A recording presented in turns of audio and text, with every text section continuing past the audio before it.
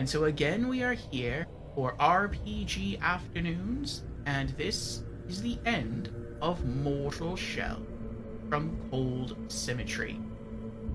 So, what did we do yesterday in Mortal Shell, and what are our plans today? Well, yesterday we really just kind of did two big things. Actually, I don't know, more like four big things. So, big thing one is we obtained our final weapon. I forget exactly what it's called, but it's essentially the hammer and chisel, the pick and chisel. I think it's the hammer and chisel. I think that's what it's called. That was the last of the base game's weapons that we were missing. Big thing number two is we conquered another dungeon. I want to say, judging by its difficulty, it may have supposed to have been the first dungeon that we were supposed to go into in the game. It was the fire dungeon. So that was pretty neat. And then we returned and dropped off the gland to the chained bird creature in the hub area. And then big thing three, we fought Hadern one last time, and we obtained his shell.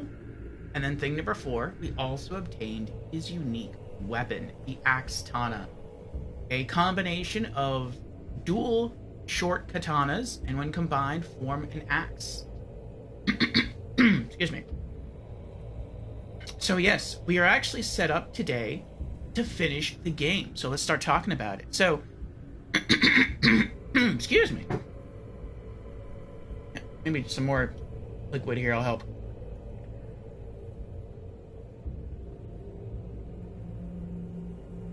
Okay. So, plans for today. It is a special RPG Afternoons. We're having a 12-hour stream. I'm a little worried if we have enough content, honestly, to fill 12 hours, but we'll see what happens. So the reason why we're having a 12-hour stream today is because we reached another follower goal on the Twitch channel. Thank you again, everyone. We hit 820 followers. And so to celebrate, here we are with 12 hours of stream time. As far as what our specific plans are today in Mortal Shell, well, our plans are to beat the game. I think we only have one dungeon left to go, though. We visited that dungeon yesterday. We just kind of poked our nose in. We unlocked the last base game weapon, and then we left. So we can just fast travel there and just go through it. And it seems like each big dungeon takes us maybe like 2 hours to go through. The ice dungeon, though, was larger, and I feel like it took us longer to get through than the fire dungeon. So maybe this final dungeon will take us like 3 hours, including boss battle, maybe. And then to fight our way all the way out might take another hour, maybe 2, so that's like 5 hours. So that's almost half our stream right there. But then what else are we going to do today in Mortal Shell? Well, I do have a list of some other activities that we can do and that we are going to get up to sort of add some more length to our stream. And they could be fun activities. So we're going to try to unlock the rest of the character skins for the rest of our shells. I have a list up of how to do that.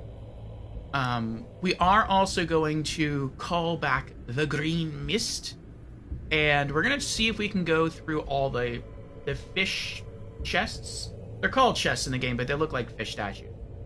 I think if you opened one while the Green Mist was there, and then the Green Mist goes away, and then the Green Mist comes back again, you can't re-loot that same chest. So it's not like an infinite loot thing. You can only loot it once.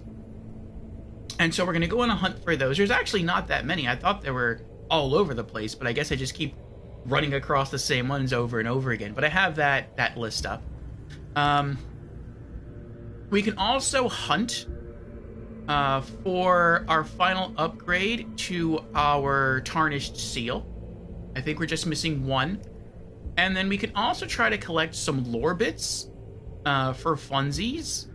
Apparently there's a trophy for that, and maybe we can find out more about the lore and story of this world as we go. And after that, we also have the option of going into, and let's progress to the next screen here. We also have the option of trying out the Virtuous Cycle. And so that's its own, like, roguelite mode. Yeah, we could save that for the end and see how that goes. So I think we will have enough content here for the full 12 hours. Let me also say, I have selected our next 3 role-playing games. And we should be playing them all next week. And we're not going to finish them all next week, but we should be playing them all next week. And Fusion is here. Welcome in, Fusion. How are you doing? Fusion says hello. And Fusion also redeems hello. I'm new to stream. Well, welcome in, Fusion, for the very first time. Again. Are you Tarkoving? Are you Spider-Manning today? Fusion also redeems hydrate. Very well. Cheers.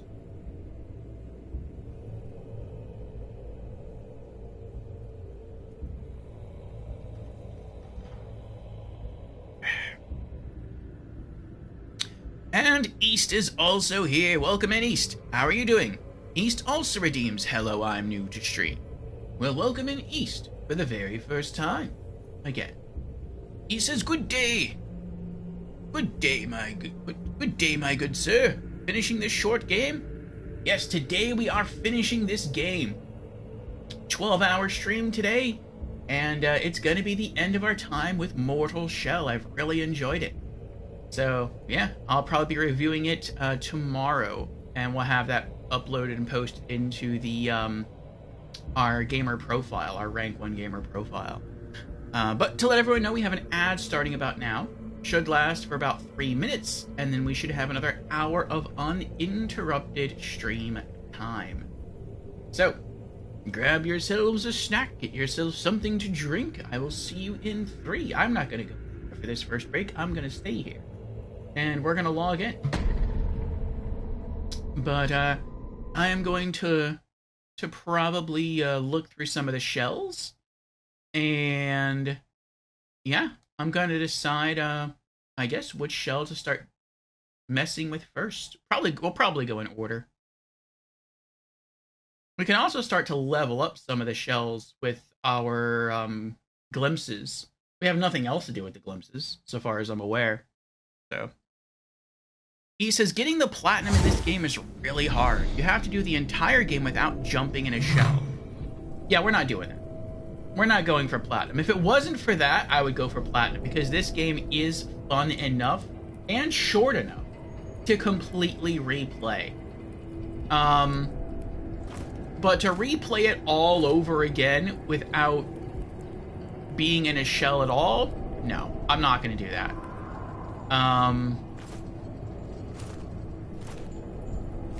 Yeah, I'm not going to do that.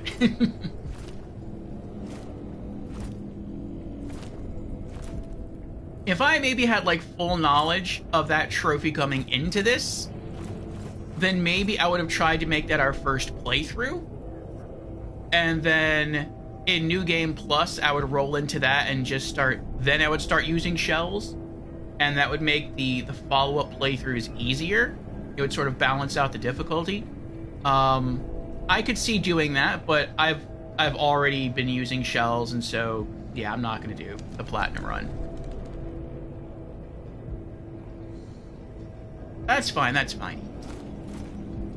Okay, so we have all abilities now for Eredrim. Perhaps it's time to make some new memories. Oh, we can't even use her to see our abilities, can we?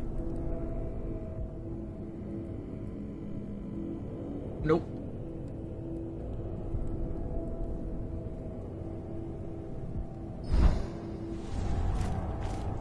Okay.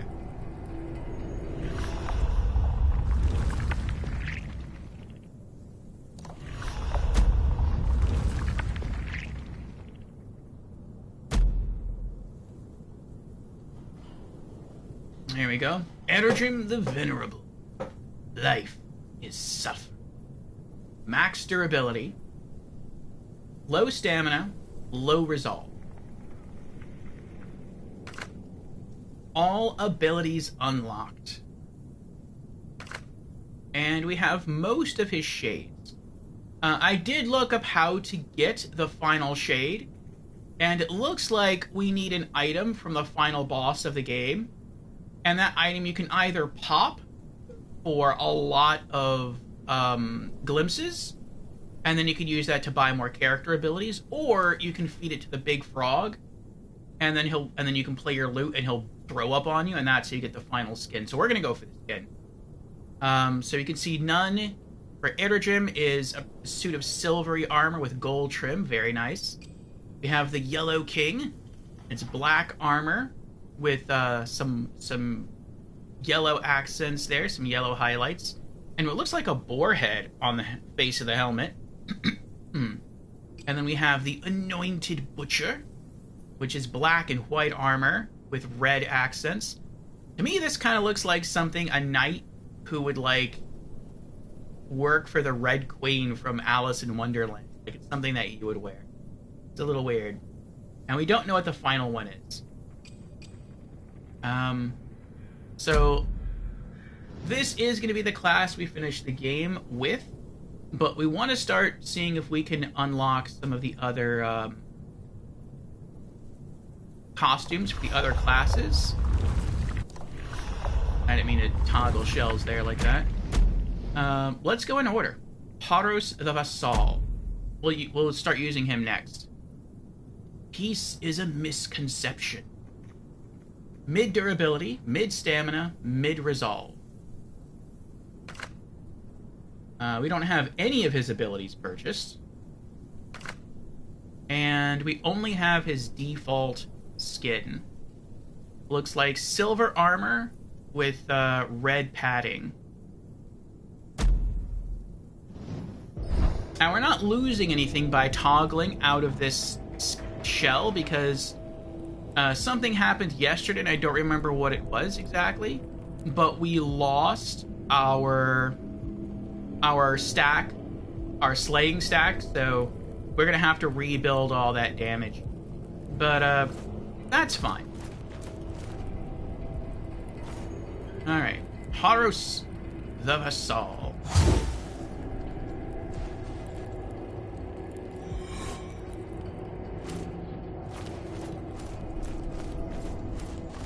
Alright, let me pop in my earbuds. Hello again, Arya. How are you doing? And Paradox is also here. Welcome in, you two. And yes, I was saying, East, that I shall not be going for the Platinum Trophy because of that, because of the reason you mentioned. It's, had I known that from the very beginning and planned for that, maybe our first run would have been done completely without a shell, and then we would have gone into New Game Plus, and then to balance out the difficulty increase in New Game Plus, we would have started to use shells, and then I could see that leading us to Platinum. But finding that out now, that's not something I would like to start doing, and yeah, that's I feel like that's asking a little too much of me. It's a short game, it's a fun game, it's a good game, but I'm not going to play it all over again on essentially hard mode.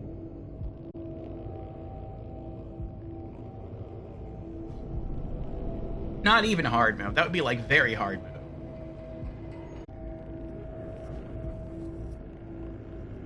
Okay. It looks like on this show we have half a dozen glimpses. So let's see what abilities we can unlock with him. Yes, slowly now.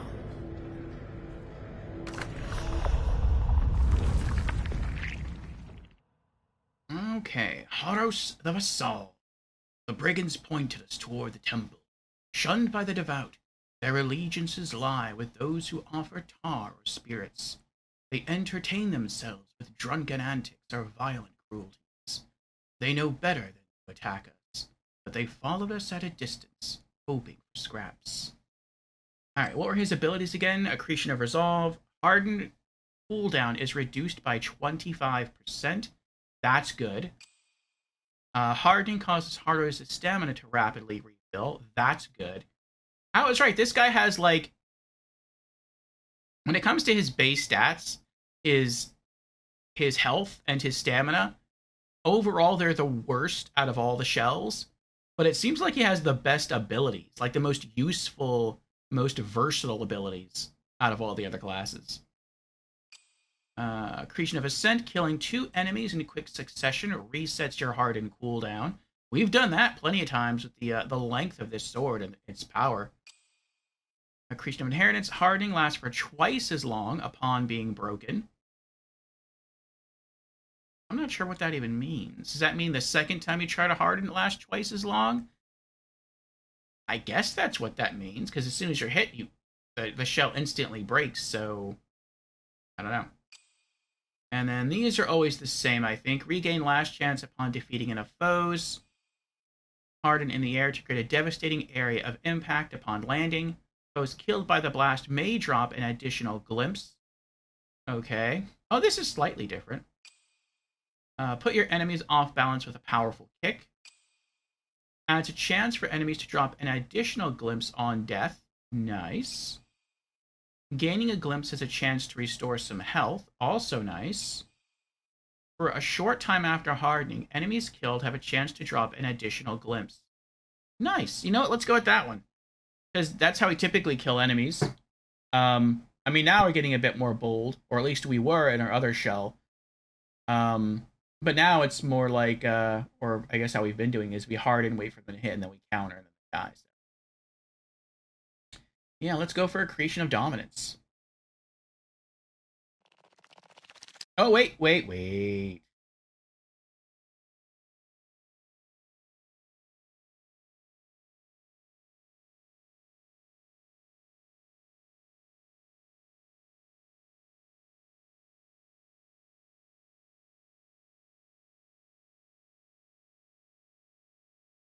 I just realized it takes tar to unlock abilities in addition to glimpses.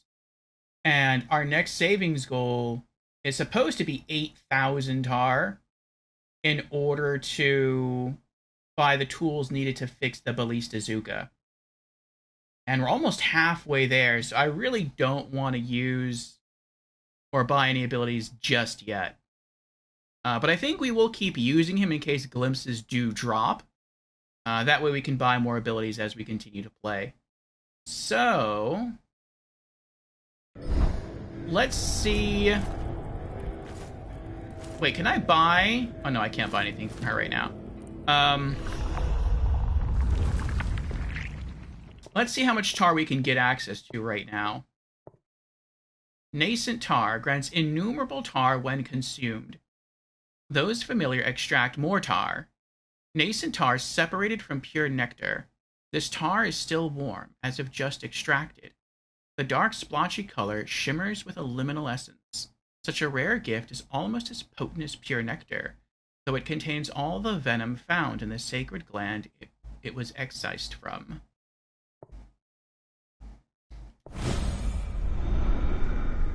Nice, 2,500. That's more than I thought we would get. Extracted tar. Use this item to reveal its effect. Use one more time to reveal further detail about this item. Tar extracted with some skill from old nectar. 1,300. Nice. Excuse me. Grants bounteous tar when consumed.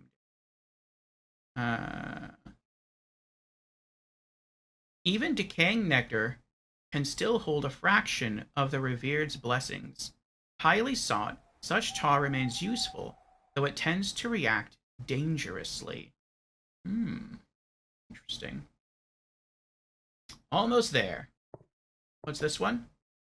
Ungent tar. Grants an abundance of tar when consumed.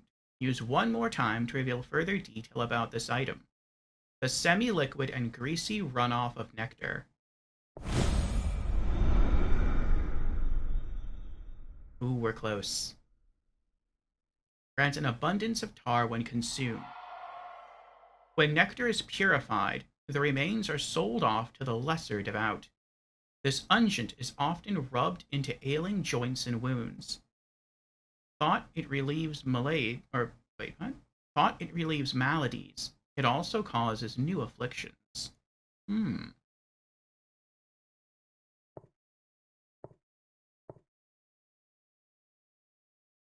We need like 400 more. Hey, Anais Raid! Welcome in, Anais. Welcome in, Raiders. Coming in from Tomb Raider. Anais is being the Tomb Raider here. Felt a slight chill there, but my fan was on. But yes, welcome in. How did Tomb Raider go?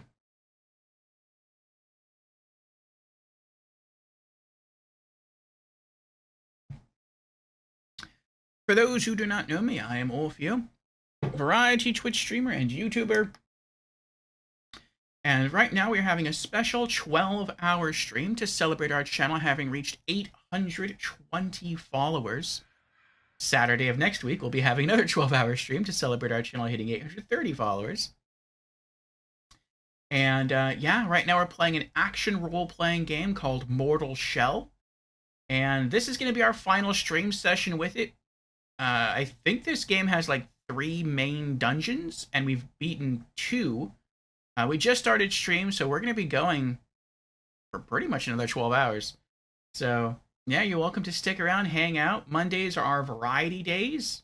And right now on Monday, we're doing a Valentine game called Catherine Full Body. I think we're about halfway through. And Wednesdays through Saturdays, we do role-playing games. And yeah, today's our last day with Mortal Shell. And then next week, we have 3 more role-playing games lined up. 2 of them are very short, and then the last one has some length to it. So that's going to take us maybe a few weeks to get through. We'll see.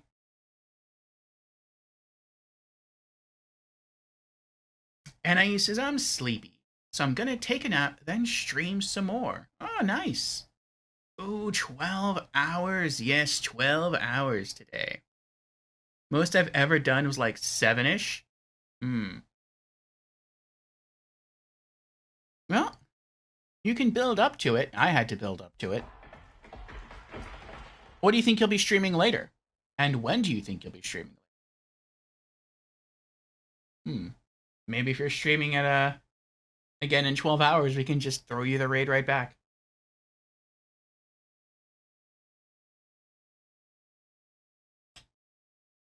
You can see I'm kind of prepped here. I have a can of sugar-free Red Bull. And I've also brewed half a dozen cups of coffee. So, once we get our first big break, I'll probably go fetch myself one. Right now in this game, we are trying to pop some consumables for money. It's called tar in this game. And we're trying to use that to buy a gun, the only gun in the game. It's called a ballistazooka. I guess it's like a combination of the words ballista and bazooka. So it's interesting. Alright. Bag of tar. Grants tar when consumed.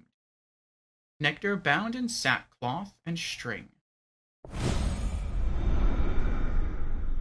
Oh, I guess we are going to get to... No, maybe not, maybe not. We might be able to use this to top off. Remnant of tar. Grants a minuscule amount of tar when consumed. Those familiar extract more tar. Little more than a remnant of nectar. Nectar is the gift of the revered, a fraction of their transcendent nature made manifest. This remnant has been ground into dust.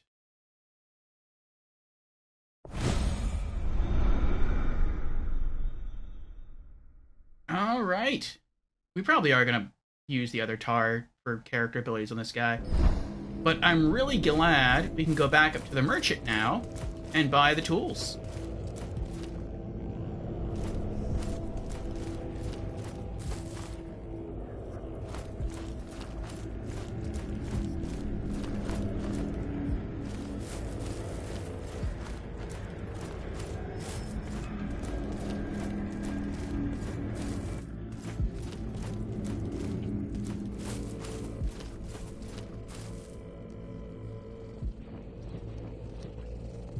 Welcome back, my splendid friend. Shall we engage in some rousing commerce? Let's. Surely there's something you'll fancy amongst my collection. There it is. Tools. A curious set of tools. Beneath the rusted domes of Muradin, so-called scholars grope blindly at inherited mechanisms and instruments. Such tools often find new purposes, even in fallen.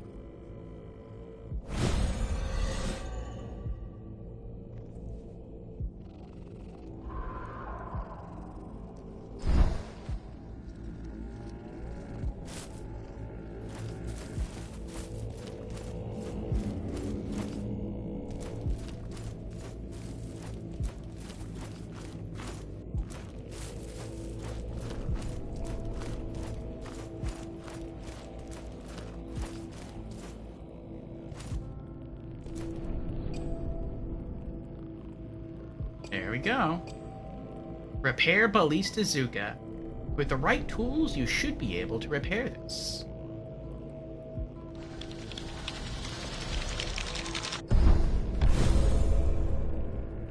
Weapon repaired. Ballistazuka.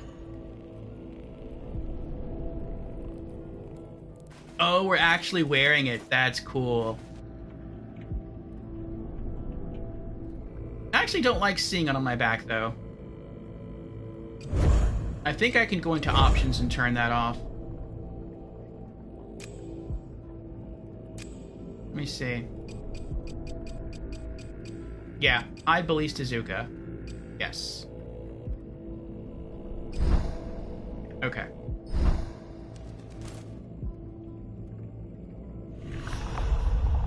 I wonder how you even use the Ballistazuka.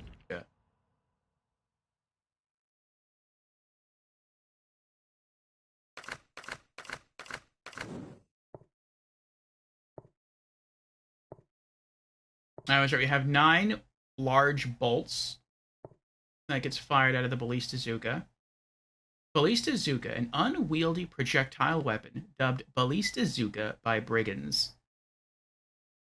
Though the Neoterics of Muradin invented this arcubalista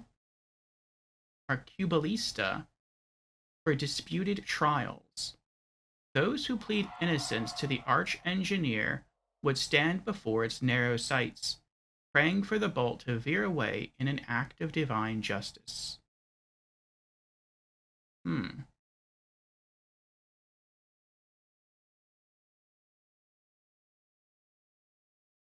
Interesting.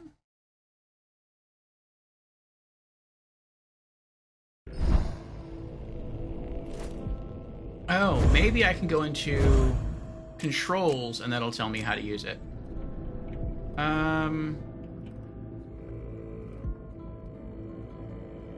Yeah, okay, down. Okay.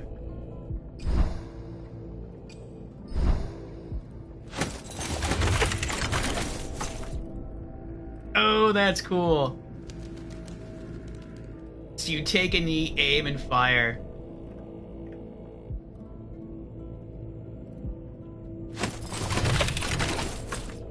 That's pretty neat. Okay. And Bagatis is here. Welcome in, Bagatis. How you doing? Ballistazuka? Bless you. It does sound a little like a sneeze, doesn't it? Welcome in, Bagatis. How you doing? It's our 12-hour stream today. This is our last stream session with Mortal Shell. We should be beating it today.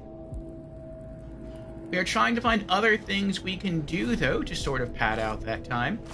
And,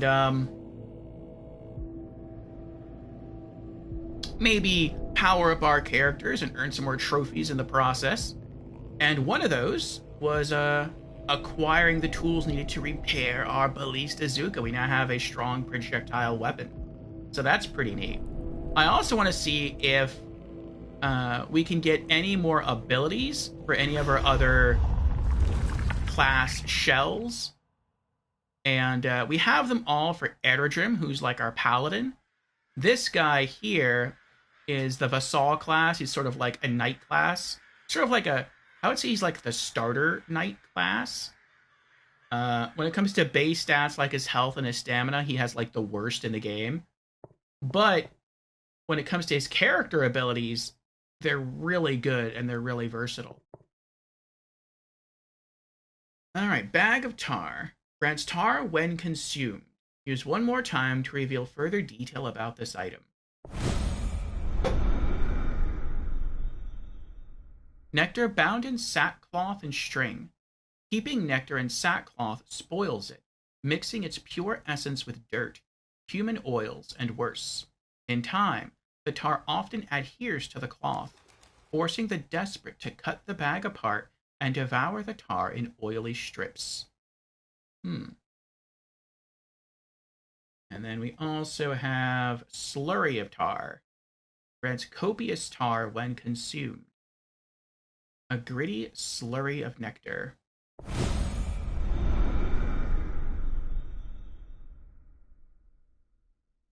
Okay, and do we have any more? No. Okay.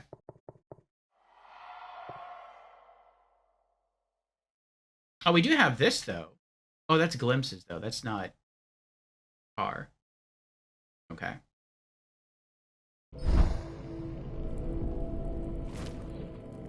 Yes.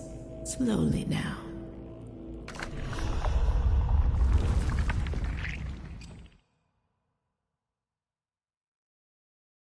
Alright.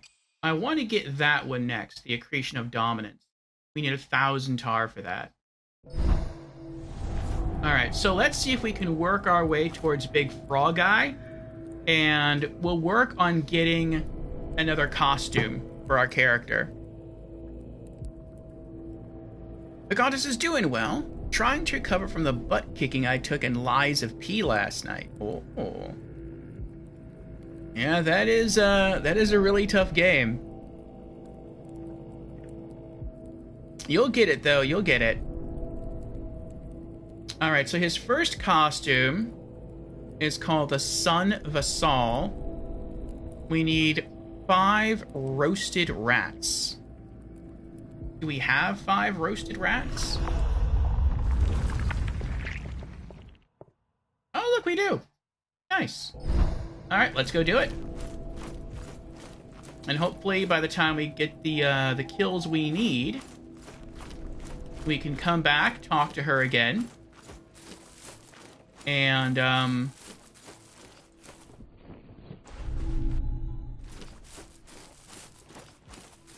we'll be able to buy our next character ability.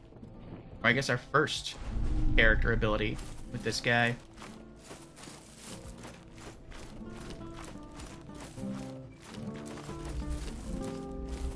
Why is he getting slower?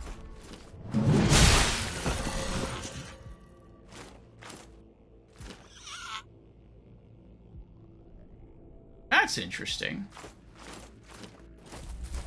So when he senses danger is near, he slows down.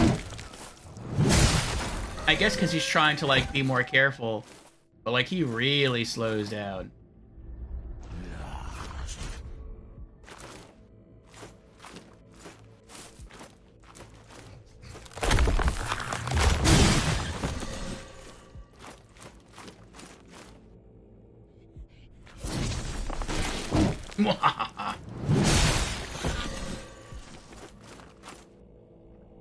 Oh yeah, we're almost at 1,000 tar already. Nice. Actually, I can go this way. That'd be faster.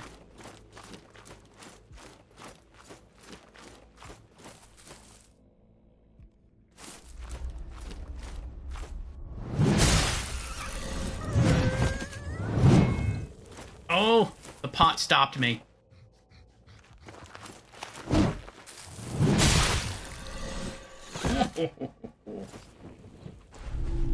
Oh, rotten food. I think we also need that for some of the costumes. I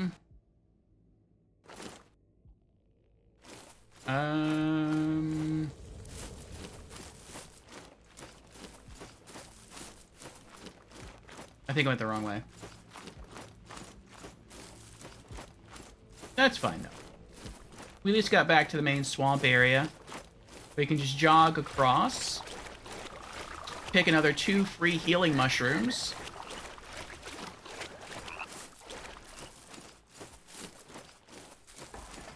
And then head to Big Toady.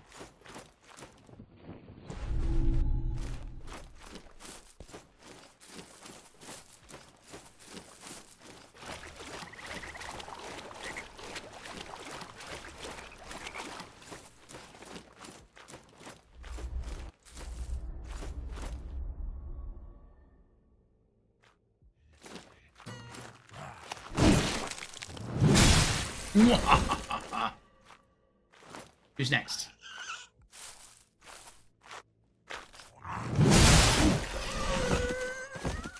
Scored a twofer.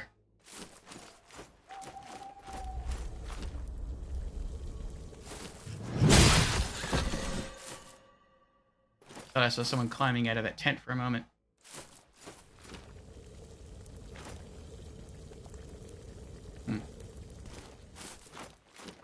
Oh, now we gotta put up with the archer, too. I hate the archer.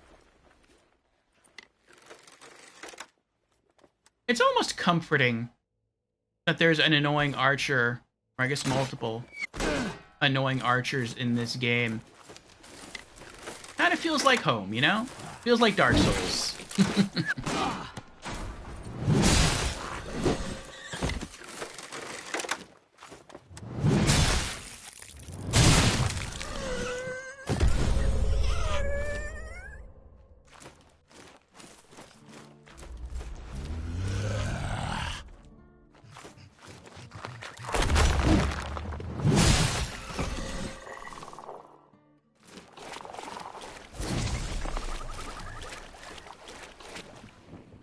Alright, now we have to feed him the rats. Feed 5 roasted rats.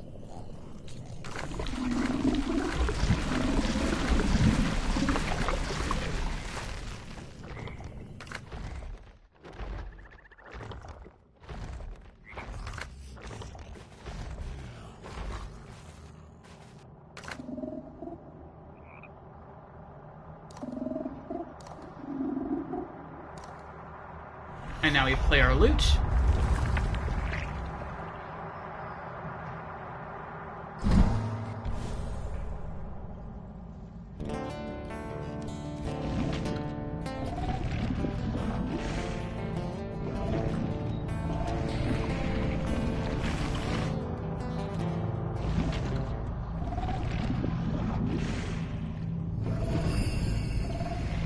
Ooh.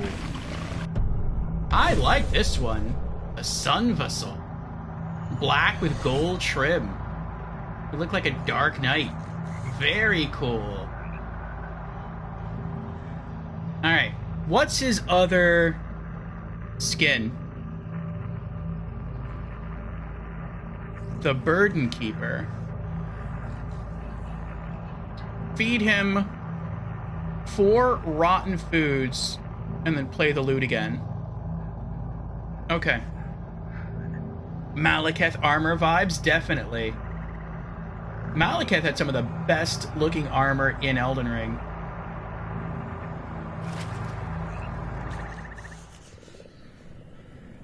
Alright, 4 rotten foods.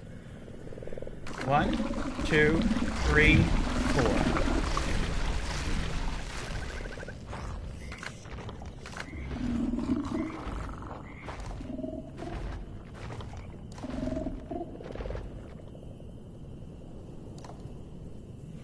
Now we play the lute again.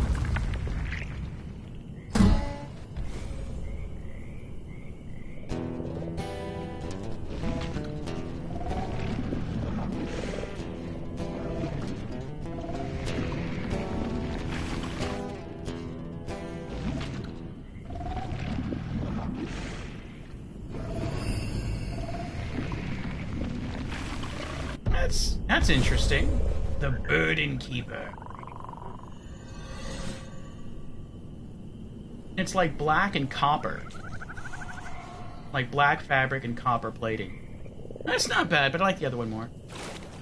Excuse me. Alright. Let's go back into our shells. And select Haros. And Shades.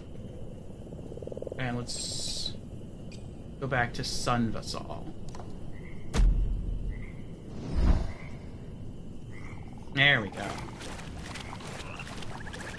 Alright, and now that we have enough tar and enough glimmer... Oh, nope, not that way.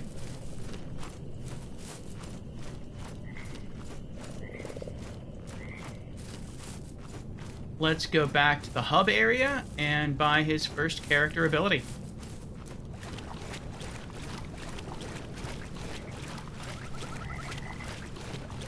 I think the only thing to really do in the game now with tar and glimpses is just buy character abilities, with the one exception being that we can pay the guy at the top of the hub area to call back the green mist, which we will be doing later on, so that we can go treasure hunting and try to loot all of the fish chests that you can only loot when the green mist is out.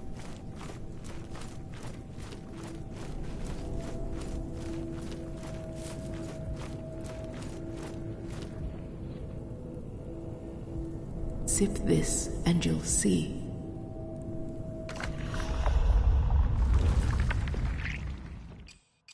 Okay, accretion of dominance. For a short time after hardening, enemies killed have a chance to drop an additional glimpse.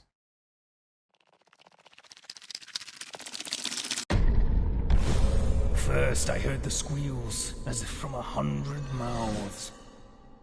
Then I saw her. The revered. A writhing mass of sinew. As if all at once she was splitting apart and coalescing.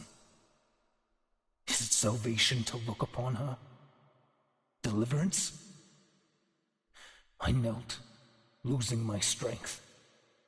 I wanted to look away, and yet she was all I wanted to see. All right. I wonder if there's any way to hop out of your shell. Oh, actually, there is. There is a way to do that. I can use an item, I think, like a consumable, to kick myself out. And then go visit the frog again. Maybe use that to get some alternate costumes that way.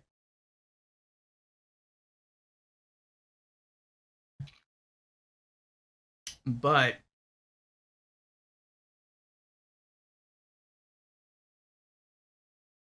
I think I need to buy some more rats first. Actually, that's probably what I should have saved the tar for, is to buy rats. Alright, so I need another 5. Can I only use rats, though?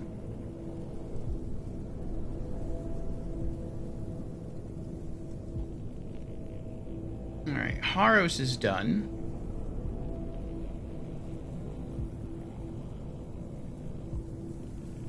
Yeah, I can only use rats.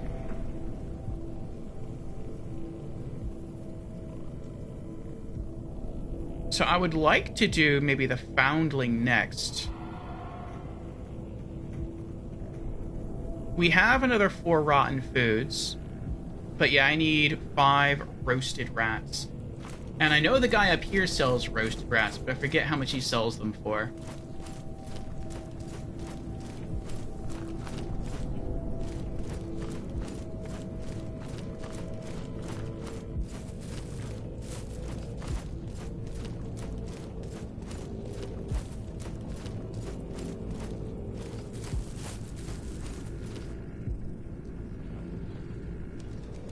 Welcome back, my splendid friend. Shall we engage in some rousing commerce? Surely there's something you'll fancy amongst my collection.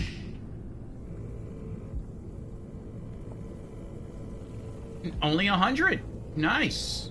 So yeah, we'll take one of those. Alright, we need another 400 tar. That shouldn't take long at all. I'm glad they're so cheap.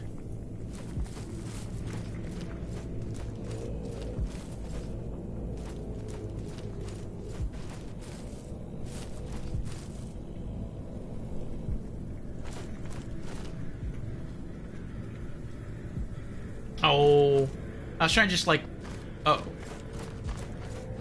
Uh-oh. Oh no, I got stuck.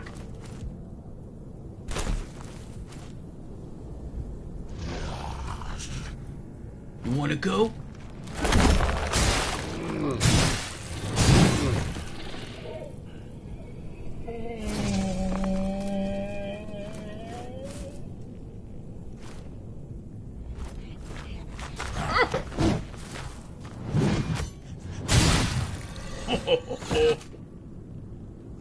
I am gonna miss this game. I don't want to get near that archer.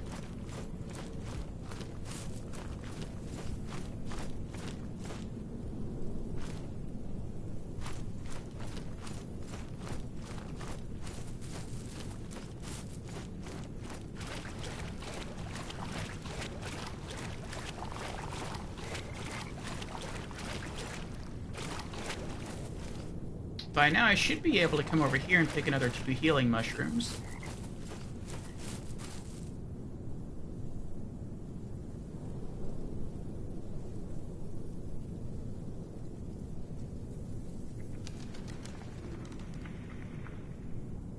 Yes, East is also playing Lies of P.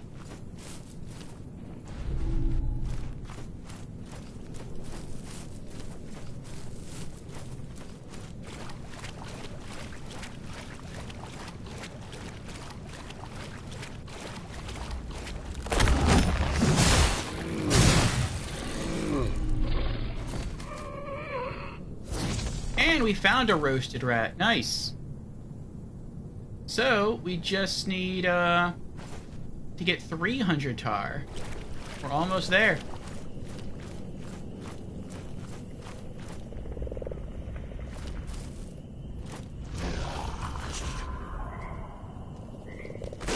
Nah.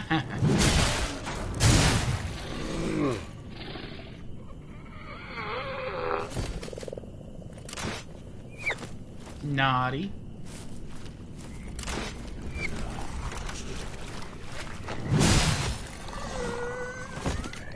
Five more.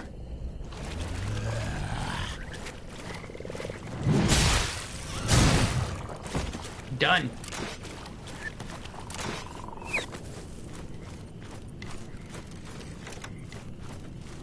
All right, now we go back to the merchant. Actually, I think I can speed this up.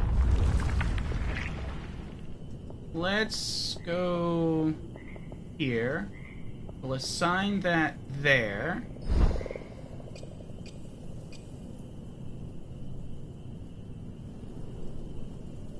Yeah.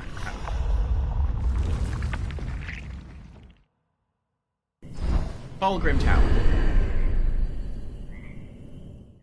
Oh, it's good having fast travel. Oh, that's quick. That's faster than I thought it was. I really wasn't sure how quick the loading time would be with this. But that was pretty good. East asks, have I played Days Gone? I have not. I do sort of have it through PlayStation Plus, but I've never played it. I know that I think a remaster was announced during Sony's State of Play. I still haven't watched that. I want to try watching that tomorrow.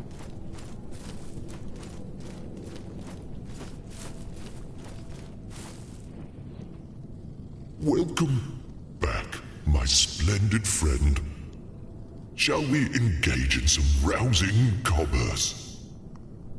Surely there's something you'll fancy amongst my collection.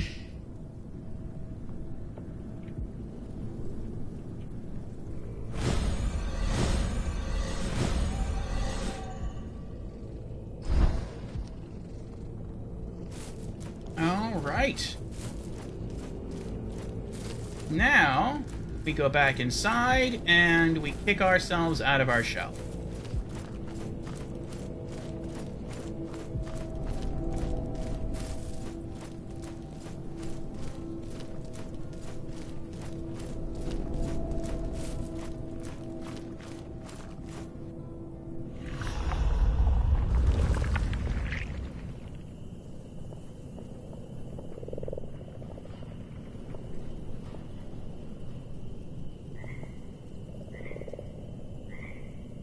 There it is. Tainted nectar. This foul slurry will rend you from your shell. Use one more time to reveal further detail about this item. Tainted nectar unfit for consumption.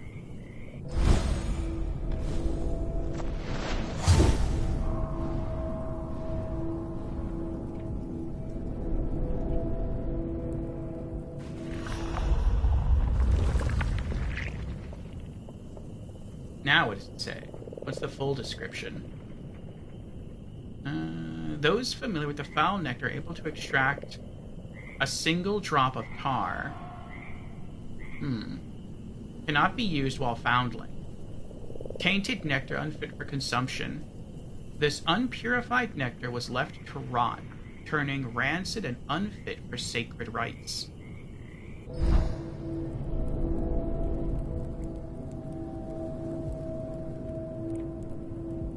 See, I got the fast travel? Yeah. Happy about that. You're unadorned, foundling. As naked as a newborn. And just as fragile, in a sense. Solitary, same as I. As are the revered, no matter their following. Unlike the devout. Unlike any living thing. When you find a mortal shell, shepherd them to me. Together we will find glimpses of what makes them human. Gaze upon your nascent form.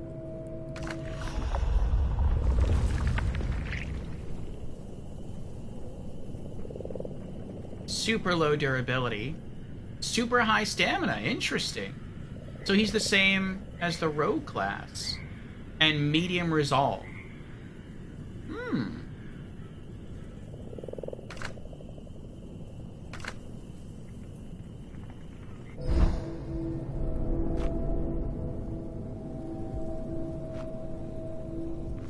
I think other characters have unique dialogue when he's in this form as well.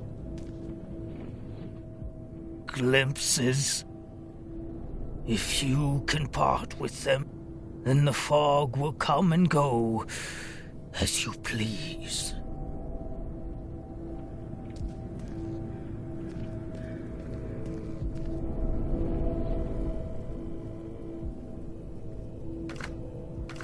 What does he have again?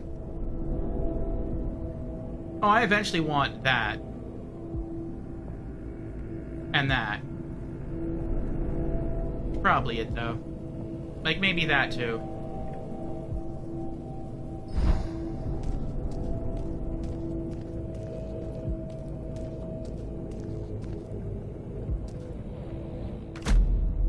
You appear before me unvarnished, or should I say unadorned. It's imprudent to reveal so much about oneself. But perhaps a little impropriety is in order. I shall do the same. Let me share a secret. I'm certain you've seen the phantom that wanders these stairs. I once knew her. She studied beneath the obsidian arches. A Sesta like any other, serving the revered. Pining for a taste of immortality. Well, she found what she wanted. Shattered and reconfigured, reborn, if you'd like. But with one foot in the next world. She is cursed to observe eternally. Powerless without an instrument. A vessel for her to pour her will into.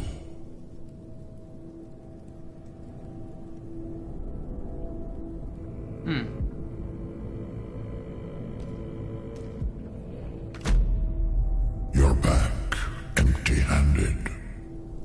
I'm afraid I have little to offer you without a gland to prepare.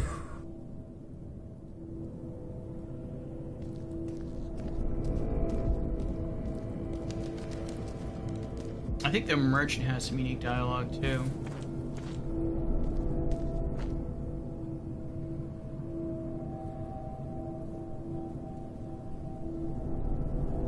dare you come back empty?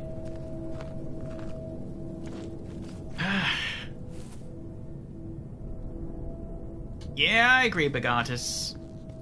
So I tried the demo of Lies of P, and I was like, no, this isn't for me. Then beat Sekiro, got the Platinum Trophy, and I was like, maybe it is now. I'll try it again. I'll give it a second shot, see what happens. Oh, good kitty.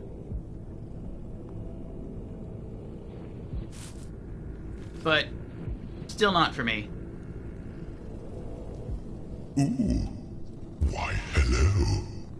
I see you're going au naturel today. Quite bold, my dear friend. Not that I'm complaining. And that fragrance, it's simply splendid, as if you've been perfumed in a rich, earthy musk. Well, shall we commence with some rousing commerce? I'll put on tea. Please stay as long as you'd fancy. It's my pleasure. Surely there's something you'll fancy amongst my collection. I wonder if he has any unique stuff inside. No, he doesn't. Okay. Alright, let's go get those 2 skins.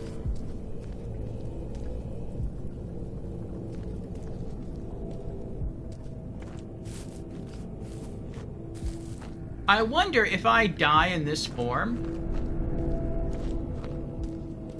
do I respawn in this form, or do I respawn in the last shell that I was using? Which is that one.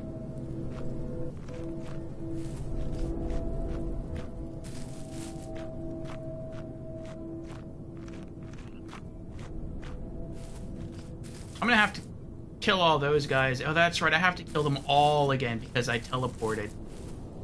Ah, well. I could have made this a little easier on myself had I stayed in that shell, fought all the way to the frog, then kicked myself out of the shell, and then talked to the big frog.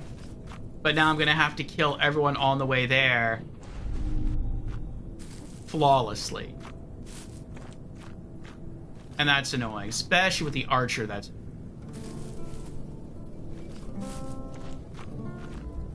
We'll see if we can do it, though.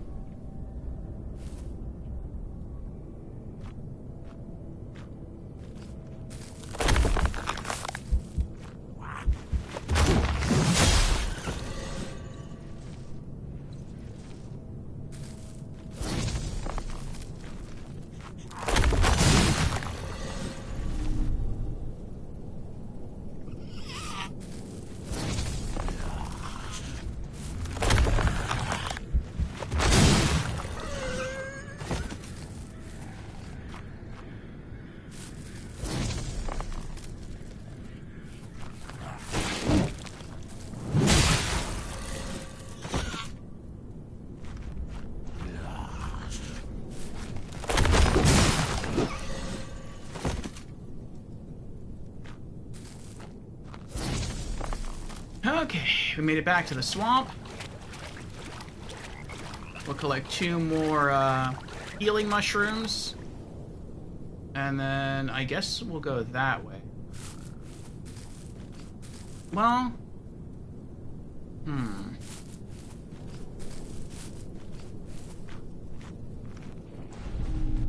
I think no matter what happens, we're gonna have to kill the archer.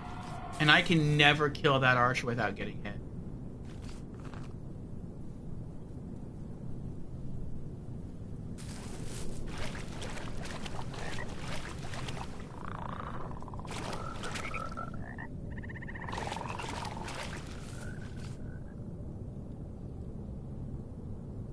Yeah, if I go this way,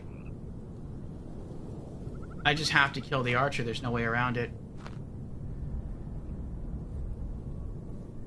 Man, that feels impossible to me.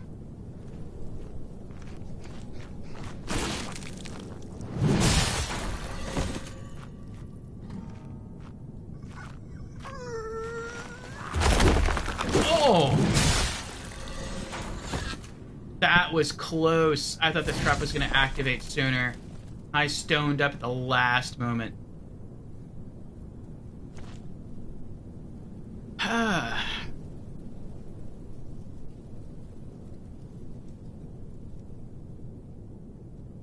Cats in this game, 10 out of 10.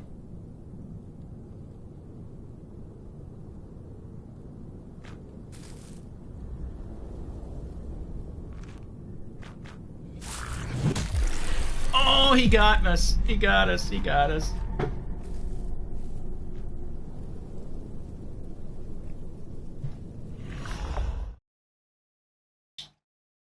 We'll see how we spawn, how we respawn. I almost hope we respawn in the shell.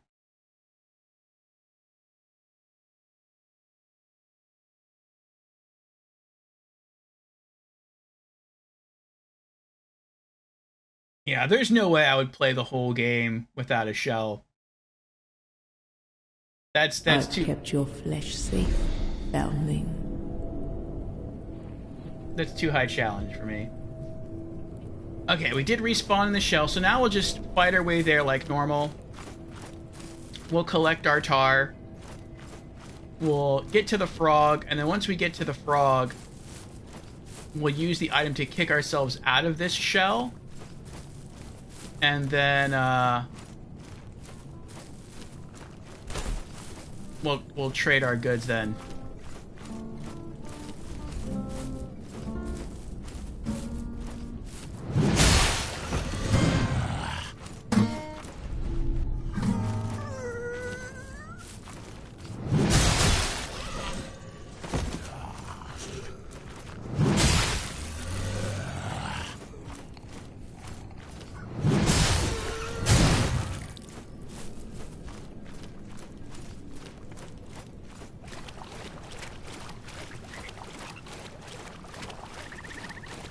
Revenge!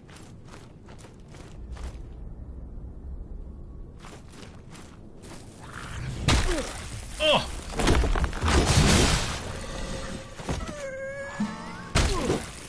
Oh, I tried to parry there. Didn't quite work.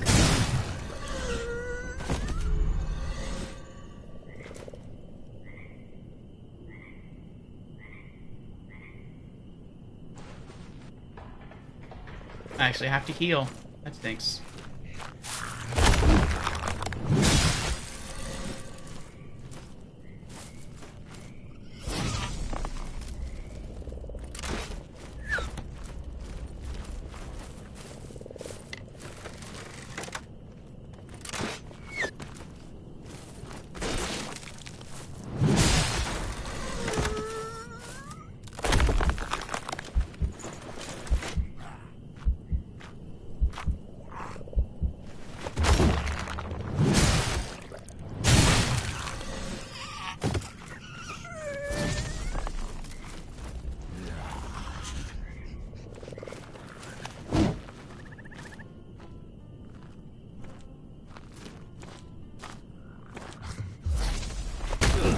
Oh!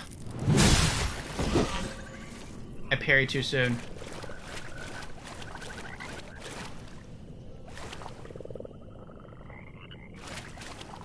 Okay.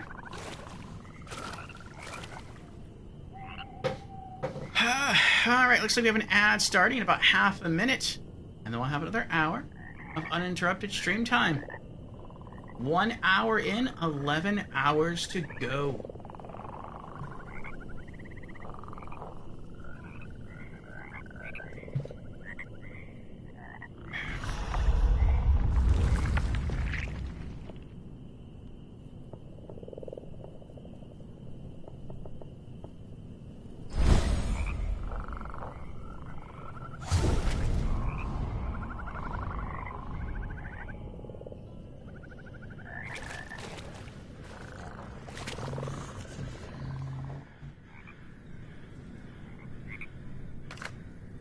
Okay. And I think I'll wait for the well, I mean, I guess I could feed him now. So yeah, 5 roasted rats and play the loot. This one's called Super Meat Boy. That's funny.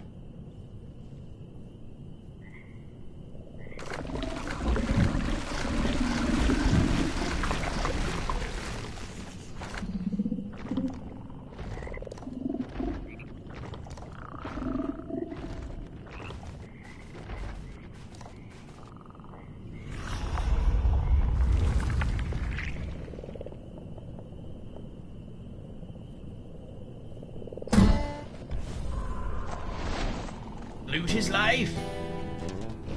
We maxed our skill with this new loot.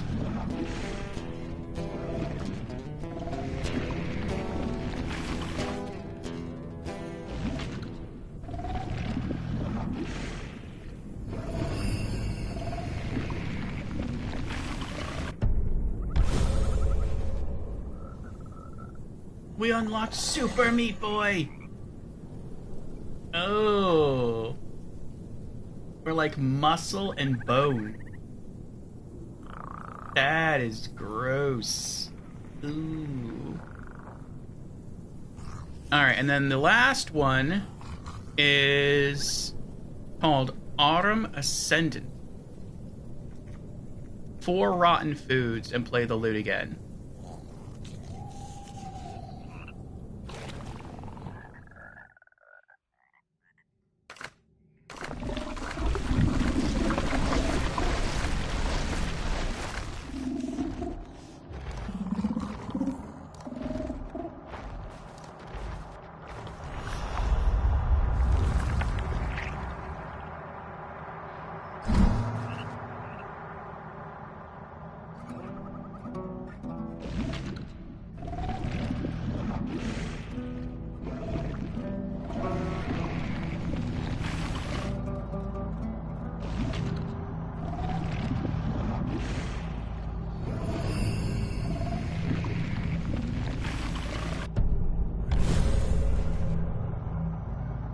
We're gold.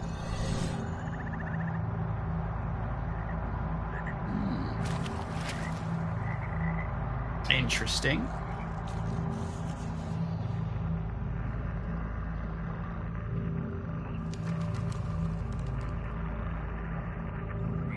Okay, so our next shell would be Solomon the Scholar. But I'll wait till everyone's back from the ads, another half a minute to show off the different skins. Can I even go into my shells from here?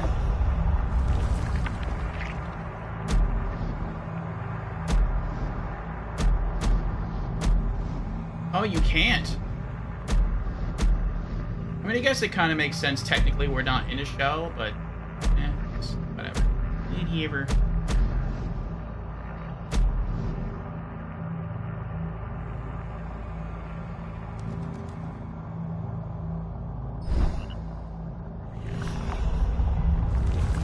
Let's check out the lore for our new loot. What did the other loot say? Simple loot. Practice makes perfect. The sheer audacity incites enemies to violence from a great distance. A simple loot. Pleasures in Fulgrim are few, but the music from a simple loot serves to soothe man and beast alike. And then we have the impervious loot. Loot is life. It must have taken a while to have gotten this good. An unbreakable loot. The arch-engineer had this instrument commissioned because he kept breaking his strings. Unbeknownst to him, the entire instrument was crafted from obsidianite and is completely unbreakable.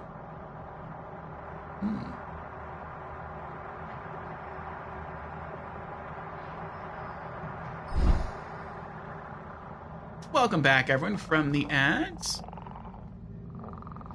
Thank you for sticking around. So yeah, we got our 2 skins here. I don't know how you would change them. Maybe if you would go talk to the challenge thing. I forget what it's called. But there's like an obsidian shell, I guess you can get. At the beginning of the game, and that basically locks you out of getting into any shells. Maybe you can use that to like change form. I don't know. But we're not going to do that. Maybe if we ever, like, jumped into New Game Plus. I don't know. But basically, we did get two cosmetic costumes. This one's all gold, and then the other one we have is, like, red. It's all, like, fleshy or meaty. It's called Super Meat Boy with, like, a gray skeleton underneath.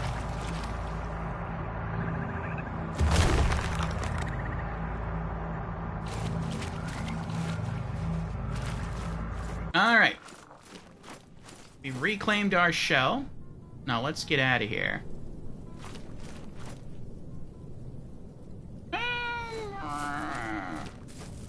Yeah, let's get out of here.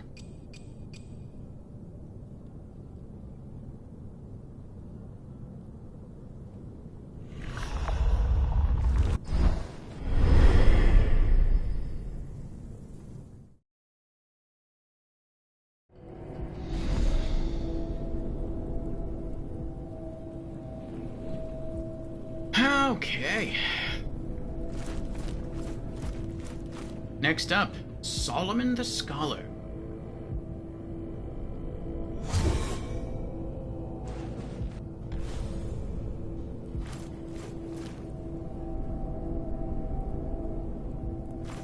Alright. Can we buy any skills with him? Don't overindulge.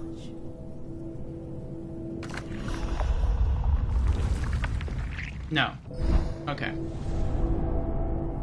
So we need... If we don't have any rotten food, it says we can just use rats the entire time.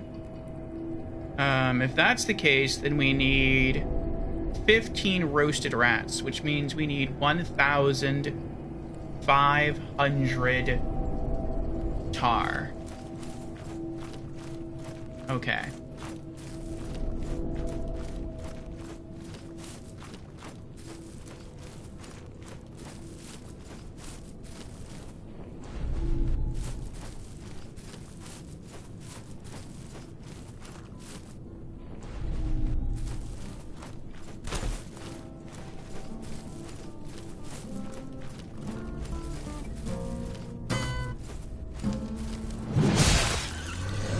Why are you running?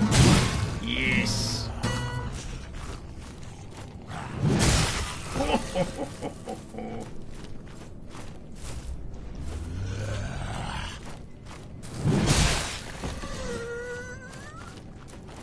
Third of the way there.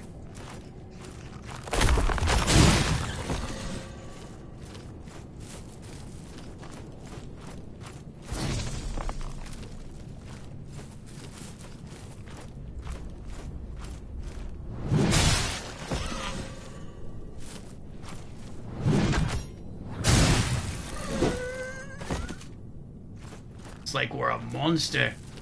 They fear us.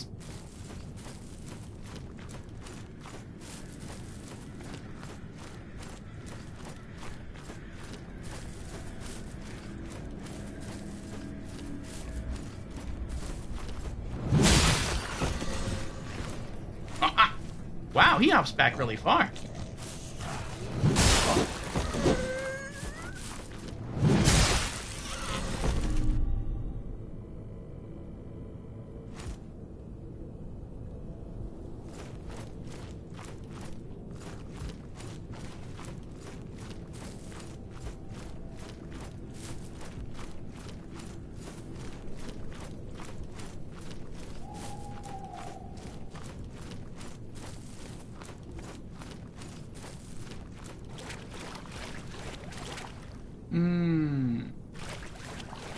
I have an idea of how we can speed this up.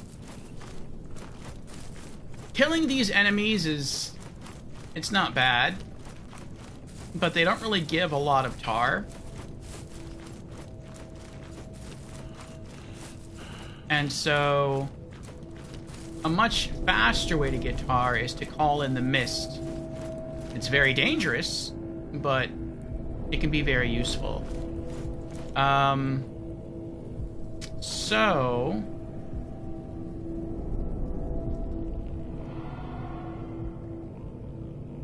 we can get 1,500 for Solomon.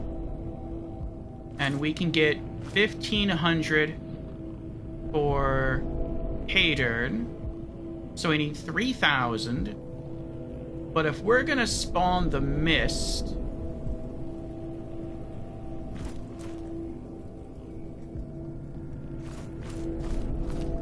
Oop, wrong way.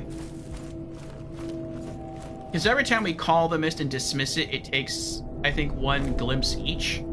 And I don't want to use up my glimpses unnecessarily.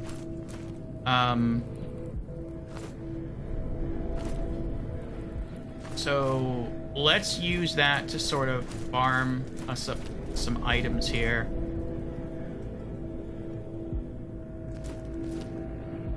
Um... 3,000.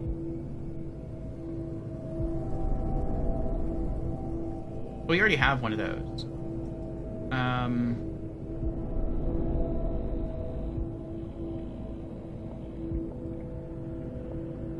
8,000. 10,500. Alright, so we need 10,500 tar. Let me type that in. 10,500 tar. Okay. Let's go call the mist. So, do we have an accord? Yes. Then you will face the beasts again. They're so eager to prove themselves worthy of their short, pitiful lives. Even if they must throw them away here.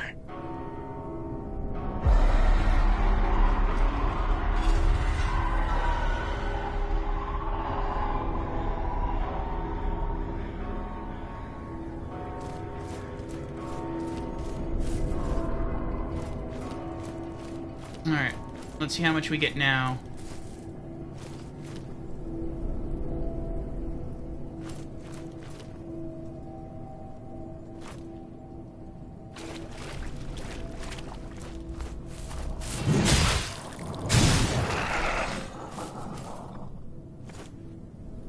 $28? I guess that's better than what we were getting.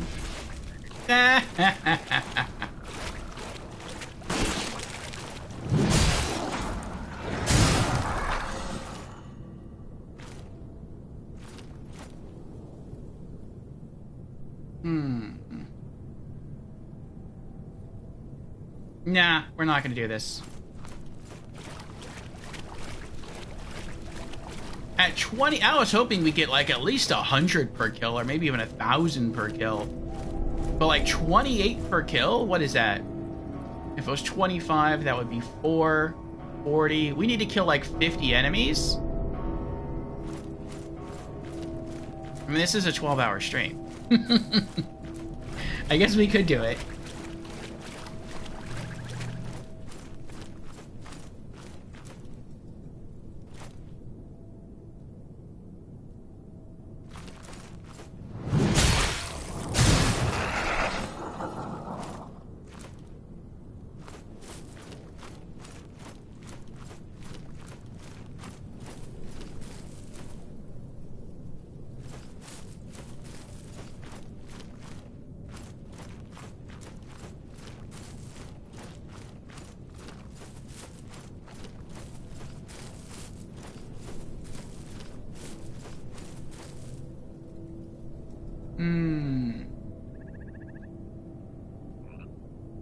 Oh, I just had another idea.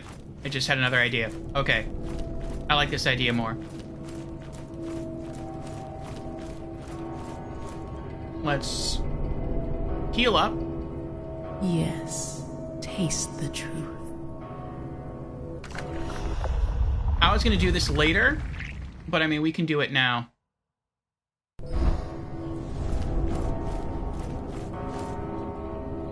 We'll hop back into Eredrim. He's the shell that we're the strongest with. And what I had planned to do was to go through while the green mist is here and loot all the chests. And so we can do that now And then along the way, we can just kill everything. And then we'll sort of knock out 2 birds with 1 stone. You know, we'll get all the loot in the game. And then we'll also hopefully have enough tar after that to buy all the rest of the character costumes. That sounds pretty good. Okay. All frog chest location. How many are there? I actually don't know. Oh, actually there's pictures here. Maybe that will...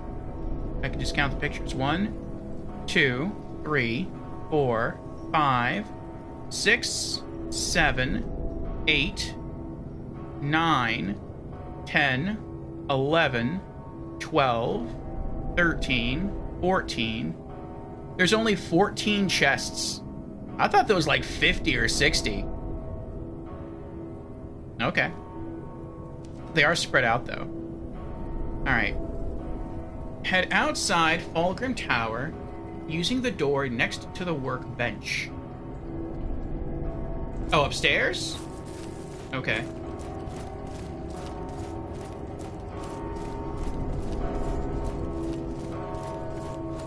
Alright. Once outside, explore the area behind the broken wall to find a frog chest with 1 golden bell. Once outside, explore the area behind the broken wall. Oh, this? Oh, wow. I've been up here a lot and never noticed that.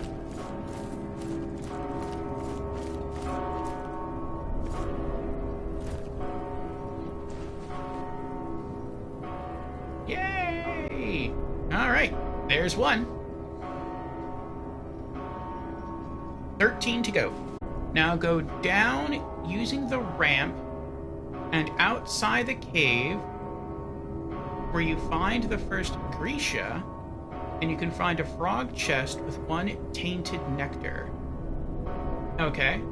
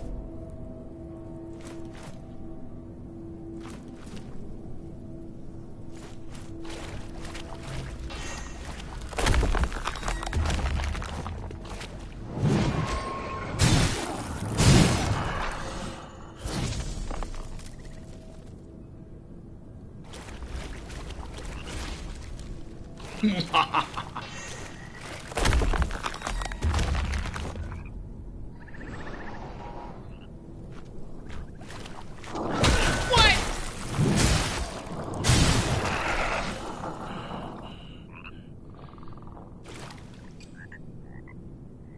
Oh, that poison wore off quick. Interesting. Yeah, he jumped backwards, and I thought he was going to walk right through that trap right there, and I was expecting it to go off, and then I'd go in for a free kill, but it didn't happen. Alright, so they were directing me towards this statue right here, but I looted that earlier, and so, yeah, the chests do not refill when you turn this place, or when you call back the green fog if you've looted it once already. Okay, so that's done. 12 left.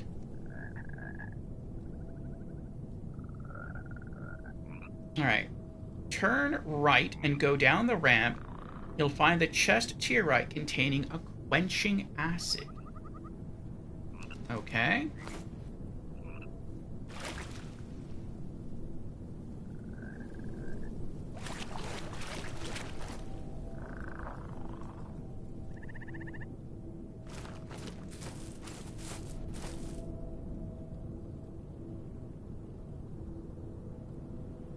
I'm not sure what they're talking about. Let me kill this guy first.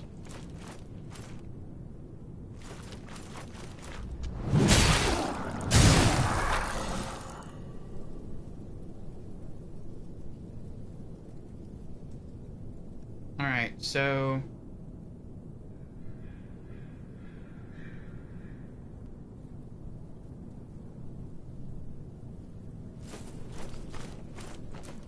Do they mean in here?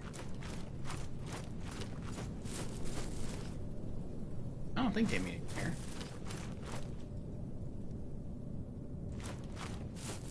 Oh, I see what they did. That helps. They're talking about... You can see they just looted like the two mushrooms that are around here.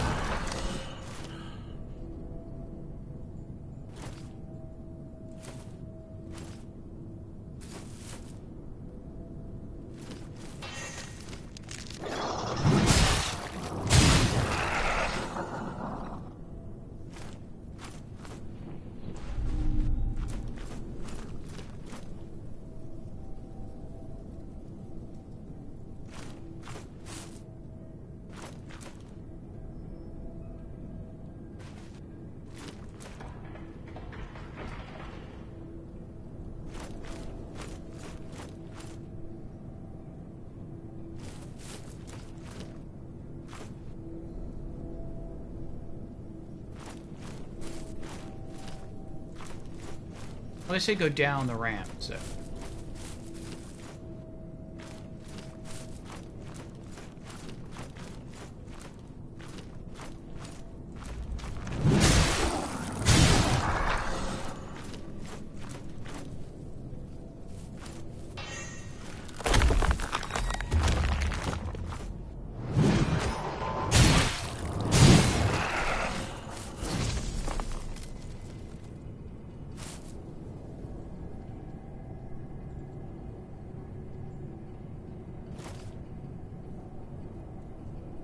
That's weird. It's like their camera zoomed out more or something.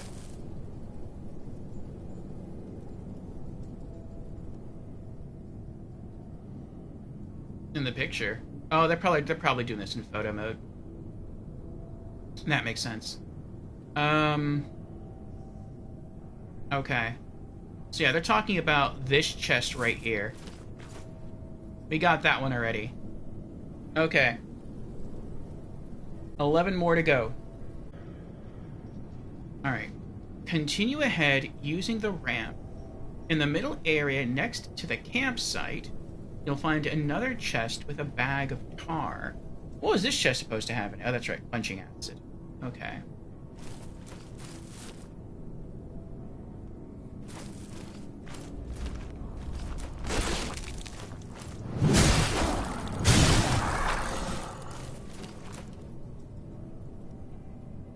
Alright, so say that again.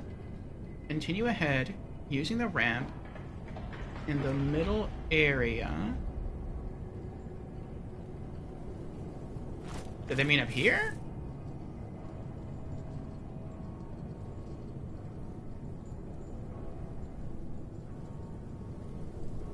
No, they said continue ahead using the ramp. Well, they didn't say swamp, though. In the middle area. When they say middle area, I assume they mean this area.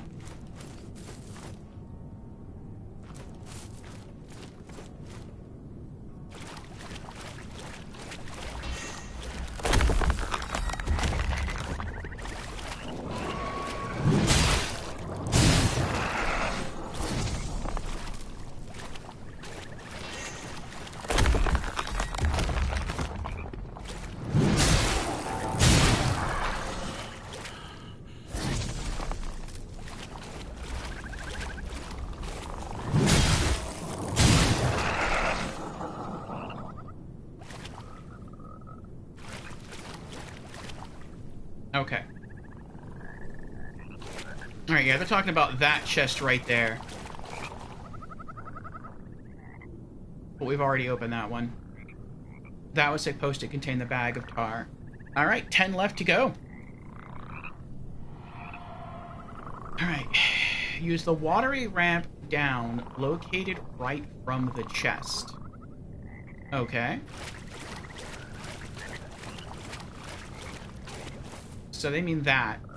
But since we're close to where these other two mushrooms grow, we're going to try to ignore him. Hit these. Alright. So go down here. Use the water ramp down located right from that chest. Then turn right at the bottom. So follow the water into the big campsite. Okay?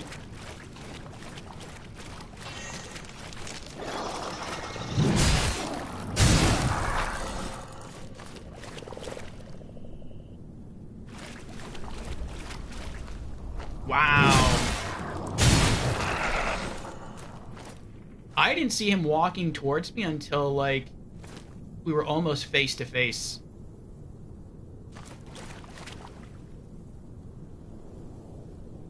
Alright, turn right. I don't think this is where they're meant to turn right. That's fine.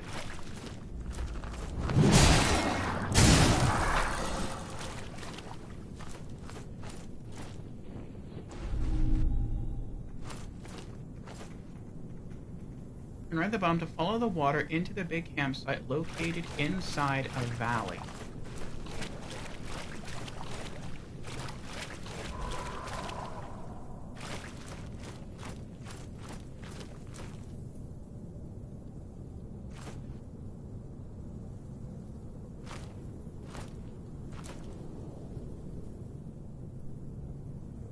I think I know which campsite they're talking about, but I'm not sure.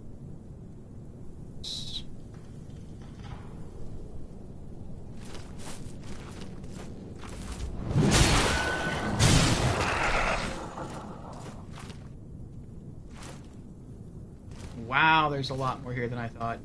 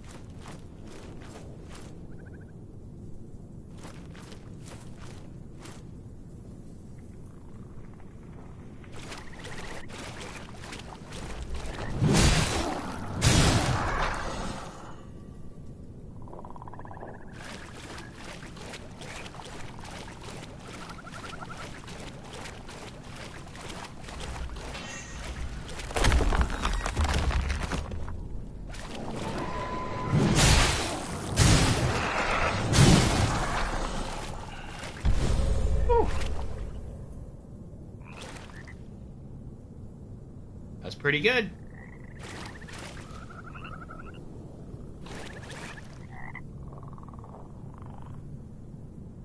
Alright, I think this is maybe the camp. I think this is the camp they're talking about. All the way down and to the right. Defeat the Grisha and open the frog chest to acquire the Molten Spike, which can be used to unlock the Molten Spike ability of the Hollowed Sword.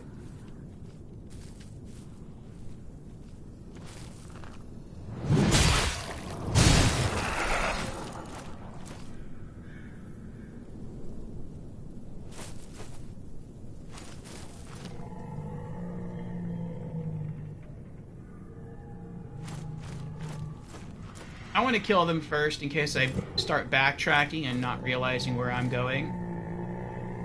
I don't want to get myself into a bad situation here.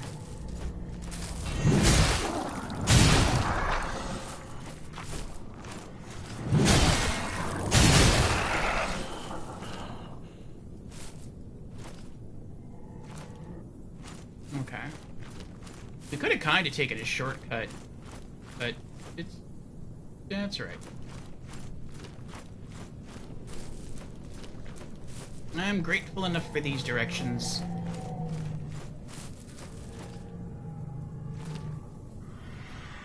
I see you hiding there. There's the Grisha.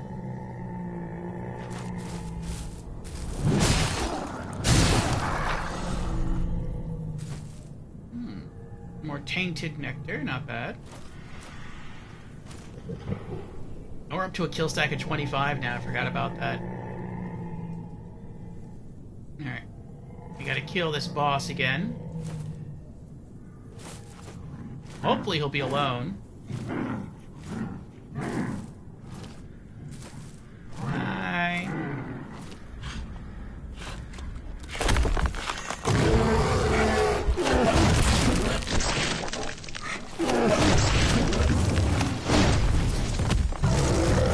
I don't know how that happened.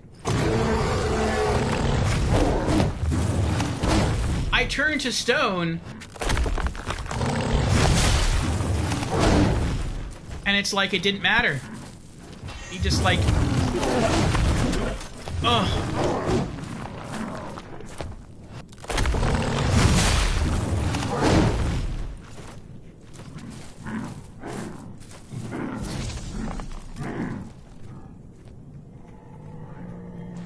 Oh, that's at least nice. He doesn't want to, like, leave the camp. So I can, like, if I make a mistake, I can heal up. Oh, but then he gets all of his health back.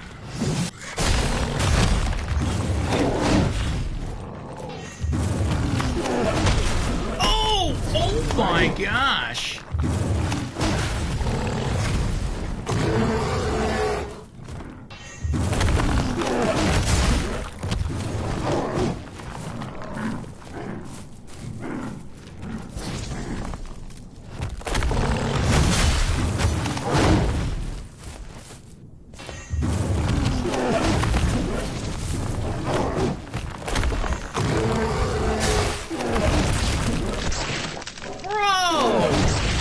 Going on?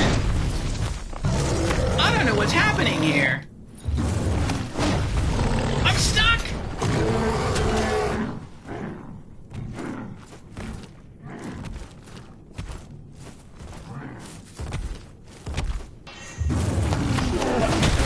Oh my gosh!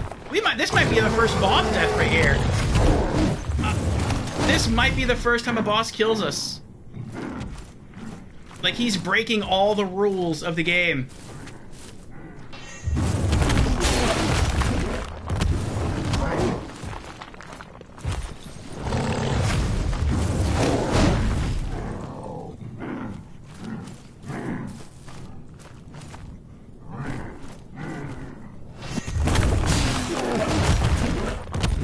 I think we found a workaround that we have scenery here that we can walk around. And that sort of provides us like a little defensive haven.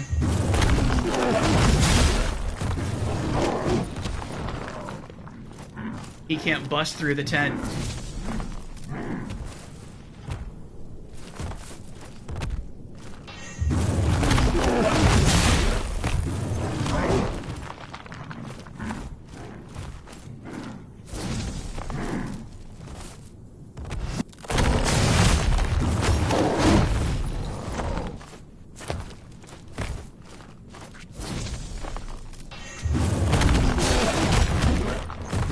One more get hit, we got him.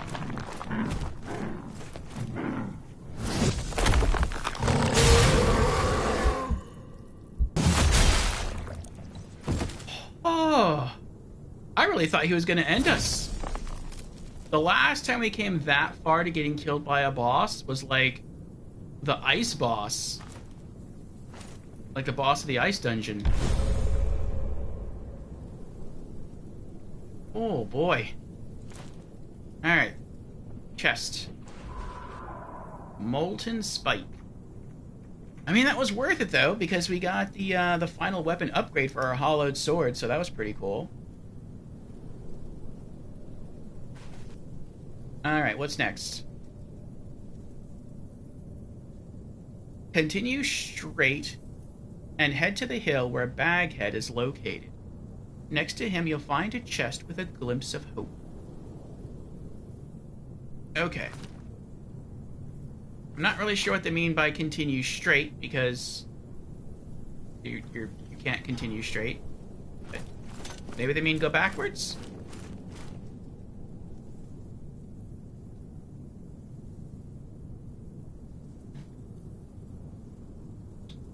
I would have been more precise with these directions.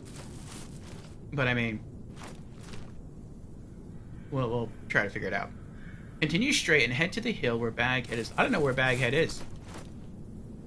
We found him once, but I don't know how to get there. I think he's like up there. We found him once, and it was on accident.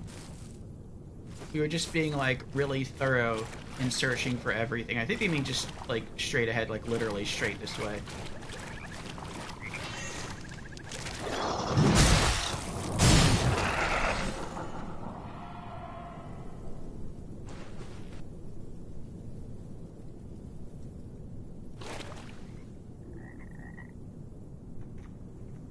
Oh, there's Big Toad Guy.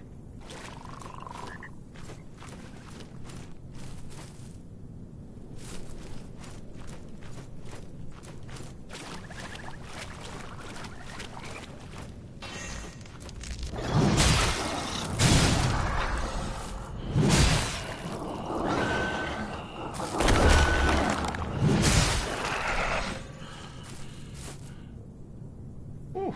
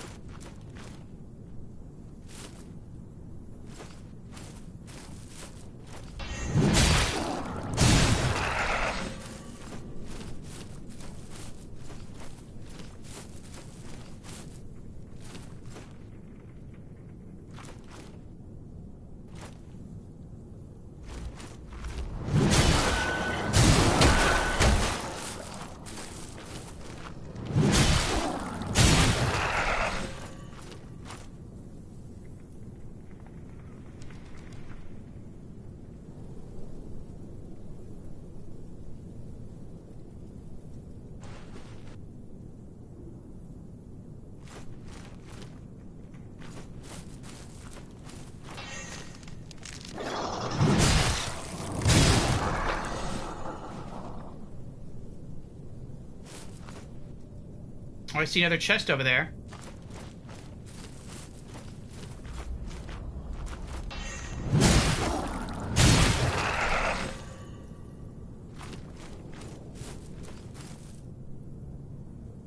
Oh, that's Baghead. Nice. I was just thinking, like, I don't know where Baghead is, but I see a chest over there. And it's like, well, that's him.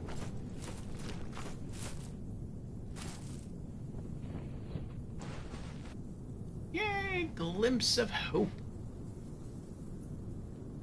All right. What's next?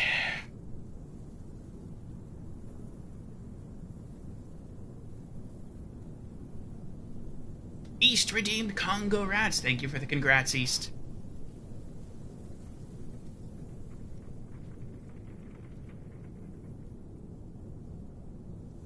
All right.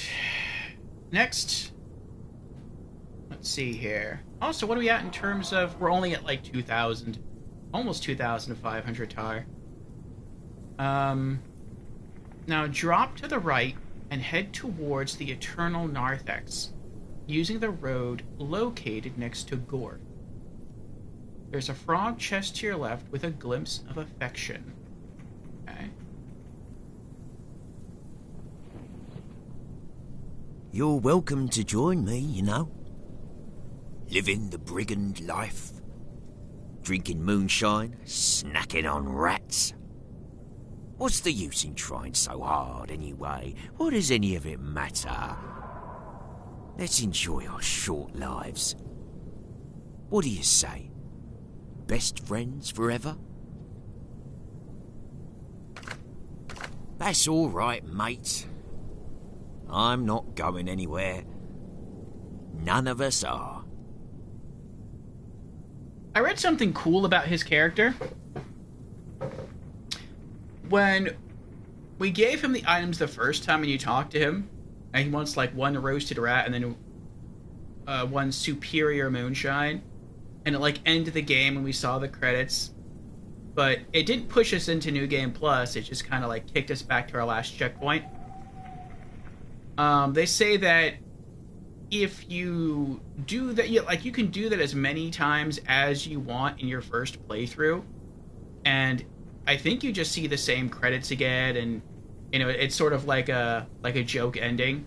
But once you get to New Game Plus, if you come up here and do that again, it will push you into the next New Game Plus cycle. And so I think that's pretty interesting. So there's some items that you can only get once per playthrough, and if you want to just like get those items you can easily loot at the beginning of the game, like maybe you just want to run through all the camps, kick open all the chests, loot those things, not necessarily do any of the dungeons, then you can just come back to this guy with a rat and some moonshine, talk to him, you get pushed into like the next New Game Plus cycle, all those items in the chest reappear again, and then you could just keep doing that over and over and over again, and you never really have to fight like too many bosses. And I think that's really cool. It's essentially like a multi-boss skip. I almost feel like that's something else that From Software could learn from. Though, it would be nice if, like, they told you were actually going to, like, get pushed into, like, the next New Game Plus cycle. Alright, now drop to the right. So, pretty sure they mean that way.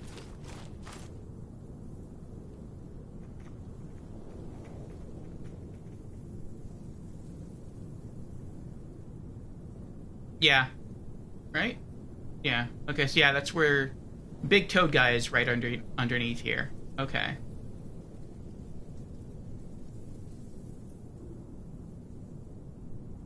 Is it possible to drop down and not take fall damage, though? Because I'm pretty sure I take fall damage here.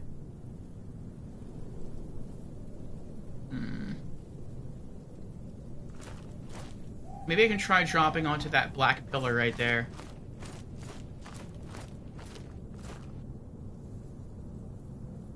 Oh, maybe I can use this like stairs.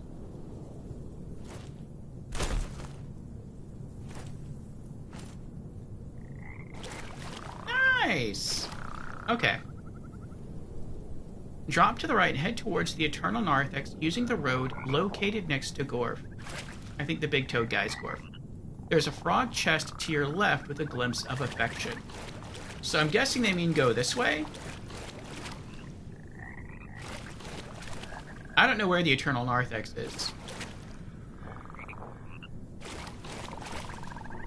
Oh, maybe it's this way?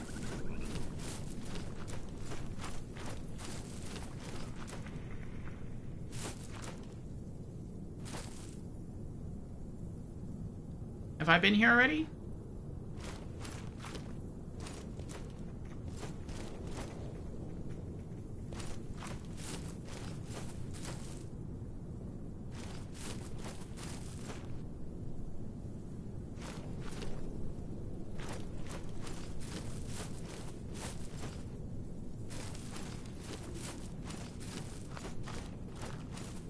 Oh yeah, I think I have.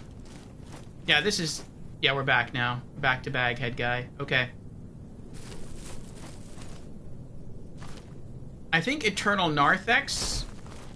I think that's like what I consider to be the end game dungeon. Okay, so I think they're talking about this route. Right? Maybe? We'll see. Drop down the right hand using the road like next to Gorf. I mean, there's only one road next to him. That's this road. There's a frog chest to the left with a glimpse of affection. Well, let's see. Let's run down here and see if there's a frog chest on the left. I also have an image to compare it to, so that'll help.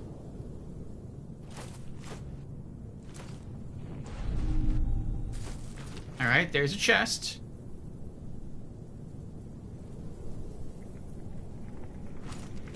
Yeah, this is the one they're talking about.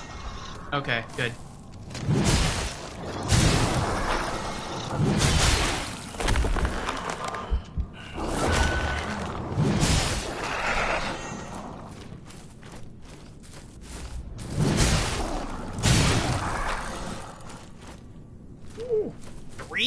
enemies back to back.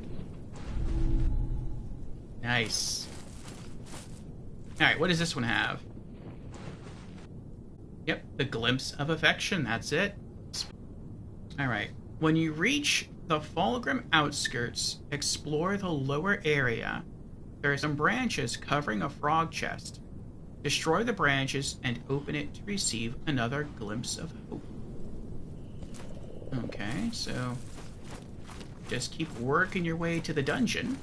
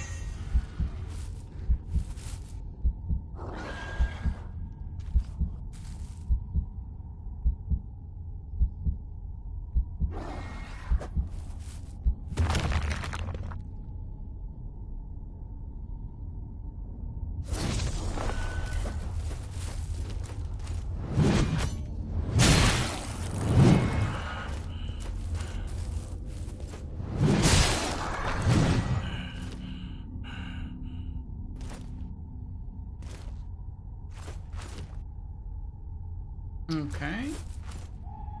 Well, I think that might be it right there. We're in the outskirts now. Ooh. That was close.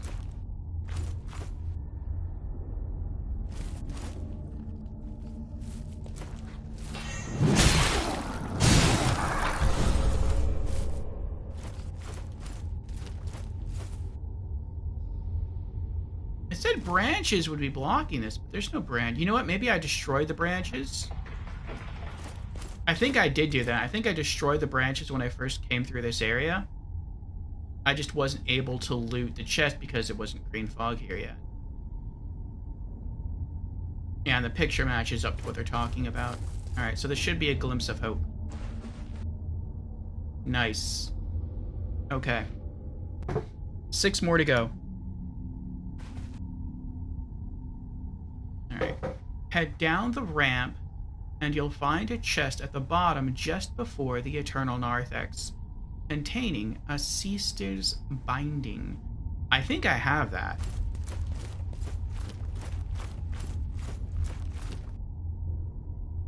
Maybe.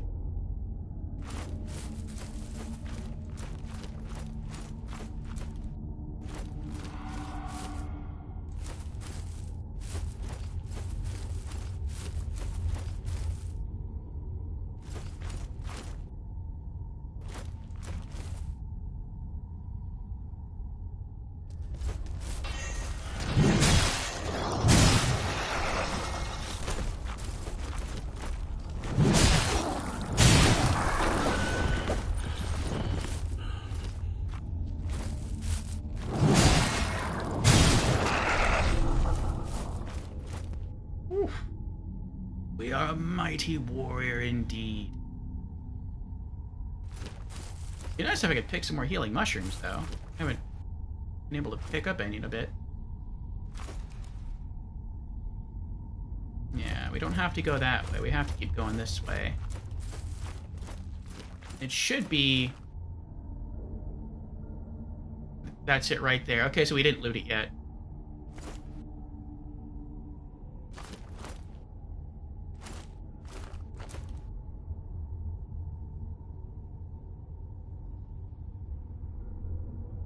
It's taking us surprising amount of time, though, to, like...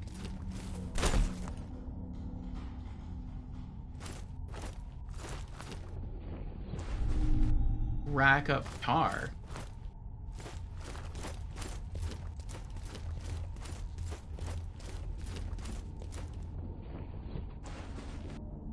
We got it. Seaster's binding. Oh, this is the binding for the hammer and chisel. Cool, cool.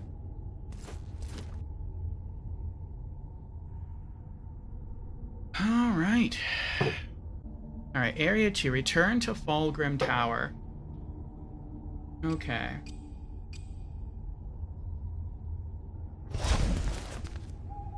Oh, that's what kick looks like. Does that use up a... It does use one up. Okay. I didn't mean to do that. I'm still, like, used to Souls, like Dark Souls and Sekiro, where, like, square is the item usage button. But in this game, it's not. In this game, it's you have to press the up button.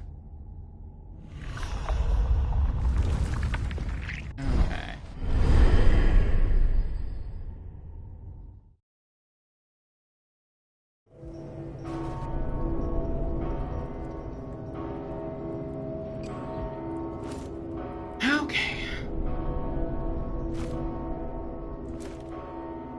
Alright, head outside Fulgrim Tower using the tunnel located on its lowest level.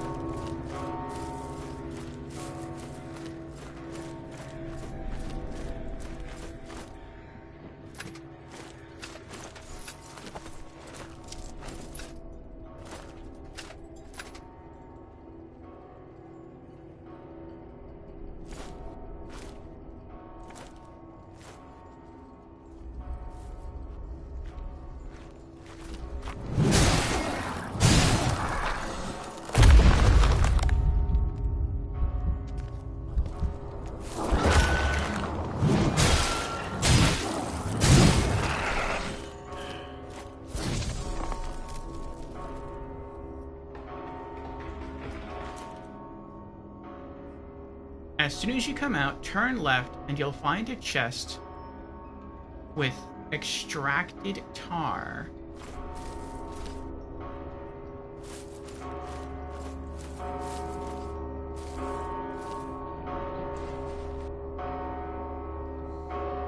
Nice.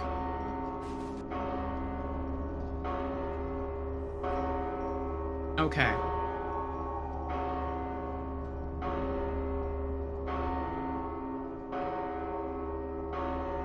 Continue down the ramp and go around the pillar on the right.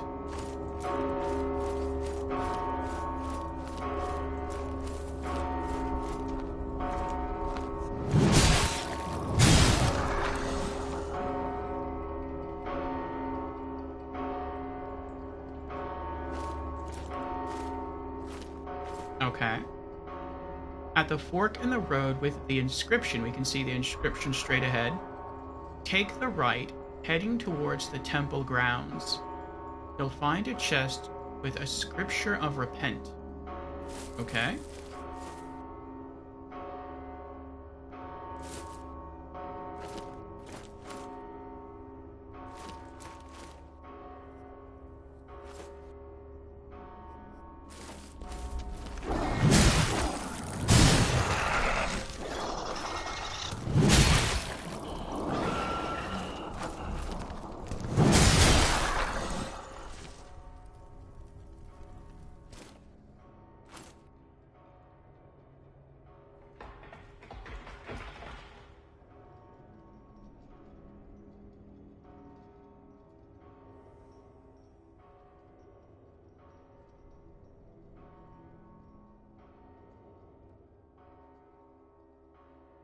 It looks like it's right next to a torch like this thing here.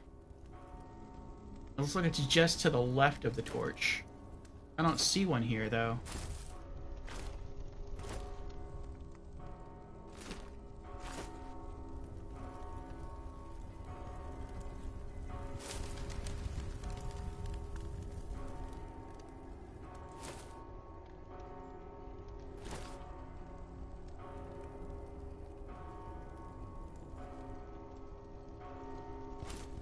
Unless I have to keep going further down. Maybe there's another porch like this further. Oh, there is. Okay.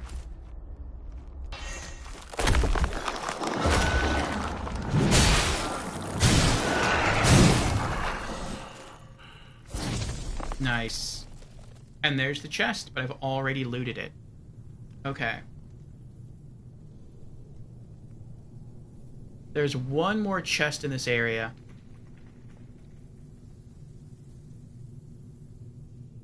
I can see, though, that we have an ad starting in about 10 seconds. So what I'm going to do is I'm going to take a quick bathroom break.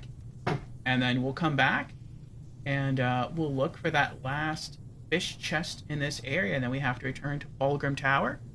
And find the final 2 green mist chests in the game. So BRB in 3. Hello, everyone. Thank you for your patience. And we're still alive. That's good too. Finished off with my my sugar-free Red Bull. Got myself my first mug of coffee here. Never had it before. It's pretty good.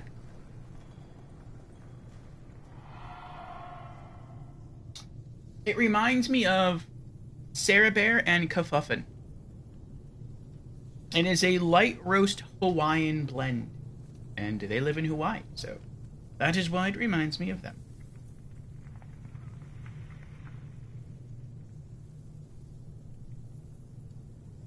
Okay. And my friend Slayer. He also lives there. Alright. So, let's get back to the chest hunt.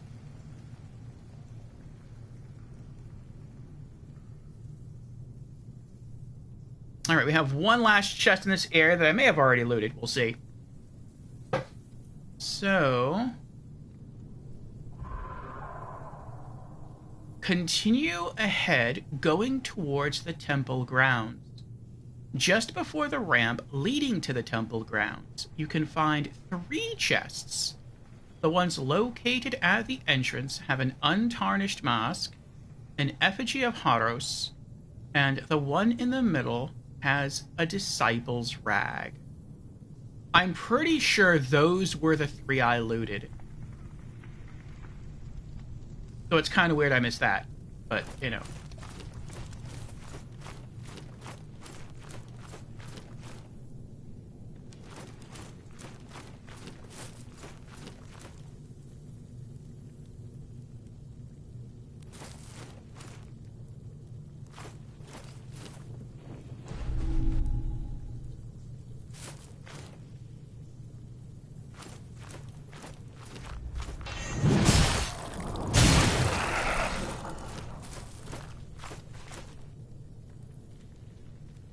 I think to get into the temple grounds, we just have to go up there. I think.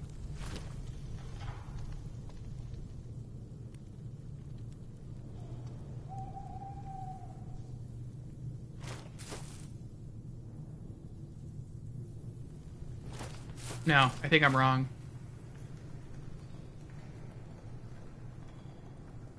I think I just have to go that way.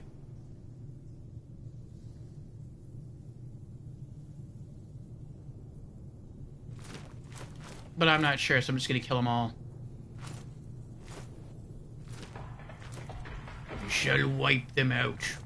All of them.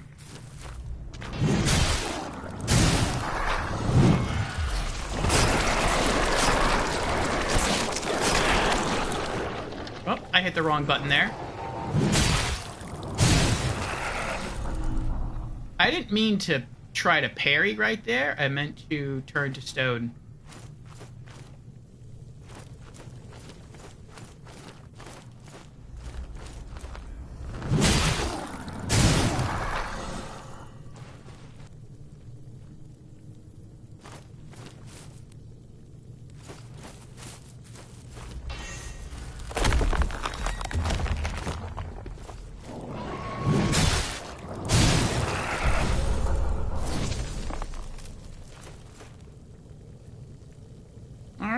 We topped 3,000 tar now. That's pretty good. Okay, the burning tree I remember.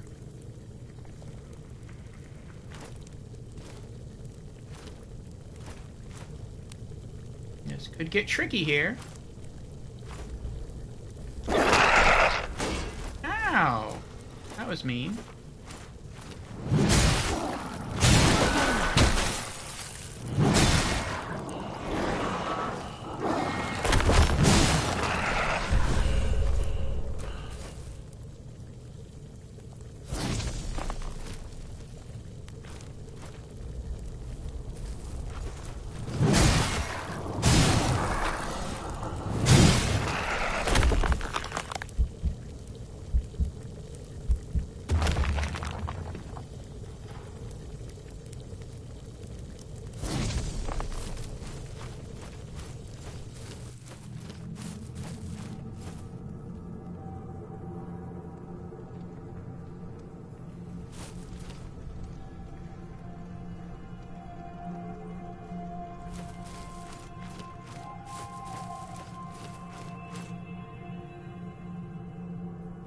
They mean the chest's right in here.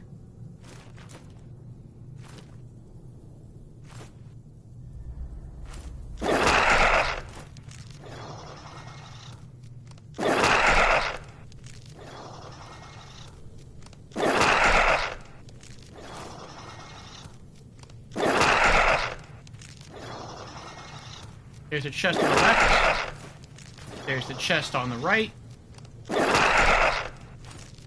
And there's the chest in the middle. We got all three.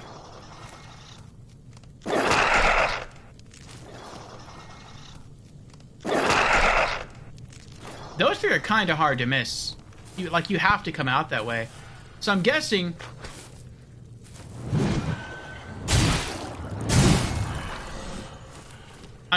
once we exited this dungeon... Oh, this is the fire dungeon. Instead of going to the right, we went to the left. And that explains how we missed the fish chests over there. Okay. So there's 2 chests left in the game. Or at least 2 groupings of chests left in the game. Alright, let's return to Fulgrim Tower again.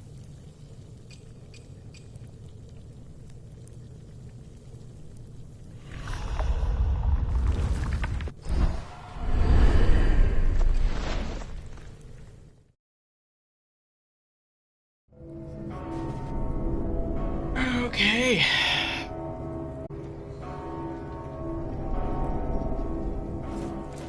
And since we're here, let's see which items we can buy from the merchant.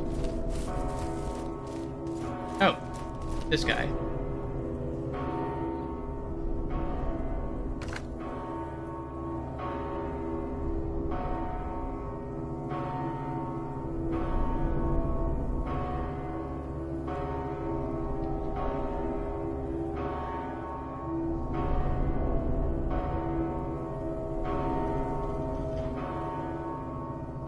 Yeah, I guess we'll get it. Wanderer's Cowl.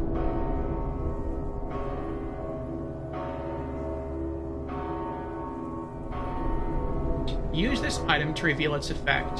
Use one more time to reveal further detail about this item. A threadbare cowl, weathered by the elements.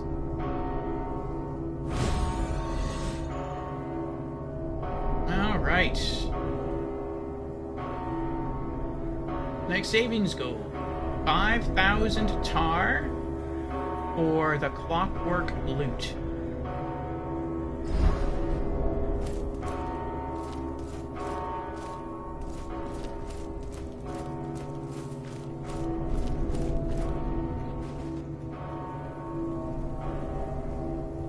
Why do we not have full health? Did the enemies respawn? Actually, we're not supposed to go this way. If we can fast travel without the enemies respawning, that's pretty cool.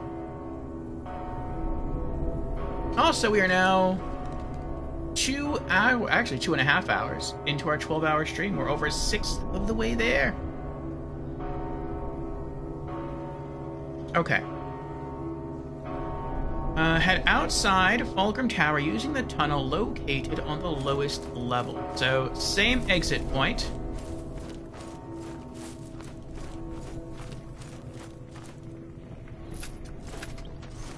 If the enemies respawn, I'm gonna go back to Sister Janessa and rest up again.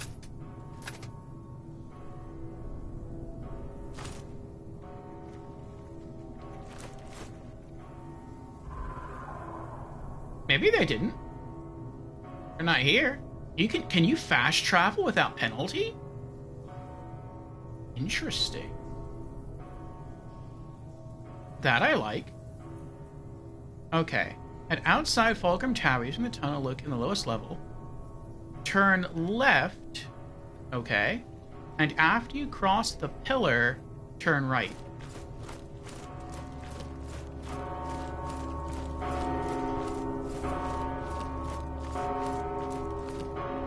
I think they mean this pillar. Wait, do they mean this pillar, or do they mean that fallen tree thing? I'm gonna assume they mean this pillar. Alright, so now turn right. Oh, okay, there's an inscription. Okay. And outside Fulcrum Tower, okay, turn left. Turn left. And after you cross the pillar, turn right. You'll find a road split. Okay. Head left towards the abandoned chamber.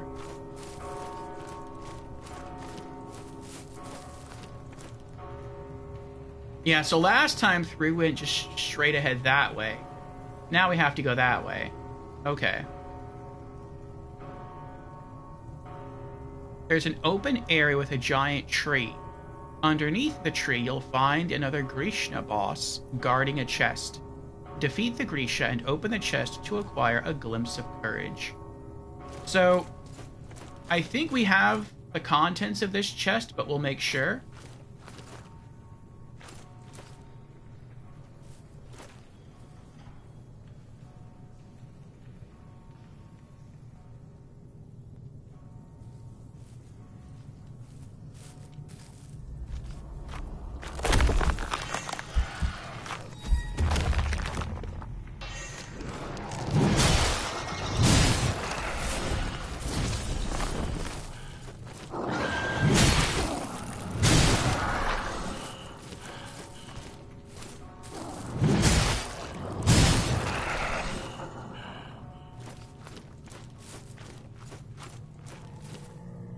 That felt good.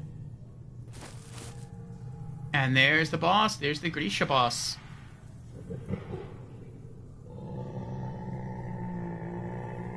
I want to go up and try to kill those two first. I'm worried that I'll start fighting him, backpedal, and then they'll leap down at me.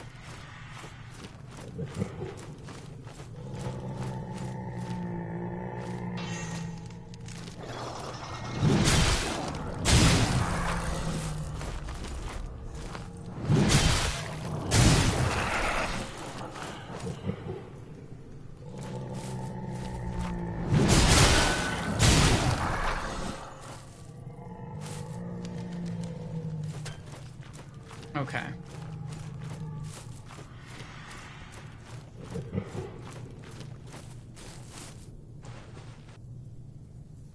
Eat a mushroom here, be safe. Uh-oh. Where'd he go? I don't even hear him anymore. Oh, there he is. Okay.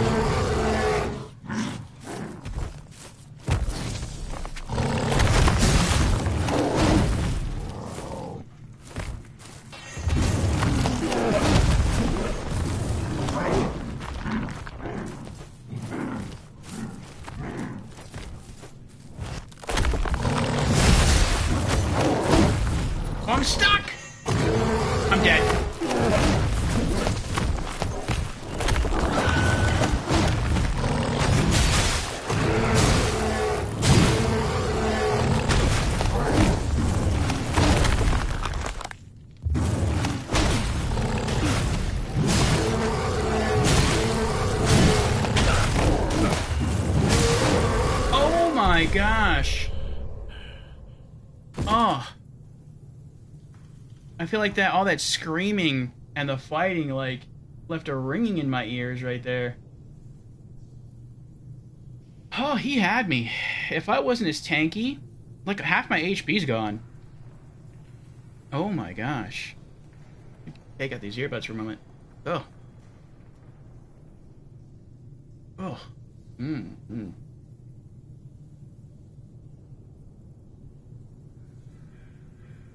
Yeah, if I wasn't as tanky as I am, I would have died right there. Most certainly.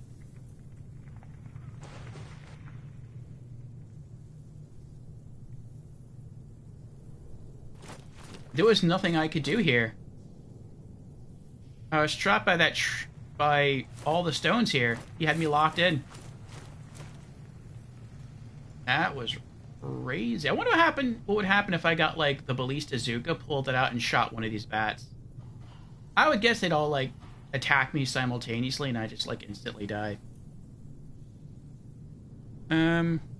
Okay. There's an open area with a giant tree. Underneath the tree you'll find the boss, which we just killed, guarding a chest. Defeat him and open the chest to acquire a glimpse of courage. I'm pretty sure we've looted this one already, but I still wanted to come back anyway just to make sure. Is there a chest over here that we can open as well?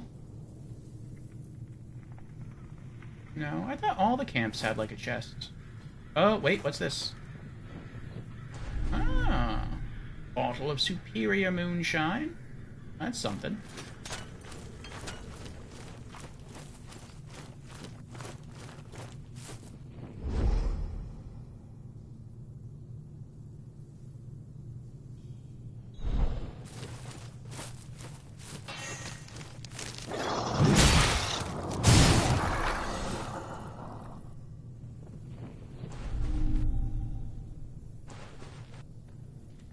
Good thing we didn't backpedal too far around this tree, huh?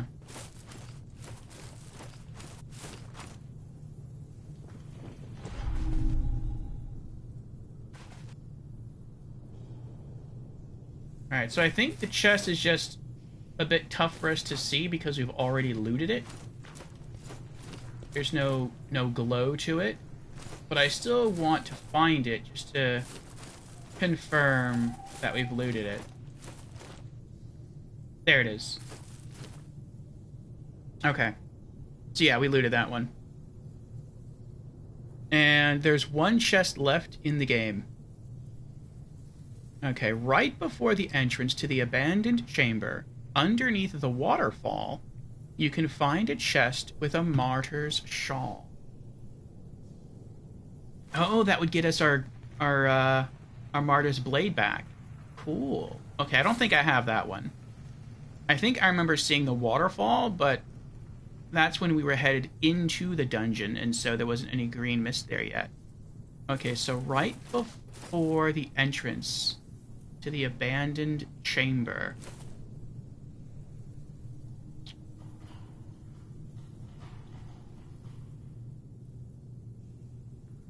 Is that this way? I don't remember which way that is. I think it's this way.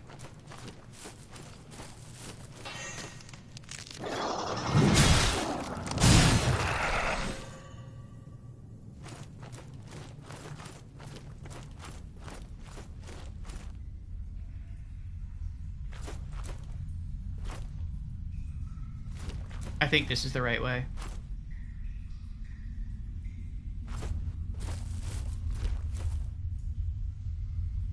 I hope this is the right way.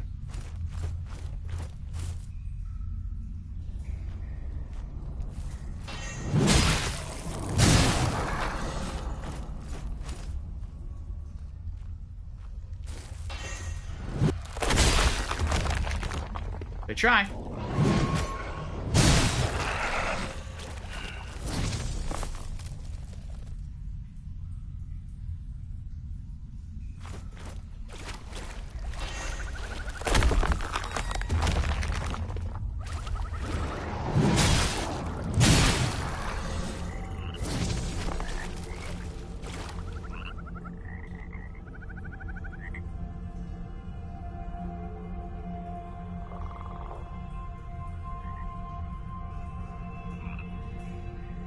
Hello, Davin.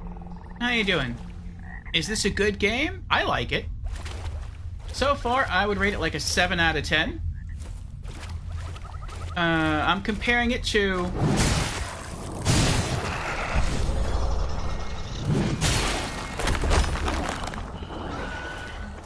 the From Software Souls games. So far, I think I'm headed in the right direction. So far, we've beaten them all on this channel. Demon Souls, the original 2009 PlayStation 3 release. We did Dark Souls Remastered, Dark Souls 2 Scholar of the First Sin, Dark Souls 3, went to Bloodborne, then Elden Ring, then Sekiro, Shadows Die Twice. And I've already pre-ordered Elden Ring Night Rain. But until that comes out, at the end of May, I believe, we have some time, and so I thought I'd check out some other Souls-like action RPGs, and so that's why we're here with Mortal Shell. And yeah, I'm really, really liking it. It's giving Elden Ring vibes. The combat reminds me, the speed of the combat, I should say, reminds me of kind of like a cross between Dark Souls 1 and Dark Souls 2. I played a lot before you. Oh, well, then I envy you, because you still have many great adventures ahead. Me, I've already experienced everything. But, yeah, you have some real exciting challenges ahead of you. That's pretty awesome.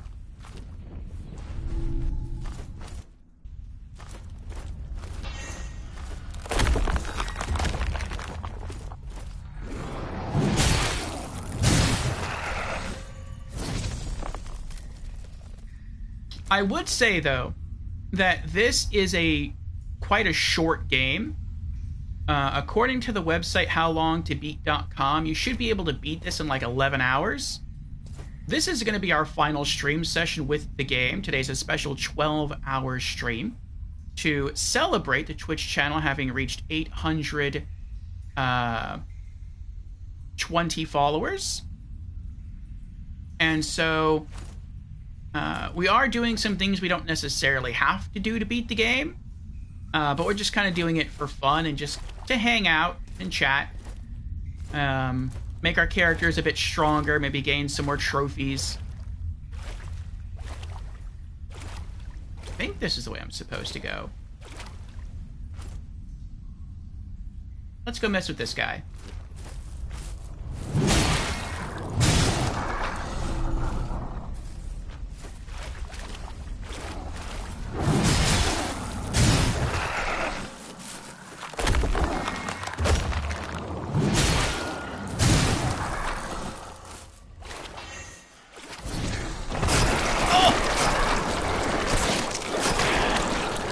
I didn't have my rock ability back yet.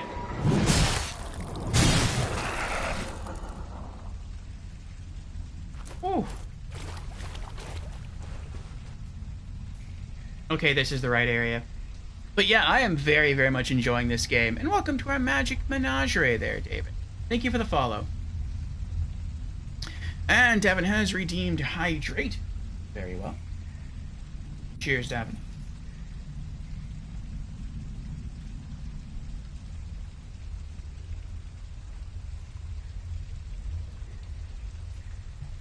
So yeah, I think right now on Steam, this game is going for $30.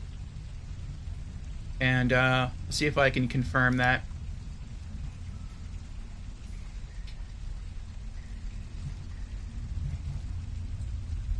So maybe $30 is a bit high.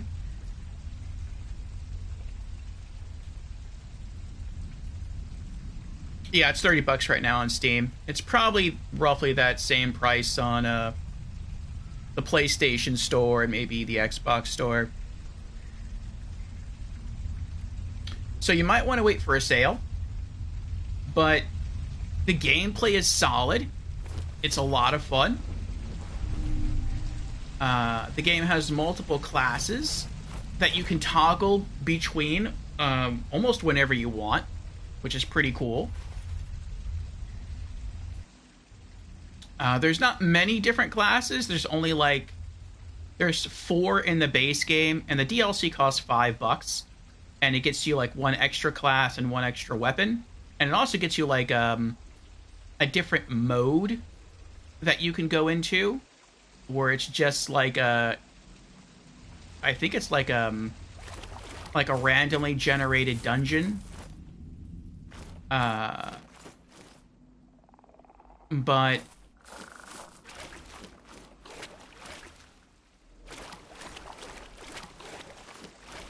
overall, I would say the game is very solid. Lots of fun.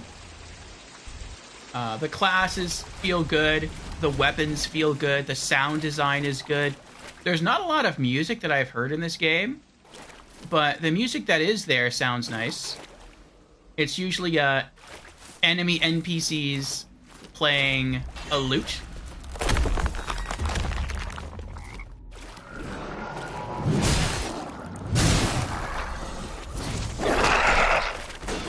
Ow.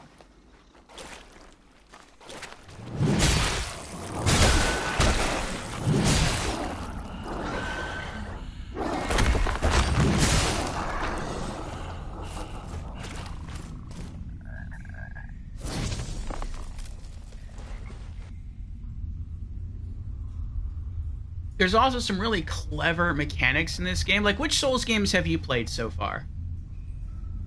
And I can give you an idea of how this game plays.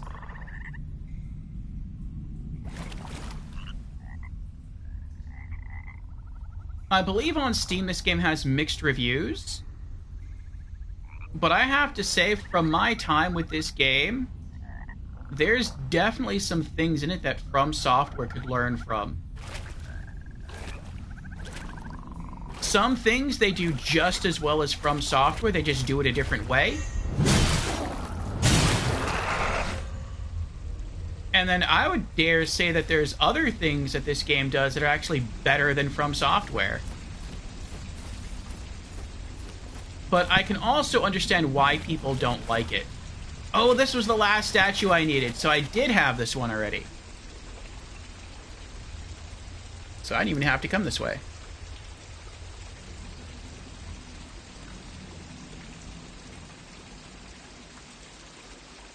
Alright, so one thing we were doing was we were trying to loot all of these fish statues in the game, and we've just finished that.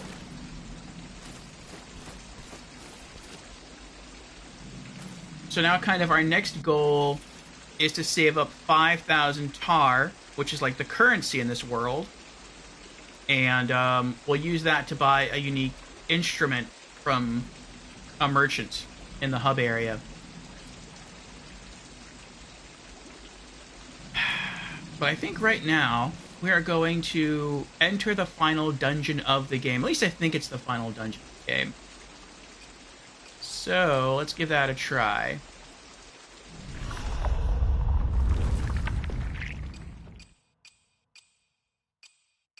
The Eternal Narthex.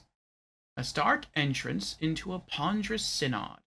A liminal space, always becoming anew, as mutable as the revered who sits upon the seat of infinity. Its past forgotten, its future unknowable. It crumbles as quickly as it's rebuilt.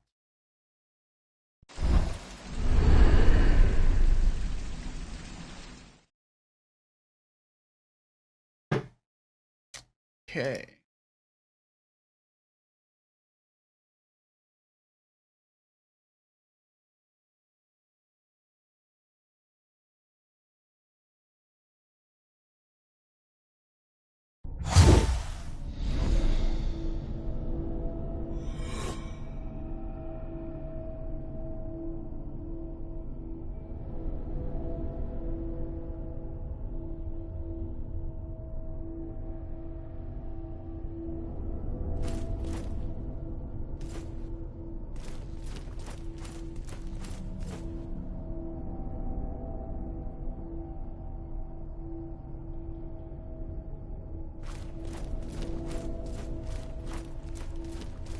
Alright, mini boss time.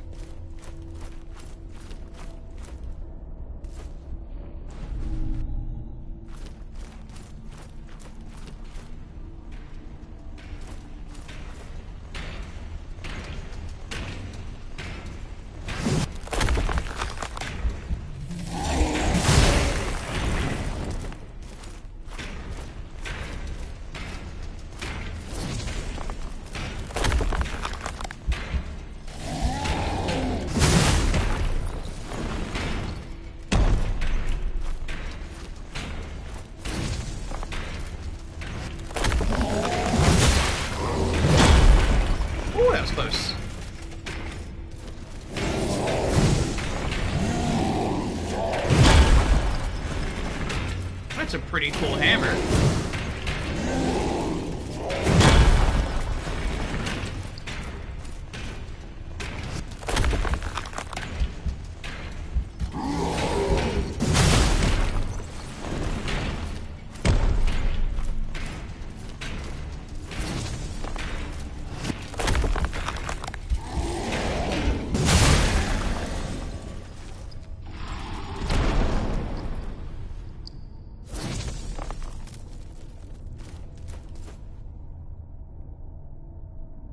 Every class plays differently, which is something I really like.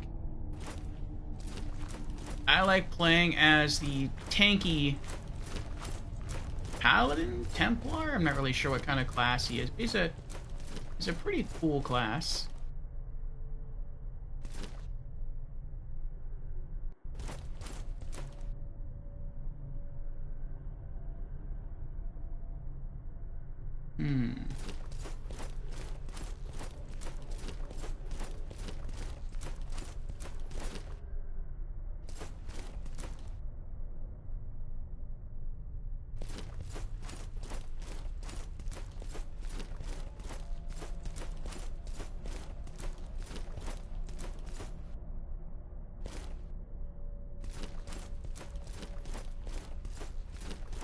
There's a teleporter there.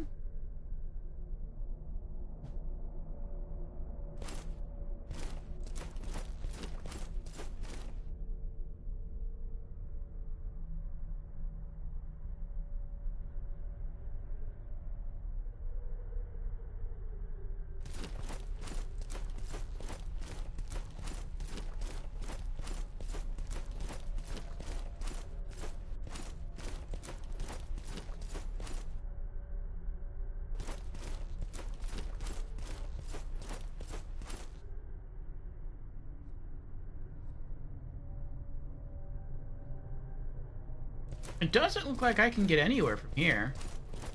Looks like I have to take a teleporter. Oh, wait, maybe not.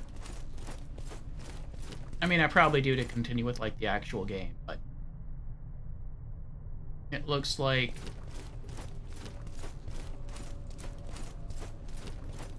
I can loot something down here.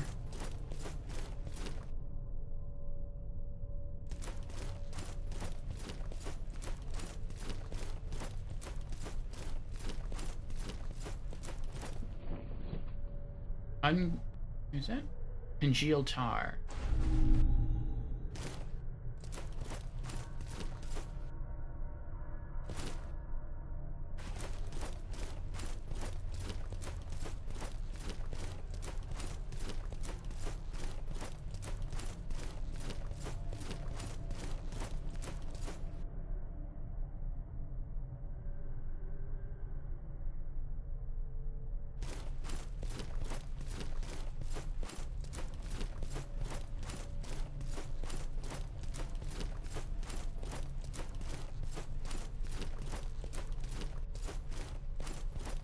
Oh, there's multiple teleporters. I thought only that one worked.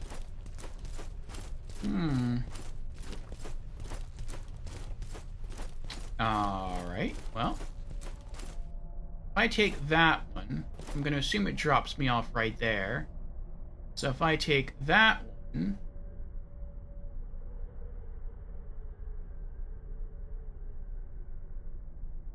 I don't know where that would take me. Well, let's go through here.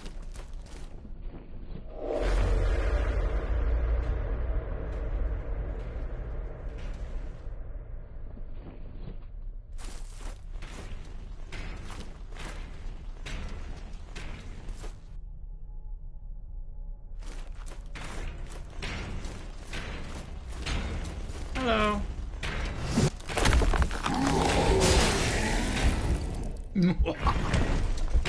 Want to try it again?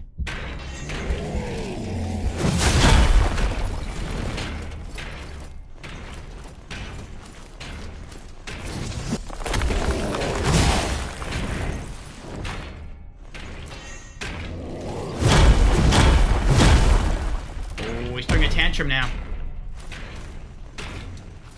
Oh no, did he just regain full health though? I hope not. We'll see.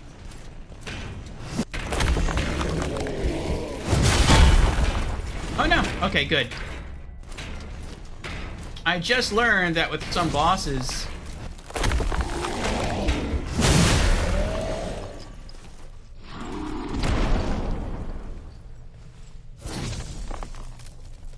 With some bosses, if you, let them turn around and go back to their spawning location, they'll regain full HP. Kind of like the mini-bosses in Sekiro.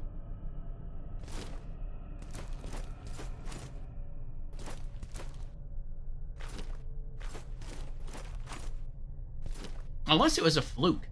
I've only seen it happen once.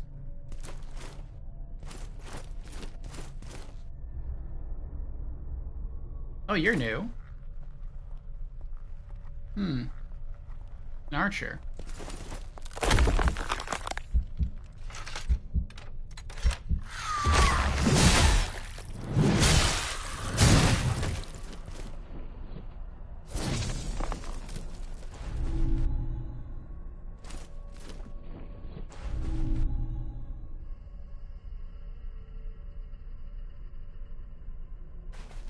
Well, that red person makes me nervous.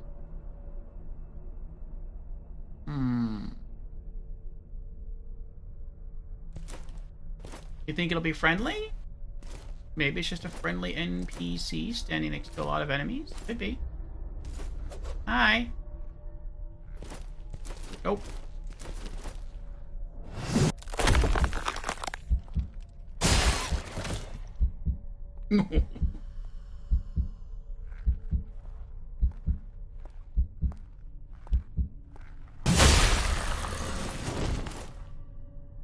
Oh, is that it? That was it? Alright, well, she looked scary. She just wasn't that durable.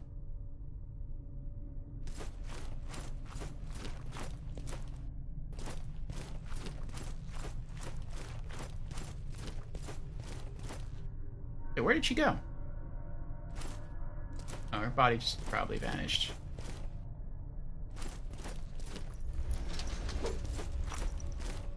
Oh, boy.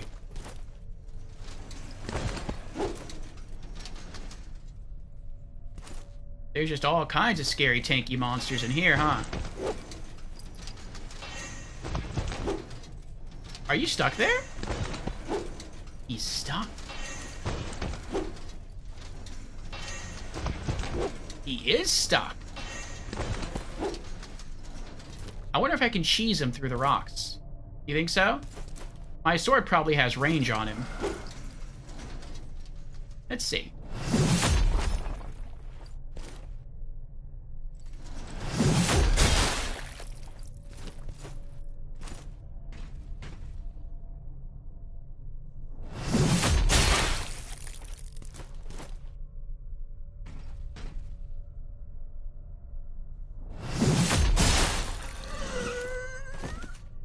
Nice.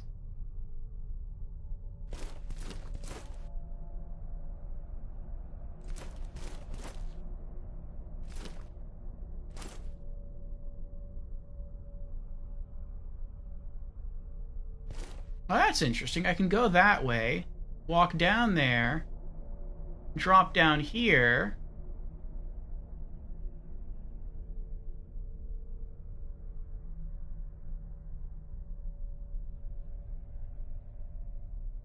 Yeah, there's enemies down there. This place is a lot bigger than I thought it would be. I thought all this space was just an illusion.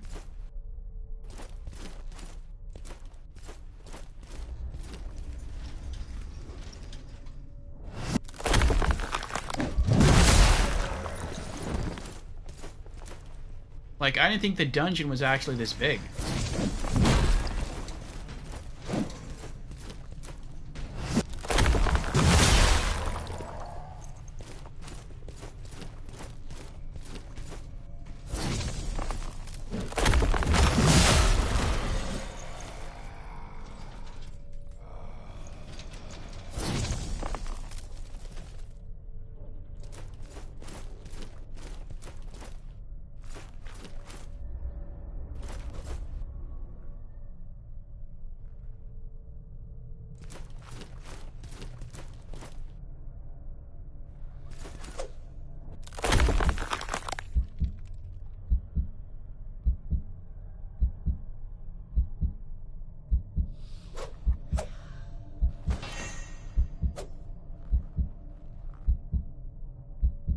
Is she stuck?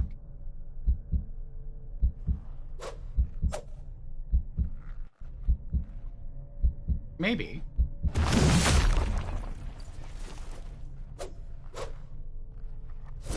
Oh, she's getting closer, though. Okay.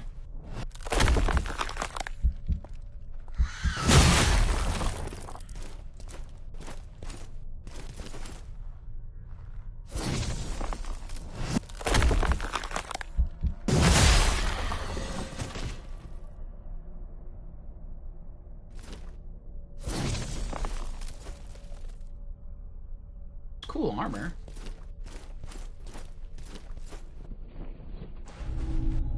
Remnant of tar.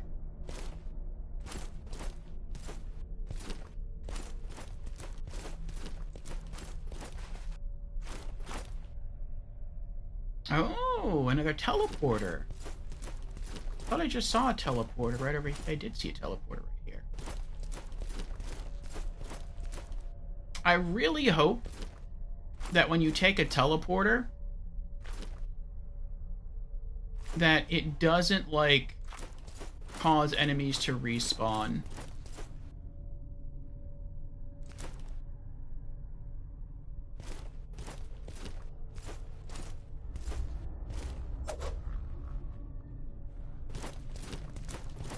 See if I can pull one at a time.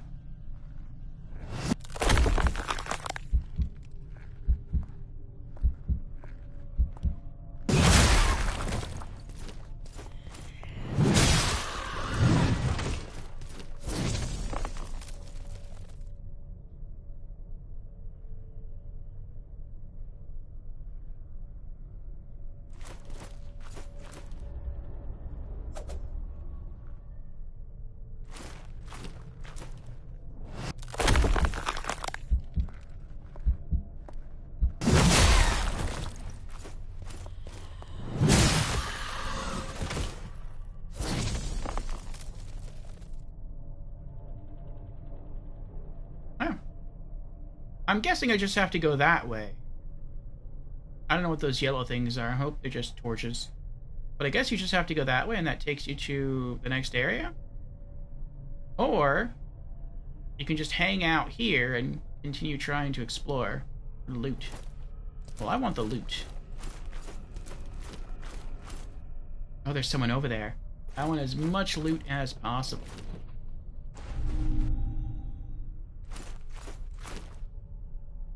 Yeah, for there to be a healing mushroom here, I'm pretty sure that leads to the next area.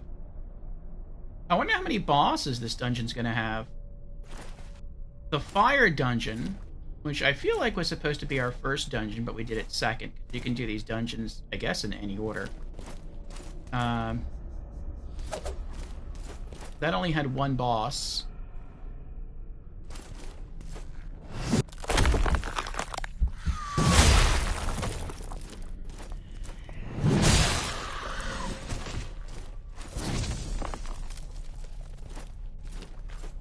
The ice dungeon, which I feel like was supposed to be our second dungeon, had two bosses. And again, I feel like this is supposed to be the last dungeon, so maybe there's going to be 3 bosses. But maybe not.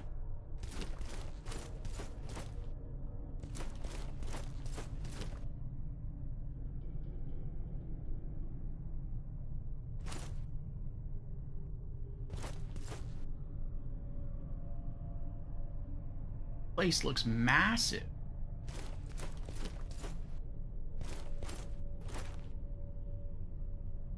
You know, similar to Dark Souls 1, this game has no loading. That's pretty impressive. And when you teleport, yeah, there's loading. That's fast travel. How did you know I was here?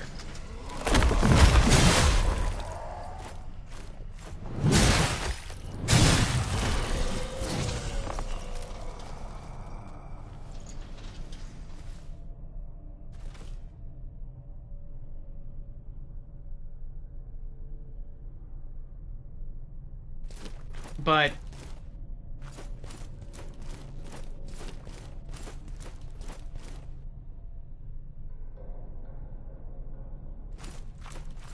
going from the open world, or I guess I should call it outside world, going from the outside world into the different dungeons, there's no load time.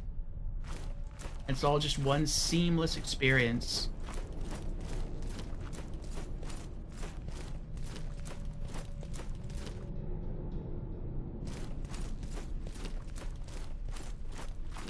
Oh, we have another ad coming up in about a minute. Should last about 3 minutes, and then we'll have about another hour of uninterrupted stream time. We're now 3 hours in to our 12-hour stream. Quarter of the way there.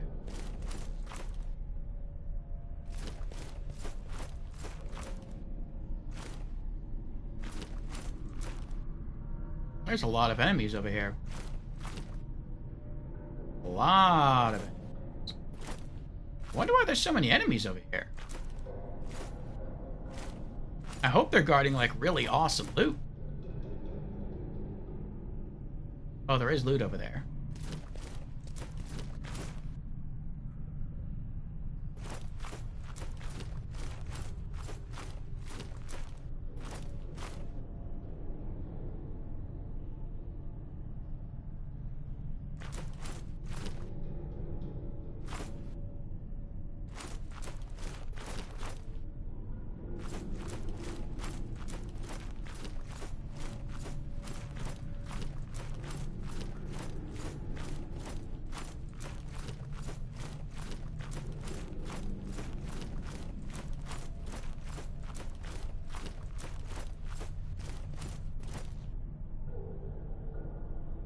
All the enemies just disappeared.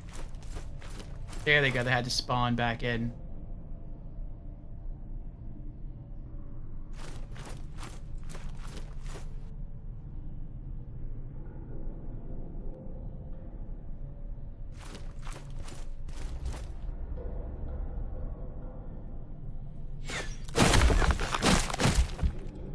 That was close.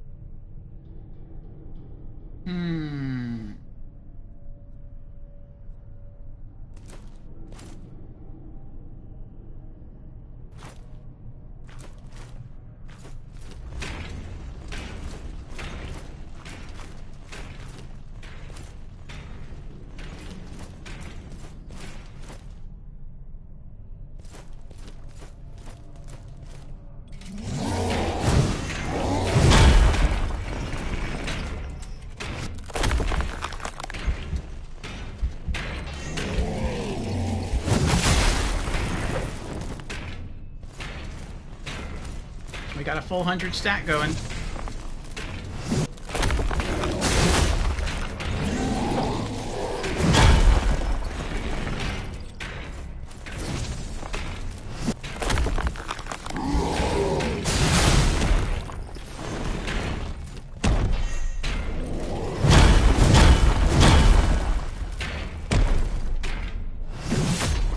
Hey!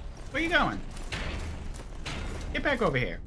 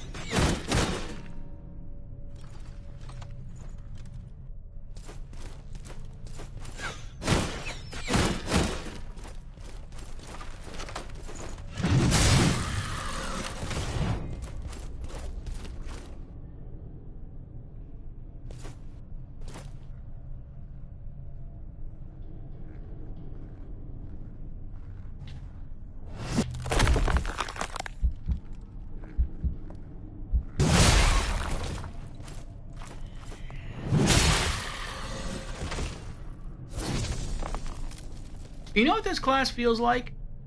If you've ever seen Silent Hill 2, the big guy, like the main antagonist that walks around,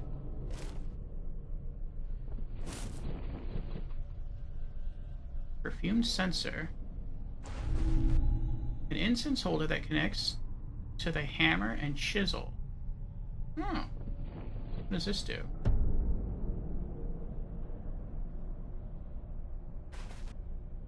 Oh, maybe there's like 3 barricades over there that prevent you from going all the way upstairs.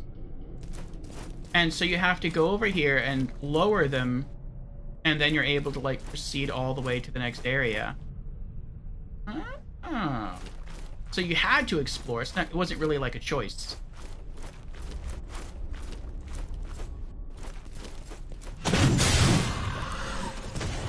Oh, we finally got hit.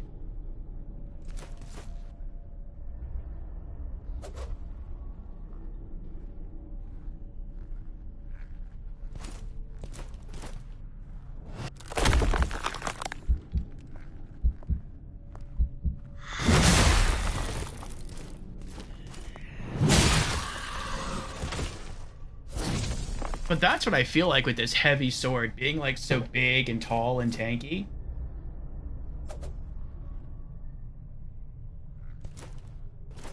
Ooh, there's a chest over there. I feel like the Silent Hill guy.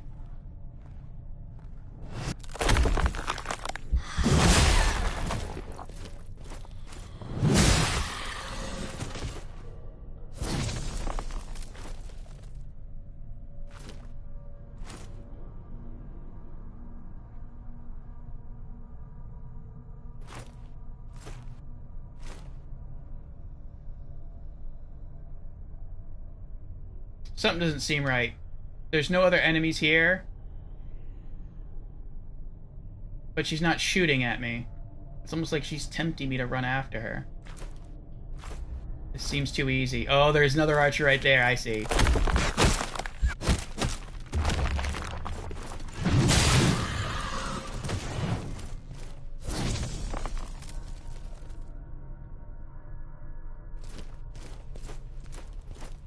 What's in here? Quenching acid. Nice. We can use that to strengthen our mace when we get back. I think our mace is at +3.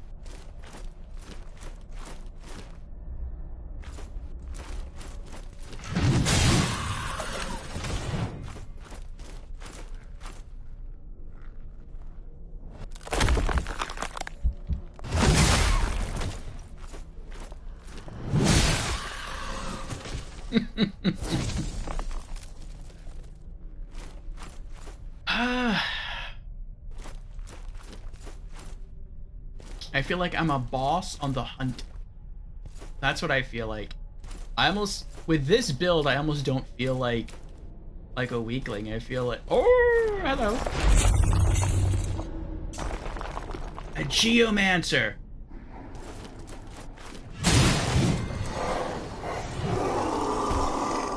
Ooh, we got him before he could completely vanish on us.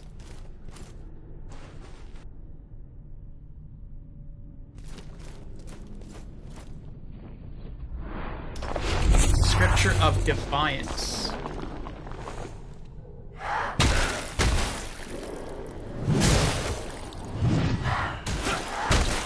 Run!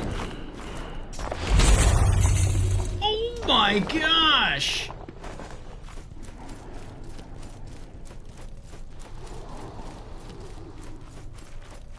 Did I go the wrong way? I feel like I may have gone the wrong way.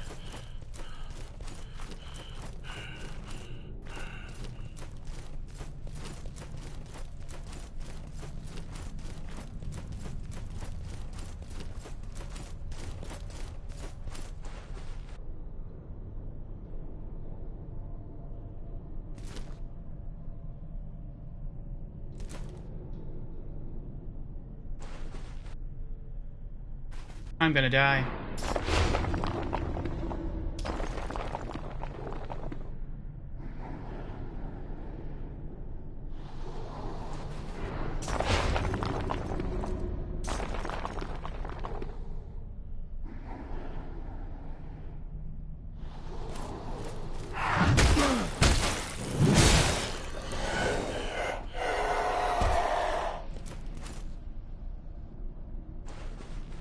Okay, so they're kind of like glass cannons. Okay.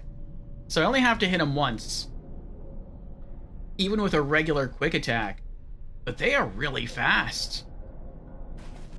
I sprinted up to him to use like a running attack. And he just like clubber-langed me before that was even possible.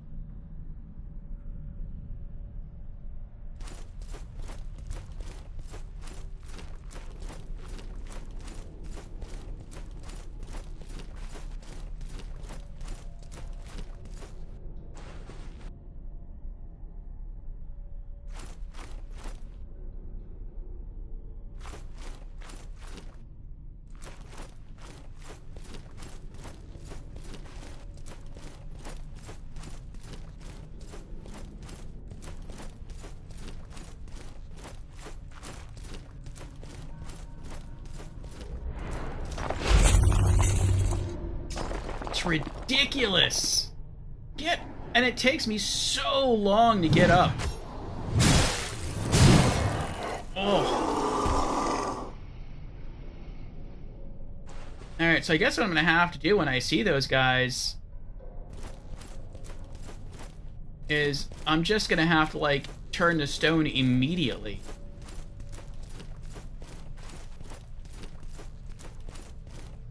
Or maybe if I have the rogue, like I could just try to dodge roll through the stone thing. But their spell, like that's a huge radius for a ton of damage.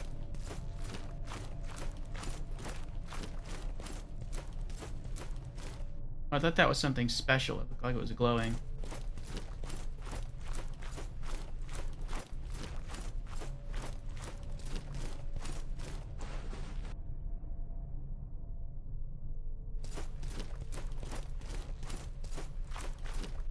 I can already see another one behind this tree. Oh, there's another one too. This stinks.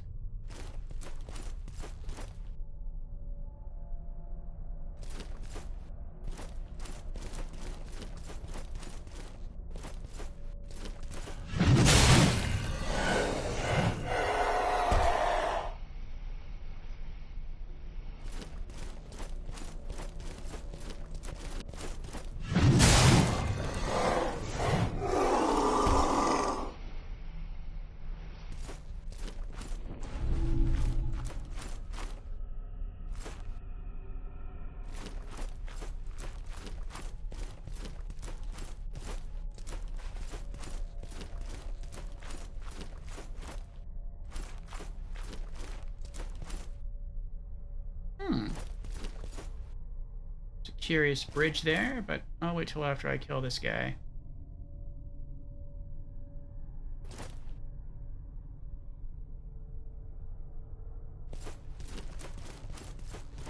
I hope I can reach him in time.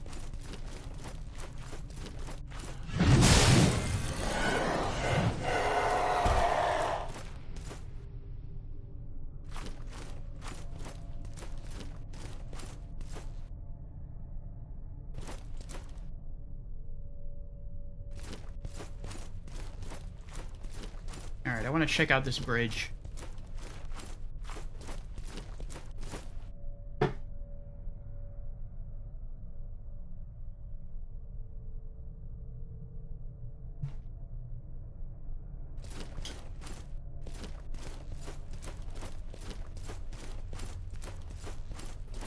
Oh, there's another teleporter right there.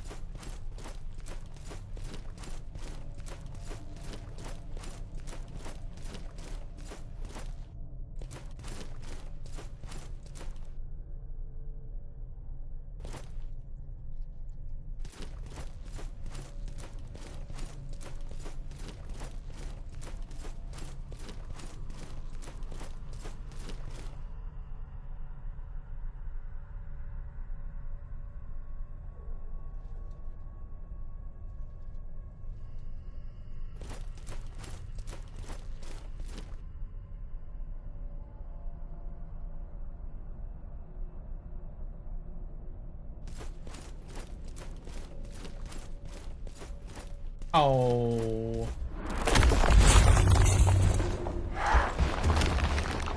No!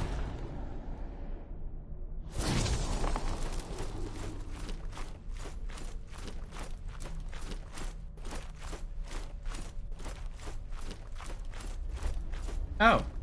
Hello.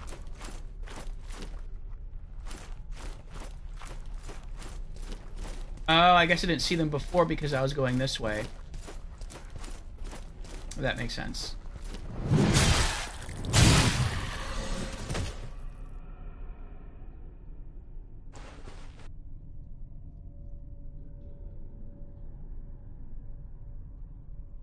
I think this might be the only dungeon where I might not be able to proceed through the whole thing at the same time. At least not if I want all the loot. I feel like I'm gonna have to...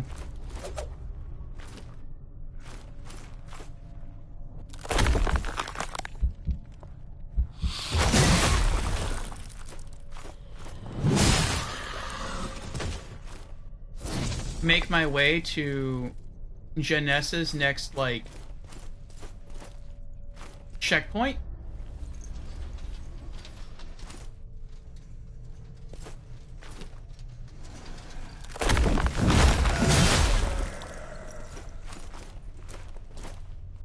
And then leave.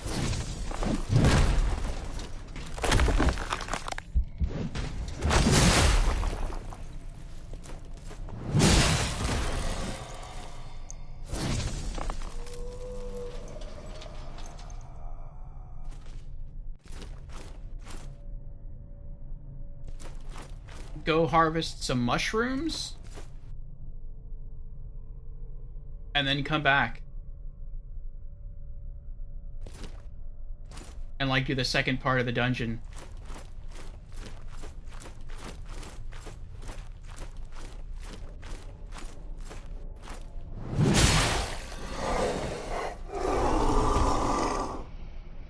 Scripture of Defiance.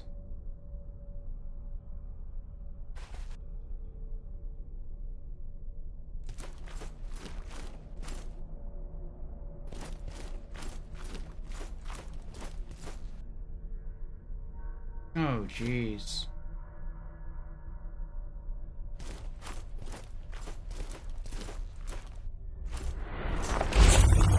I was in the middle of an attack. That is insane. That is insane.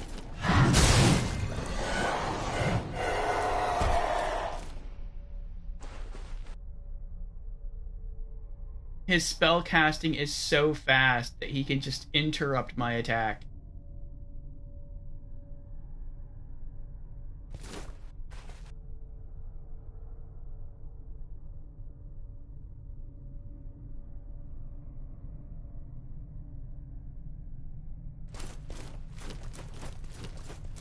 Oh, this is bad.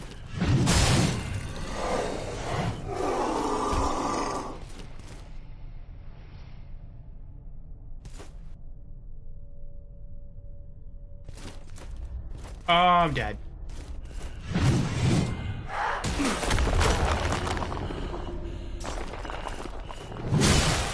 Oh.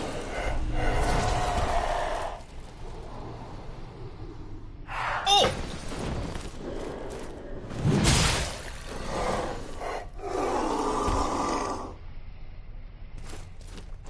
Oh my goodness.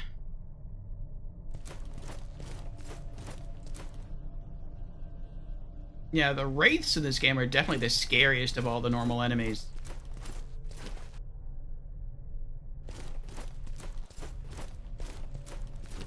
There's the bridge again.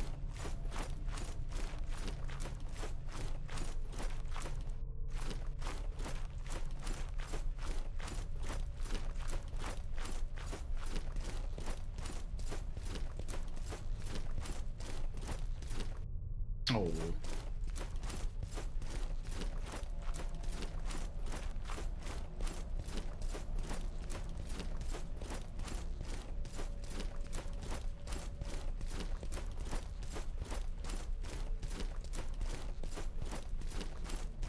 I thought before I got knocked down I saw some loot up here.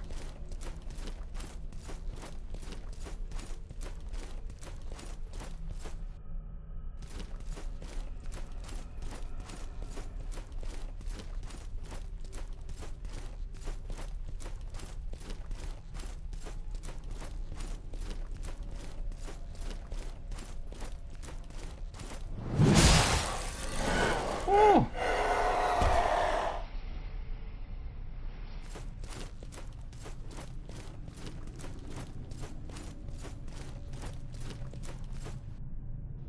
What's this? Lore? The reward for loyalty is servitude. Thus, the Twiceborn requires no pledges.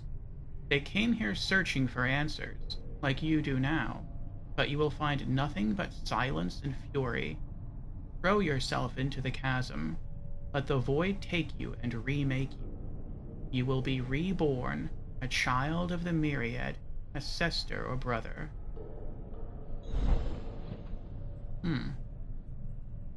Ah, Lady Nilafar is here. Welcome in, lady. How are you doing?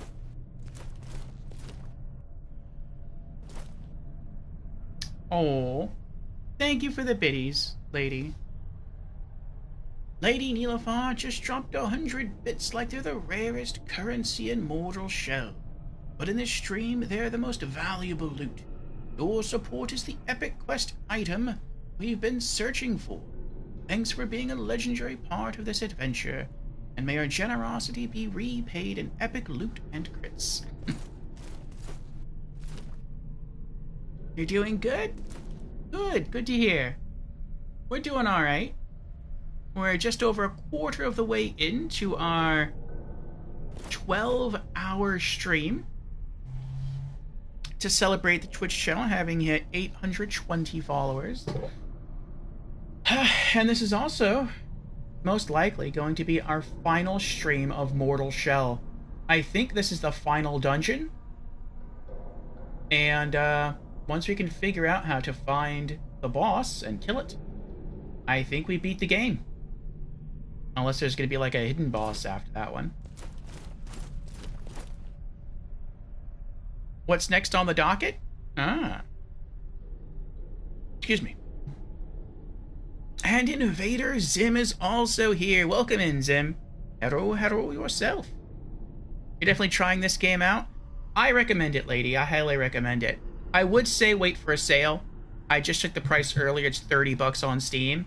Since this game can be beaten relatively quickly, like we started this on Wednesday of this week, and yeah, we're beating it today, and you can probably beat it faster than what I'm doing now. I mean, this is a 12-hour stream, so I did some things earlier to sort of pad out the stream length a little bit, maybe try and like power up the characters a little bit more, see if I can get some more trophies, get some loot that I don't necessarily need, but it would be kind of cool to have. So you might want to wait till it goes like, you know, down to 15 bucks, 10, 15 bucks, and then scoop it up. But yeah, it is very fun. I really do enjoy it.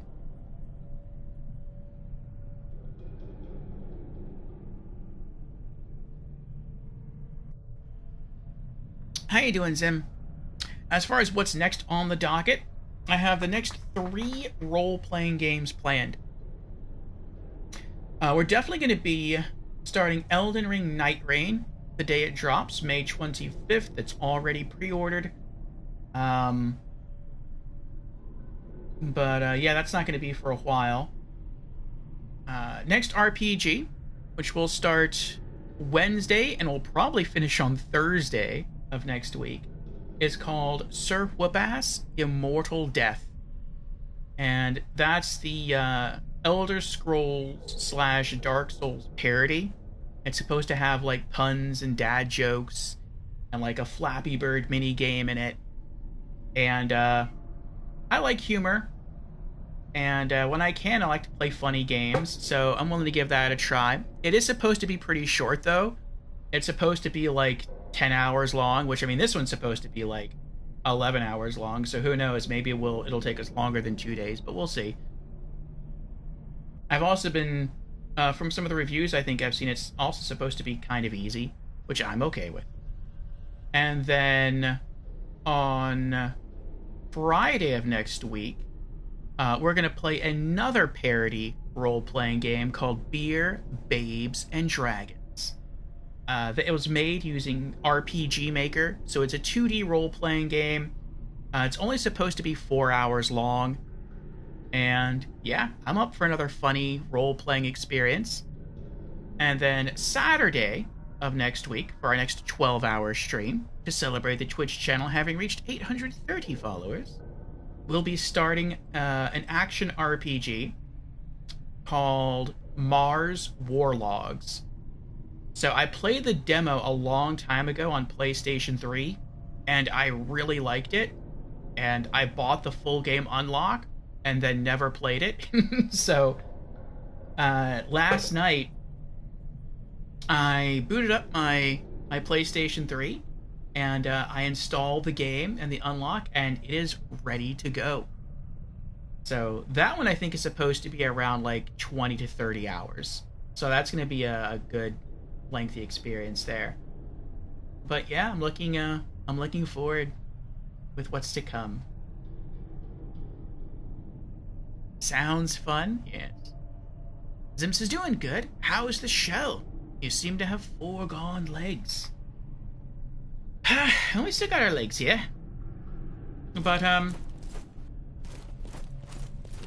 I think we're in the final dungeon. And I think we have to solve a puzzle?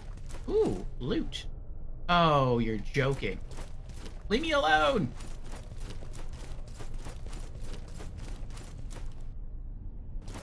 These wraiths are like ridiculously powerful. They're geomancers. They can summon earth up around you incredibly quickly. I can be halfway through an attack animation, and they'll initiate their spell, and their spell will hit me before my attack lands. It's insane.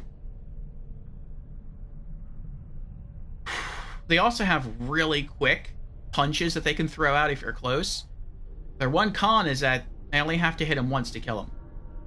It's just hard to do.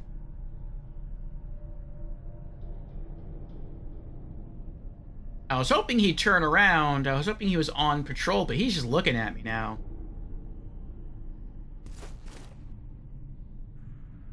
We'll give this a try. I can harden up and that'll protect me against one of his attacks, but...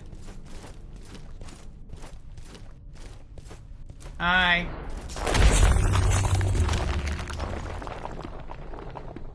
Look how long it takes for me to get up.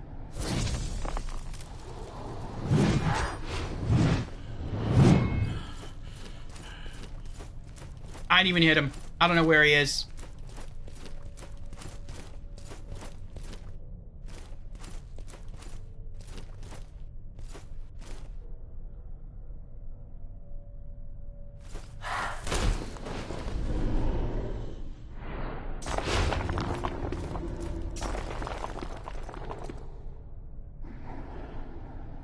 Oh, did he fall down there?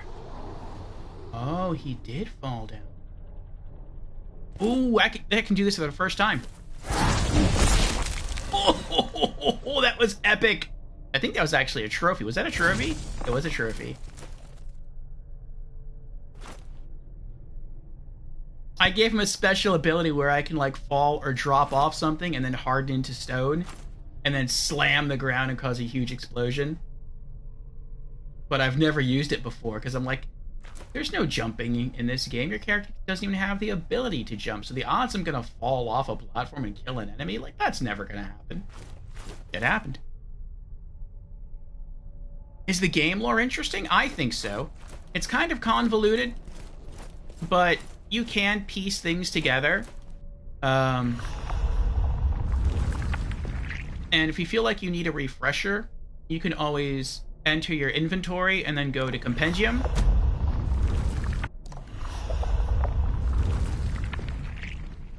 And that will show you like everything you've collected in the game, every key item, every consumable.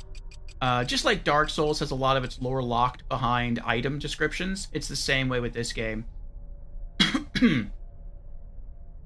But I really like that it keeps like the items memorized. So even if you use it and it disappears from your inventory, you can always go back and read the description. Another cool thing is that you have to discover what some of the items do and what their lore is. So like with... I guess we'll go back to currency. There we go. So like with Slurry of Tar, Tar is like money in this game, it's like souls. It says use one more time to reveal further detail about this item. So we get a little bit of lore, just as a gritty slurry of nectar. But if I use the item I have in my inventory, if I do have one in my inventory, I'm not even sure, then more of the familiarity diamonds will light up, and then we'll be able to read the full lore of the item. And so that's pretty cool as well. It's just like, you know, if you were dropped into a real fantasy world and you found a flower or a berry or, you know, anything, you wouldn't know what it does. You'd have to eat it and find out. And sometimes the good stuff will happen and sometimes bad stuff will happen. But you'll know for next time. And you can also build up resistances to some of the bad things, and they could end up helping you in the long run. And some of the good things, if you become completely familiar with them, their benefits will be increased.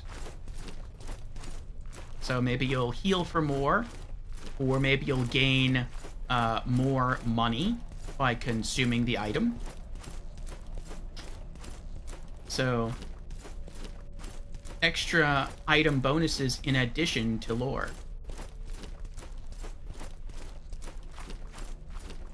So it's a really, really cool... Ah, what is this?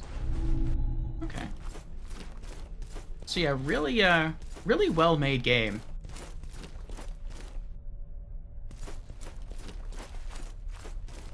Oh.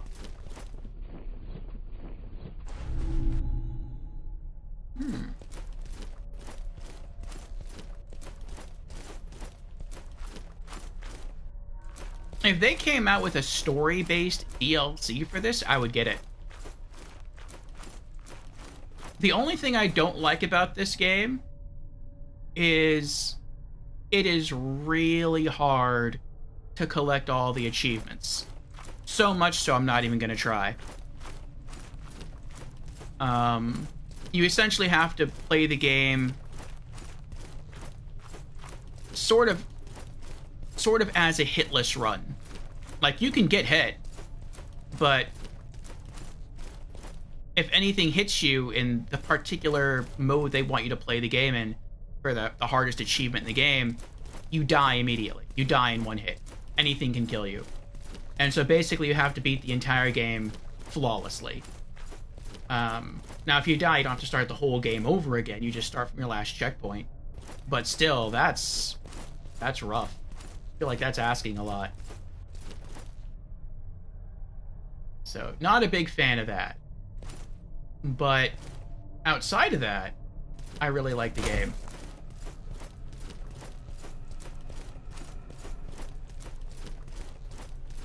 As far as the lore, the ongoing story of the game, I wonder what this is.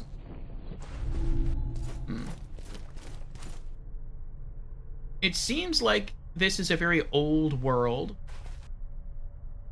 and the people of this world are all scared of death, and they want to become immortal, and they're trying to find different ways to do that. And so bad things have tended to happen to those people who have been who have gotten the closest to being successful. Like, some have become vampires, some have become like animated ice statues, because I guess if you're completely frozen, you don't age. And I guess different things like that. Some have been consumed by fire. And so I guess somehow fire prevents them from completely dying, but they're in eternal pain. So interesting things like that. But,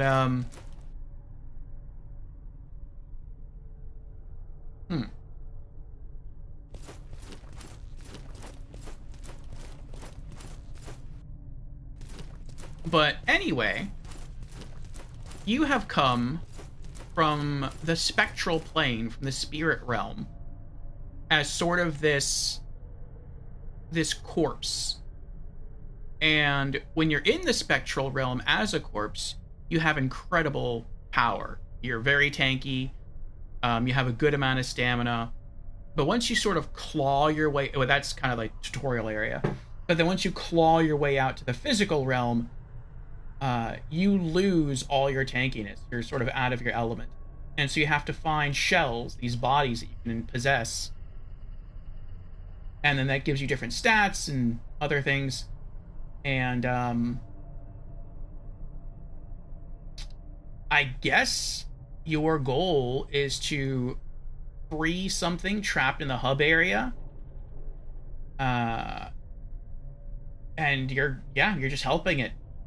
It wants you to go kill some bosses, get some key items, bring it back, and that's it. And then game over. So it's like, okay. But other than that, you don't really have, like, a true goal or objective that I know of. But I mean, maybe if we collect more lore or something, it'll uncover itself.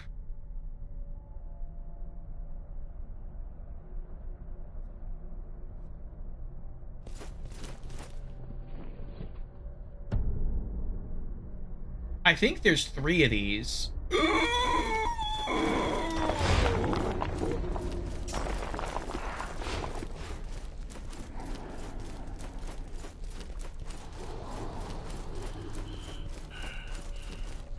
I actually made a mistake right there. I could have killed all 3 of them. Are they still following me? It doesn't look like it. Okay. I have a weapon skill where I can slam the ground and create like an ice AoE. They were all really close together. I probably could have killed them all at the same time that way, but it's too late now. So it looks like there's 3...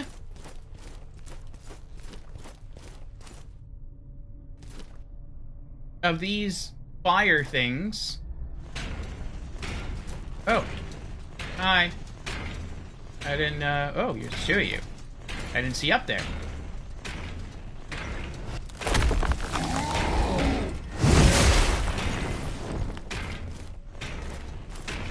And I guess once you lower the other braziers,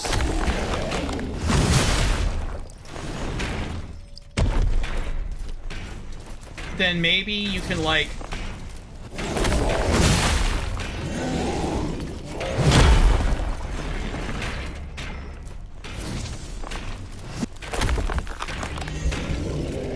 Oh. One more time.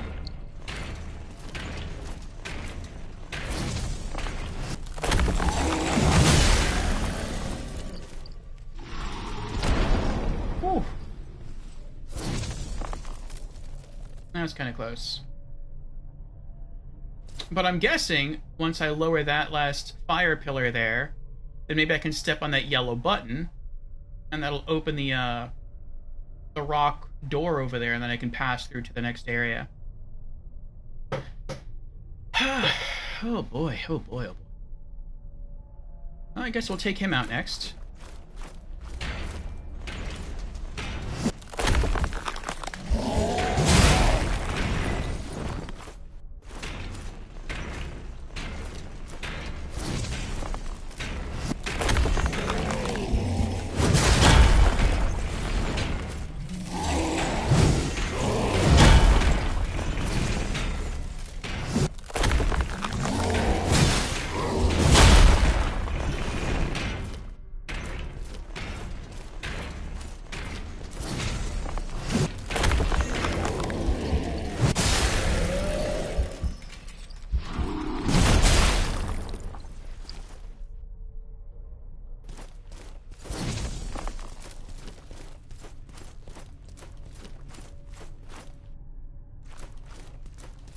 Oh boy.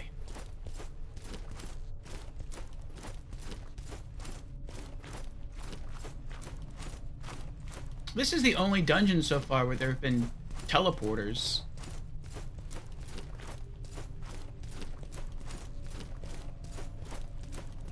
It looks like maybe you only have to use a single teleporter.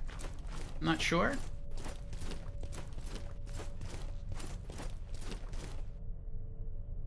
But I don't... Looks like there's an item over there.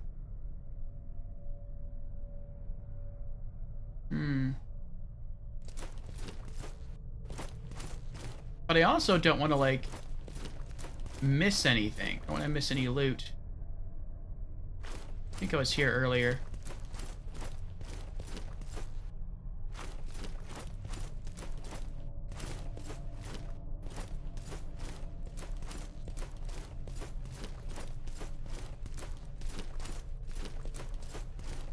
I guess we'll try using a teleporter, see where it takes us. Actually, wait. What's on the other side?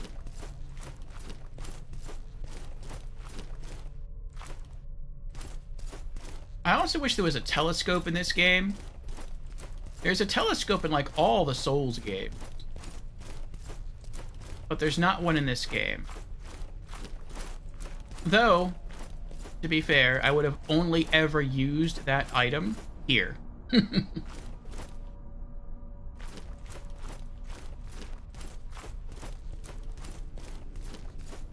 It's too foggy in the forest. I see an enemy. Oh! Oh, sneaky.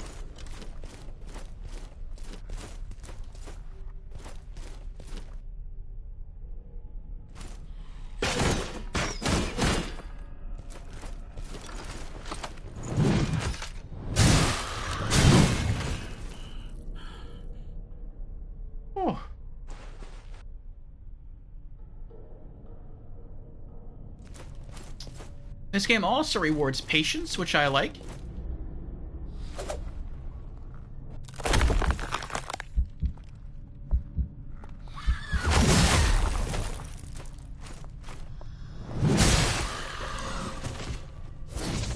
If you take your time, then a lot of the enemies in the game are not hard to kill. The wraiths, like that one, are incredibly scary. They are hard to kill. But outside of the wraiths, the rest of the enemies are pretty cake.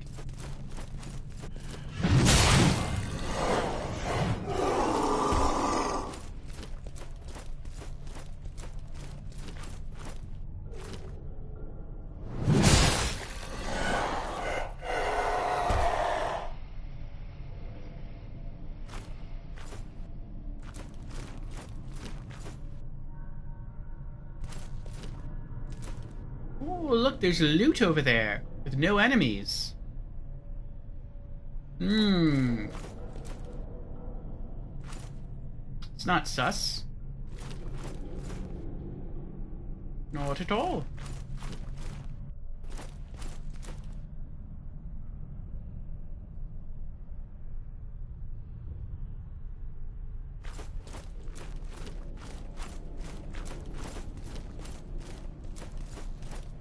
Maybe there aren't any enemies over here. I mean, it is, like, really far out of the way. Bronze bell.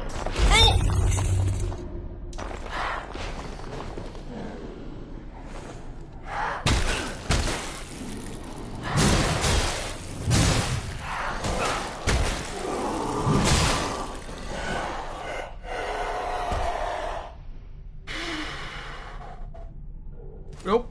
Those enemies.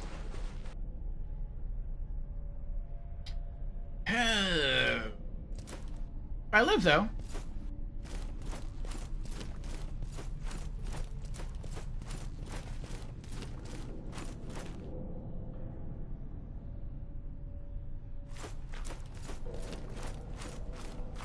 And the bronze bell wasn't really worth it. It's not a bad item, it just wasn't worth it.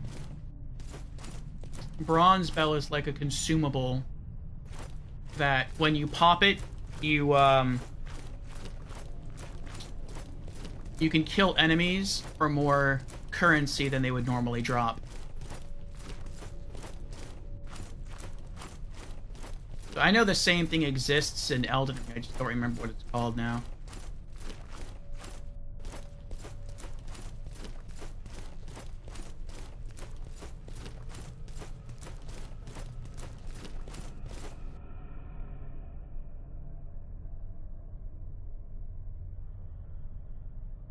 I kind of want... Ooh, what's that?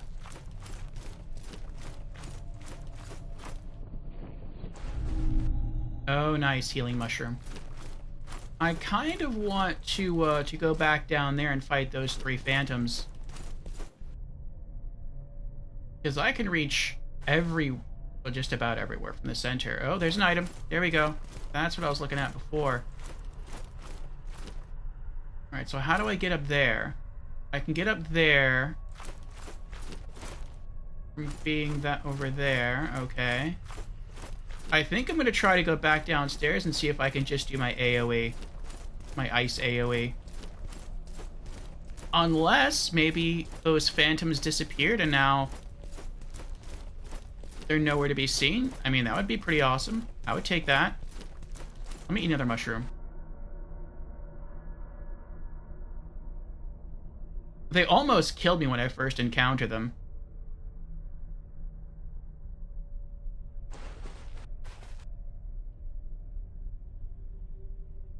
Like, they dropped me down to half health almost instantly. Okay. See if they're still here.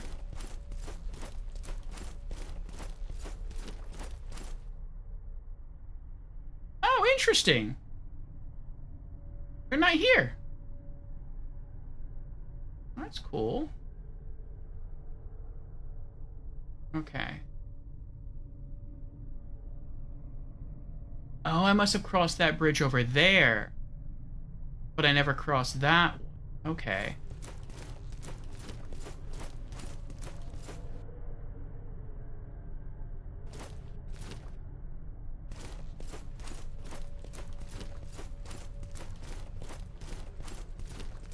Also, in every dungeon, you can find a weapon. And... Ooh, there's an item over there, too. And the upgrades for that weapon are always scattered somewhere in that dungeon. And I think I have all the weapon upgrades minus 1.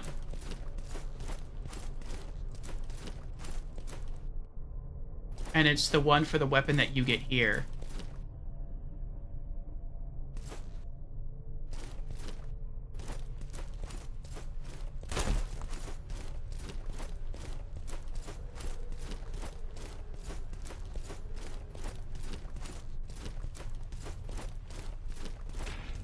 Uh-oh.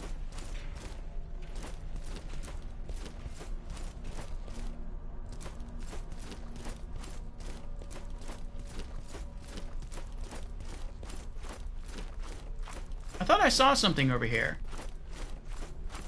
I mean, I saw something up there, yeah, but I thought I saw something else over here. Oh, that's right, way in the distance there. That's probably guarded by wraiths, too. Looks like I can get that item, and then turn around and go up the bridge, and then it'll take me to the loot down there. Alright, I'm going to take a little break right here. I have to use the bathroom. Hopefully I won't die. Hopefully phantoms just won't spawn around me and instantly kill me. But, I'm going to risk it. I got to. So I will see you all in 3 minutes. I'll just run an ad now, otherwise one would start in 10 minutes. And, yeah. We'll continue exploring this place.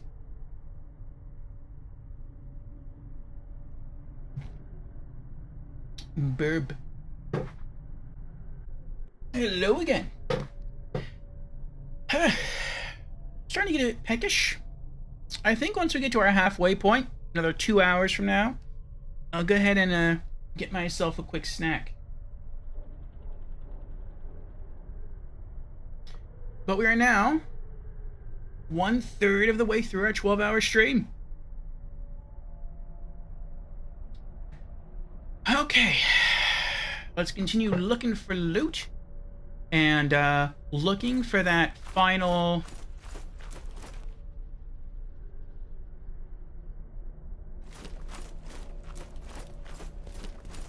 I know there's going to be wraiths around here. Looking for that final fire thing.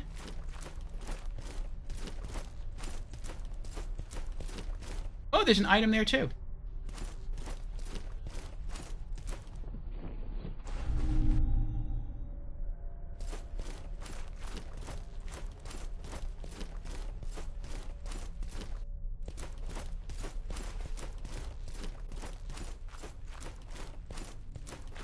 Maybe I'll get lucky. This is going to be a healing mushroom. Nope.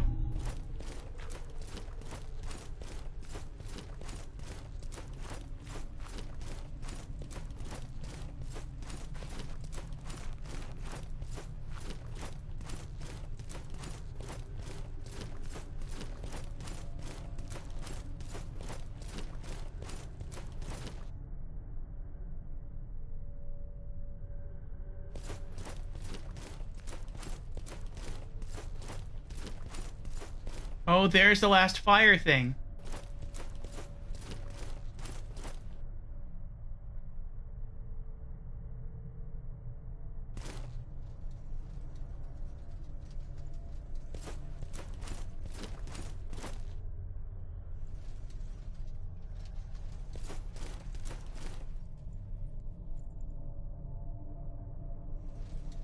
Interesting.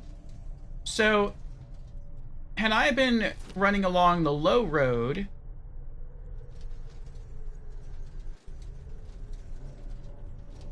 I would have had to fight that big giant right there. And then take that road up there and hit the last fire thing. But from up here, you can probably drop down. You'll take some fall damage, but you won't have to fight him.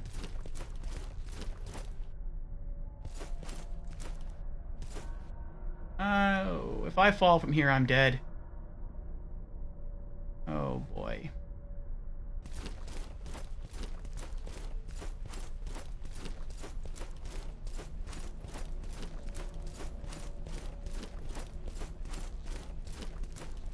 Oh, thank goodness. I thought a wraith might appear.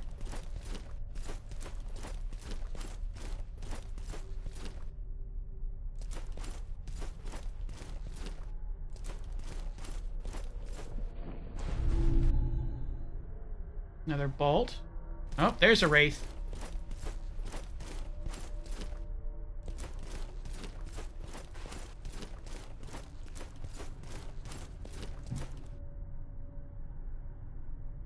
Ooh, look at all that loot.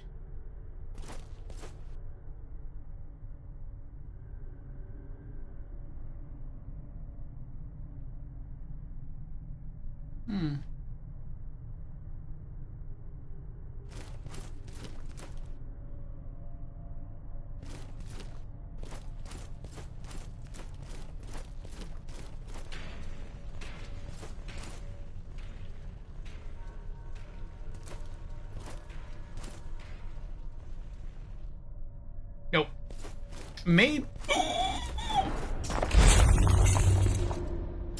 That was dirty. That was dirty. Saying. Oh.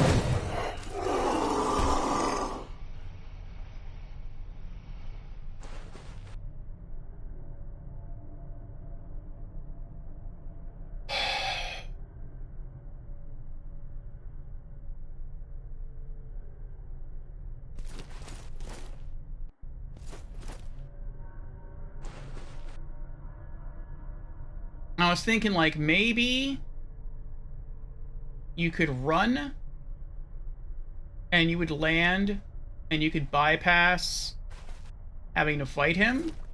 But if I'm wrong and I mess up, that's it. Like, I fall into an abyss. And then all the enemies that I've killed respawn. I'm not gonna chance it.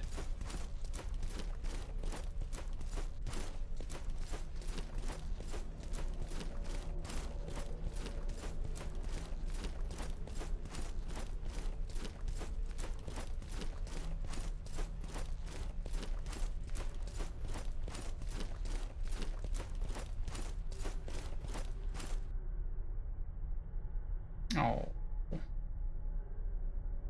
Another wraith. Here's another wraith. Multiple wraiths. That's great.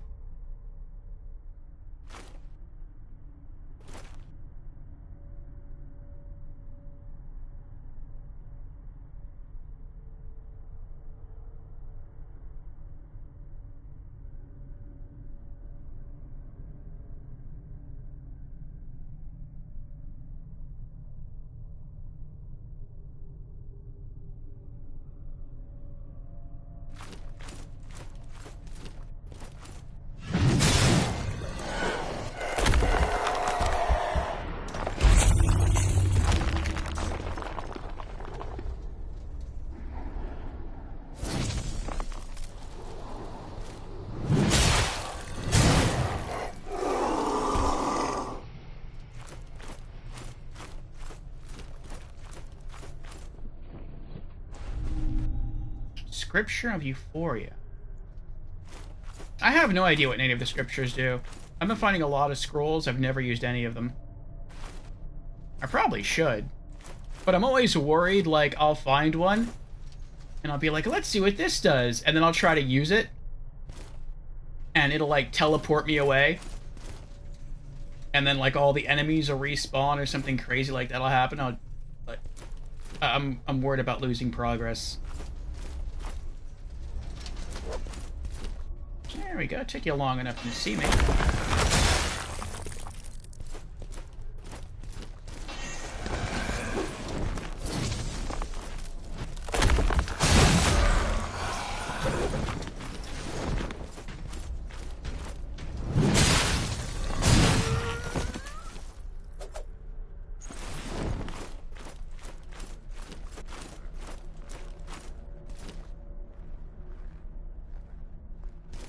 Oh, boy.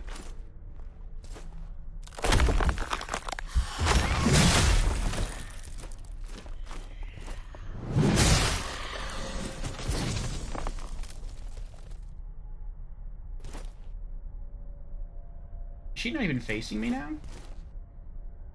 She's not? Huh. Okay.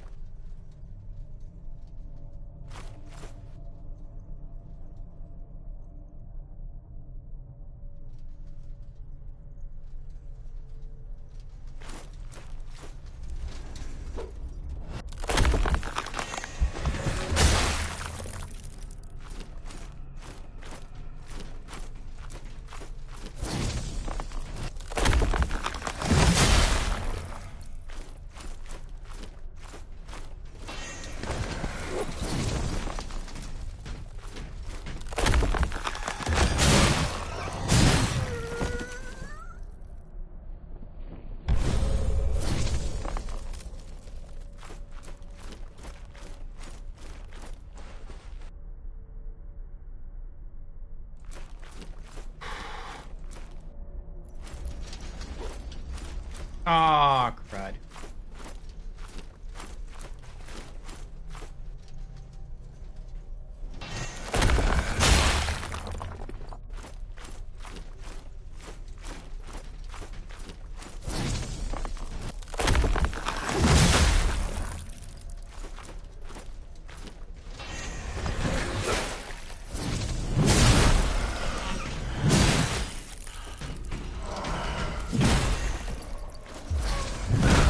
Oh boy.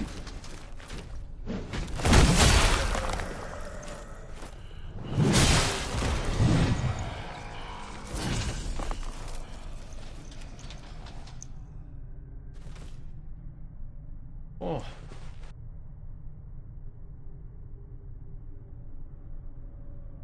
I might need this full 12-hour stream just to get through this dungeon. Unless it's like really, really short once we like solve the fire pillar thing. I don't know.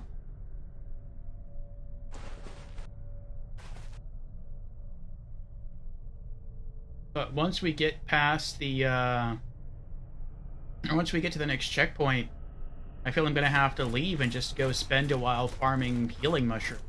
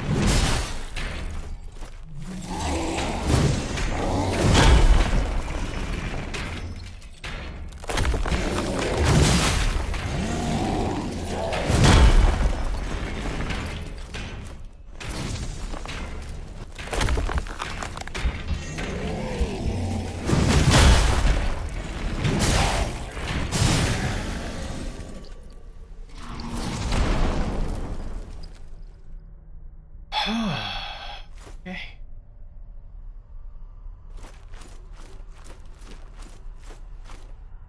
There's normal people here. They're dead people, but it's interesting. Unidentified 3. Rotten food.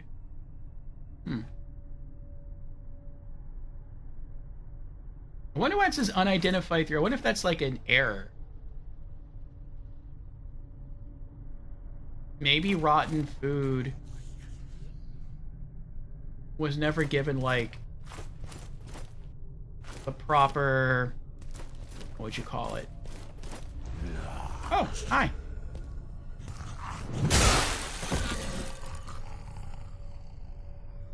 Maybe it was never given like the proper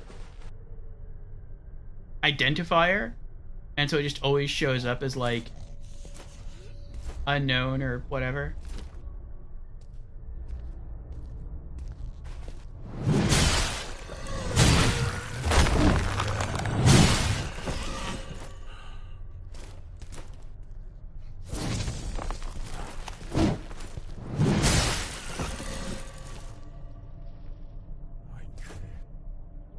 There's still someone else alive around here. What is that? Ah. You stole their roasted rat.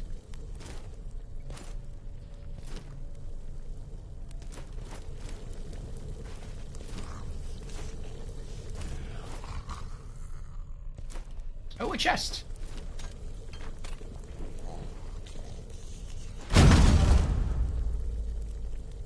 Golden Bell, Scripture of Repent.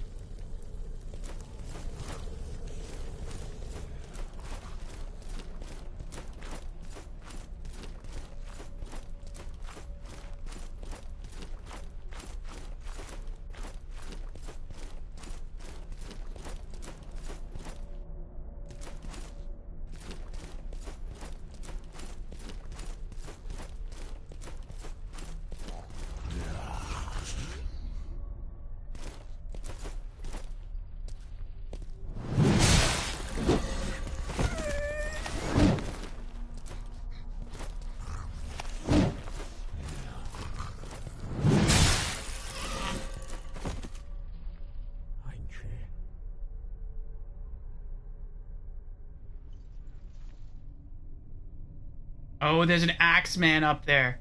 Something else about this is sus, though.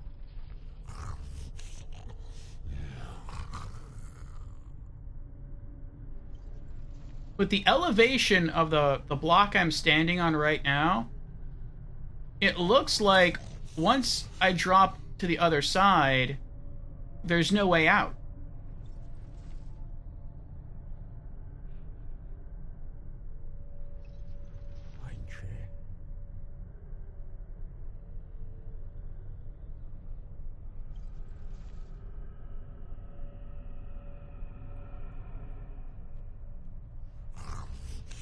Yeah, it looks like I'm just going to be stuck.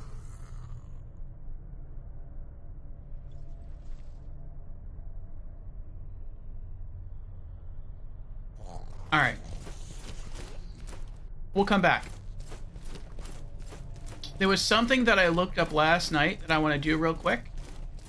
And, it involves the teleporters. And so long as we don't use the bonfire lady, none of the enemies we killed are going to respawn. So we have the freedom to leave and come back. But there's an item that we can get. Oh, I can't really show it to you now, though. But,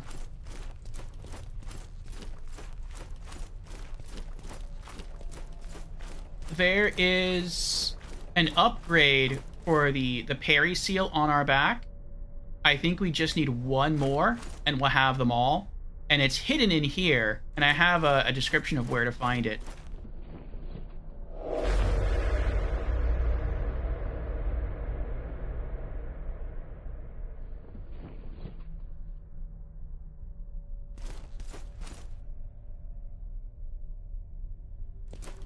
Oh, nice.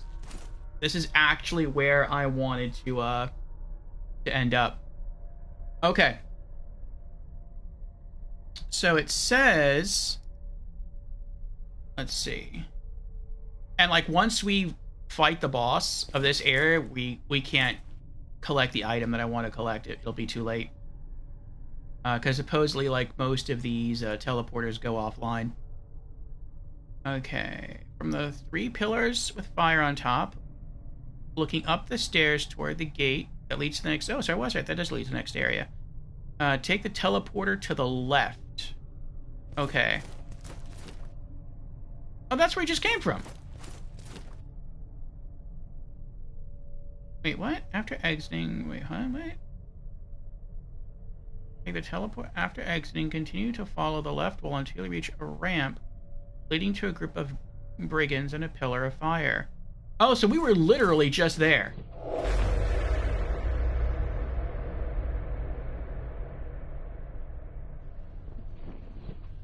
That's kind of funny.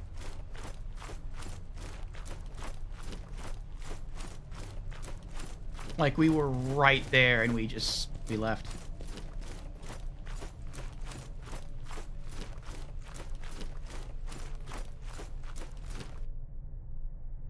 Oh, I did miss an enemy right there, though.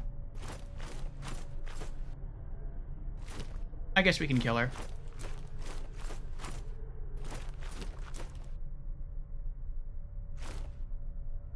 And there's an archer. You know what? We'll leave him alone. I guess that's just if you're coming, you know, that way. You'd have to fight him, but we didn't, so I'm not going to do anything. Okay. After exiting, continue to follow the left wall until you reach a ramp leading to a group of brigands and a pillar of fire. Instead of going up the ramp, there is a second brigand camp underneath. Kill the 3 brigands and continue to hug the left wall as much as you can. We did this already. I think.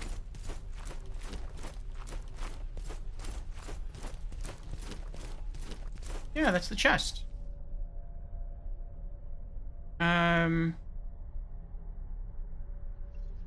There's a second brigand camp underneath. Kill the 3 brigands and continue to hug the wall left as much as you can. Eventually, this will lead you to a hidden teleporter nestled among the obsidian pillars, which will take you to the chest containing the solemn offering. Oh, so I literally just missed it.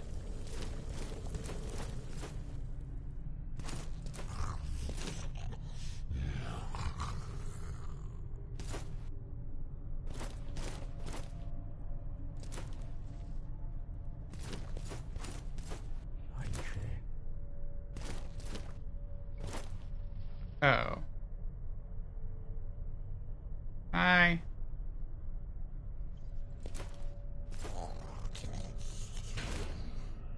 Oh. There's two of them.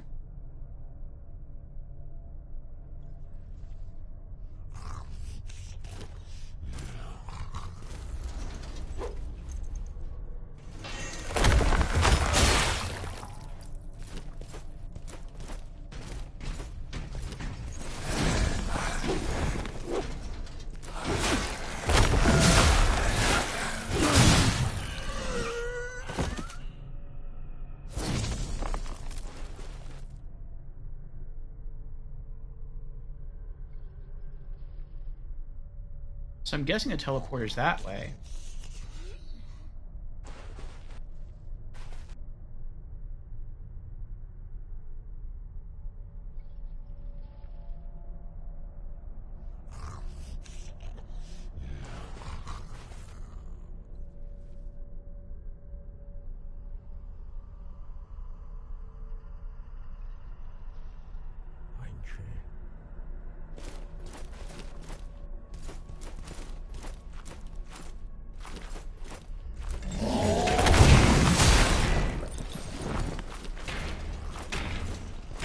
And a wraith?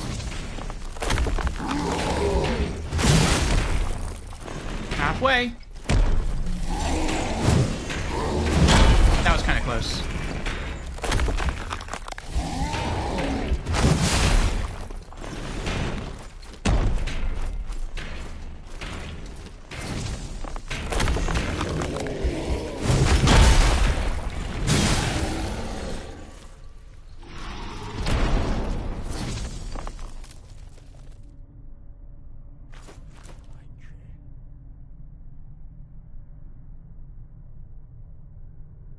They really wanted to make you work for this. Like, this is borderline ridiculous in terms of, like, this game. Like, it's never thrown anything at you that's been this convoluted in terms of gameplay. Like, you had to wind your way all the way around.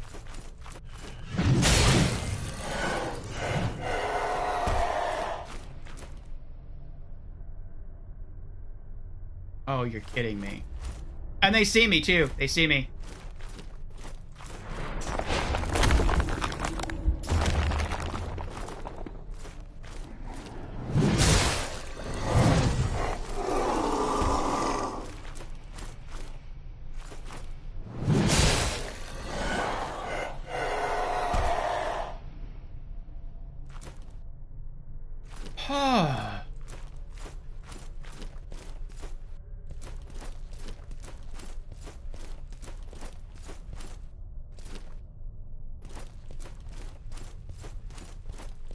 I may not even be going the right way.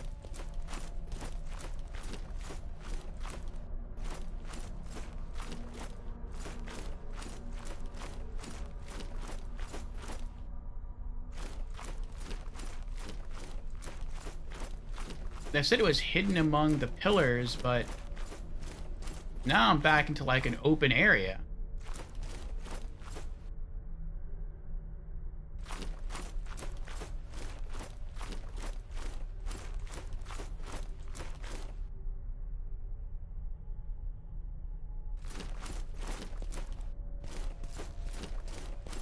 It might mean up there. I assume they meant down here.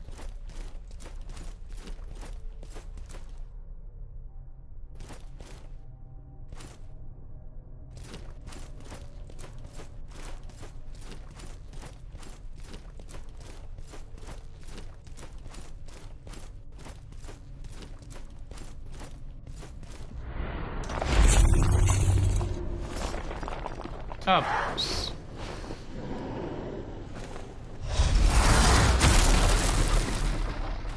There we go.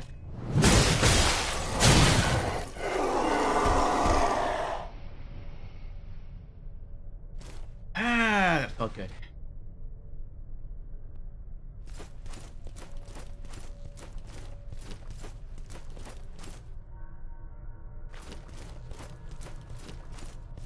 was the ice weapon art of our sword.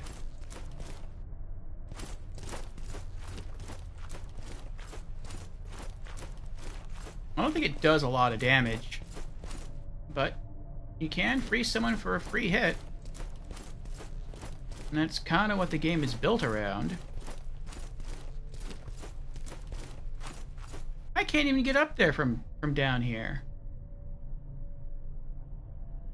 I mean, I guess I can. I can go that way, it looks like, and then go up there.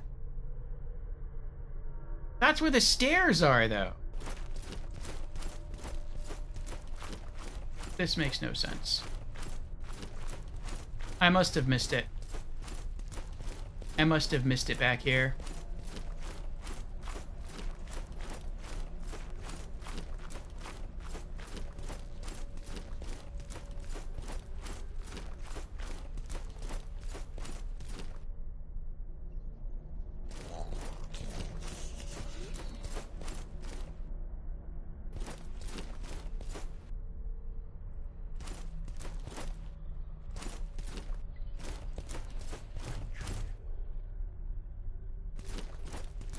Maybe I have to go the other way?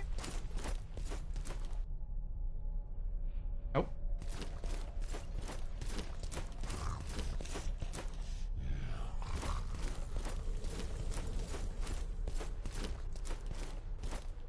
Alright, well, I'll try going from the top here.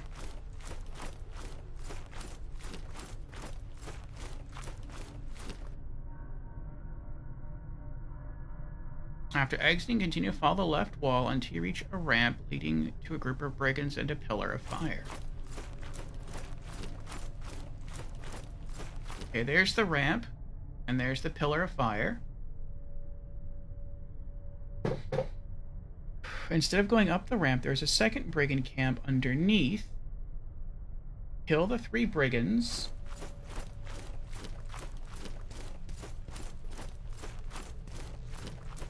We did that already.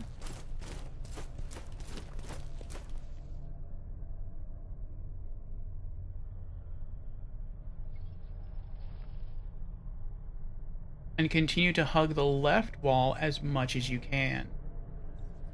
Eventually, this will lead you to a hidden teleporter nestled among the obsidian pillars. All right.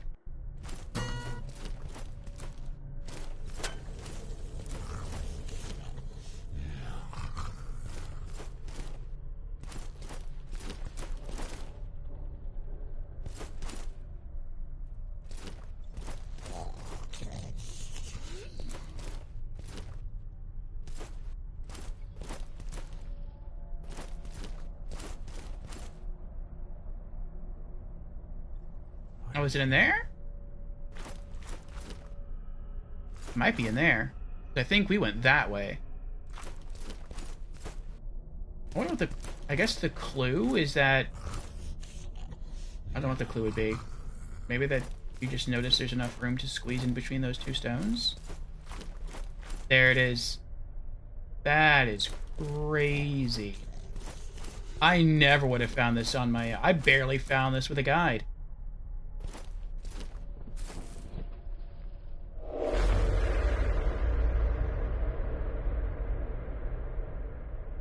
Oh, okay.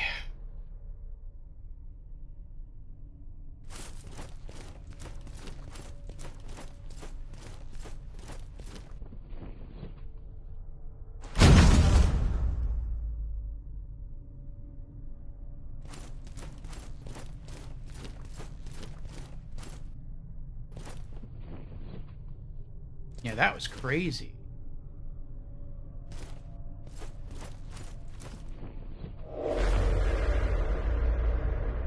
Says this can only be accomplished before beating the area boss. After the fog is activated, the area changes significantly and most teleporters become inaccessible.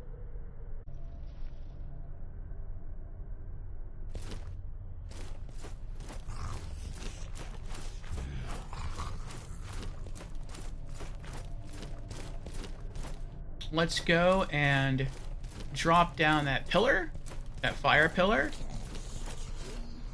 And then I don't know how we're gonna like get out of the area afterwards, but I mean, I guess we'll figure it out. Oh, I bet I know how they intend you to get out. I bet one of those loot items up there is a white mask that when you put it on, it teleports you, like it's a consumable, that teleports you back to Sister Janessa. That's how you get down. That would make sense. There's a lot of enemies there, though. 1, 2, 3, 4, 5, 6. 6 enemies. Oh boy. Let's get full health.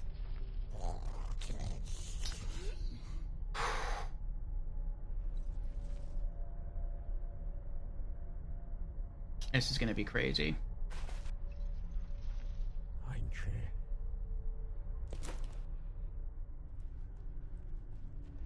Let's go at him.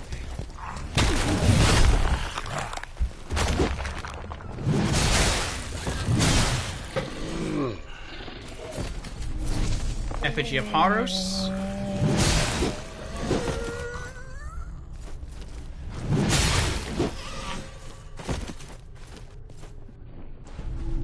Rotten food.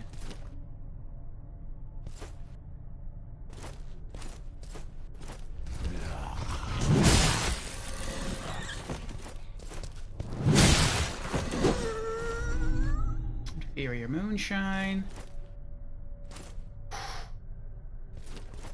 I was thinking about trying to run at him and, like, swing my sword. That would have probably dealt a good chunk of damage, but I wasn't sure if there was a wall behind him or not, and I didn't want to, like, fling myself off the edge. Superior moonshine. Glimpse of futility. Interesting.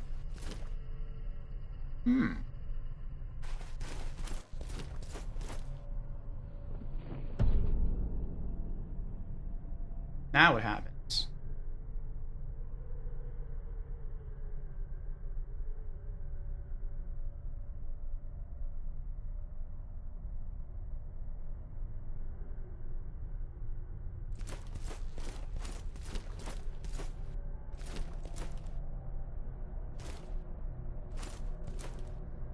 What? Well, then how are you supposed to get back?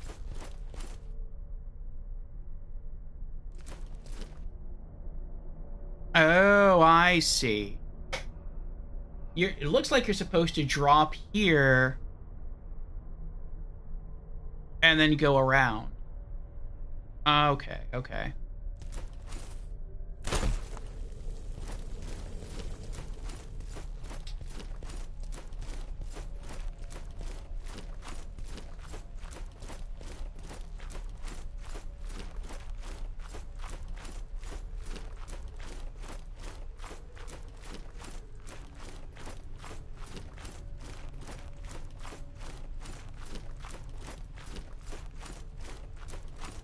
Alright, now from here, we can just go take the teleporter back to the stairs, and then we should be able to move on to the next area where I'm really hoping Sister Janessa will be.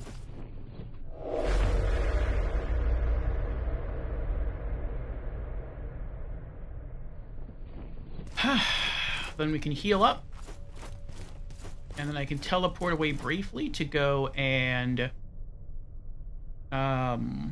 use the anvil to upgrade some more stuff, upgrade some more weapons.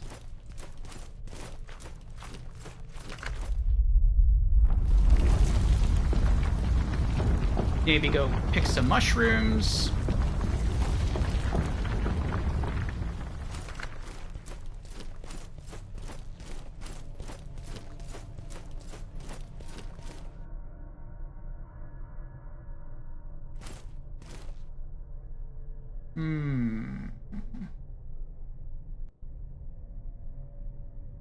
Oh, item.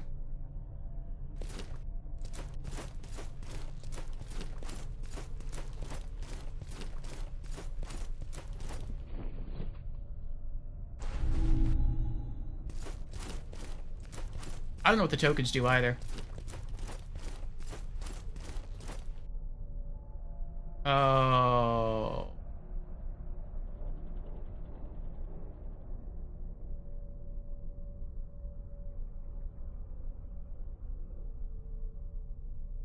That stinks.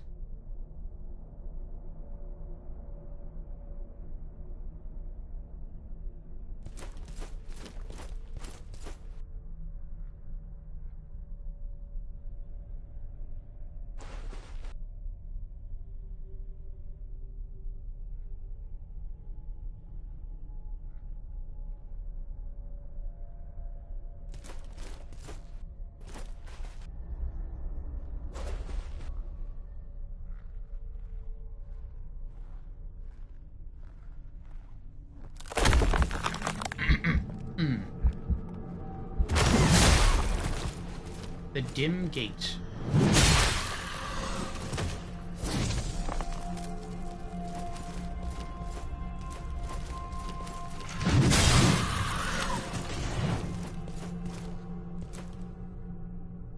Excuse me. Where's our save lady? Man.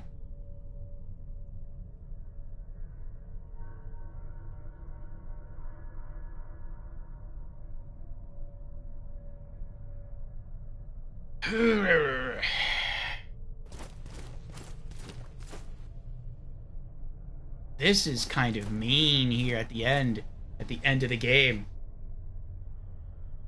We have archers. Well, there's an archer. But I mean, I can be knocked off. And if I die here, I have to start all the way at the beginning of this dungeon and navigate my way all the... That's annoying. I mean, maybe one of the teleporters takes you, like, back to the beginning super quickly. I don't know. I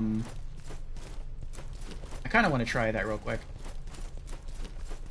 I have a lot of money on me right now. And, oh, no, wait.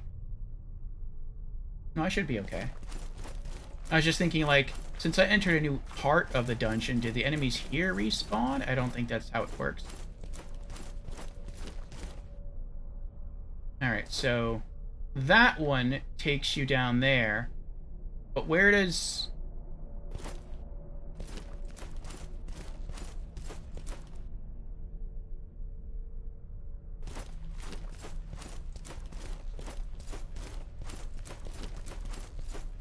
Did I go down too far? I went down too far. So that one takes you way down there. Where does this one take you? Well, I would guess this one would take you, like, way down there.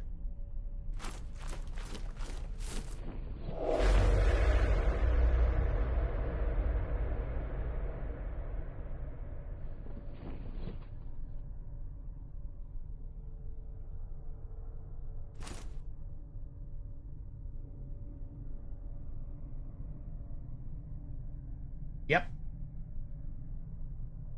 Yeah, I don't want to be here.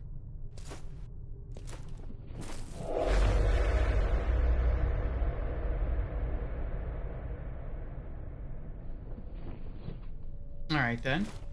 So, then where does the teleporter just down the stairs go? That one.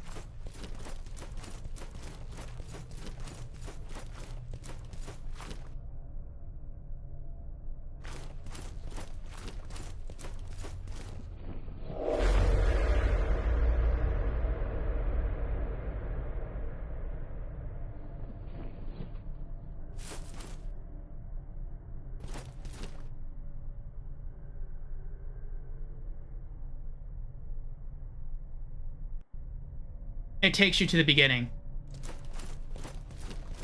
How about that's the one we didn't take. We took that one when we first got here, and that took us all the way through the whole thing. If you just take the one on the left, it just takes you all the way to the end. Okay, very good to know.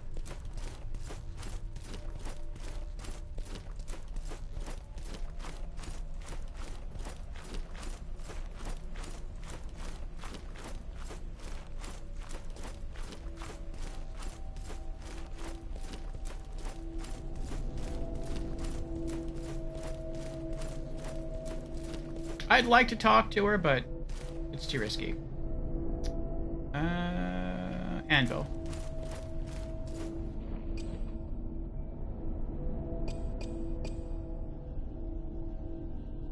Boost the healing effects of empowered riposts.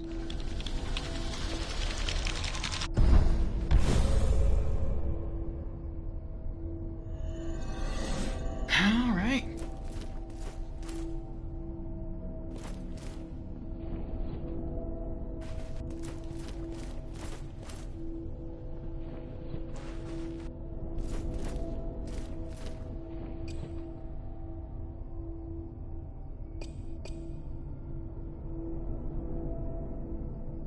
Wait, what's the lore of this item? The upgrade that I found.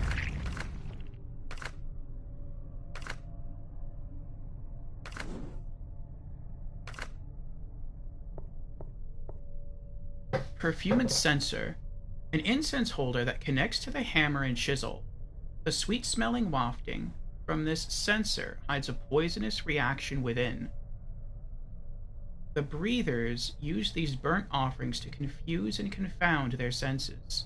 In a state of rapturous delirium, they behold obscene truth and righteous falsehoods. I wonder if that means the hammer inflicts poison with its weapon skill.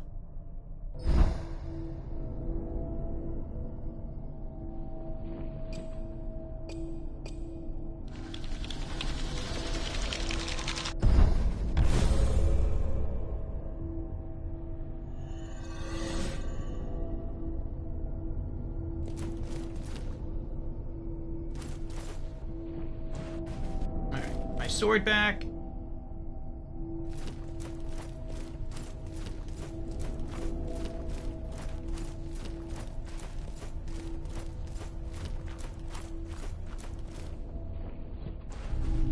Get another healing mushroom. Yeah, if I use her to heal, I would have to fight the hammer guy that stands here again. And then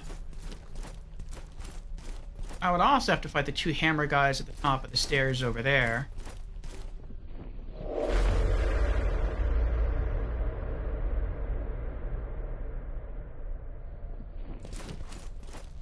I think I can warp away back to the hub area and come back, and the enemies won't respawn. I think the enemies only respawn if you go to another dungeon and then try to come back. But I mean, I could be wrong about that. I don't want to risk it.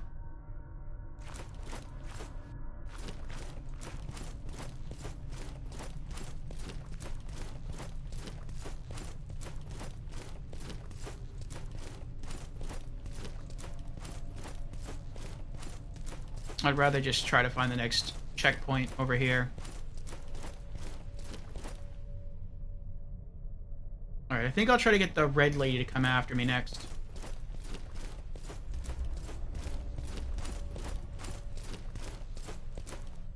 Or the archer, that works too. The red lady's kind of oblivious to everything.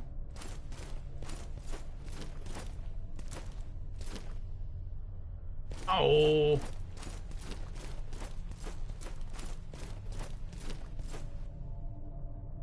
Oh. But now, she's not looking at me.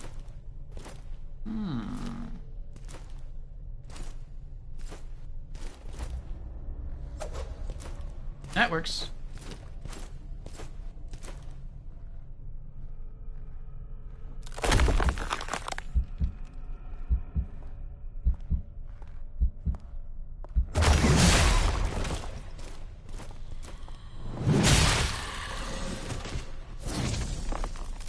I was so worried there about the weapon's momentum pulling me off the edge.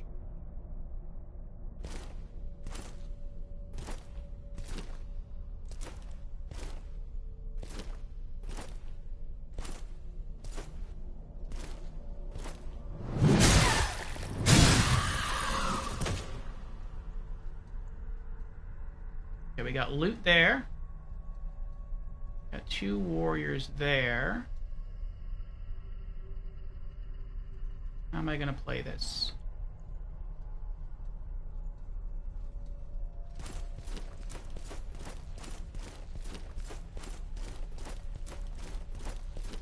Let's go this way. At least we're working with a full platform here. And when we try to dodge, only dodge backwards.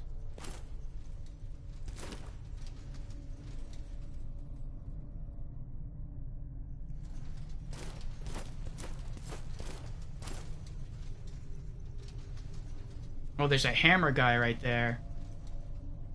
That stinks.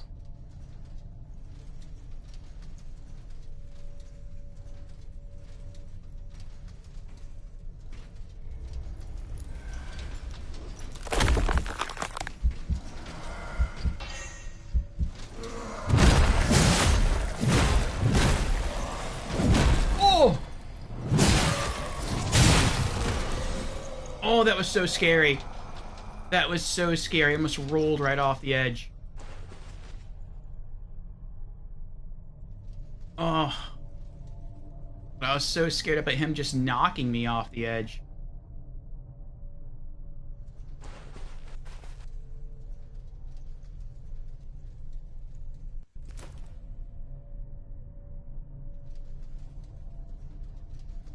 Alright, for almost the first time in this game, I'm just going to try to run past some of the enemies if I can.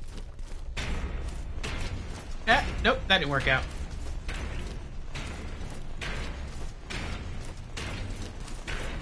Oh, they both saw me. That's wonderful. That's great. Alright. Well, maybe you can pull this off still.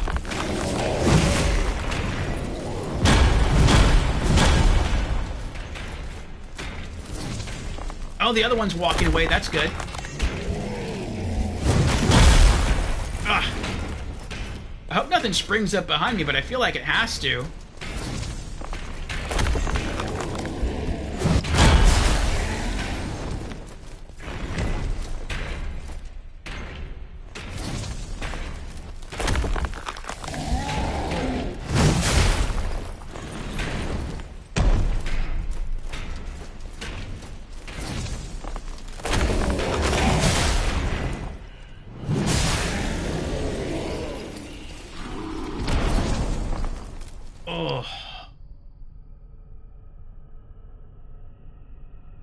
What's our death count at?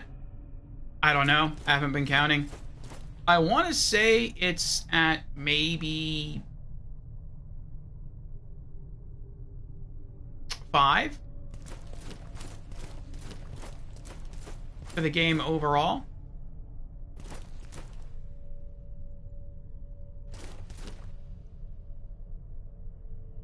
Alright, looks like we're supposed to go that way. Lots more enemies that way. Looks like there's an item down there, but it's kind of sus that there's nothing else that way. We can go that way. I kind of want to kill that hammer guy, and then kill that guy, and then try to more thoroughly look around.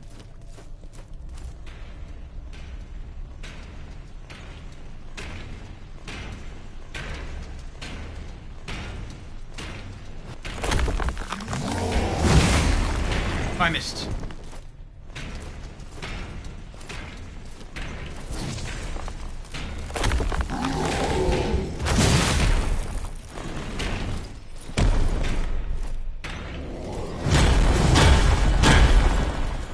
Wanted to make sure I had solid ground behind me. Wait, where are you going? Come back. Come back.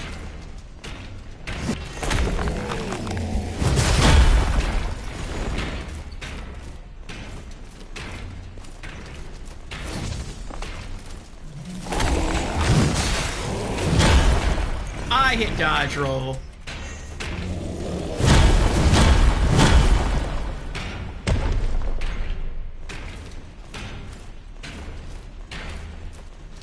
I might have hit dodge roll too soon though.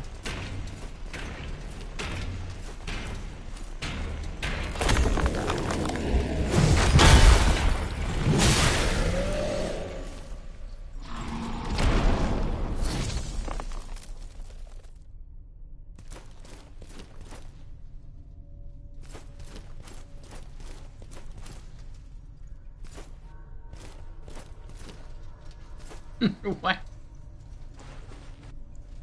He's like, nah, I'm not interested.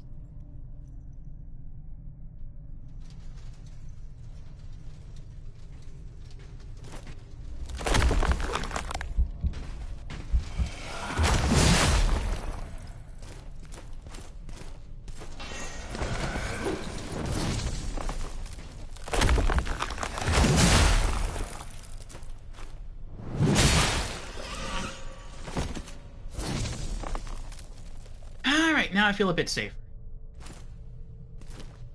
I have an item in the center, but I'm probably going to have to fight 2 enemies to loot it. We got something down there, but that could be a mini-boss. I feel like I'm going to walk down there and there's going to be like 10 phantoms spawn behind me, and I'm just going to get annihilated. What's over here? This seems like the safest of the routes. Oh, there's an item. What is this? Hey, healing mushroom. Alright, well, that's a good sign. What else is over here?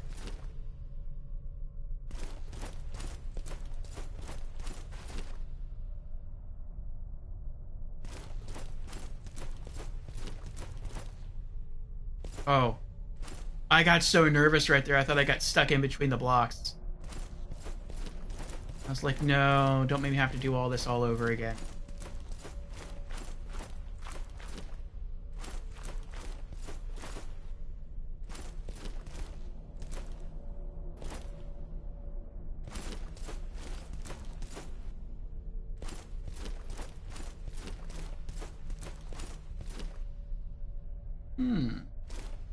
Why would they put you over here?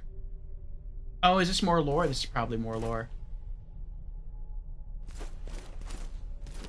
Yep. We no longer remember our name. We are a multitude, emptied and re-poured into a human-like vessel. A comforting mirage. Your eyes refuse to acknowledge our boundless form, but neither time or shape can confine us.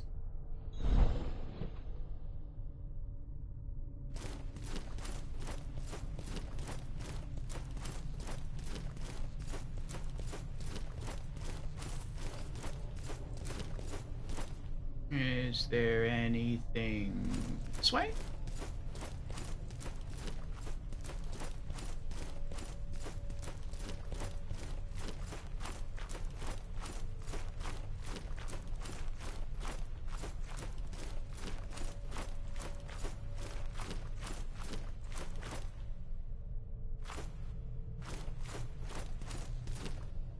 Nope, what's this?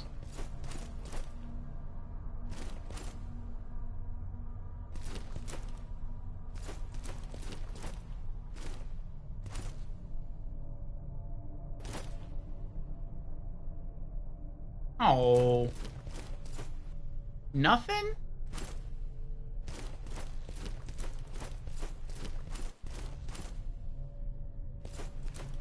Felt like that should have been something.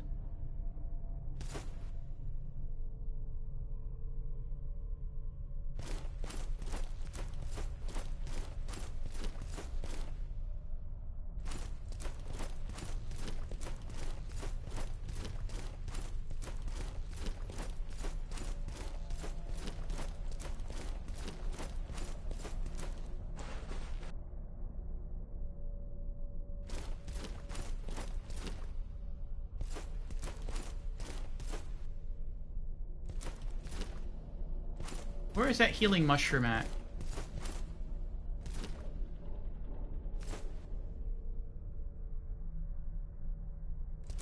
It was like right here.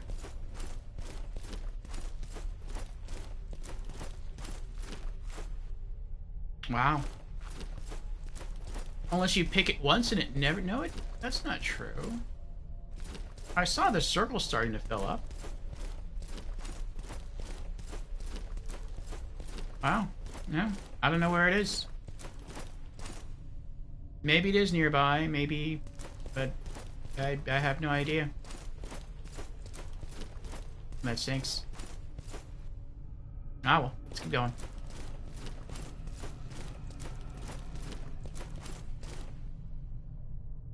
What's that? Is that an... Oh, that's her! Oh, thank goodness.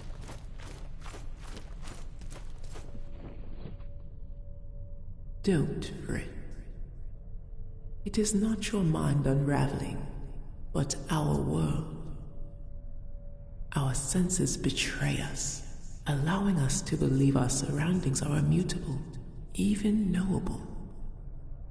But nothing is certain within the sanctum of the revered. A curious blessing. My old kin do not shy away from these troubling inconsistencies. Instead, they welcome and embrace them. They worship at the feet of those rapturously twisted and reborn. So, calm yourself and take a sip. Oh, Charles Raid, welcome in, Charles. Welcome in, Raiders. How are you all doing?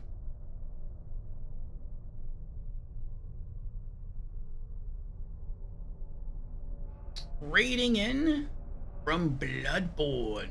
You're already to Bloodborne? I saw you earlier. Weren't you doing the, no, I think I saw you type in Discord. Weren't you doing the Demon Souls remake still?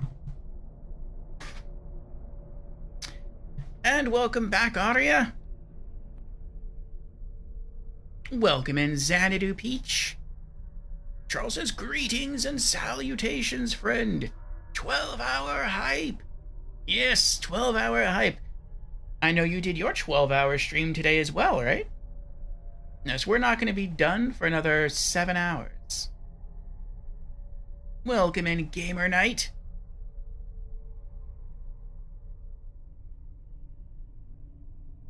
Xanadu says, I'm good. That's good, Xanadu. Arya drags her body in. I'm still alive. Charles is doing well. I just finished my 12-hour. Huzzah! I finished Demon Souls. Nice. Arya redeemed Congo Rats. Yes, Charles does deserve it. Congrats. Congrats, Charles.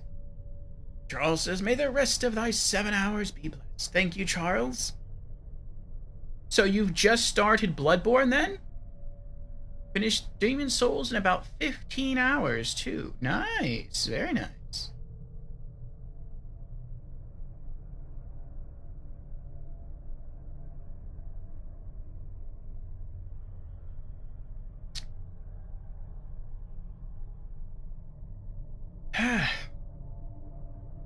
I'm going to say no. You're not ready. Well, at least if we die, we respawn here now.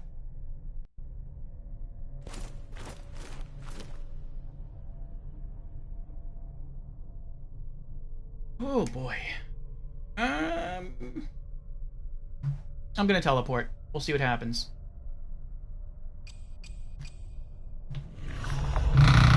Oh. Controller shook there. Dim Gate. The inscrutable geometry belies the architect's will. Wrought from obsidianite, impossible fragments float untethered from reality. Each step beneath the fractured vista reveals the sublime truth of madness. Actually, I think I'll wait until I explore further down there. I can see there's an item.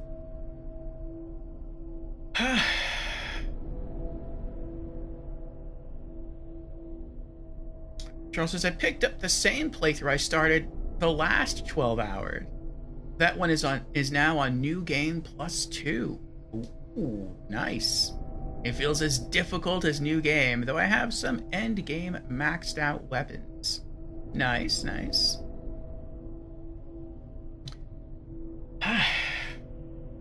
Are you going to... Well, no, you said you started on New Game Plus 2. So then you finished New Game Plus 2 today. Nice. And you started Bloodborne. So that's your playthrough of Bloodborne for the anniversary? So that means after Bloodborne, you're going to be moving on to Sekiro. I mean, Stream Manager said that you just came in from Bloodborne. I mean, it could be wrong. Nah, you finished the Demon Souls playthrough, but Bloodborne is on New Game. Oh, but Bloodborne is on New Game Plus 2. I see.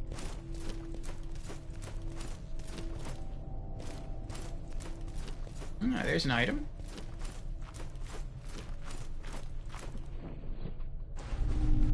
More token. 2 of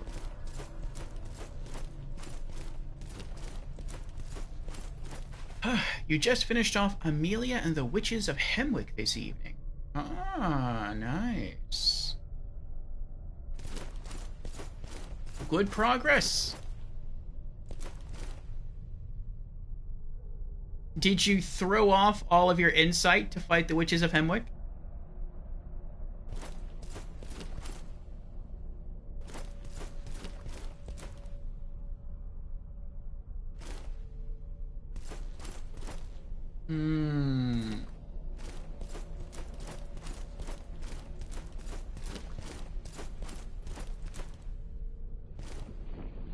Glimpse of utility.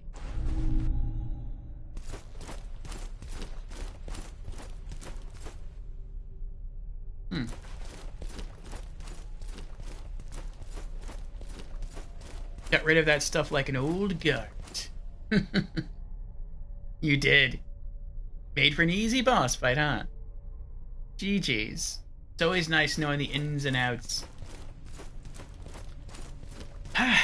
Well, here we are on a mortal shell. We've obtained all shells and all weapons in the game. If you have to raid and run, Charles, I understand. Also, we have an ad starting about now. Should last about 3 minutes. I'm going to go use the bathroom real quick and get myself some more coffee. Then we're going to come back and continue making our way through this dungeon. And I think we're also going to try to teleport away and see about purchasing some stuff so we don't lose our tar. So, BRB in 3, my friends. BRB in 3. Alright, hello everyone. Thank you for your patience. Charles says, just FYI, I started on an old save in Bloodborne because that character was the only one with the Chikage in his inventory. Chat voted for which weapon I should use in the new playthrough, and they voted the Chikage. Nice. Katanas are fun. I've only experienced really using a katana in Sekiro, but I used that katana for the entire game. So, I can tell you the katana's fun. I never used the Chikage, though, in Bloodborne. I think I tried it, but I didn't really get into it. I must indeed away to bed, but God bless all thy streams and give you good success. Huzzah. Thank you, Charles. Sleep well, and I will see you again. For those here from the raid, again, welcome in. My name is Orfeo, and I am a variety and role-playing game streamer. Mondays is our variety day. And right now on Mondays, we are playing through a game called Catherine Full Body to celebrate Valentine's month. And for the rest of the week, for Wednesdays through Saturdays, we have RPG afternoons. We play role-playing games. And right now, our one and only role-playing game is Mortal Shell. But I think this is the final dungeon. And then we will have beaten the game. This is a 12-hour stream, though, so we're almost halfway through. We do have, or we can do, some other things in the game after beating it. I know we can continue to work on unlocking new costumes for the game. We can continue to try to make some of our shells stronger. We can continue to try to make some of our weapons stronger. In fact, we're going to start on some of those weapons right now. We will be right back. We're going to hit Fulgrim Tower.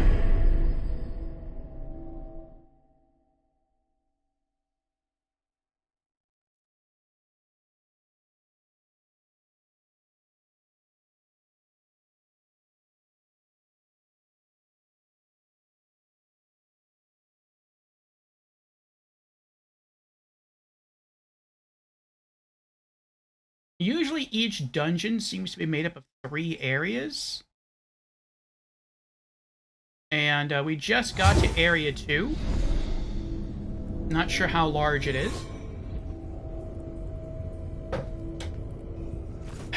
Alright.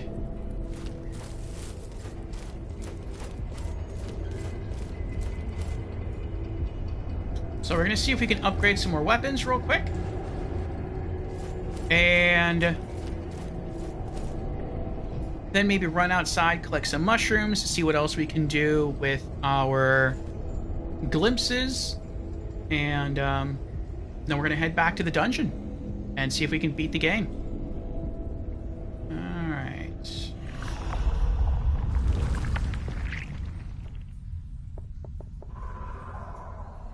Let's get in some lore on this upgrade item we collected.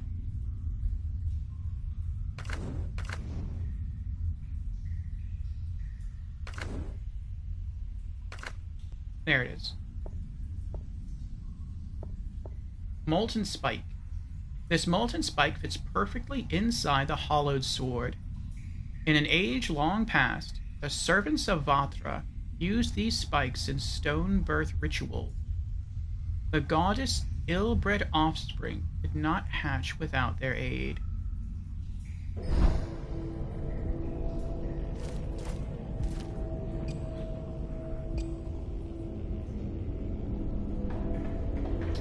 Sword's mechanisms are configured for a second spike.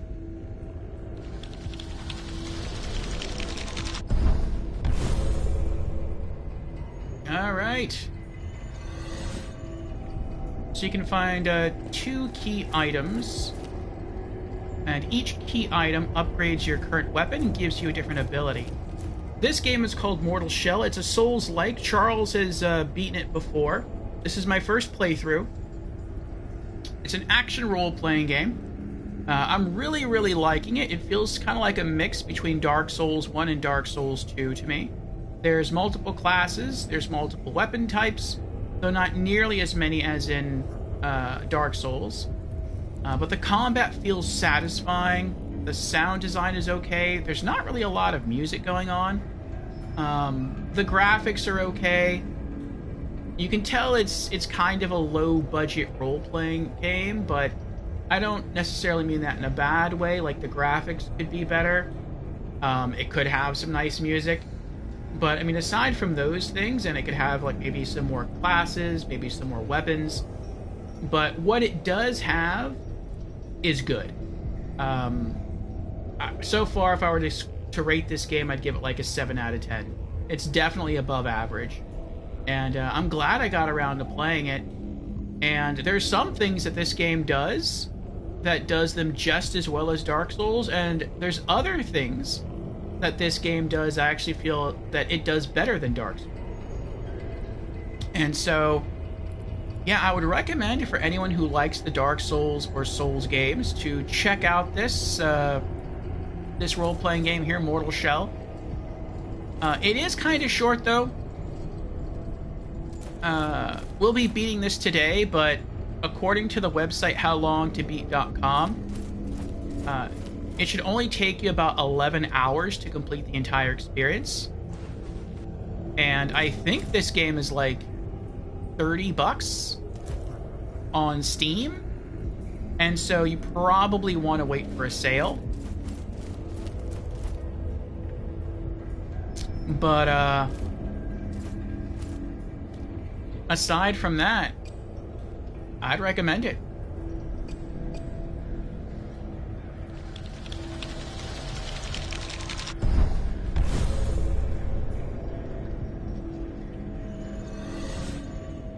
Tukitsune is here. Welcome in, Tukitsune. Tukitsune says, hello, Orvio. How are you doing? Doing well, Tukitsune. I'm farming in Darksiders 1 to upgrade the Stone Skin skill to be more tanky against the final boss. Nice. I think I may have upgraded that as well. I don't remember. Alright, so I think we've upgraded our weapons as much as we can. We gave our Hollowed Sword its final weapon skill. We upgraded the damage output of our Fire Mace.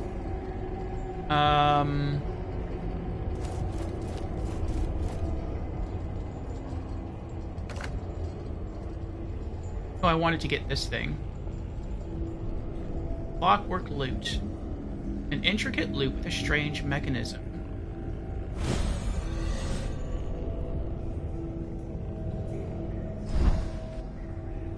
I wonder what it does.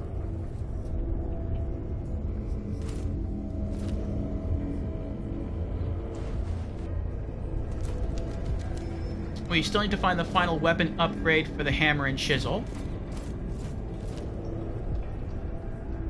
And I think we have all the upgrades for this already.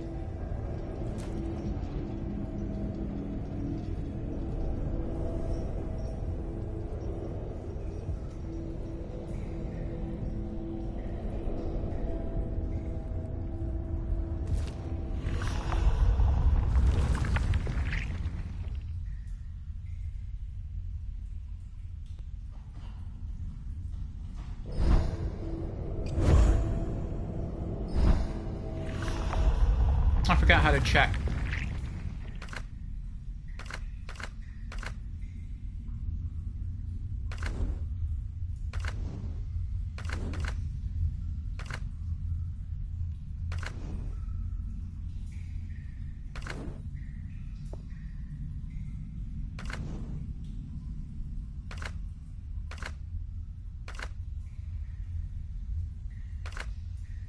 Oh, I think it's compendium.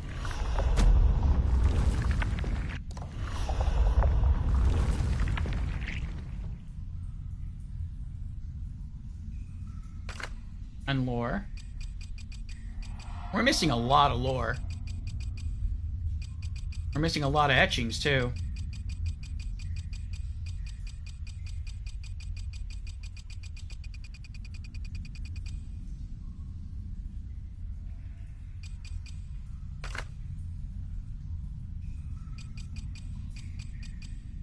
It looks like we have all the unlimited use items in the game now. That's pretty cool.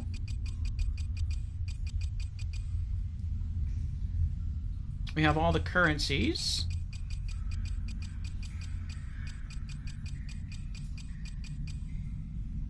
All the weapons.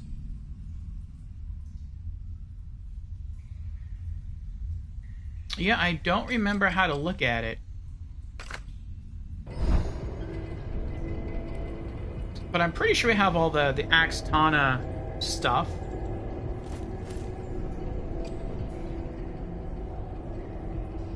Oh, I know how to figure it out. We can just do this.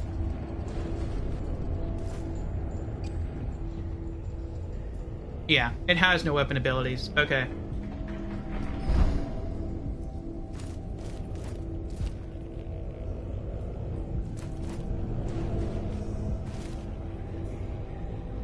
If we can find one more quenching acid, we can fully upgrade the attack damage of our fire mace. And yeah, we just have to find the final weapon upgrade for the hammer and chisel. And that's it. There's nothing else I wanted from him that costs tar. I did want to buy some more. I guess we can do that now. Just so I don't lose tar. But we need to buy more rats. So we can feed them to the frog to unlock the rest of the cosmetic shells for our character.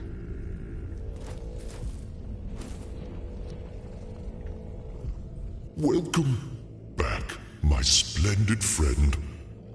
Shall we engage in some rousing commerce? I'll gladly accept any tar as payment.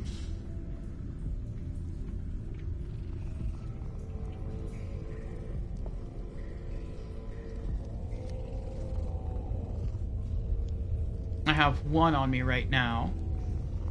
I need...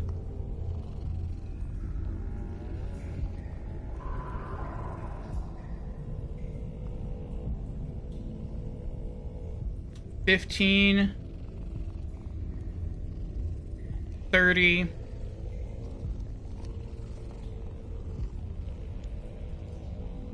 45. I need 45. Okay.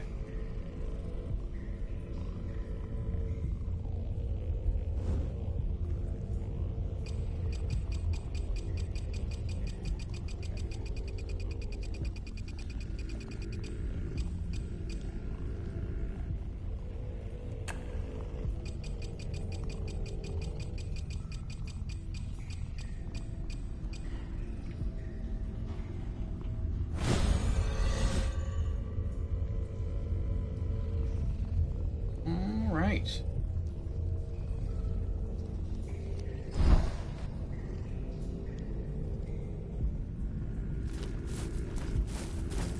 I don't want to hop out of this shell yet, though, because if I do that...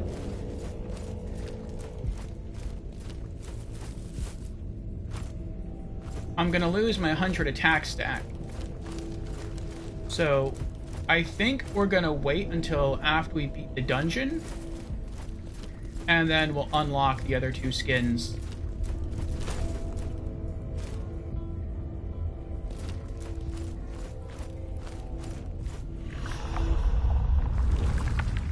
What does this third loot sound like? Clockwork loot. An intricate loot with a strange mechanism. Use this item to reveal its effect. Use 10 more times to reveal further detail about this item.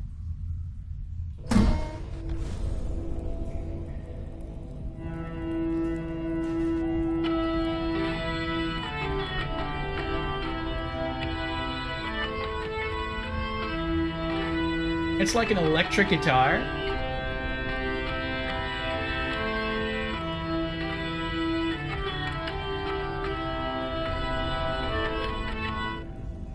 That's pretty cool.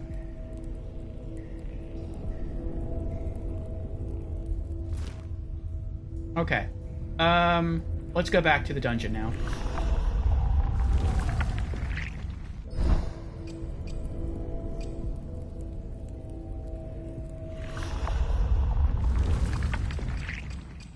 Yeah, we can see there's one more location here that we have to unlock.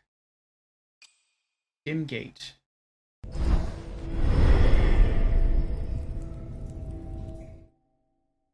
Usually the second area is smaller than the first area, so that's pretty nice. And I think once we get to the third area, we might come back and try to cash in some more tar. And then maybe just farm a few mushrooms, healing mushrooms in the area if we can, if they're easy. And we might also do that while taking our next break, which should be happening about half an hour, and I'll finally get myself some food. Oh, all the enemies here respawned. That stinks. Well, at least we don't have to fight them. We only have to fight, like, the enemies over here that we haven't fought yet.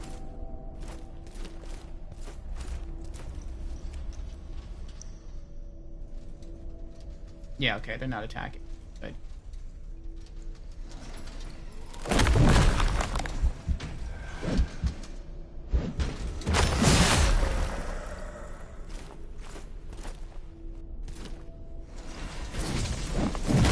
Ooh, that was kind of close.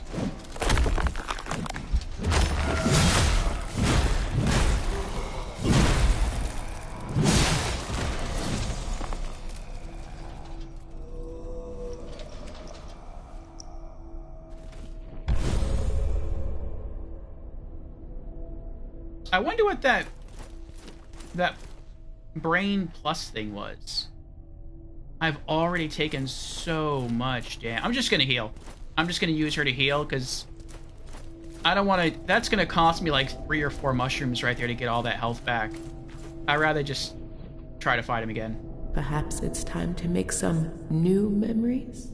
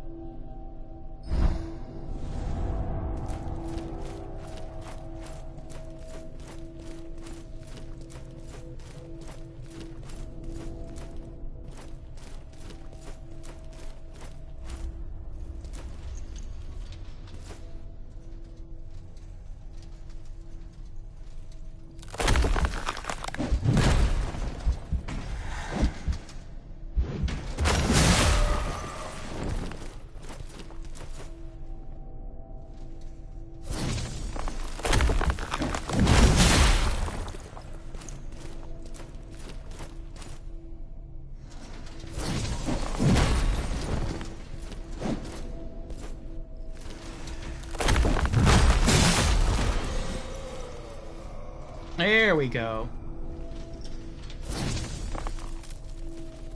Flawless victory.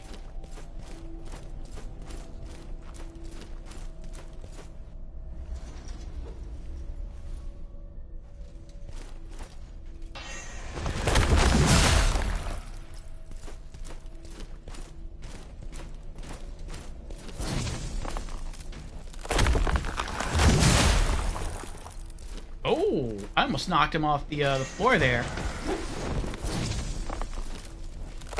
Off the ledge.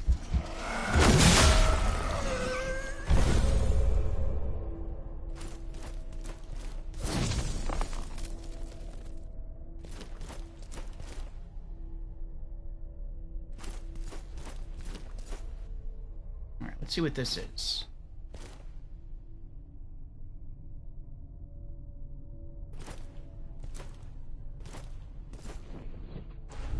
Scripture of Defiance.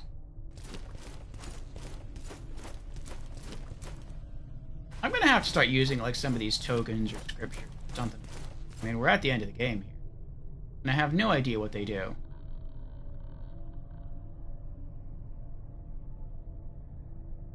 I think those are archers up there, yeah. Okay.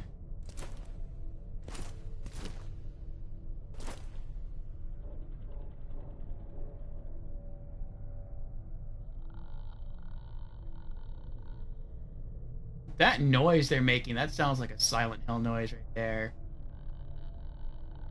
That's creepy. I mean, I want the item, but I know they're going to attack me.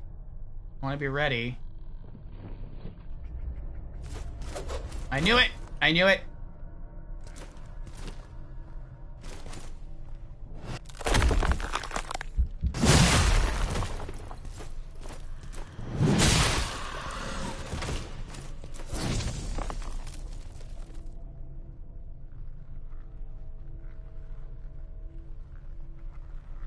Hey, Genesol, how you doing?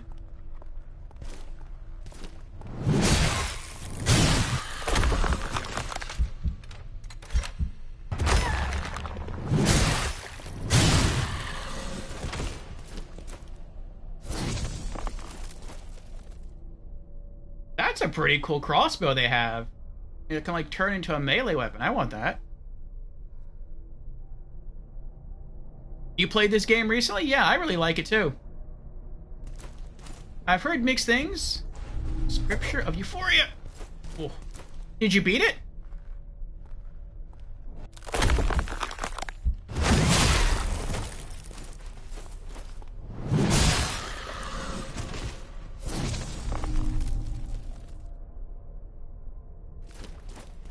And which shell and weapon did you use? You can see I'm using Eredrim, the tanky paladin. And then the Martyr's Sword. I found both icy upgrades. And... No, you recently played it for like 2 hours? Oh, okay. I think we're nearing the end. So you might be in for some spoilers unless you've done this part already.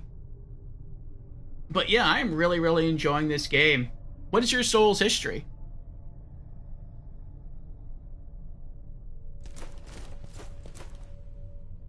Is there anything else down here? Any other loot?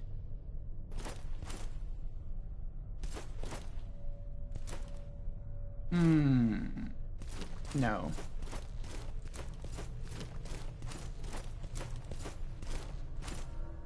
I love the animations of the game too. Like, this guy's like the slowest, tankiest character class, and you feel it when you see him walk. Like his body like bobs up and down just a little bit. Because his armor is like, it's so weighty. Like his body just sags whenever he comes down.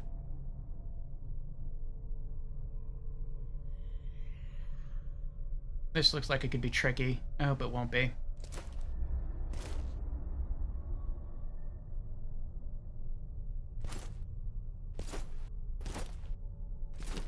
And it has been our goal on this channel to complete every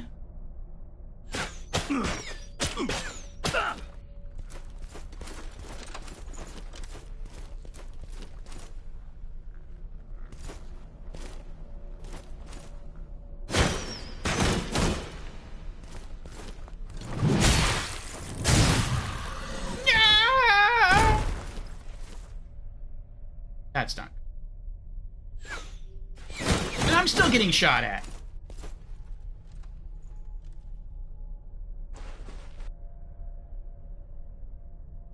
Yeah, I'm gonna have to farm for healing mushrooms once I get to the last checkpoint. I'm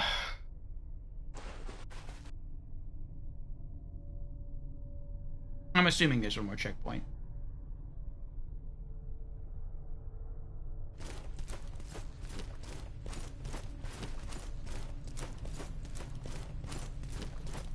But yeah, it's been our goal to complete every From Software Souls game on this channel. And oh, she was the one firing them. And we've done that so far with Demon Souls and Dark Souls Remastered, Dark Souls 2 Scholar of the First Sin, Dark Souls 3, Bloodborne, Elden Ring, and Sekiro. And I'm excited for Elden Ring Night Rain, but until that comes out, we want to play some other stuff. We're not going to stop streaming. And so, we thought we'd give Mortal Shell a try. And it has mixed reviews on Steam. Some people have said it's great. Other people have said it's trash. To each their own. As for me, I think the game is brilliant. I am really liking it. Now, it's not perfect. No game is perfect. But it does a lot of... well, it does some things. Not all the same things as Dark Souls. But the things that it does do, I feel like it does very well.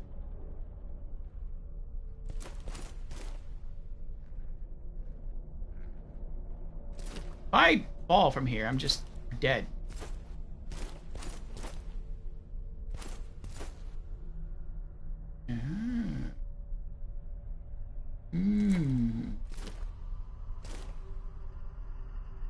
She alone? She's not alone. She is not alone. Who else is here? Okay. We got this. Give them an icy surprise.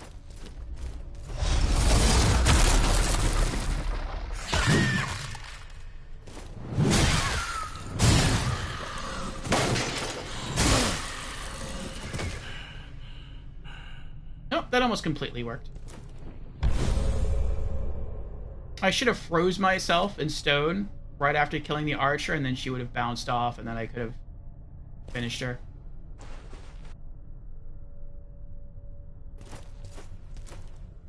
Oh no.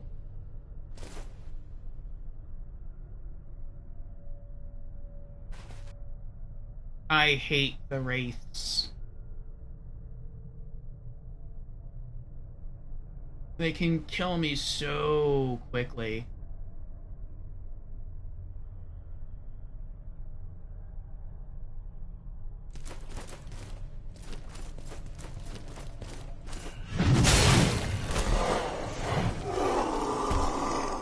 I am so lucky there was a stair here. If there wasn't a stair here, I'd probably be dead. I don't want to come down here yet, though. Look at all these enemies. That stinks. Now I have to go down here and trigger all the enemies. Arg. I mean, it was kind of worth it, I guess. Oh, and there's still more wraiths, too. Oh, my goodness. I got this, thanks, Xanadu. I'm going to try to be stealthy here.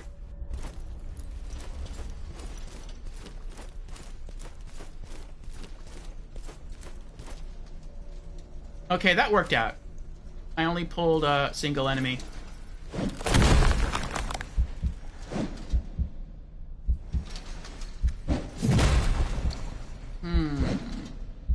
Is he smart enough to get all the way up here? I don't think he is. Doesn't look like he is. Okay. Let me allow my stone form to come back. Alright. Let's pull him up.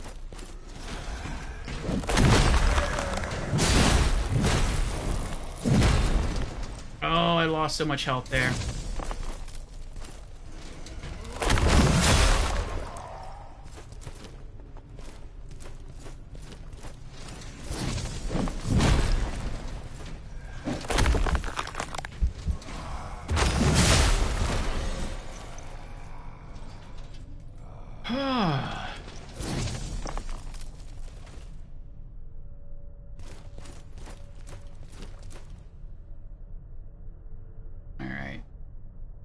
I'm gonna see if I can try to go all the way around this circle, eliminate the perimeter enemies, then pull that swordsman up, and then go for this guy last.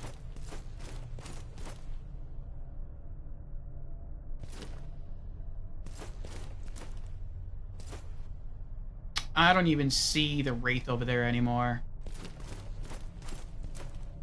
I bet you don't even have to go down there if you don't want to. There's just probably some really good loot right there. That's probably the final weapon upgrade for the hammer and chisel. That would be a good place to have it.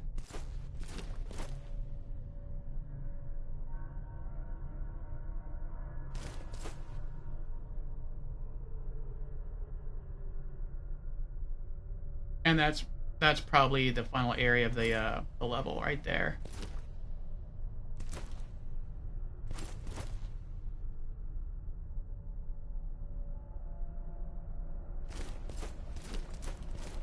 I'll see if I can hide over here. Maybe I'll get lucky and the specter will reveal itself.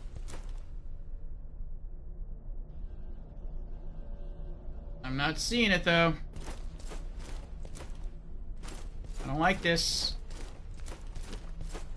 Oh, there's a doorway over there. Interesting.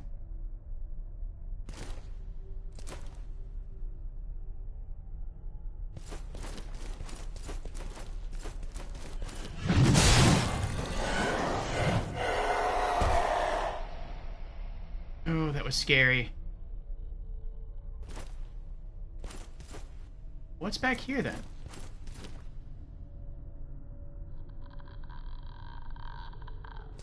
That is so creepy. Oh, she sees me.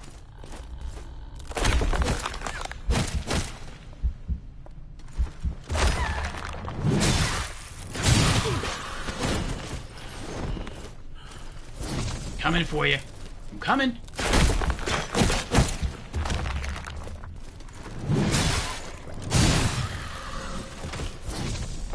She was the one firing at us from, Wait, what? There's more to this place? Wow. I was about to leave. Peekaboo.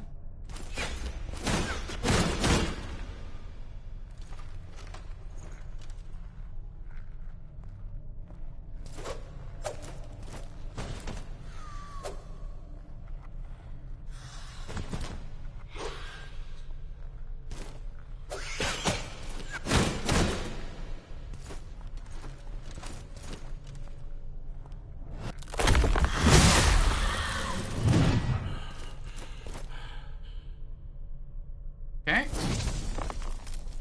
I think I still took damage.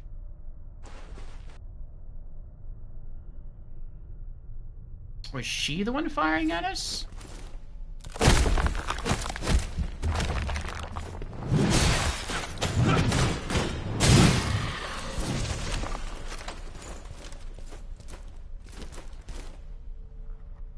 This is crazy. There's still more to this place. Alright, I do want to see what's up there, but I want to see about maybe pushing forward a little bit more. Let's try and pull the swordsman.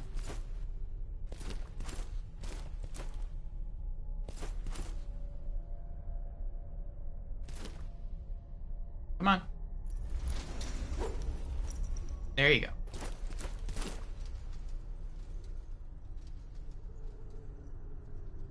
What? Where you going?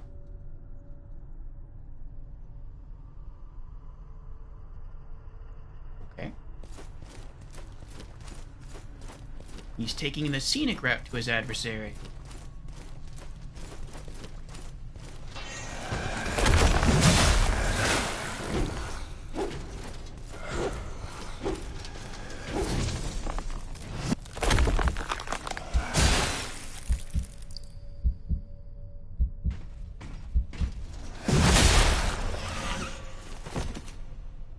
Just got a message saying the battery in my controller is getting low, but we're just gonna let it keep wearing away there.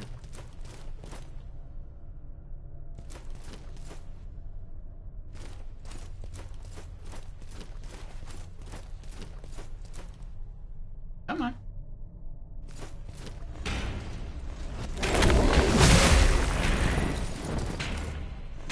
I've come to learn that if I try to turn off my my controller during an especially long stream,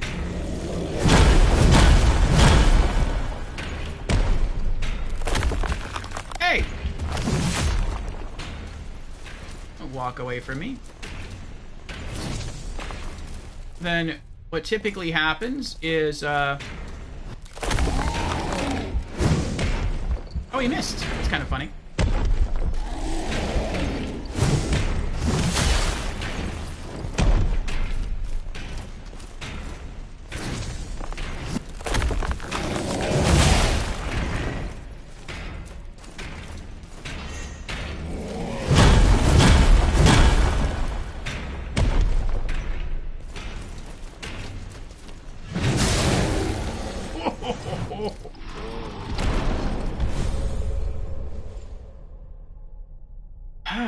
Then what typically happens is the audio of mine will desync. Not the game audio, but my camera audio.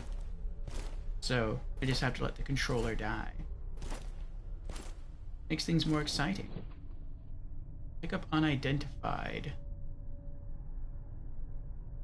3. Is this more rotten food? No.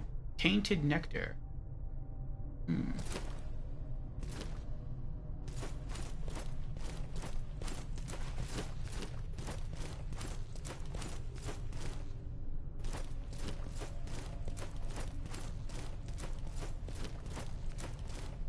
Oh. I mean, they're not bad. I just hope there's no more archers and wraiths. The archers and wraiths are really bad.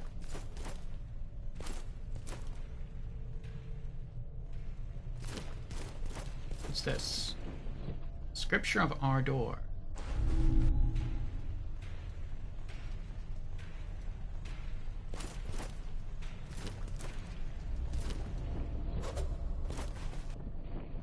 A lever?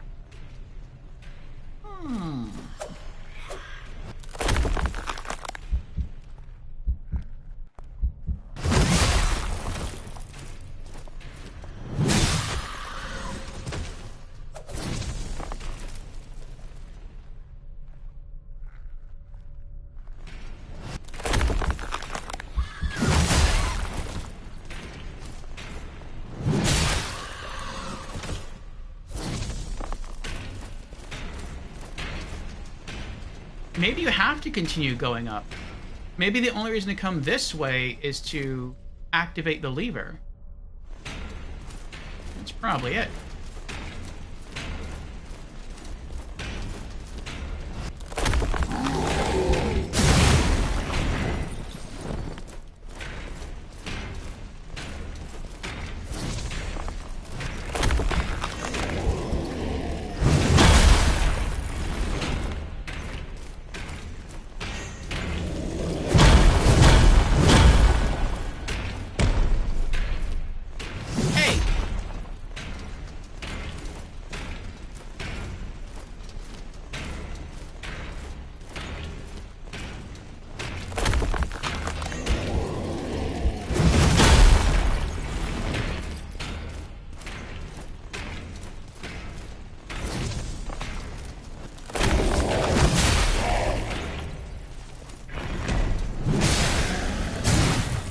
Stay down.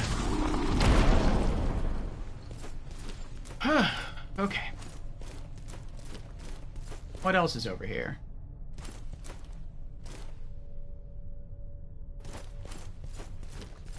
Is anything else over here?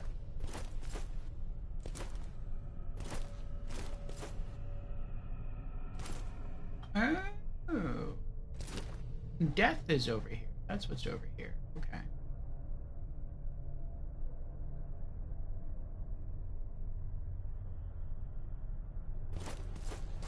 That's the first area there. Oh, so the second area is... Okay, you just have to keep going to the middle. I guess you'll eventually get up to that circle there? I don't know. Alright. Well, let's activate the lever.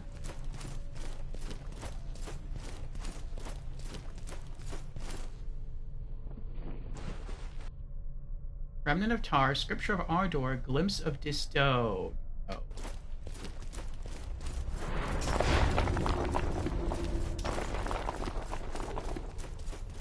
It was just a loot box.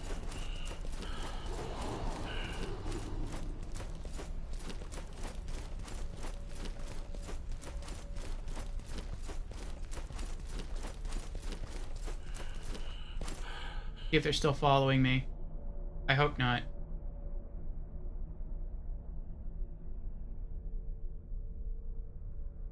No, I don't think so. I think I can see the red cowls from here, but they're not coming this way. Okay, good.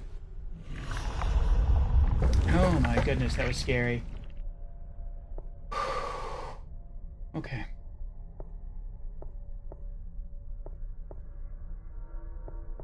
What is this? Glimpse of Disdain. Use this item to reveal its effect. Use one more time to reveal further detail about this item. This glimpse of disdain throbs with contempt.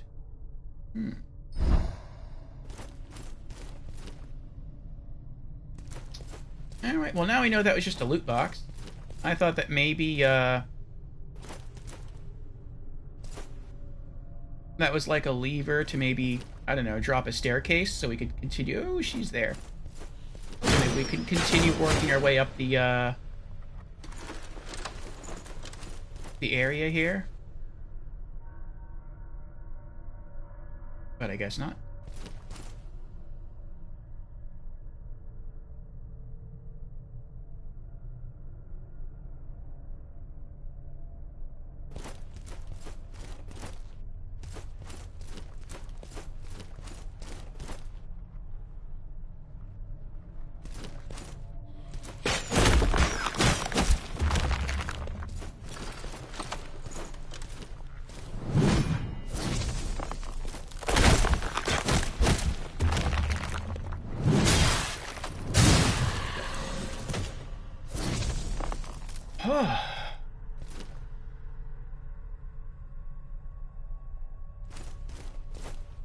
This game hasn't really focused on platforming too much, and I've been grateful for that.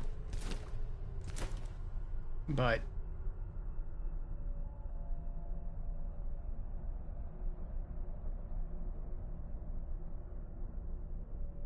it seems to be now in the final dungeon.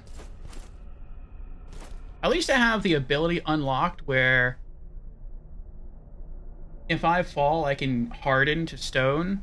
And I'm hoping that if I fall from here, that would be taken into account and I would survive the fall. But I mean, I don't know. Ooh, an item.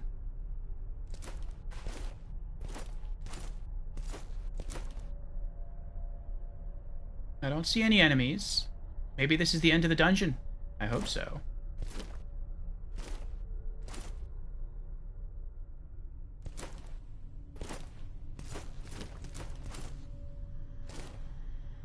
Oh, archer.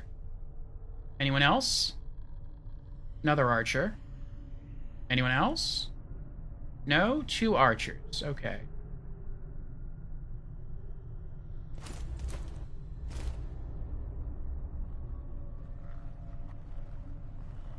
That'd be great if she just, like, walked down the hole. No? Okay.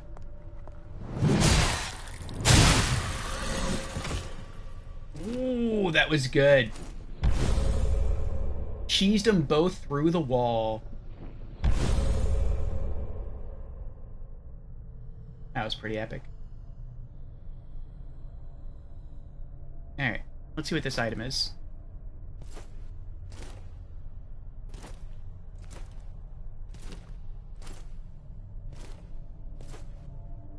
Is this the final weapon upgrade? Nope, congealed tar.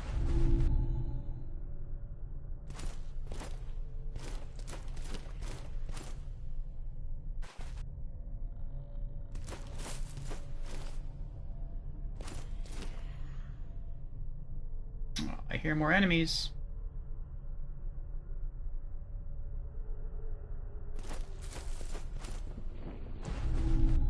Healing mushroom, nice.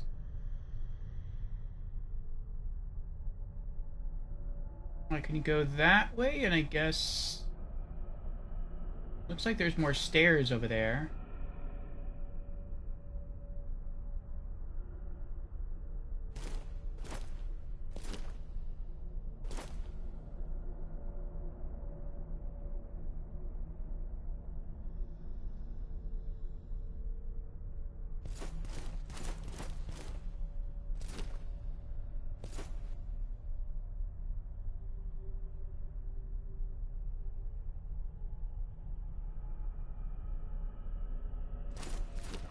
See about going the other way. I want to see if the final weapon upgrade is over here.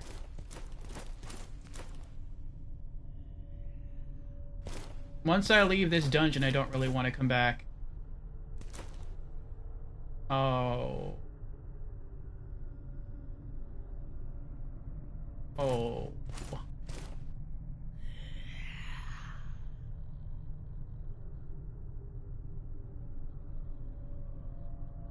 Maybe that's it. How do I even pull this off without dying?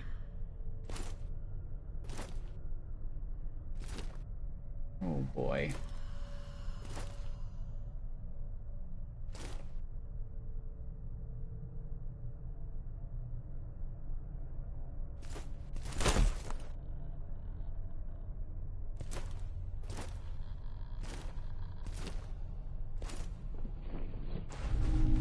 Golden bell. That is not what I was hoping for.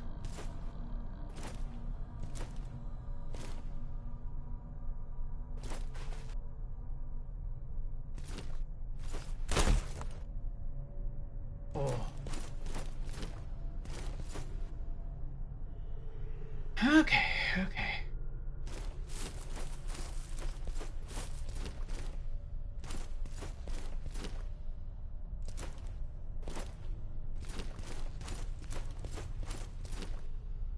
I'm guessing I can take either stairwell.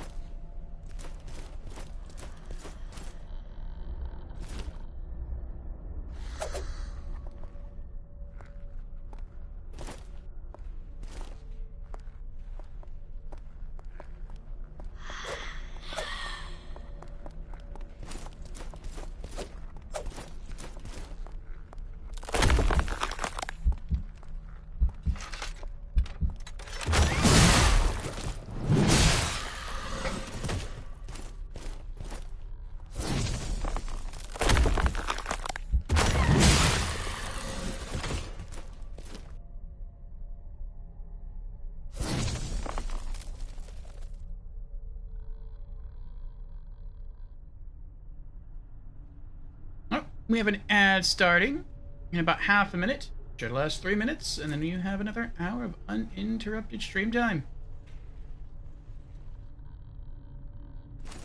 We will not get into a boss fight while in an ad. We are getting close to one, I know that.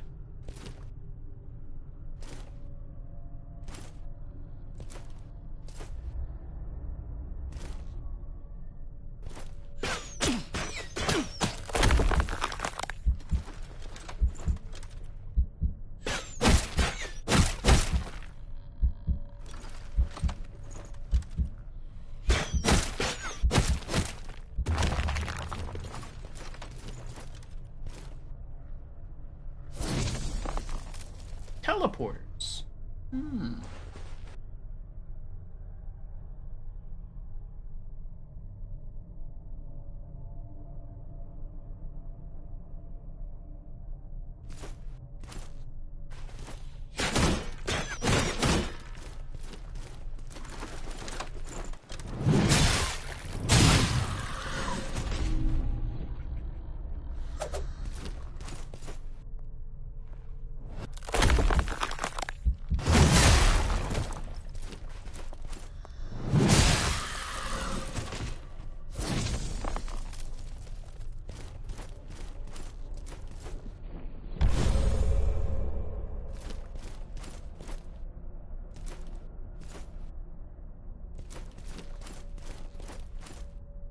I'm very curious where the teleporters go.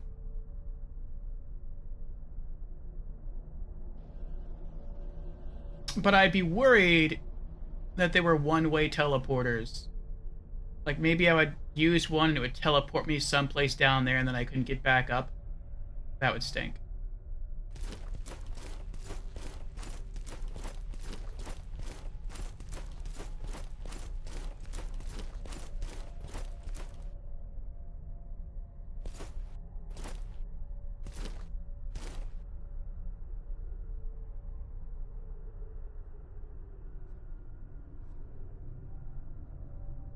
Alright, I think this is the area right before the boss.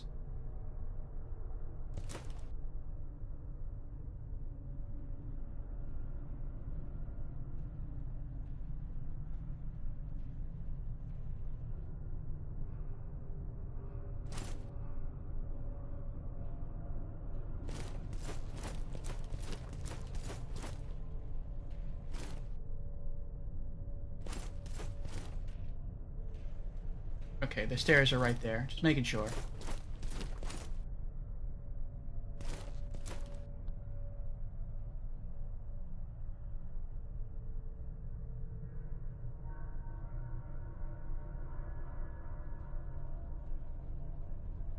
Boy.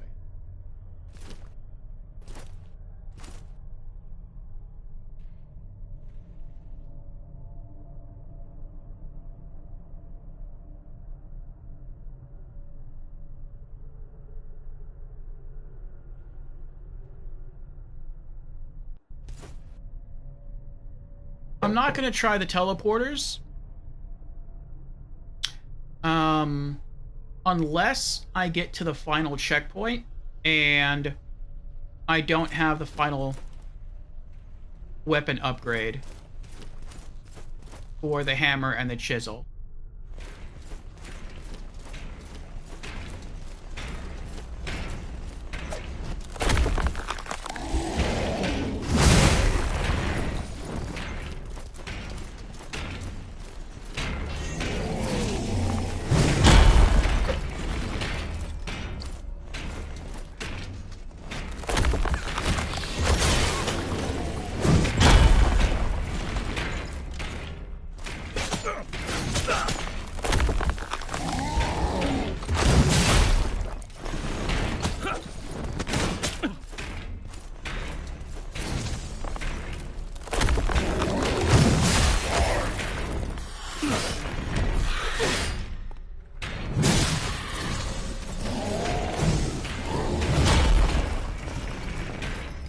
I need to go heal up.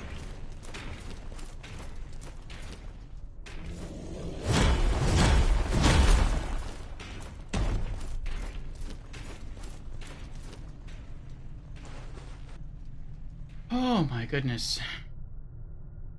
Yeah, this was definitely supposed to be the last dungeon. It is way harder than the other two. Well, not about harder, but it's trickier.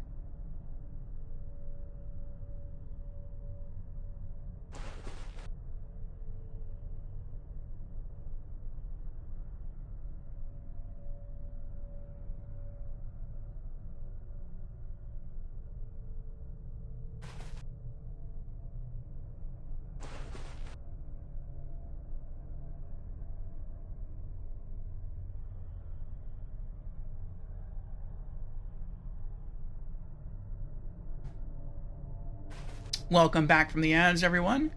we are now just over halfway to completing our 12-hour stream session.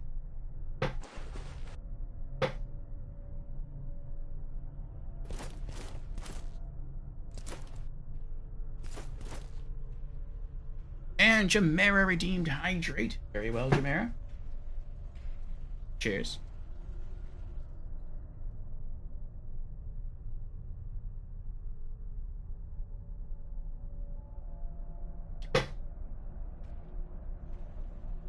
Over halfway there in the stream. Says east, yep.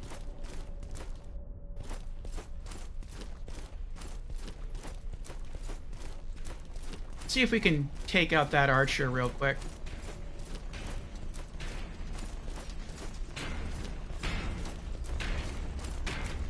Nope, I don't think we can.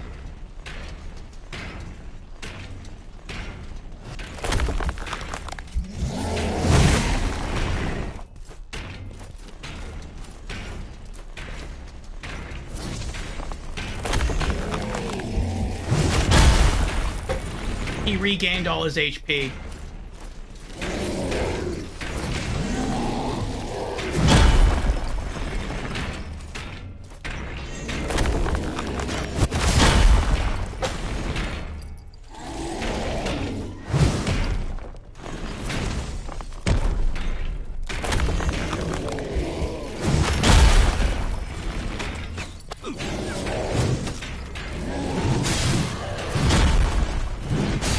Got her.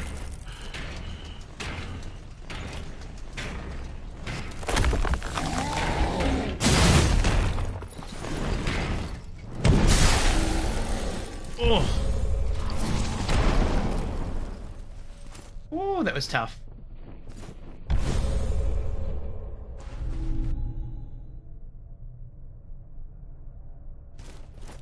Oh.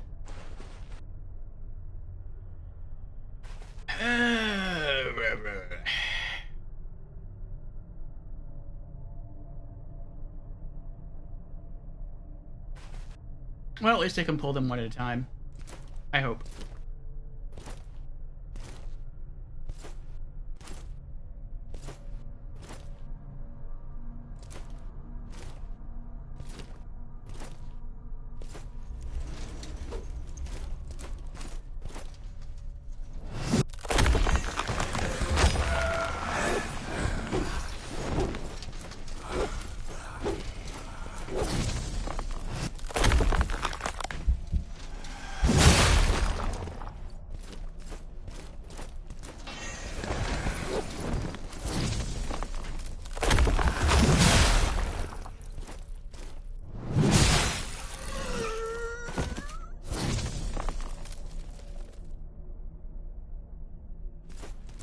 One more.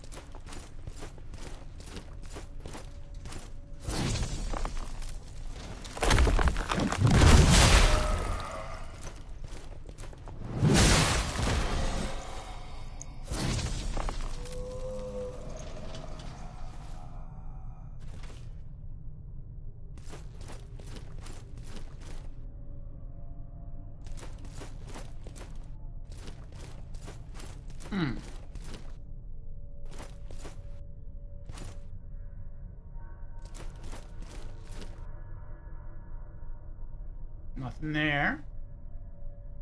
Oh, we have another bridge there.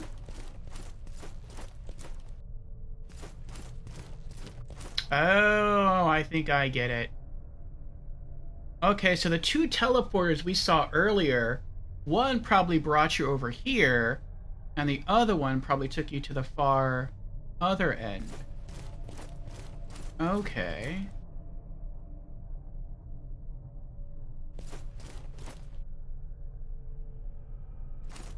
I see an item over there.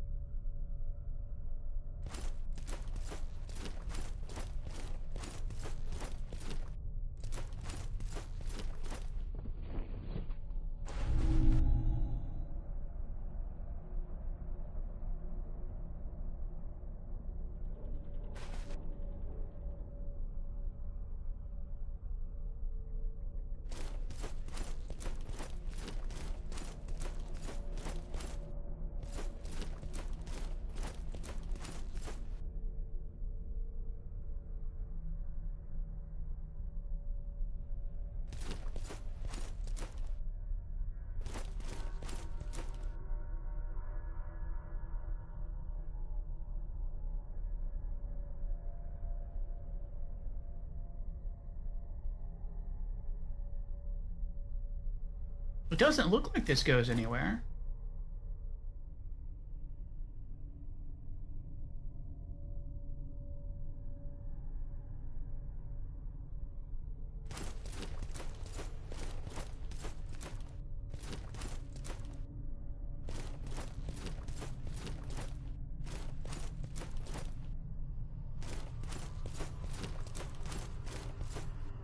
I'm so nervous about falling off. I would have to go through so much platforming and combat to get back to where we are now.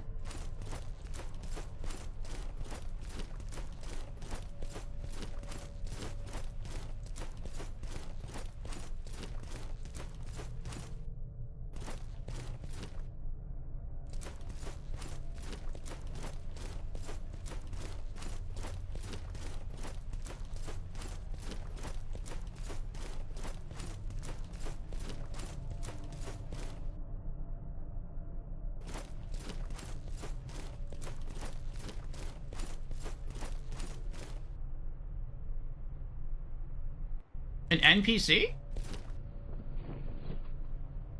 Brother Corvid. It's you.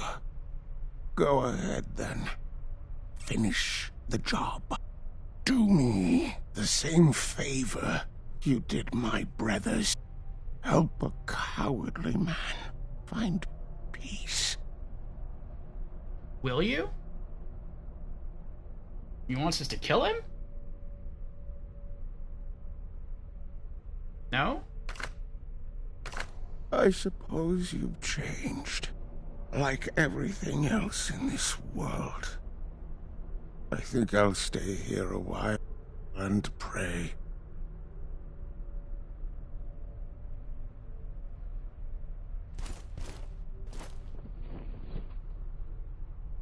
It's you.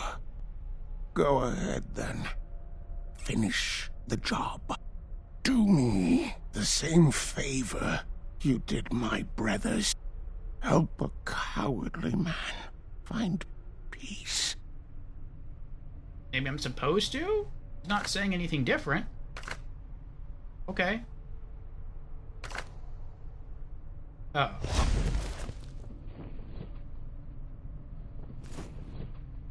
Glimpse of cowardice. Oh, he just kicked him off. Well, now that all we got was a glimpse of cowardice, I feel like that was the wrong thing to do.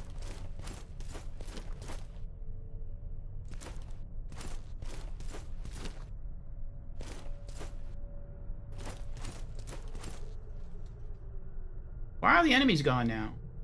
Oh, no, they're not. Okay.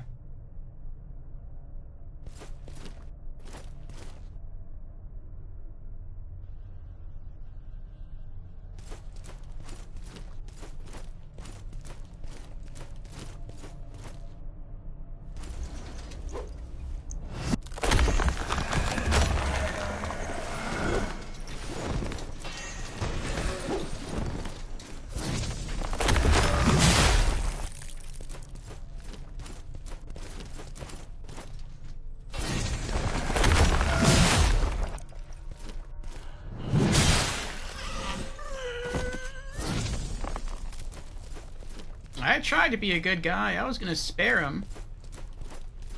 But it seemed like I had no choice. His dialogue wasn't changing or updating, so I was like, I guess maybe I'm supposed to kill him? Maybe that's just how this world works?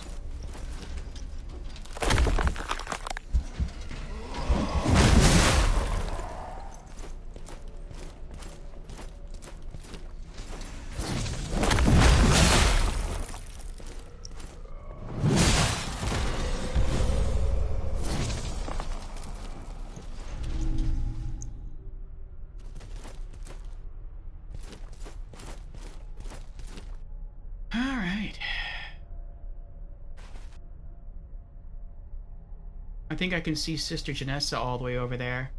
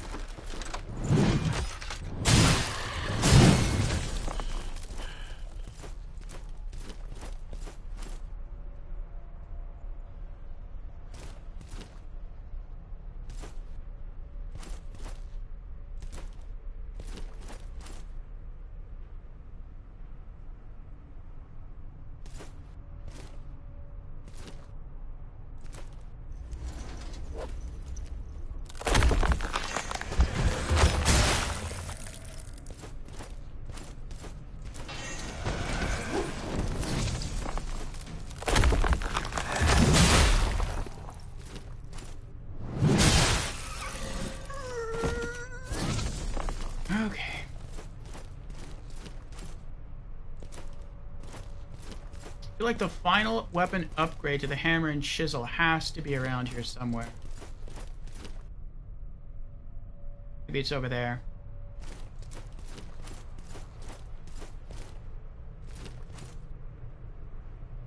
Ah, enemy to the left and a chest. Maybe it's in the chest. Alright, see if we can pull him.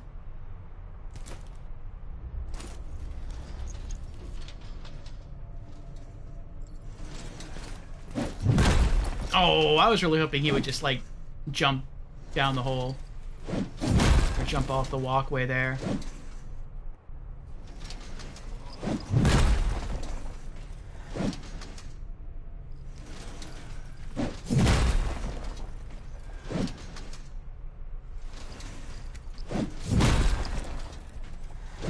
He's not moving. I don't want to fight him on that narrow platform. We could try the Ballistazuka for the first time. Let's try the Ballistazuka.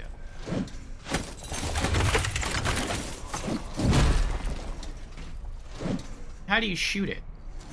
Is it quick attack?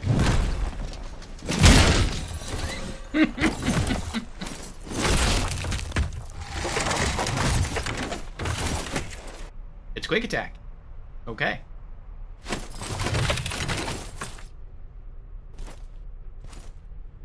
That felt pretty awesome.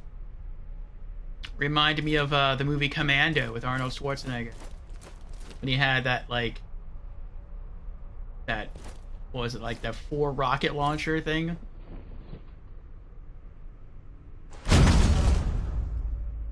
Bronze bell. Large bolt! Nice, we got back the bolt that we used to kill that guy. Alright, alright, alright. I'm oh no, there's a wraith? Man, I don't want to fight the wraith. On this narrow walkway?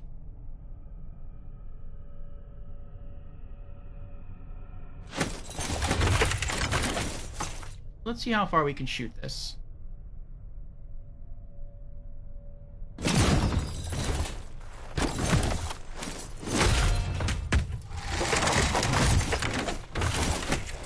That was a dramatic reload.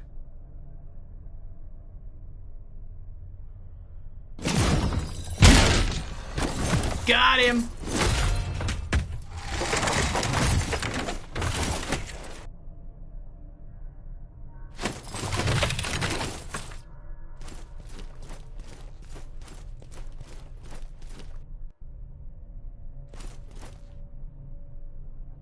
Yeah, if a wraith spawns up here and knocks me off, we have to do this all over again. All of it. All over again. That is nightmarish.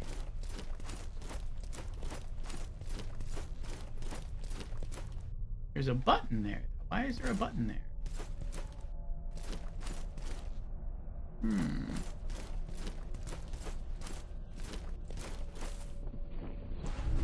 Glimpse of wisdom. I'm curious.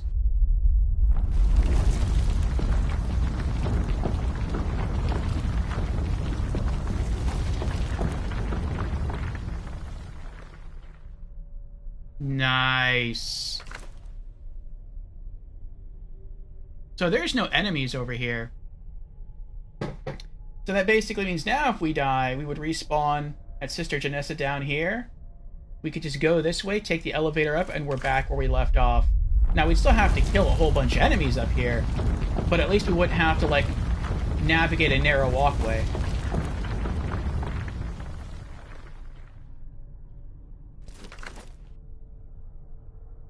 Ooh, maybe not, though. Maybe not. No, I don't think that would work. There's no way to call the elevator that I know of. And I feel like if I step on that and then try to run off, I'm probably gonna die. I don't think I can run fast enough to get off the elevator panel before it descends. So, like, that was an option, but...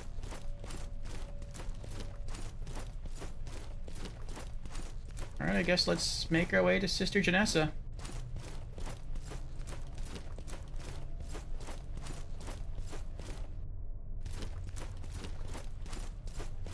I mean, we also have the teleporting mask, though, so once we make our way to her over there, we can always teleport around if we need to.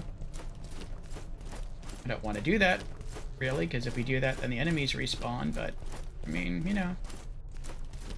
We missed something. Would be a way to get it.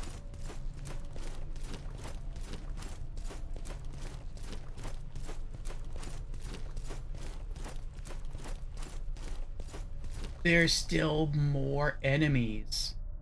Oh my goodness. We got an archer there. We've got 2 red warriors there. We got a hammer person there. It's crazy. He says, calling it a night, my friend. Talk to you Monday. Have a great night and the rest of your stream. Thank you, East. Sleep well, and I'll see you Monday. Some Catherine.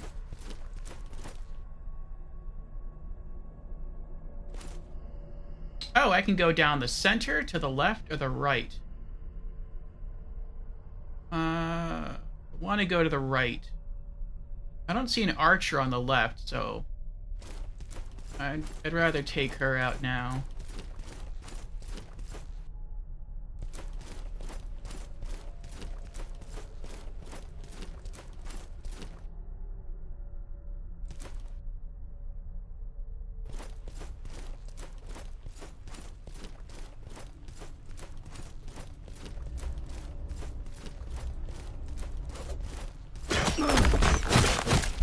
Oh, I hit the stone button too late.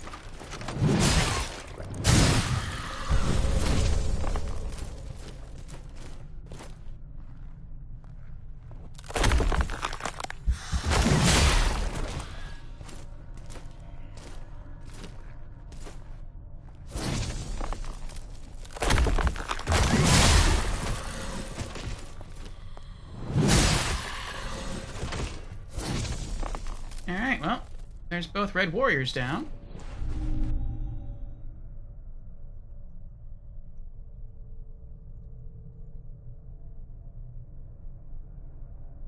We just got Mr. Hammer left. And then those 2.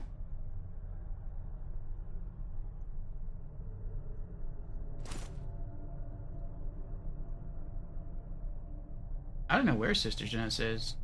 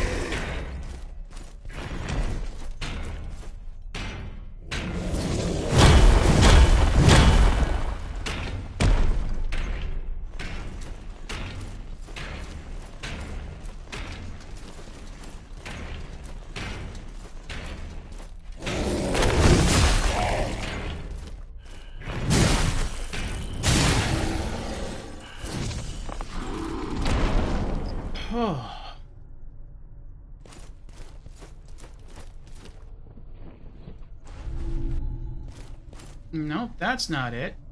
There's 3 more, and every time I think like I'm almost done with this area, like, oh, there's just 1 more enemy left. There's just 2 more enemies left. Like, I get close and there's like 3 or 4 more enemies. Arg.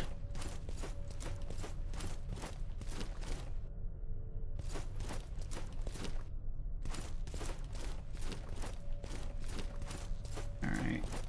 Was there any item up here? No. Okay.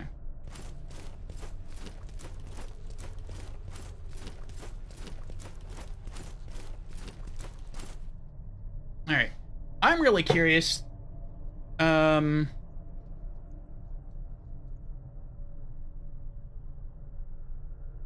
want to see what's going on with this final weapon upgrade. Alright, I think I need... Okay, I think this is it here. Can be found at the Shifting Archives. I don't know where the Shifting Archives are. Am I in there right now? Let's see.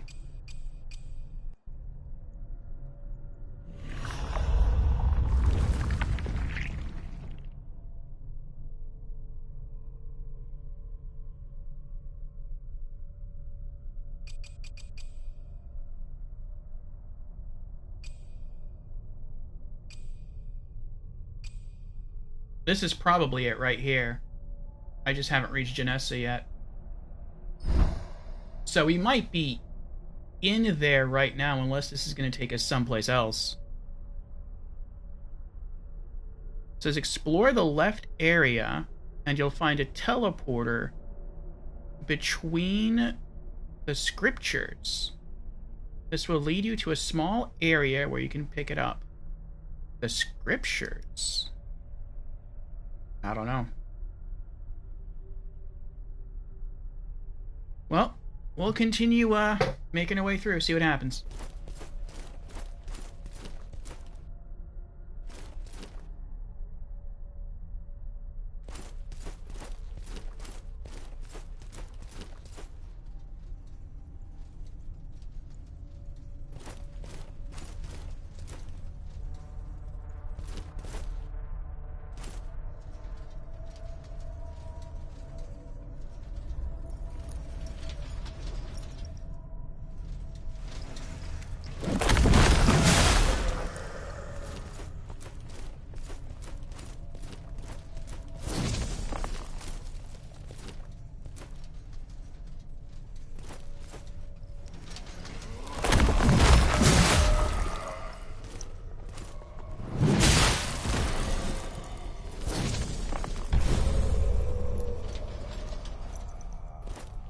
I like how he extends his hand and the weapon starts to slide towards him, almost like some form of telepathy, like he's willing the weapon into his hand.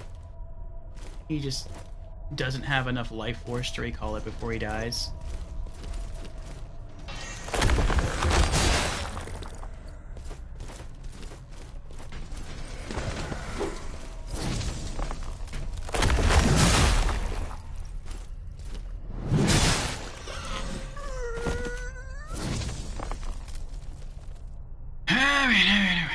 Two more enemies slain. See a red warrior there.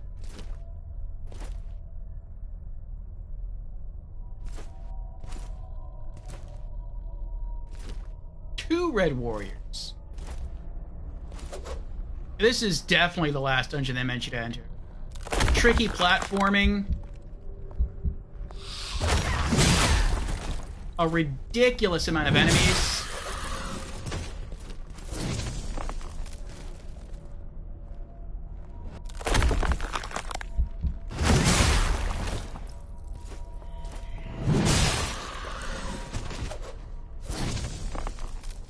I don't know how we're gonna get out of here once we kill the boss.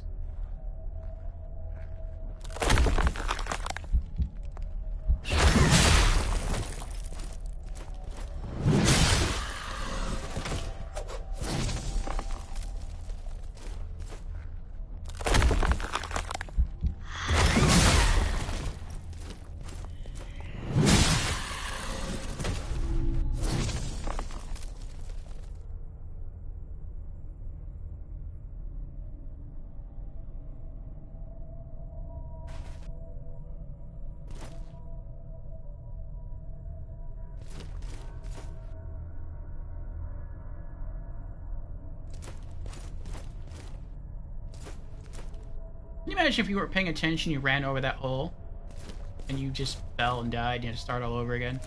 More enemies! They're still spawning in. This is insane. They're going overboard now. Like, they are. This is too many enemies.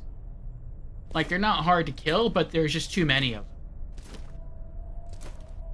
Like, I see where they're going. Like, yeah, okay, this is supposed to be the final dungeon. Let's, like, just drop in a ridiculous amount of enemies. I think that's typical for many developers. I consider that to be sloppy. Like, either a ton of enemies or enemies that, like, endlessly respawn for a certain amount of time, I think is one of the laziest things a developer can do. The last area, supposed to be hard, ton of enemies. Ooh, like, no. That's just stupid. It is. Like, you're getting towards endgame. If you're getting towards endgame, what should be greeting players are, like, cool skyboxes, which, I mean, this is nice.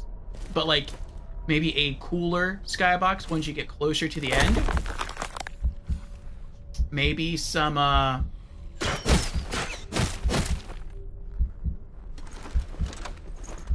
maybe a mini-boss, you know? Something cool, something like a landmark that you can see.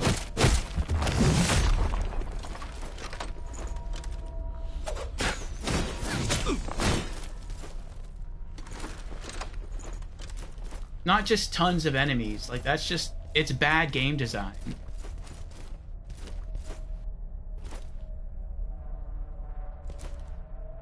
It's just lazy. But that's been so far like the only real negative thing I have to say about this game.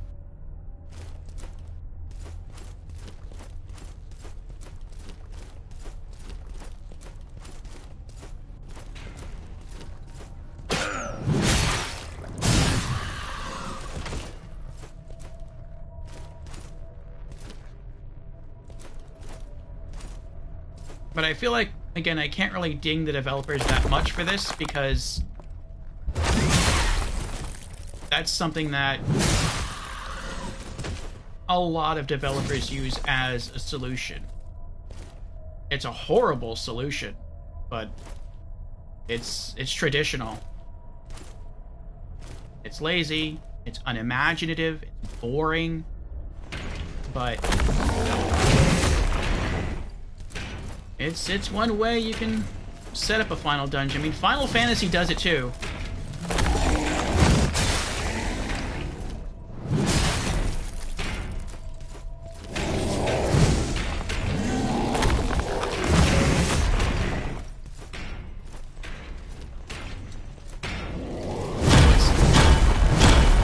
It's not like I'm just picking on this game.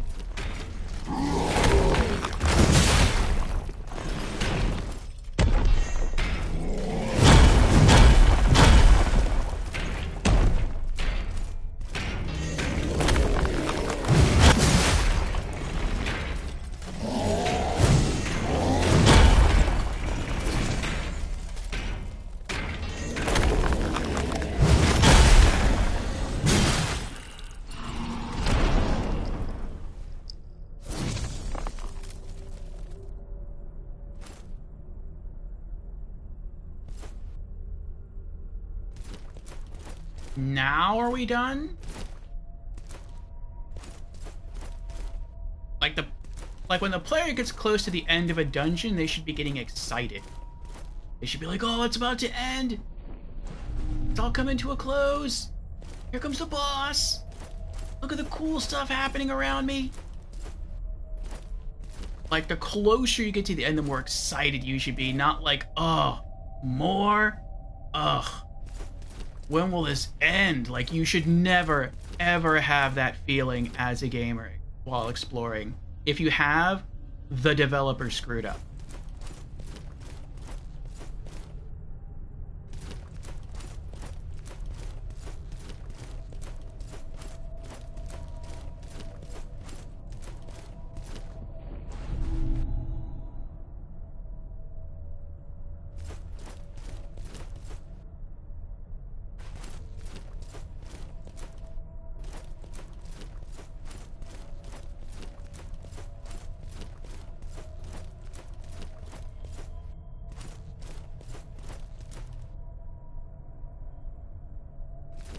Oh, there's an item over there. That's probably it. We're supposed to take a teleporter, and that's supposed to lead us to the final weapon upgrade. There's a teleporter there.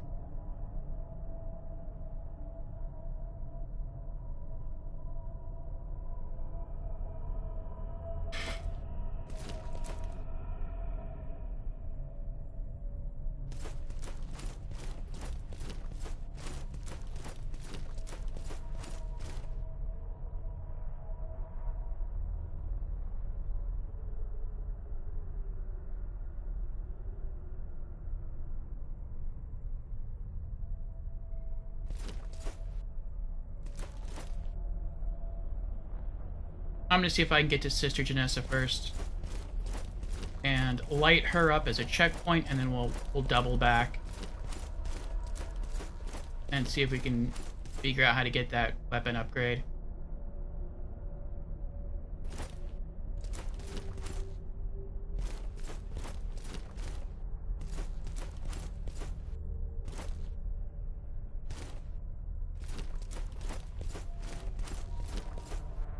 More enemies.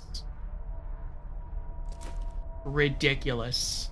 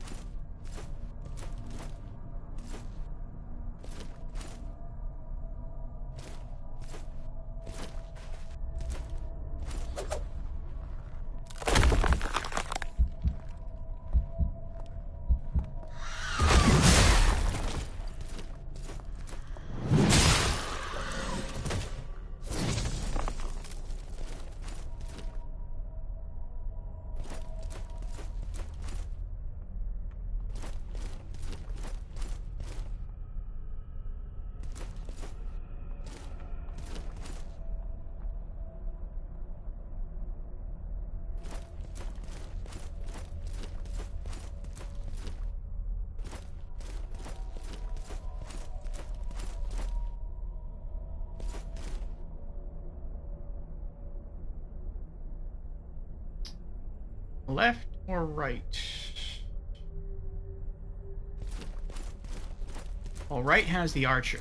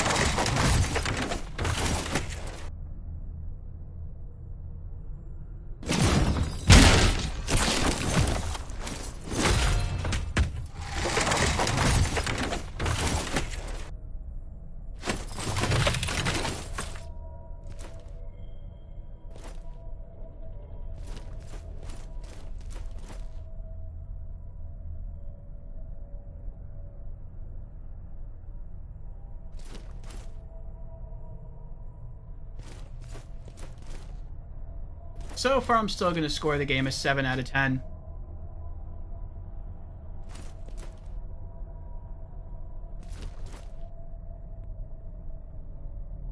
Like, I can't not fail, but I can't deduct too many points off just the last part, what I assume is the last part of the last dungeon. Everything else in the game has been top quality.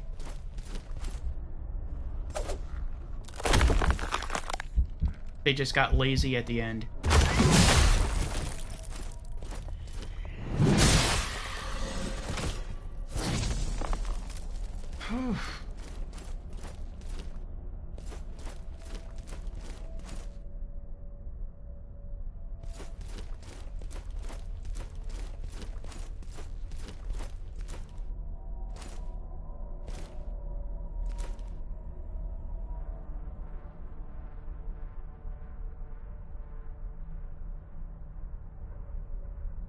I can't even get up there.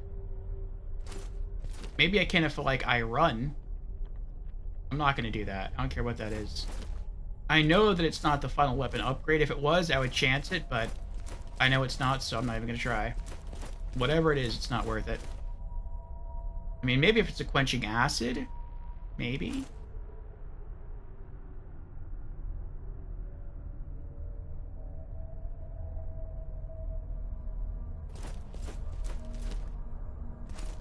I'll let it go.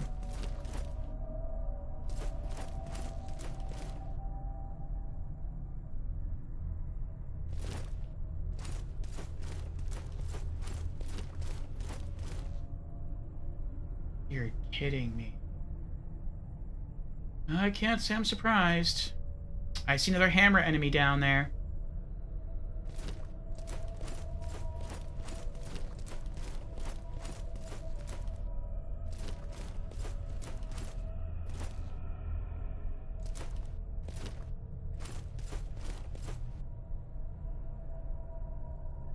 If this whole area, once you got to the top of the curving stairs, if the whole area would have been completely without enemies, it would have been completely fine. Just let the player walk around and, like, look at the skybox, look at all the floating blocks. And that would have been perfectly fine. Just to let the player, like, gaze at the scenery and see how cool it looks. And just try, like, to not fall while they're walking around. Like, that would have been enough. And it's a case of just, they took what should have been simple, tried to add more, and they overcomplicated it, and that, like less is more kind of thing. And they try to include more, and that made the game less for it. They expended more effort than they should have to make their game worse. Ah, well.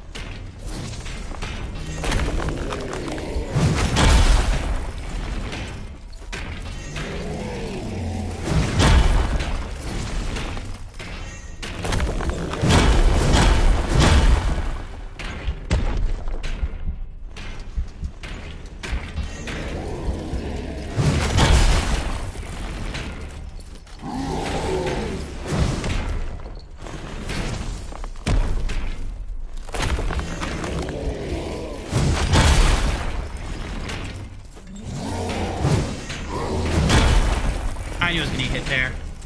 I don't know what's behind me, though.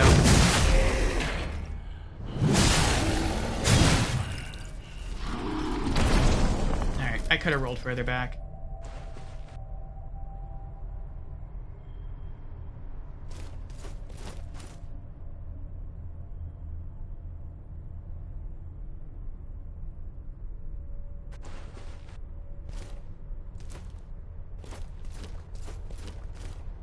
Are we finally done with all the enemies?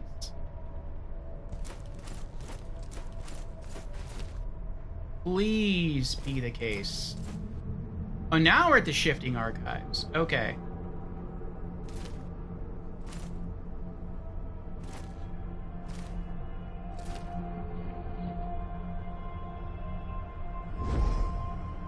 With each sacrament, we deepen our doubts. Refuse the comfort of conviction, brothers. Close your eyes to the seduction of reason. There is no comprehending our inscrutable gods. We barely know ourselves. Tell me, what fool would believe he could comprehend the revered?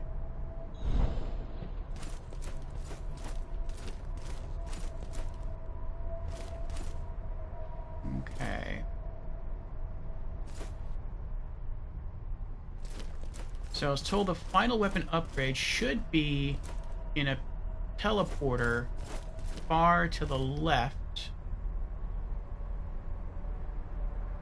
That big skull down there kind of looks like it could be the boss.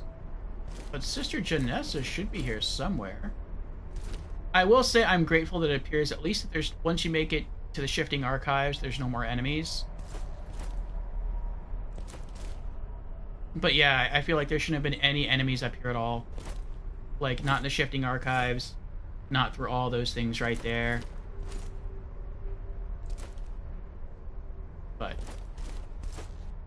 I'll stop harping on about it.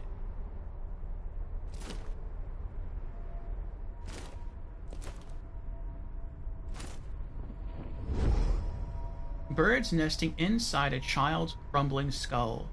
2 rows of teeth become 1. Elusive shapes dance endlessly in retinas. A hard-shelled parasite eats the kernel of a rose and takes its place. Unbearable pain drags those who feel it into darkness. Polished porcelain bowls defiled with specks of blood and bile. A worm split asunder becomes something new.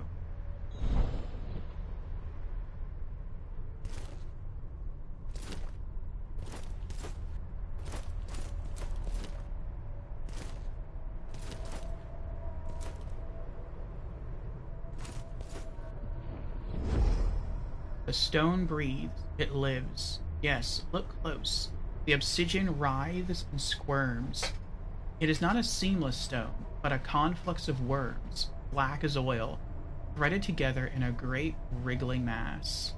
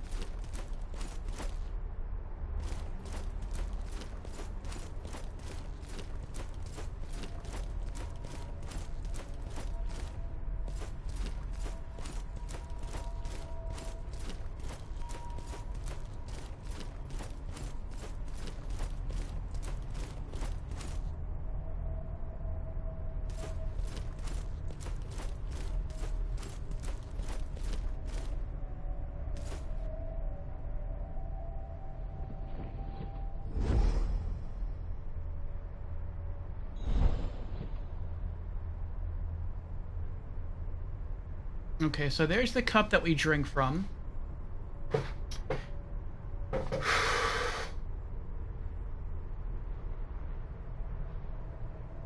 And,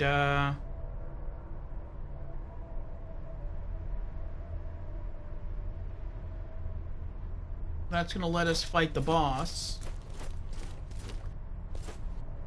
I'm hoping once we get closer, Janessa just appears somewhere.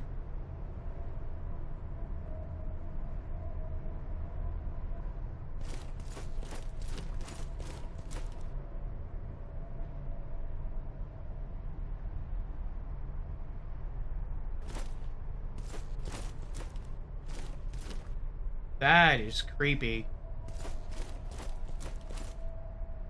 Now see this. This is what you should have towards the end of the dungeon. Like a familiar NPC that you couldn't see earlier, but she's like massive and floating in the sky. That's like well done.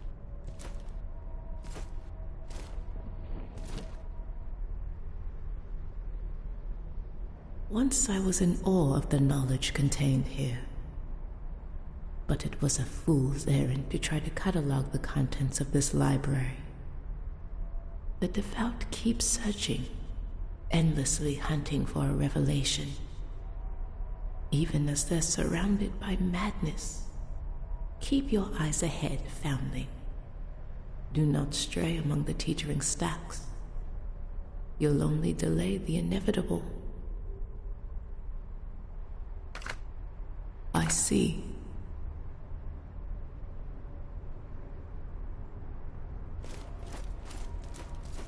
Alright, and now...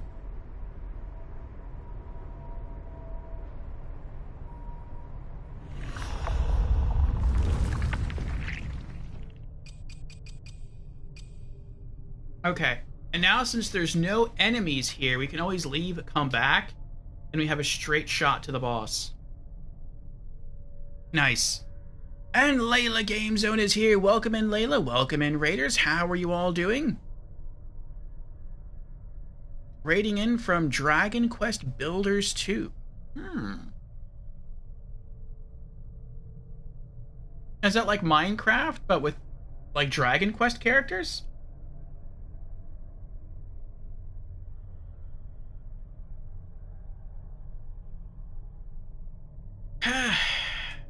Layla says precisely. Oh, interesting, interesting.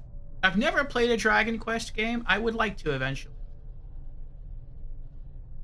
I heard classic Dragon Quest is very much like Final Fantasy, only it focuses a bit more on gameplay than story. You think I'd like them? I think I might. It does? Okay. Yeah, I like the Final Fantasy series, so I'm pretty sure I'd like it. I don't know if I would get into the... It's extremely grindy. I'm okay with the grind. I don't know if I'd get into the Builders series. I don't see myself as imaginative enough in order to build stuff. But if I really got into, like, maybe the Dragon Quest universe, if I could go online with the game and, like, explore other people's worlds, like, that could be cool. The Heroes games are good too. The Heroes... I don't know what the Hero series is. You can, at a certain point, go into other people's worlds. That's cool. Well, yes, welcome in, Raiders. I am Orfeo. I am a variety and role-playing game streamer. And right now we're having a 12-hour stream. We're 7 hours in, 5 hours to go. We also have an ad starting in about 20 seconds. Should last for about 3 minutes, and then we should have another hour of uninterrupted stream time. I'll probably take that time to get myself some spaghetti. Snack on that for a meal here. Yeah, today should be our final stream session of Mortal Shell. I think this is the very end of the final dungeon, and so we'll see how this goes, and yeah, then we'll see what else we can get up to. Oh, Dragon Quest Heroes 1 and 2. Okay. They're action RPGs. I like action RPGs. Alright, see you in 3 minutes, everyone. After the ad. Boop. Okay, we're back. Alright, hello everyone. Whew. Thank you for your patience. Thank you for the welcome back, Layla. And yes, for all those here,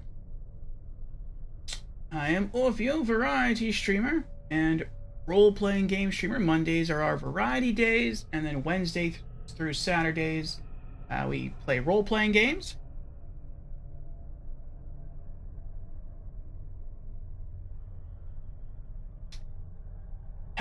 And we've been going through the Souls games, the Souls series. And now we've moved on to this Souls-like. After this, we're probably going to play some parody role-playing games that are very short. And then we're going to move on to a sci-fi role-playing game, sci-fi action role-playing game. And so, yeah, I'm looking forward to those too. But we're going to try to wrap up this game tonight. We still have, what is it, like 4 hours and 40 minutes left of tonight's stream session, so that should be enough time to wrap this game up, I would think. I'm also going to snack a bit here. Perhaps take a little bit of a meal break. I have some pasta. We're going to read the description here of the Shifting Archives location.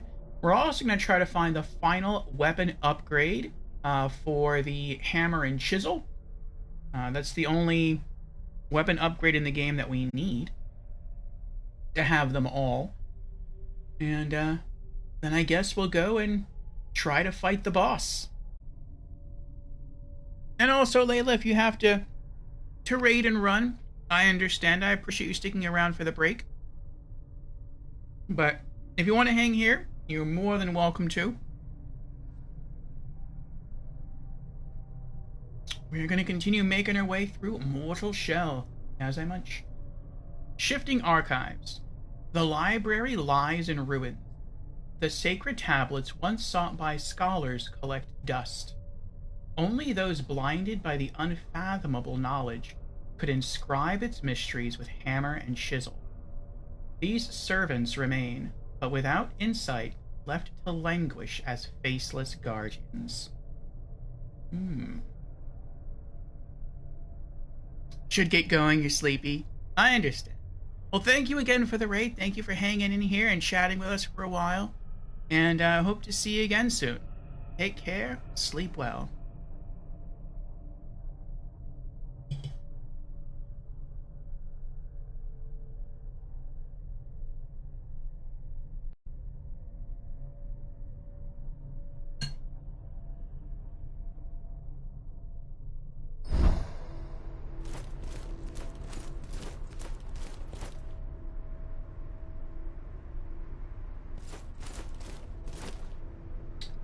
Okay. So, let's try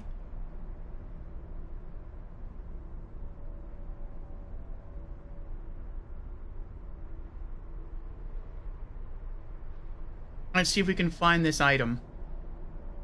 It can be found in the Shifting Archives, which is a relatively small area. Explore the left side of the area, which is now the right side of our area. You'll find a teleporter between the scriptures. This will lead you to a small area where you can pick up the item.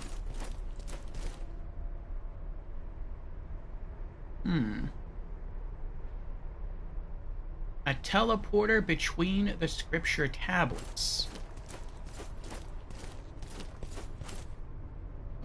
Okay. Maybe it's a bit further out this way.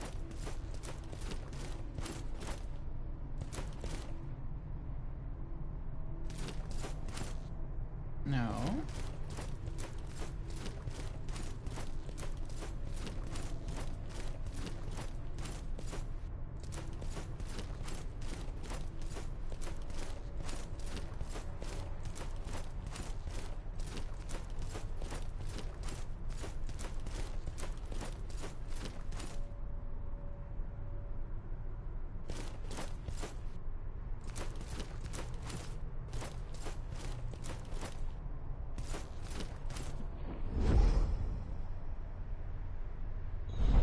Read that already. Oh, there it is right there. I think that gold pillar is the teleporter.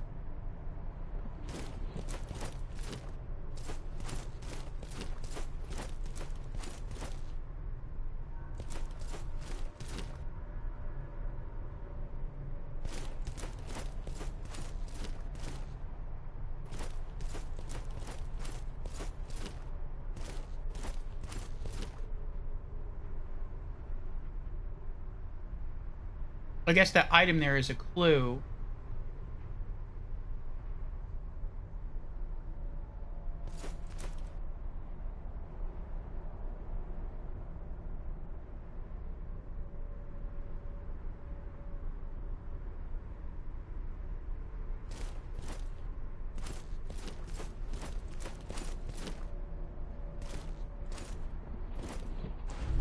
Slurry of tar.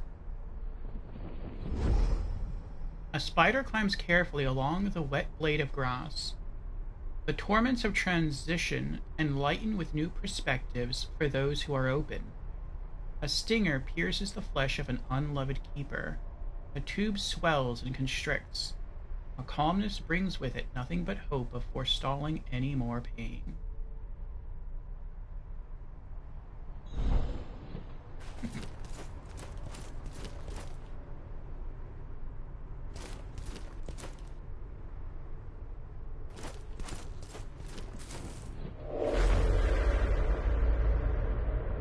Oh, I was right about where the item would be.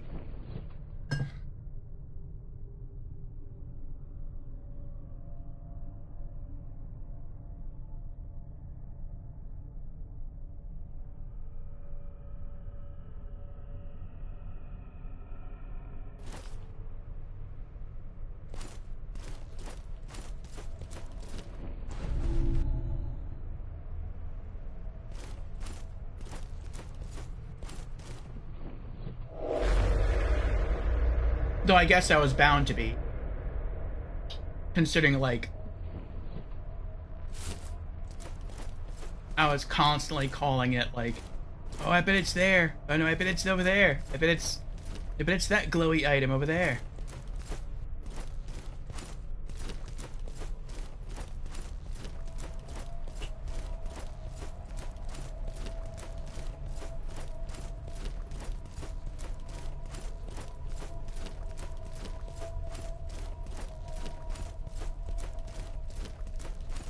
I really hope, as large as this dungeon is, that it has a very easy way out. With the dungeons in this game, I'm gonna rest. Perhaps it's time to make some new memories?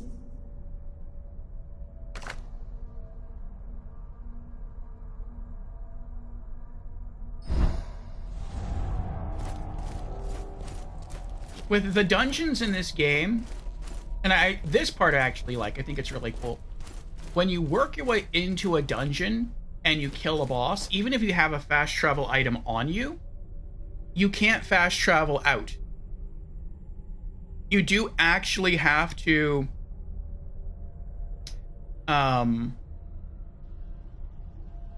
fight your way all the way out of the dungeon. Now, that hasn't been an issue with the first two dungeons because they were relatively small. Well, the first dungeon's relatively small and it has some shortcuts. The second dungeon is maybe twice as big as the first dungeon, but again, the shortcuts help to make that easier. But here, oh, I don't know how we're gonna get out of this. I really don't. Because we might have to burn through a lot of healing items on this last boss. And, yeah, if you're short on healing items, I don't know how you're going to get out of here. I really don't. So I'm hoping that something special will happen with this dungeon. Like, maybe we'll beat the boss, and then it'll teleport us, like, back to the entrance or allow us to fast travel or something.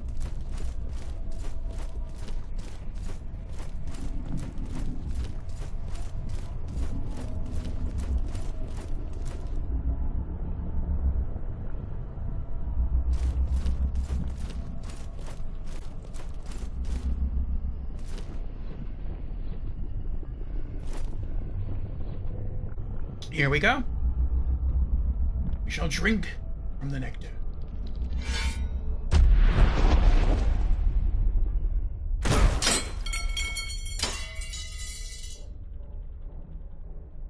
That wasn't nice.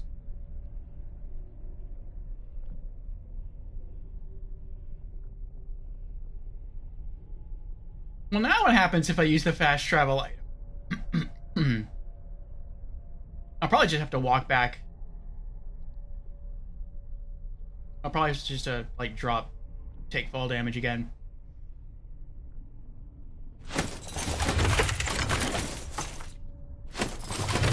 Oh, but there is something I could do.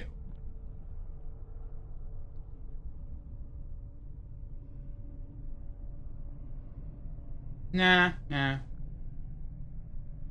I guess I'll just heal. Let me take a look at my inventory. What about these other items that I keep racking up? Also, let me just take off the gold mask. Be safe. What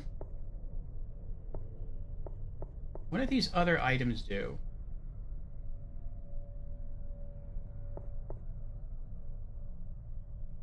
I need that for the frog. That's stamina regen.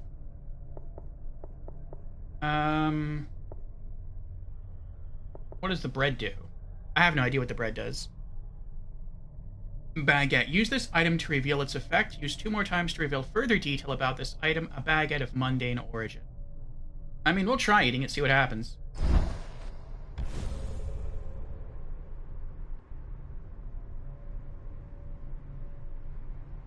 Reminds one of better times, restoring some health. Okay, I mean, that was nice. What else do we got? Ornate token. Use this item to reveal its effect. Use 10 more times to reveal further detail about this item. An ornate token from an opulent land. Getting struck while hardened will grant a buff which reduces the next damage taken. Okay, so if an enemy wants to, like, combo attack you, you're going to take no damage from the first hit because you're stone. And if they follow that up quickly, you're going to take reduced damage from the two. Okay, that's kind of cool. All right. I guess we'll just... I didn't mean to do that again. I guess we'll just, finish healing up with our mushrooms.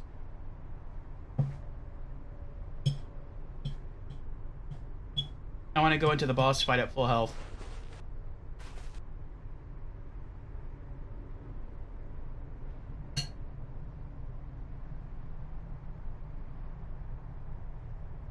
We can also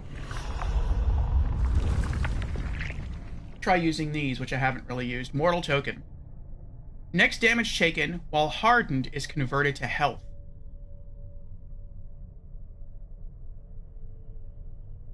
A token which begets a connection to the mortal realm. So if we are, you know, in trouble, we can always use one of these. We get hit while hardened to regain some health, and then we can counterattack.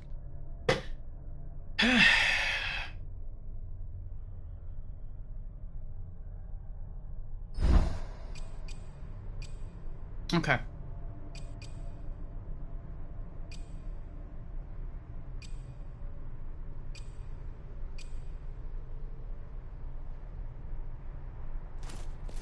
Oh, we can't even drink the nectar this time. So I guess we have to, what, run this way? Yep.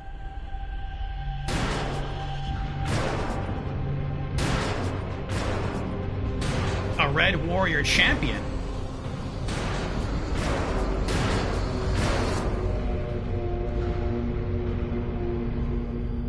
Oh my. Is that Juato from...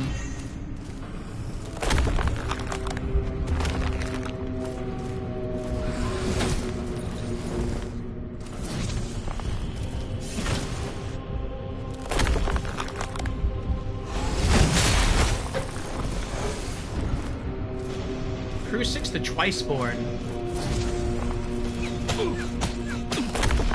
Oh, he has arrows! That's annoying. That is super annoying. Wow, that's annoying.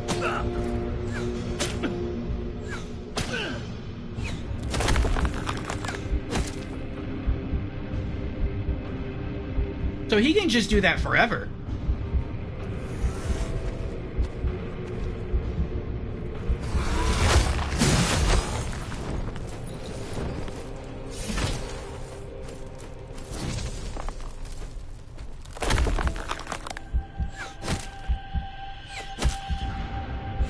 So what that tells me is try to stay close to him, because if you get too far away, he's just going to endlessly do that until I guess he gets bored. I guess that's done as a counter, maybe, so that you don't just try, like, if you're saving up all of your Ballista Zuka bolts, because this arena's, like, really big, you don't just, like, hang back really far and just, like, try to cheese them that way. Like, the game forces you to try to stay within melee range.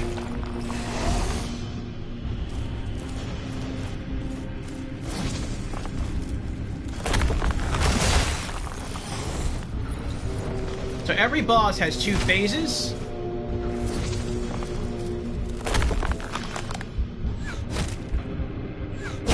Phase 1, I can typically drop them pretty quickly. Like, you can see he's already lost like a third of his health. But then he's gonna get all that back in phase 2. And in like phase 2, their attacks get a bit crazier. And it's like their defense, it feels like their defense goes up by like 50%.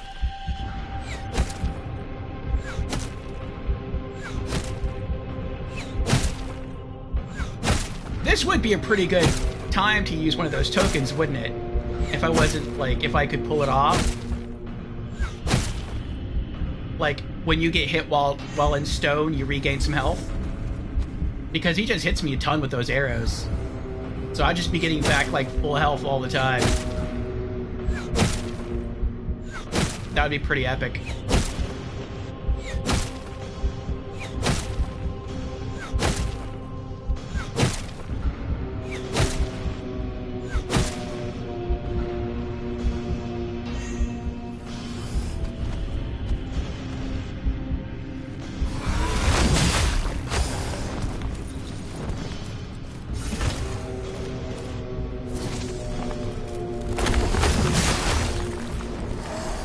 Oh, that was close. That was close.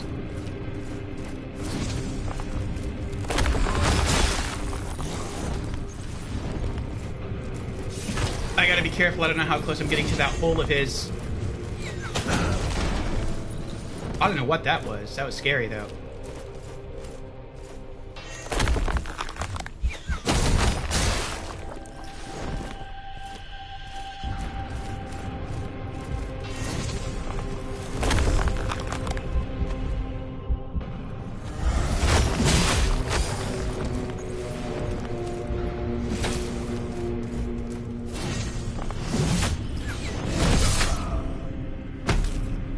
That hurt.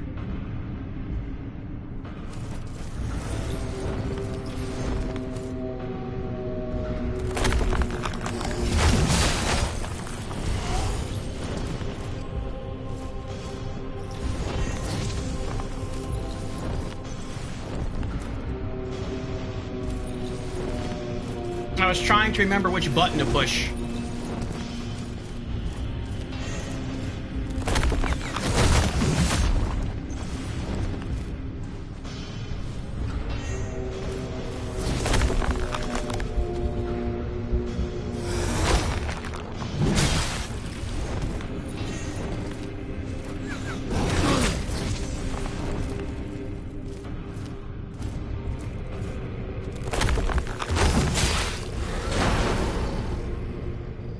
No more shield for him. Oh, little guy's dead. Little guy's dead. No more arrows. Good. That was annoying. Oh, he's mad now, though.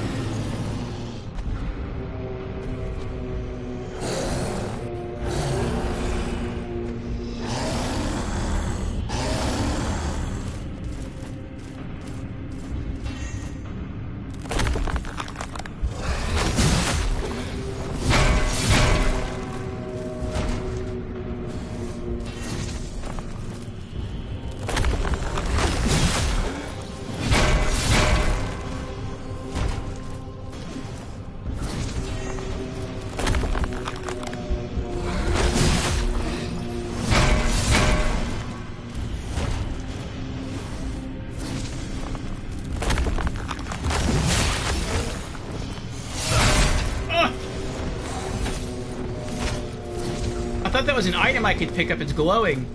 I was wrong.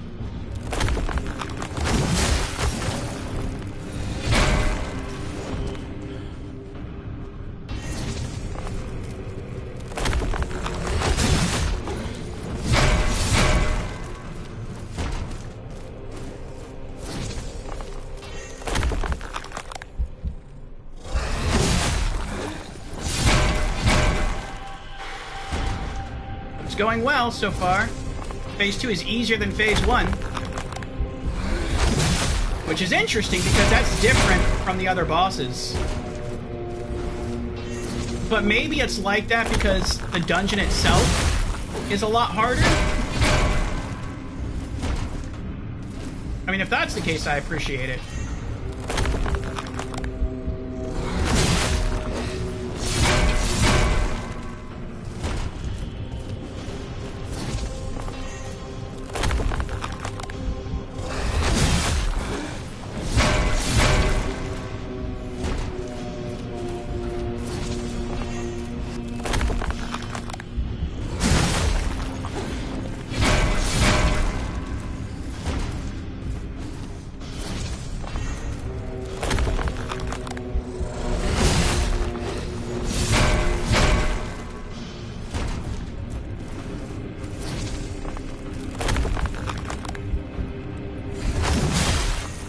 That was a different attack.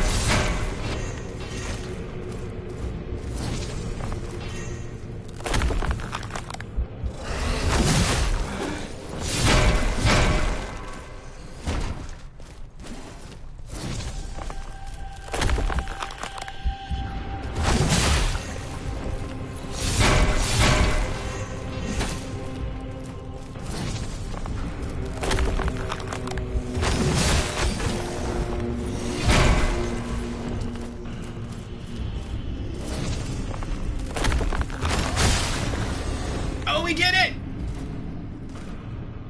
Unless there's a phase 3, but none of the other bosses have had multiple phases. Glimpse of Oblivion. Whew. That's where we send him. Oblivion. Am I supposed to do something? Nope. Okay.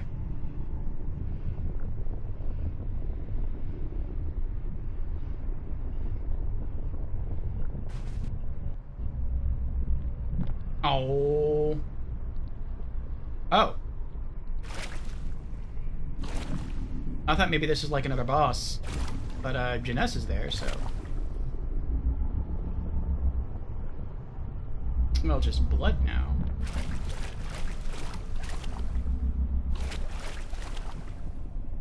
Ew. Extract gland.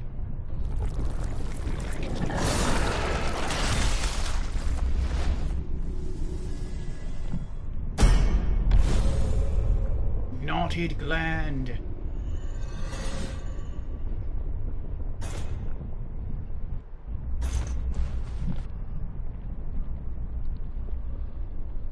And more nascent tar. Alright, we got it.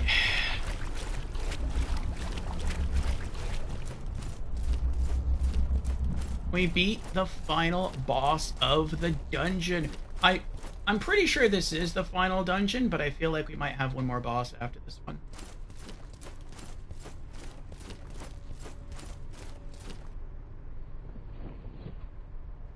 Yes, you've done it. The sacred gland is yours. Perhaps it was always yours. If you manage to extract the true nectar, be wary. Sip slowly. I remember a heretic who drank deeply. He took what wasn't his and gulped it down greedily. He was unrecognizable afterward. Another man entirely. This was his reward and his penance.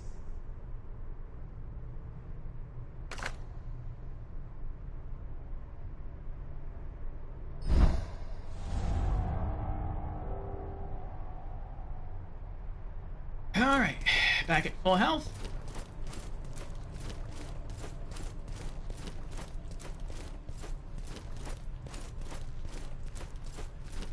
Now, we've got to get out of here, but there's a teleporter in the middle there. And there's a wraith, because why wouldn't there be a wraith?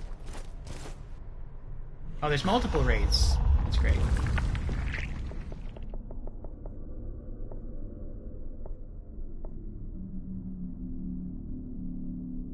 What are these other items we got?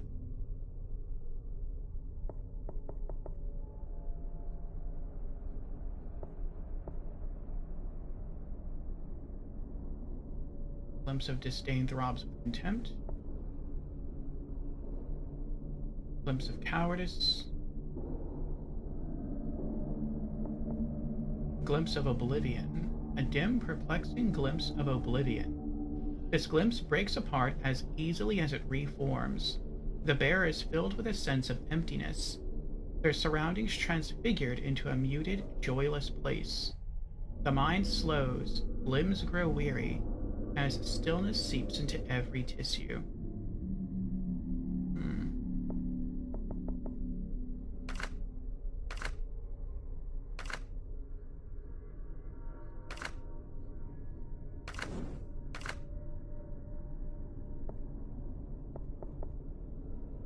Knotted gland, a cancerous mass of gnarled tissues.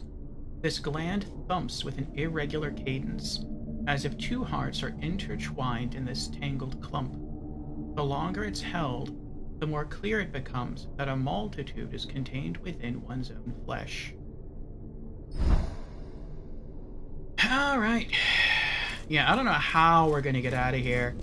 I mean, maybe if we can make it to that teleporter, it'll teleport us to, like, the beginning of the area. I hope so. I really hope so. If not, I can see dying here a lot.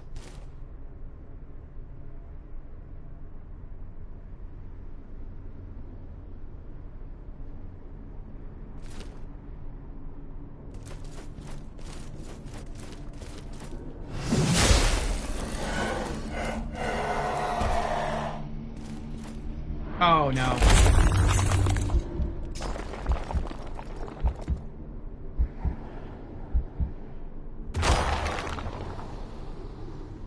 Get up, get up. Please get up. Oh.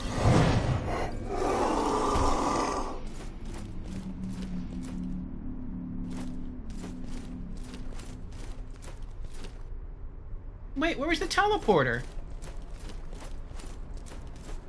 Was that like an optical illusion? Does it not? Maybe it's right in the middle. Okay, it's right in the middle. I was gonna say.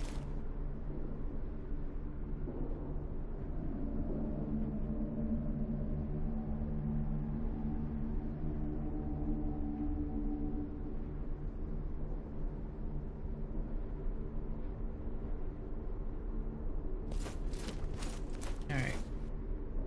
Try to stealth my way closer. Looks like I can go through here.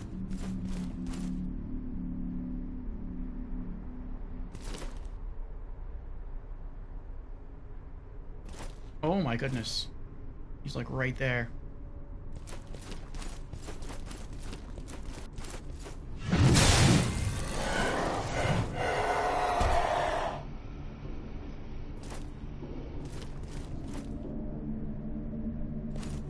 Broken teleporter.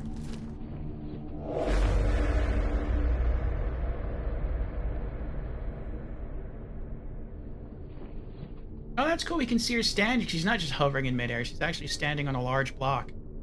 That's pretty cool.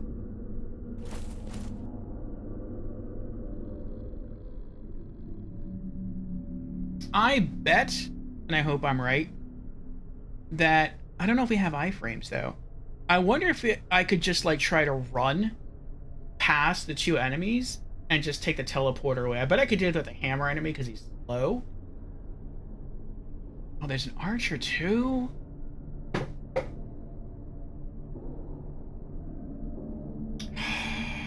Okay.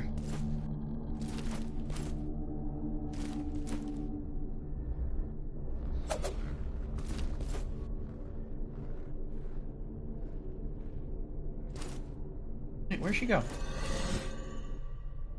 Oh, wow. She tried to walk around the back and fell to her death there. Nice. I like that. Where did you come from?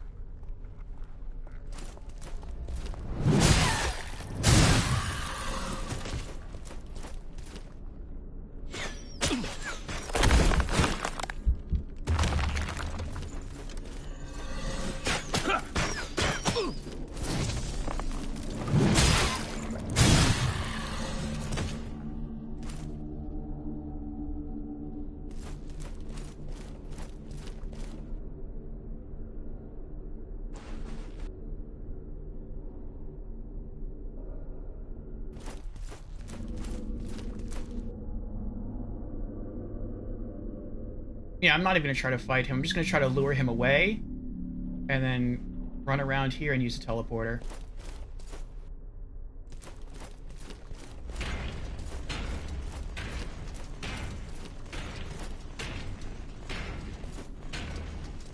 Did he just fall? Yeah, he fell. Sweet. I mean, I'll take these wins too. If they just keep falling, that works.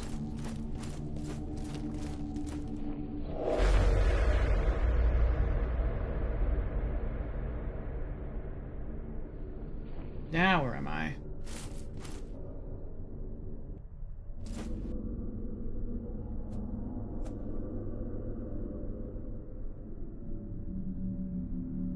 Someone's over there.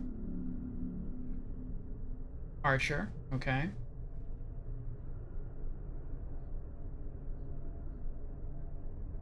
Oh boy. Well, we first tried another boss.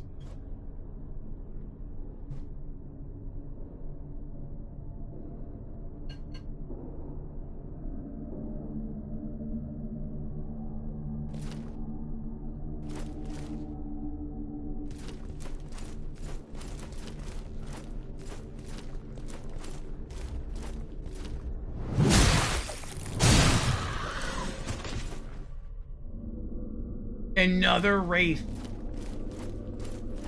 I hate the Wraiths. I hate them so much. The Wraith could end me instantly. Just summon rocks up from the floor and I just go flying off the edge.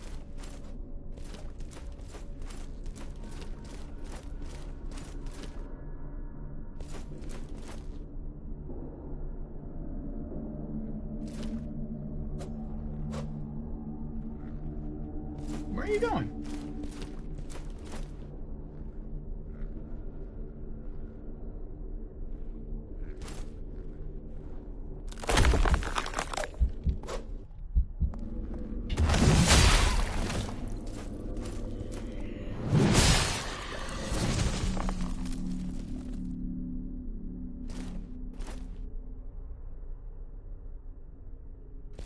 Come. Oh. I hate this.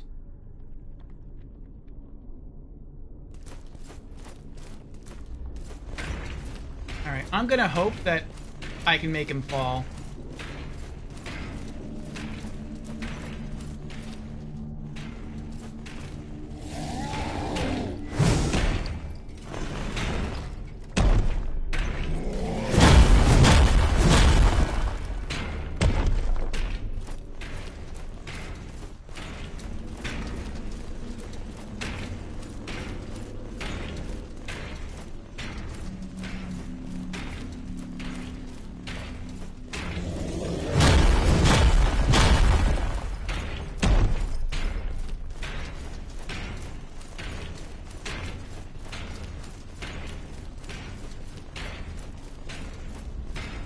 He saw me. It's too late. I'm dead.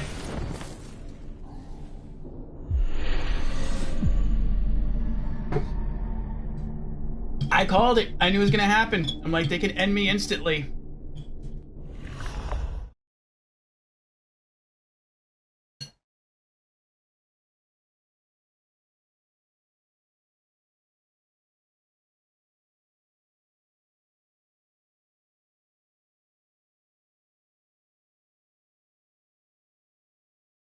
I've kept your flesh safe, foundling.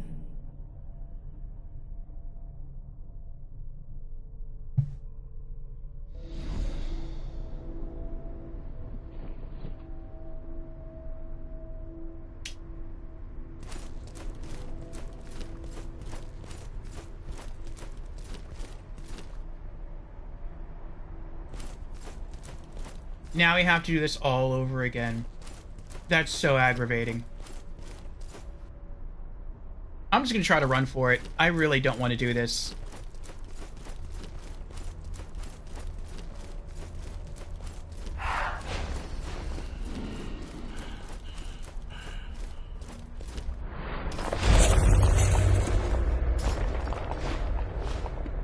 We made it.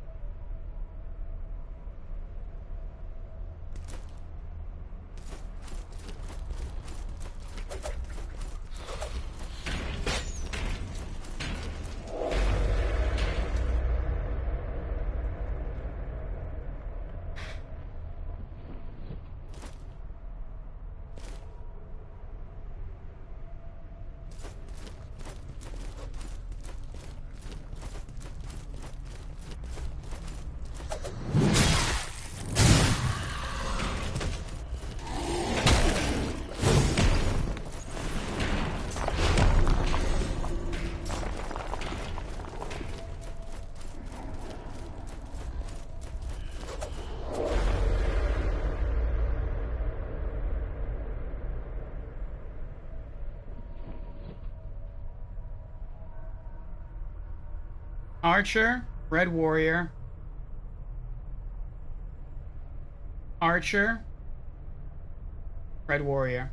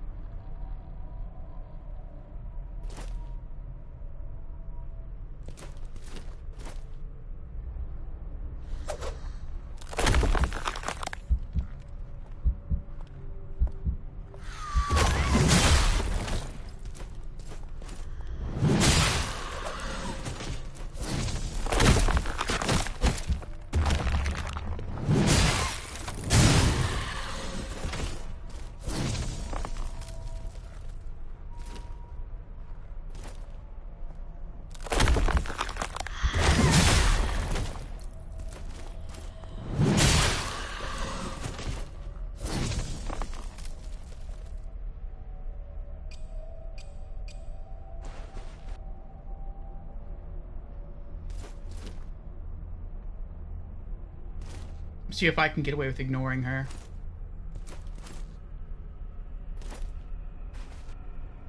Oh my gosh, look at that.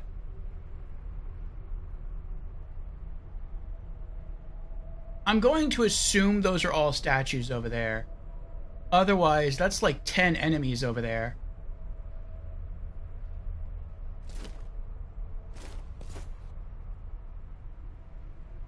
I'm just gonna try to run.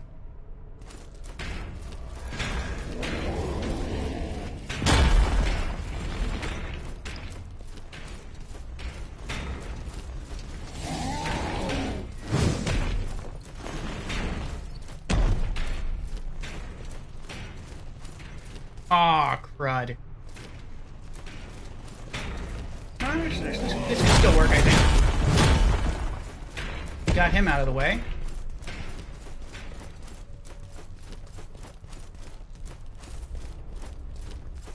Uh-oh. Jeez! I'm dead.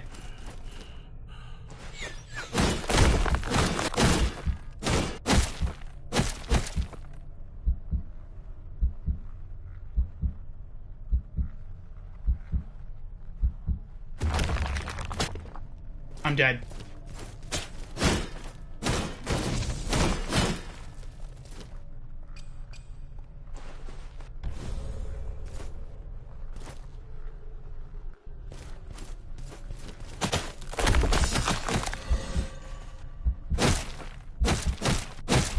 Oh, it doesn't work with bolts. It doesn't work with crossbow bolts.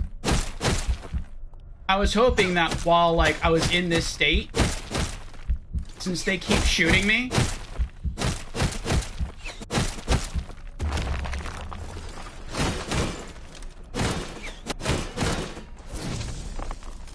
that I could heal with their crossbow bolts, but it doesn't work that way. I guess it's melee only. That stinks. If I was not using this shell, and I didn't have all the upgrades, I would have died right there. They would have killed me.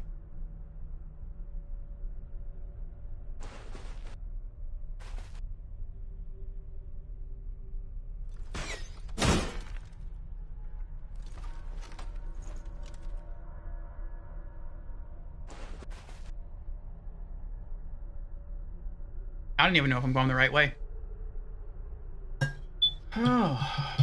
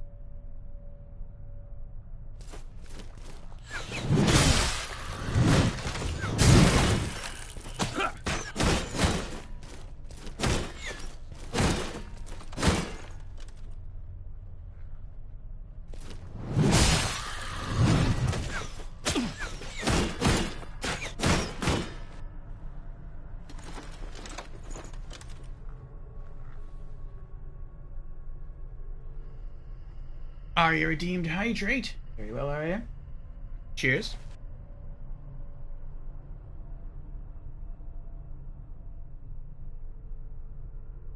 I'm running out of healing mushrooms, too.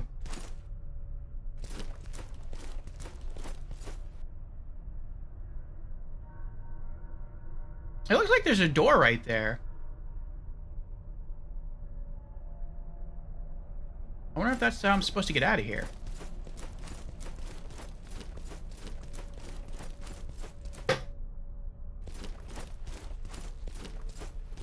Now, if I make a mistake, and that's not a door, I'm in trouble.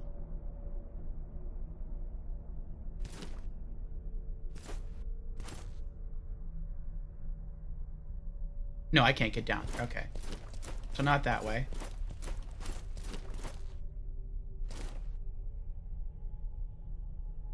You're awake for your round of insomnia. I hope you're able to get to sleep soon. There's a teleporter, but...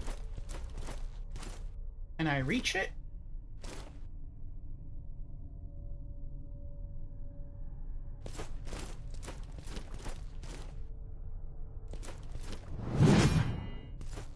Nope. So I have to go the other way.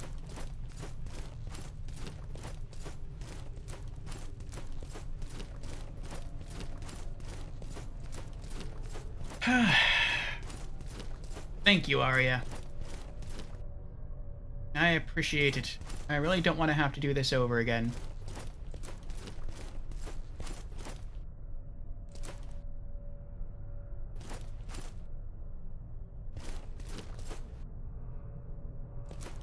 Crossbow ladies are gone. That's good. I mean, they're probably there. I just have to get closer and then they'll reappear. But at least for now, they're gone.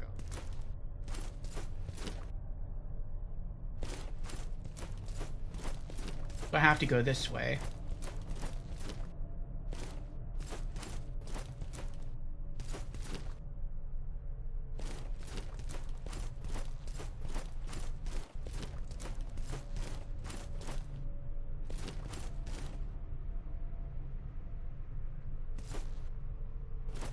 I wonder if I would have left that guy alive, the guy who was praying.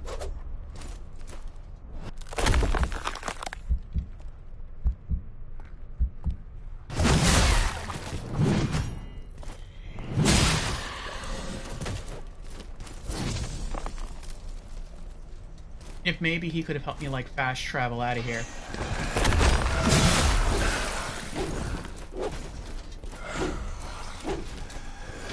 Jeez!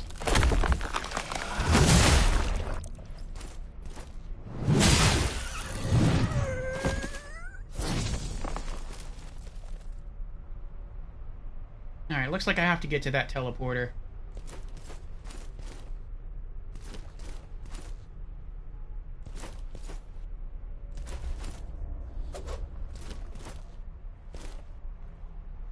I'm gonna have to fight that guy anyway. I don't think there's an easy way across.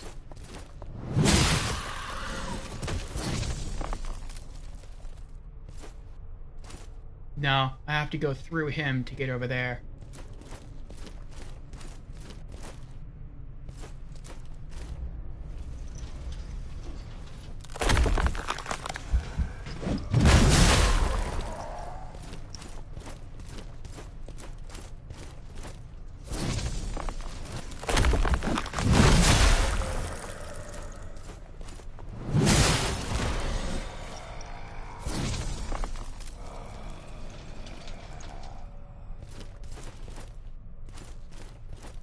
Alright, hopefully there's no more enemies up here.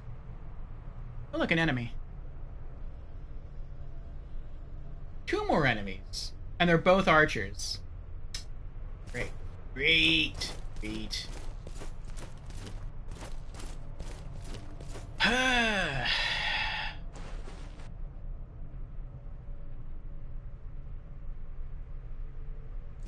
I'm just gonna try to run.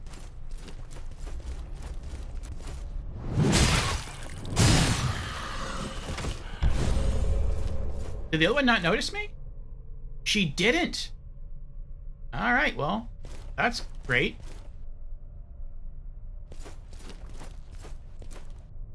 No more enemies. Let me get out of here.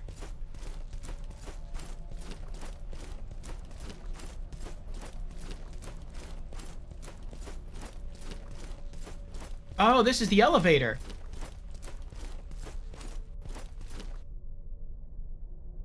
What if I try the teleporter? I can use the teleporter. I don't know where that goes, though. Let's see where the elevator takes us.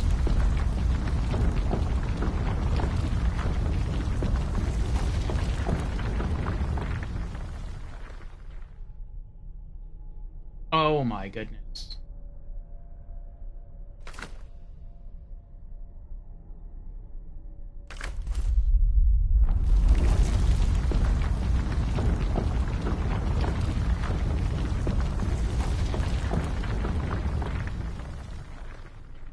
Oh, Janessa's not there.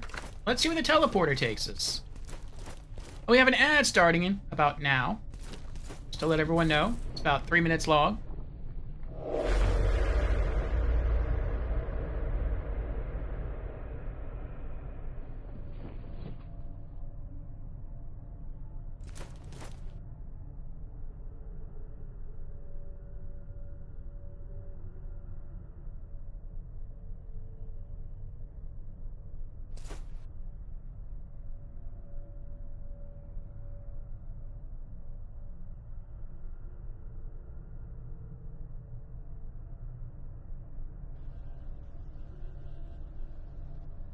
Maybe I could drop down there, but this would be more complicated.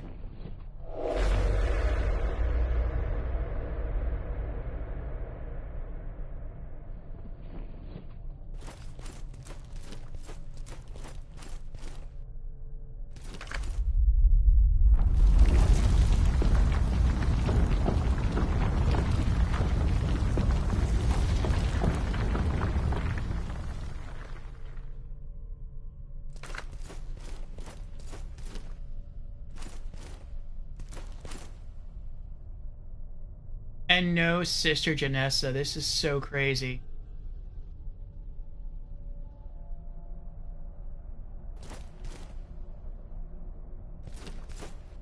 It only takes maybe like 2 of those wraiths to kill me in seconds. And how many do we have here?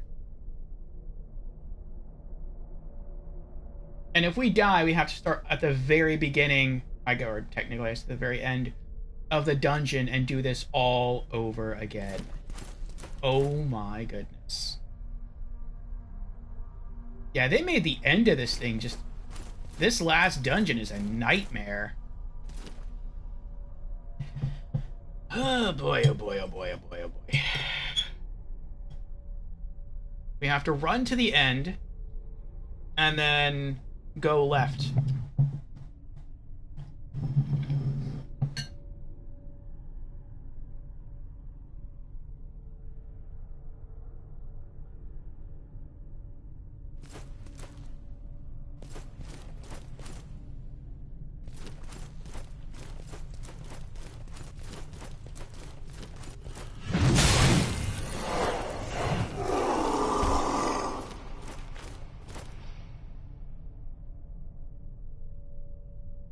We got one.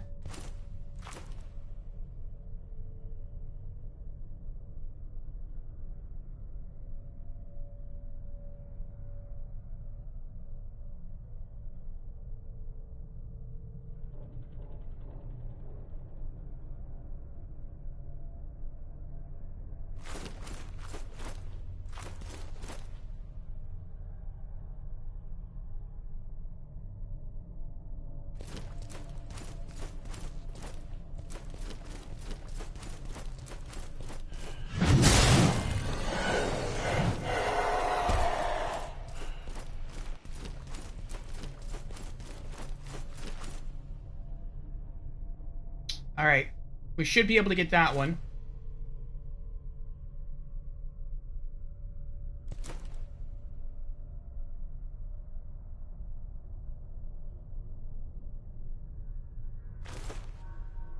got stuck!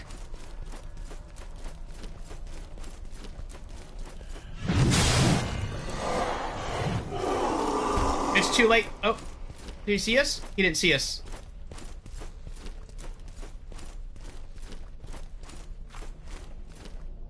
Alright, the riskiest one was right there.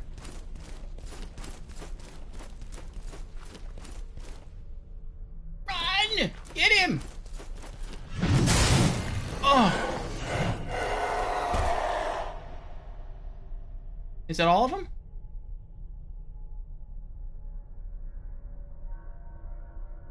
Is that Sister Janessa? I can't tell. It is Sister Janessa. Why are you here? How are you so... I don't know how this works. She's super close to the enemies. I guess they don't detect you from here, then? Perhaps it's time to make some new memories? I see. Okay, at least now if we die, we spawn down here. I don't think this is too bad. We just have to run all the way to the left. And then I think take the teleporter on... Is it the left or the right? I mean, I'm assuming all the teleporters work the same. I hope they do.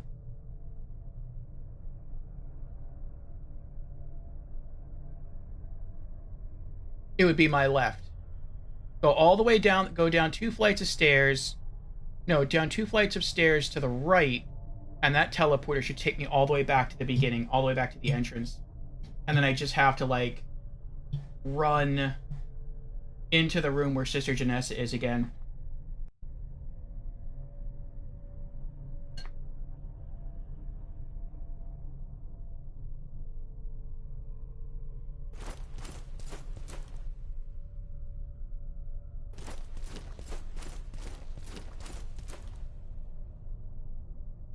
Okay.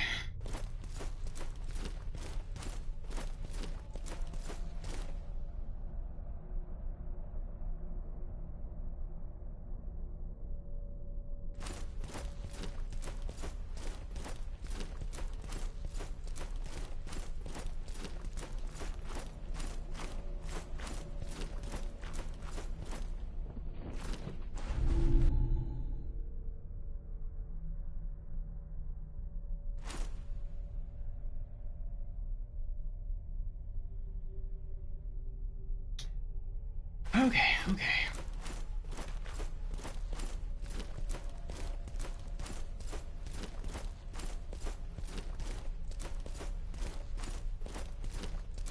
I thought I saw a hammer guy standing there earlier. I have to take the center path. Okay.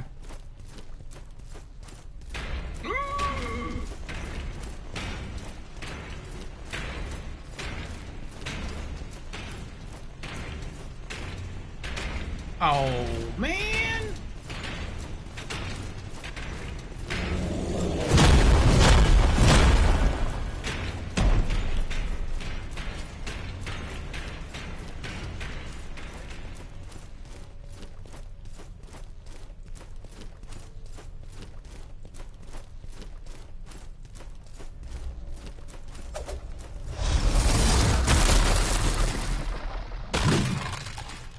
Bye.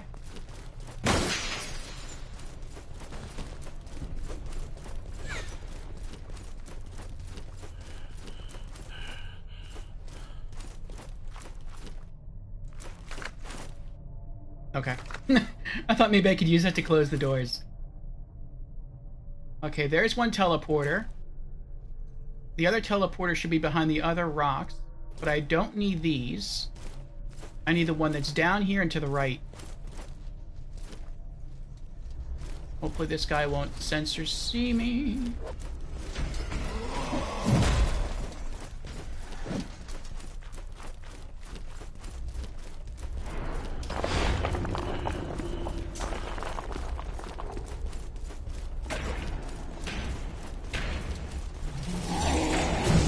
Ooh, that was close. That was close.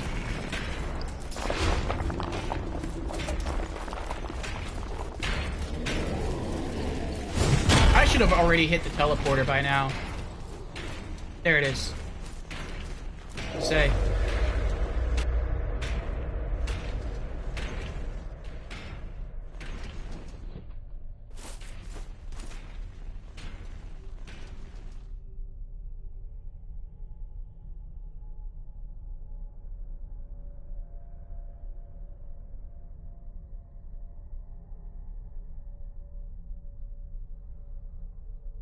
I think I just run in there. Past that hammer guy. Yeah. Okay. Go!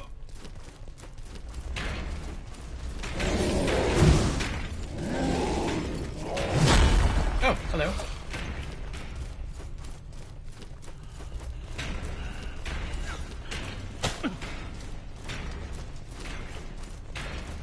See if we can hit up Sister Janessa.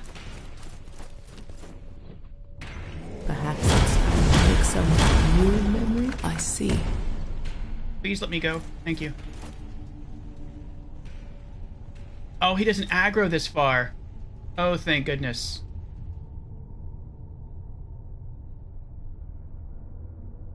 Oh my goodness.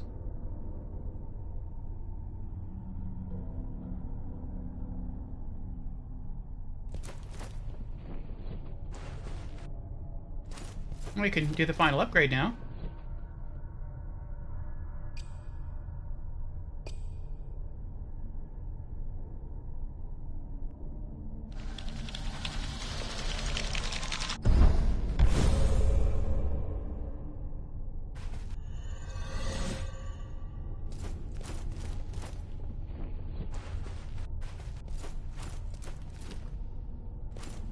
Okay, let's heal up. Perhaps it's time to make some new memories?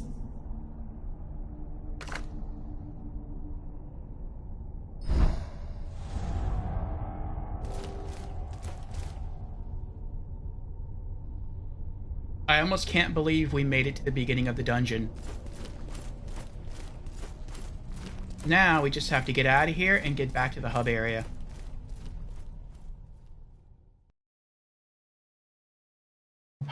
This part will still be a challenge, but not anywhere near as much of a challenge as we just went through.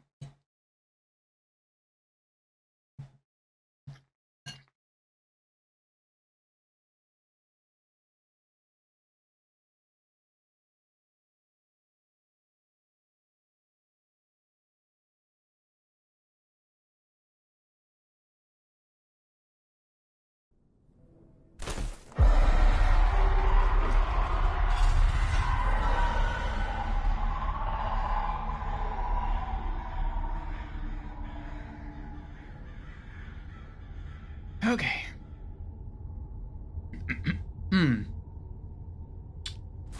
We're also now 8 hours into our 12-hour stream. 2/3 of the way there.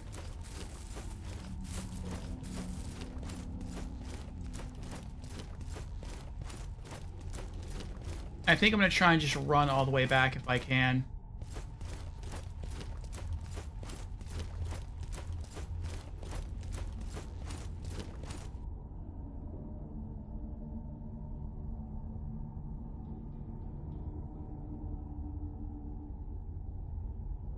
Oh, they are alive. Okay. I mean, I guess that makes sense. The green fog was here. I wonder what happens if you summon green fog and then you kill the... Well, no. No, probably not, Rhyme. I would say then... I don't know. That's a good question. If after completing one dungeon, you have the ability to summon the green fog at will and send it away, what happens if for dungeons 2 and 3, you choose to summon the green fog, and then you make your way to the dungeon? Now, the dungeons should be harder with the green fog, and maybe you can't even complete dungeon 3 if the green fog is there, like as far as getting inside it.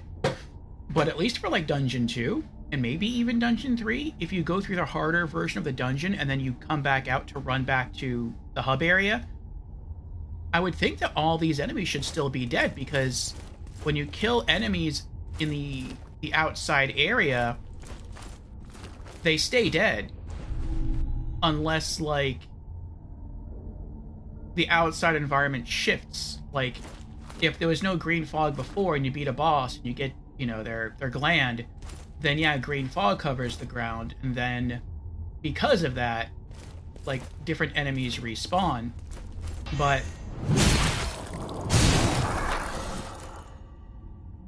you know, outside of that, what if the green fog was already there? Would the enemies not respawn because the condition of the world didn't change? So you could basically just, like,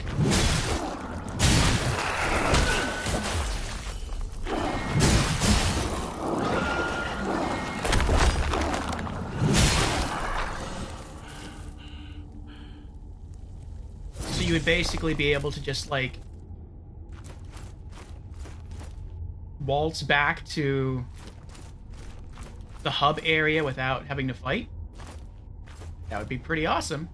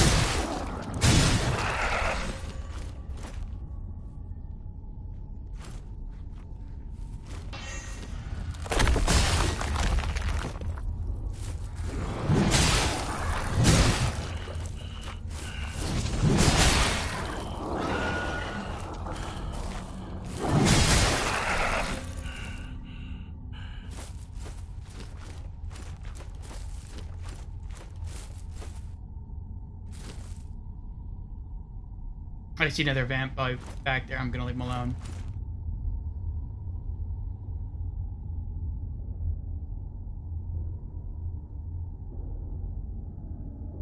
I think I go this way.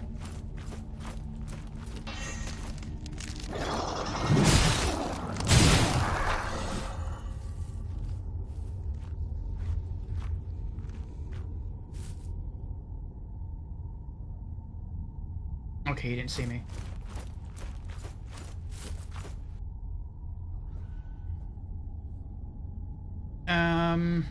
Left. I think right just takes you into a loop.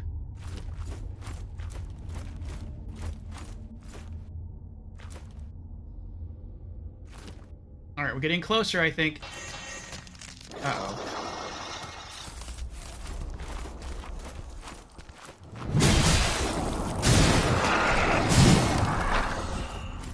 Ooh, that was close.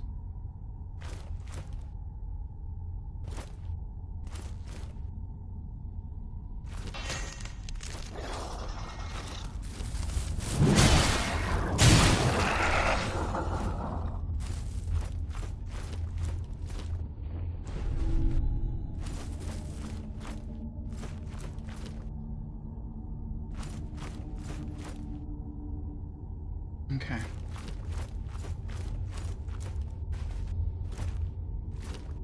I think we're getting close to the big toad. I think he's just to our left, right? Yep, good, good. We're almost back. We're almost safe. Let's kill him first.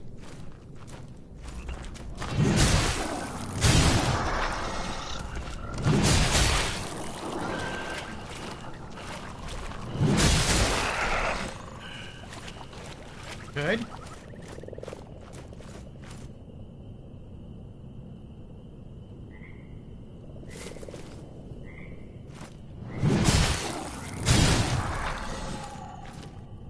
Okay.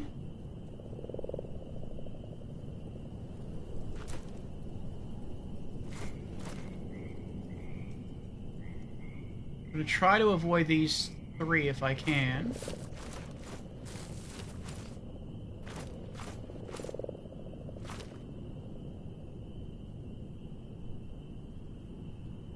So many enemies. Oh, that's kind of funny.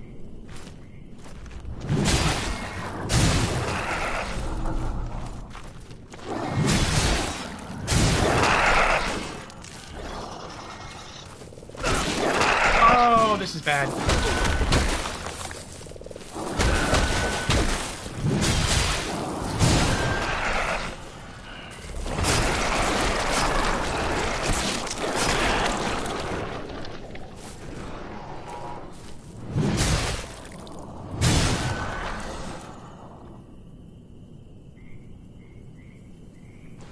Yeah, that trap threw me.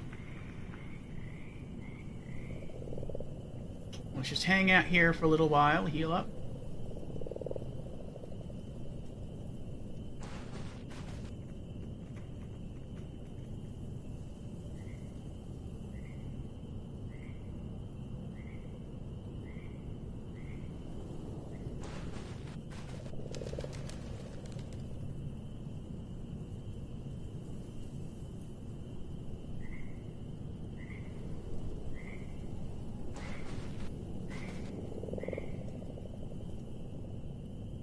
Alright, that's good enough.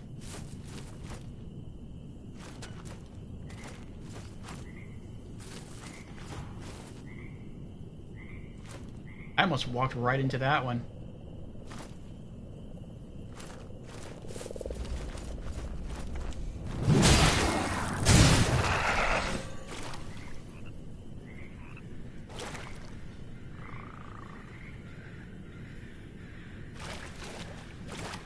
No, we're right here. We'll go this way. We'll kill that guy.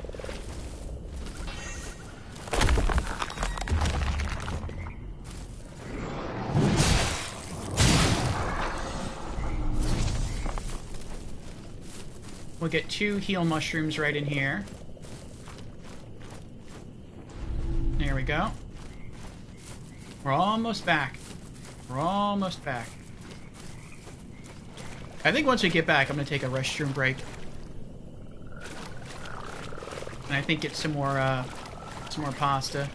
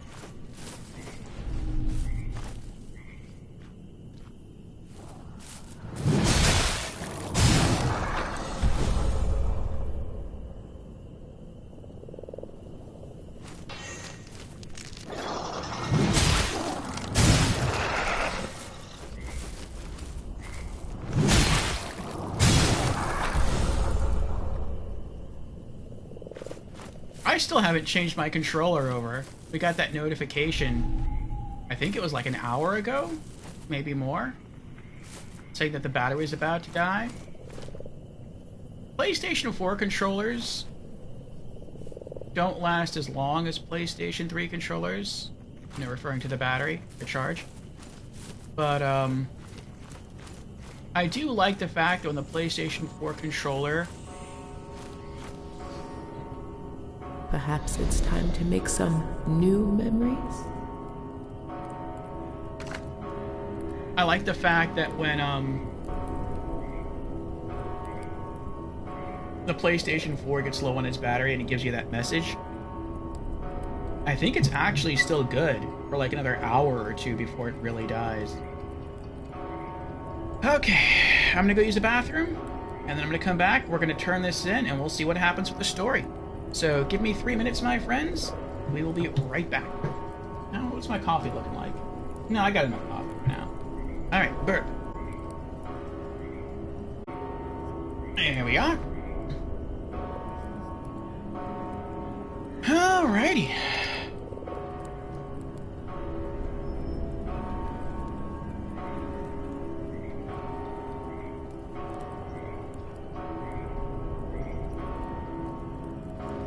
Let's pop in our earbuds and continue.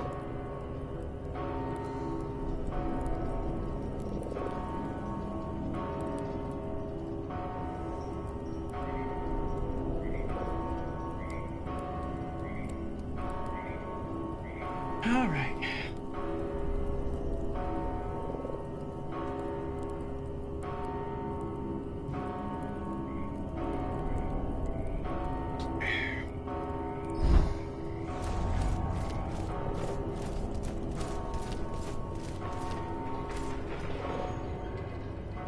That stench.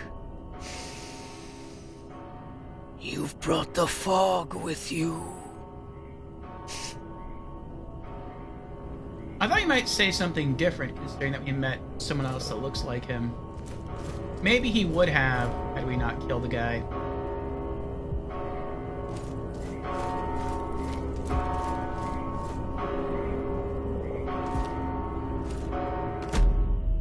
Who would have thought one so naive could endure such hardship to deliver this final plan?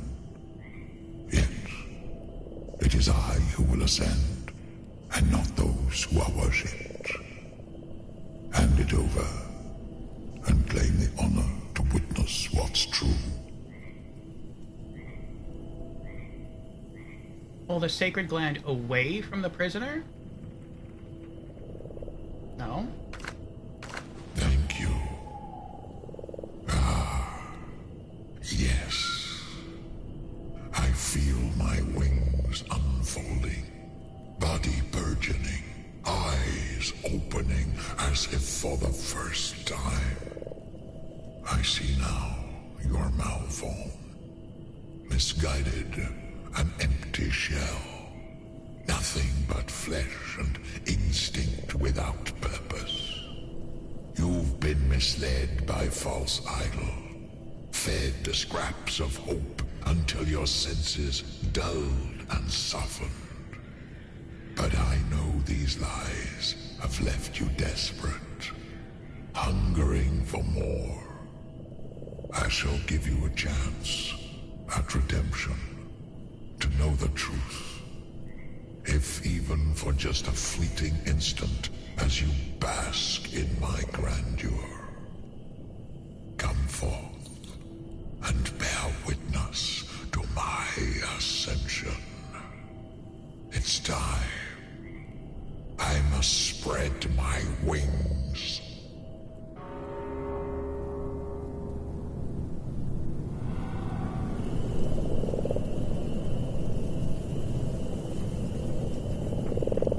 Yay, the green mist is gone. Enter hole. Oh, he went down. I was gonna say, I don't know how, like, he freed himself and got out of here without, like, destroying the place.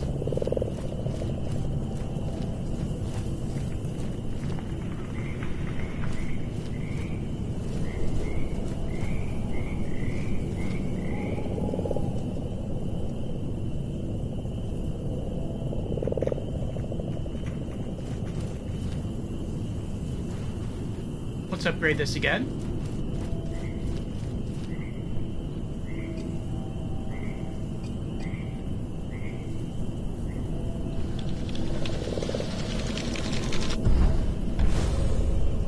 Yay! Weapon damage of the fire mace has been maxed. Do I have any other acids?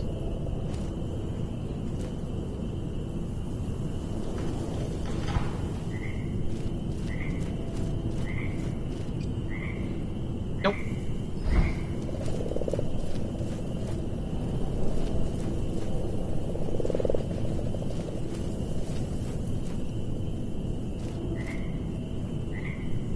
So, Do we have an accord? I can't say I blame you. It's not an easy hunt. Does Janessa have new dialogue now? Perhaps it's time to make some new memories? You're not ready.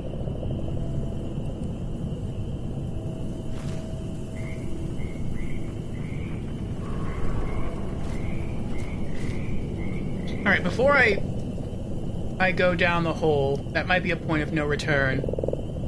That could be the final boss. Let's see how many more we needed for our different skins. Solomon needs 15 roasted rats. TL needs 15. I'm gonna guess Hadron needs 15. That's 15 times 3, that's 45. And how many rats do we have now? Roasted rats. Let's see.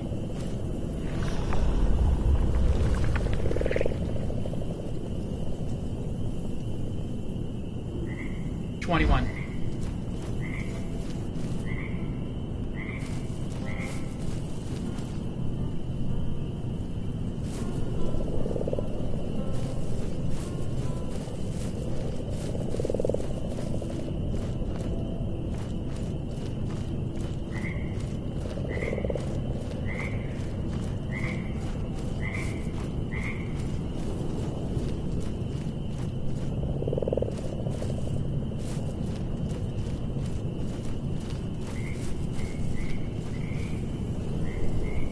Welcome back, my splendid friend.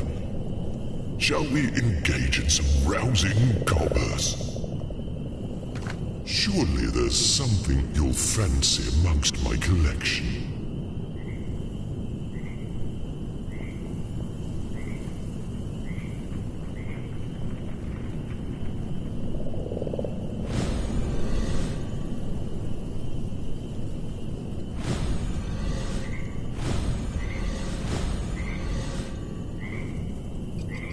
More.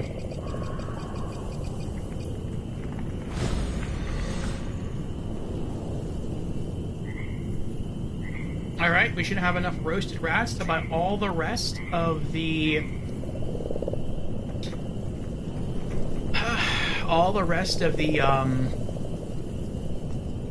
what do you call it? The character skins.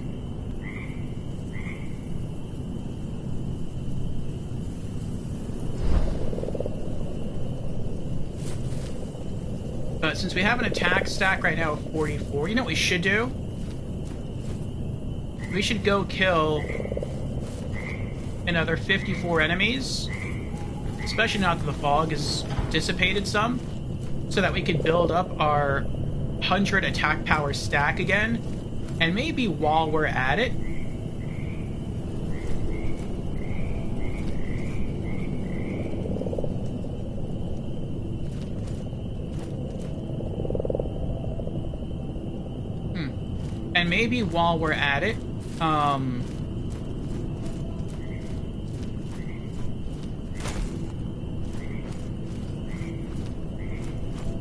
pick some more healing mushrooms. And then we'll go down there, and I assume he's going to be the final boss.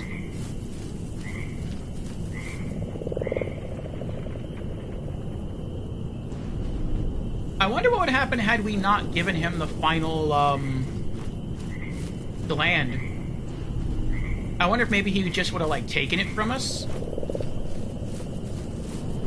And, like, the final boss fight would have, like, initiated immediately.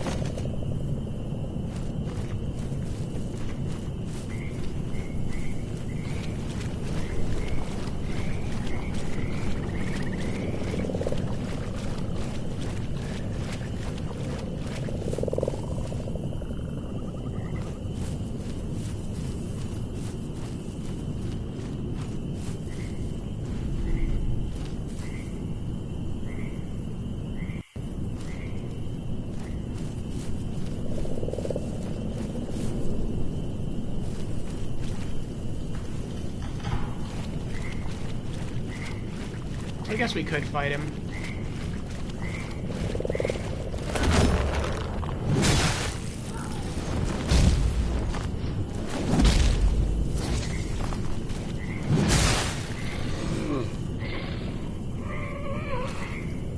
I don't have to kill tough enemies, I just have to kill enemies.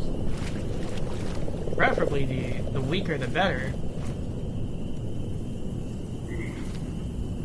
So I can, you know, kill them quickly.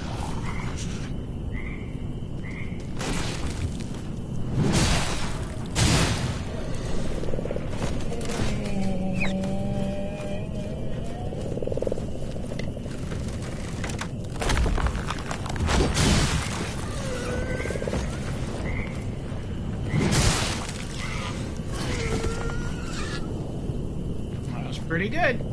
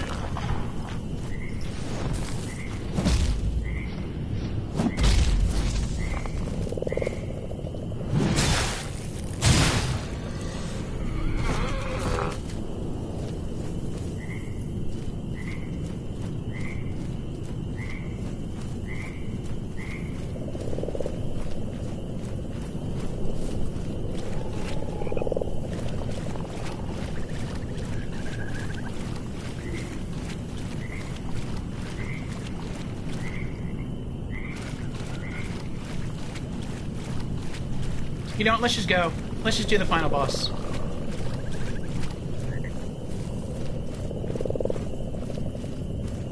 I don't want to keep hunting.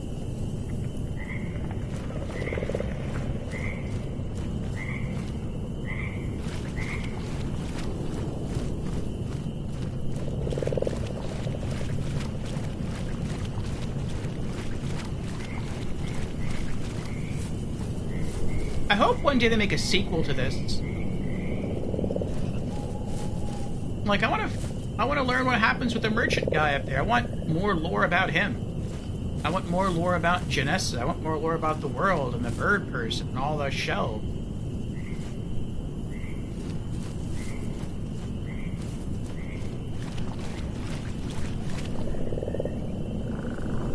It's always good to leave the audience wanting more.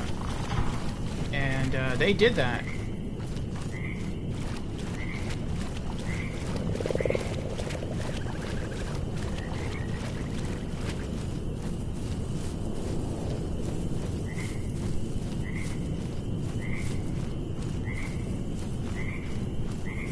We can probably collect one more healing mushroom back this way, and then we'll see what happens with the what I'm guessing is the final boss.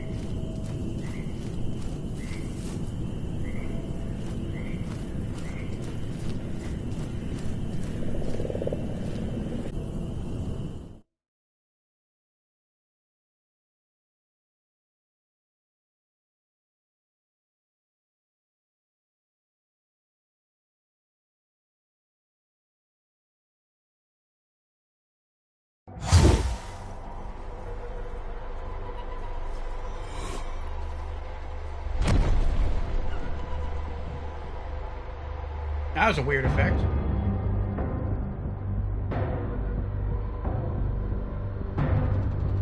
It's all wrong. The visions have dissolved into darkness. There is no ascension. Only an endless abyss, growing deeper and deeper as I stretch my wings uselessly. I've fallen into a sea of shadows.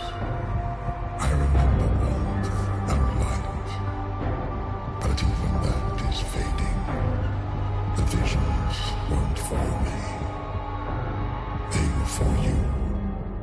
Are you not meant for this blighted place after all? But why should you get to escape, while the rest of us remain mired in this miserable pit? It's senseless, this injustice. If I can't ascend, neither will you. No one will.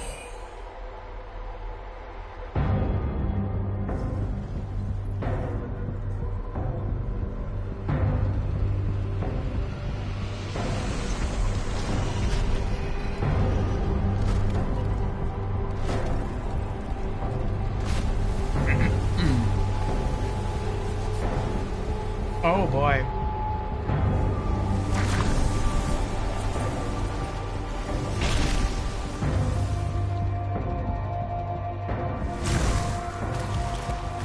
The Unchained. Wow, he's tanky.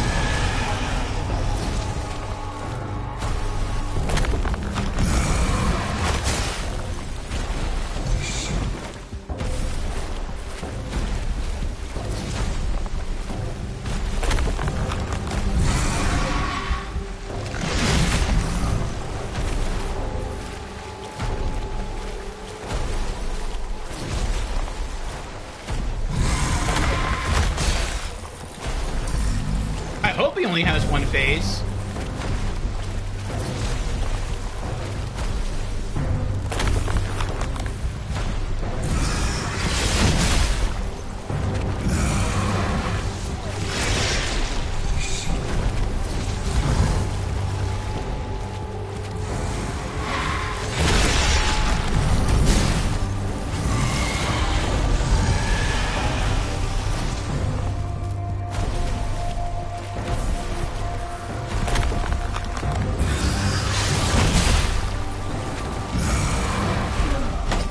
I tried dodging.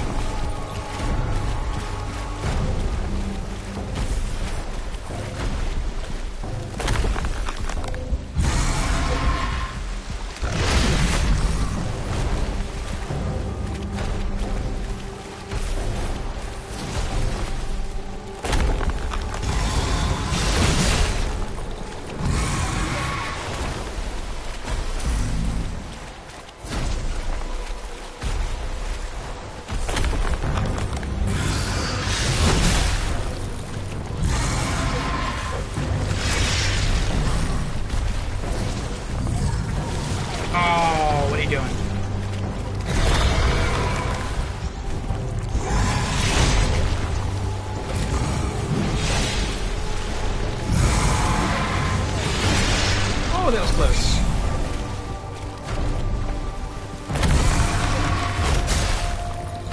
I wonder if the graphical glitches I'm seeing is like supposed to be happening, or if it's like a mistake.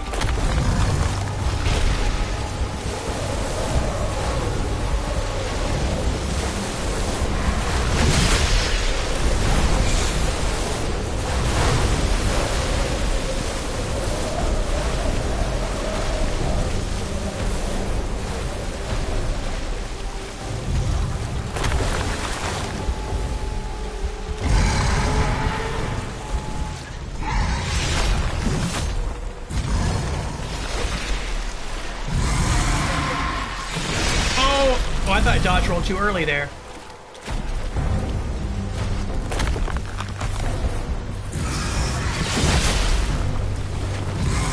Hey, Begoddess.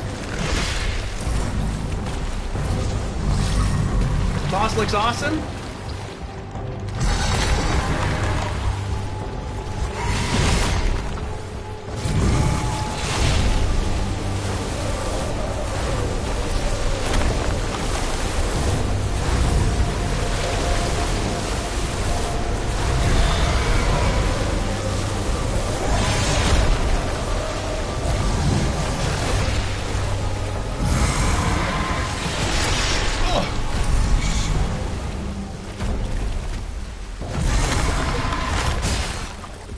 hoping he only has one face. He is super tanky.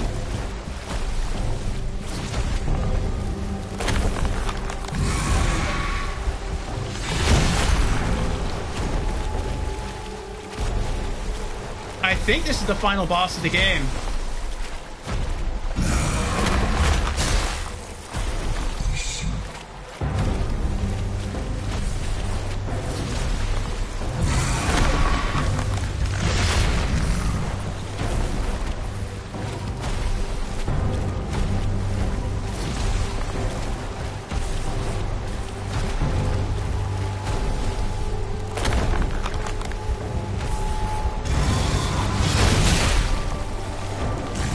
I feel like I'm doing almost no damage.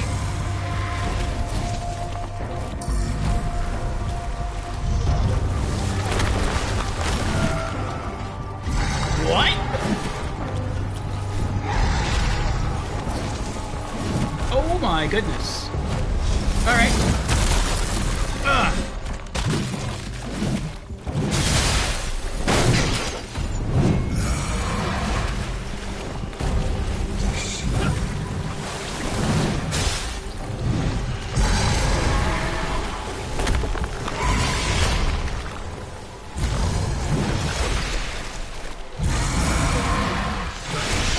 I hit the roll button too late.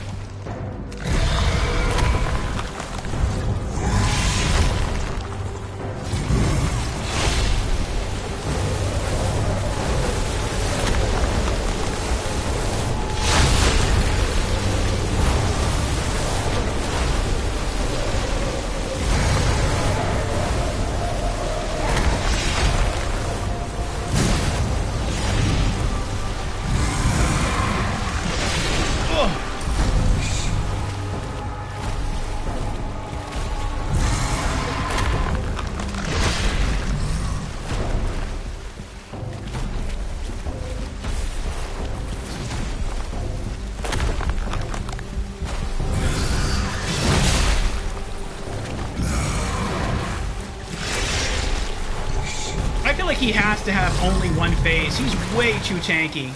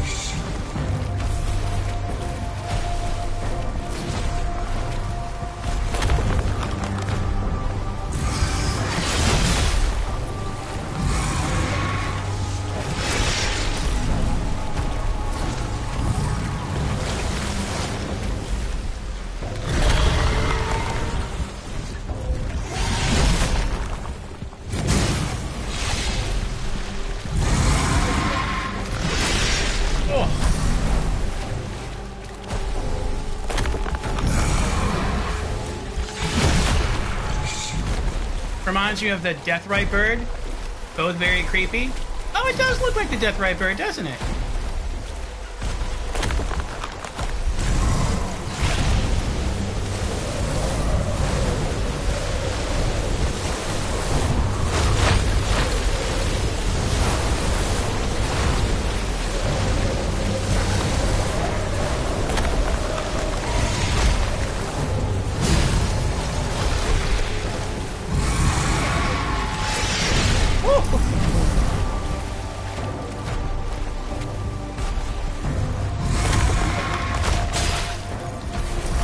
He's almost halfway.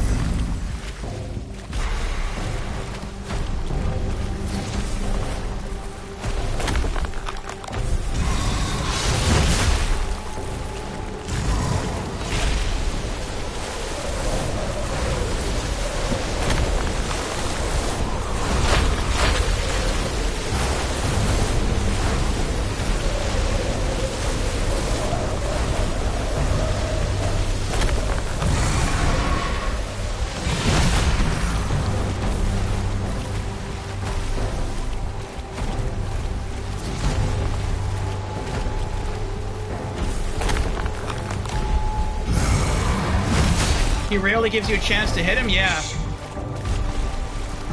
I mean, I have to fight him. I'm fighting him the way I fight most of the bosses. I just get a power attack ready and then go stone cold. So that when he hits me, I take no damage. And he takes at least a little chunk of damage. But he has to be close to me when that happens. Most of the time he is, though.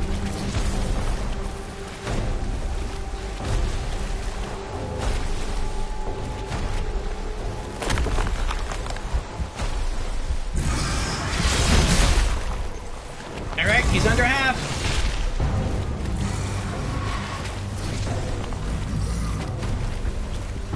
Oh, it's these guys again. This is annoying.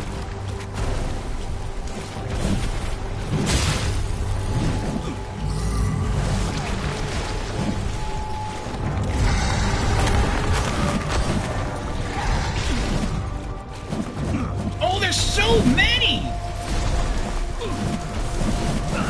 Oh my goodness! Oh my goodness! This is ridiculous! I'm dead.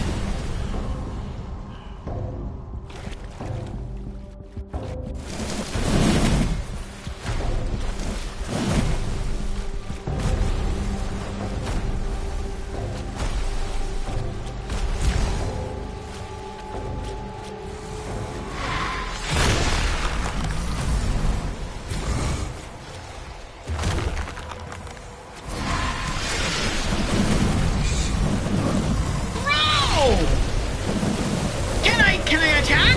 Is that allowed?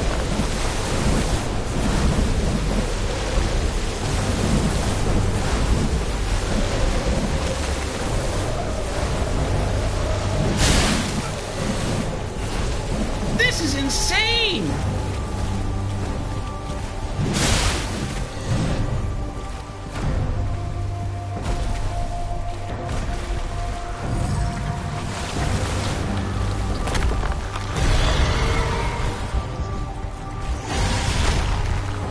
I just need to get away right now and continue to try to heal.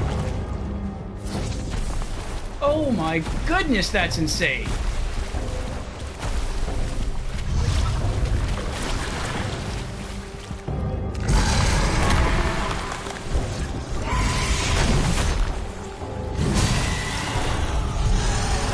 What? He's gaining new moves.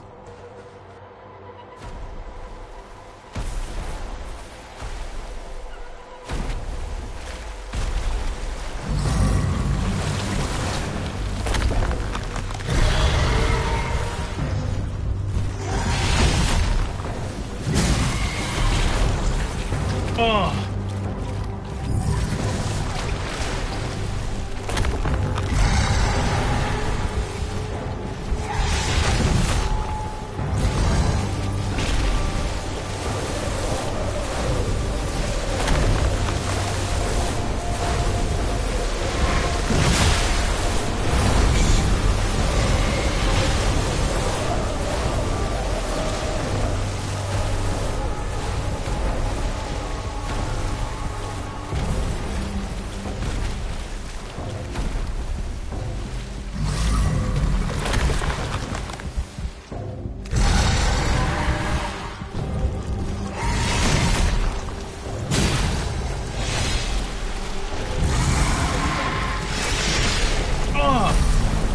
Hopefully he doesn't do that thing where he summons a whole bunch of enemies again. That's horrible.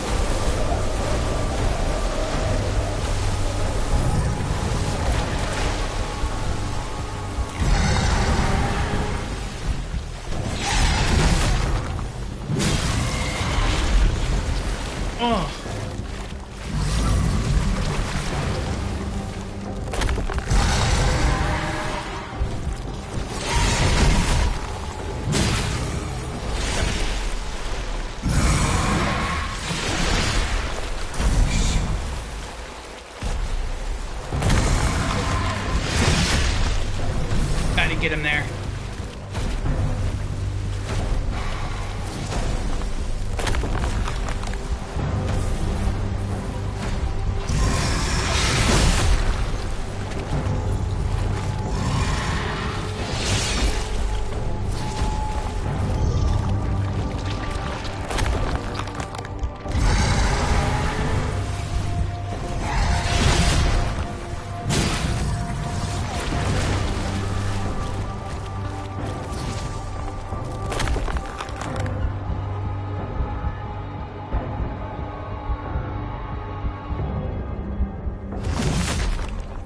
Oh no.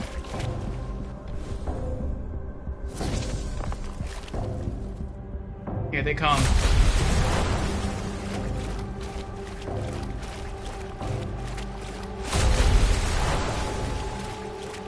It looks like he's creating a whirlpool. It's like they can't get over here.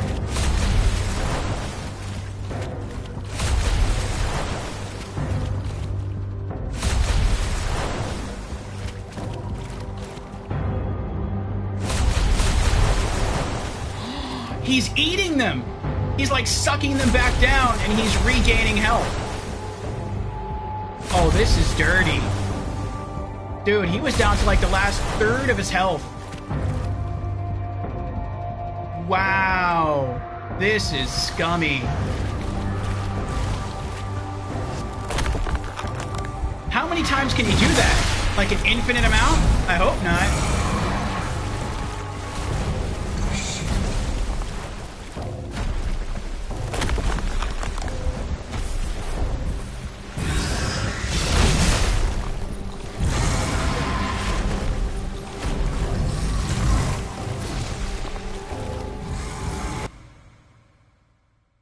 Oh, that's nice.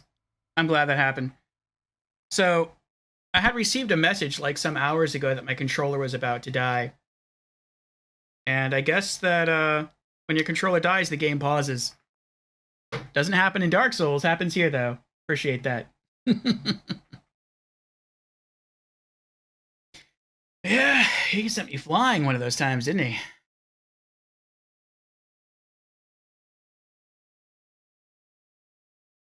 All right, switch controllers. Here we go.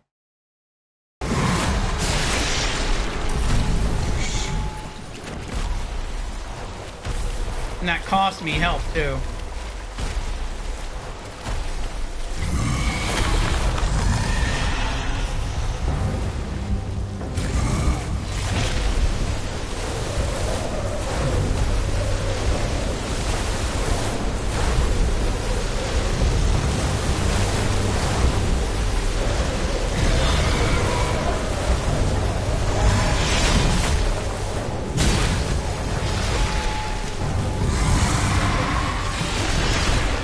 Back at half health.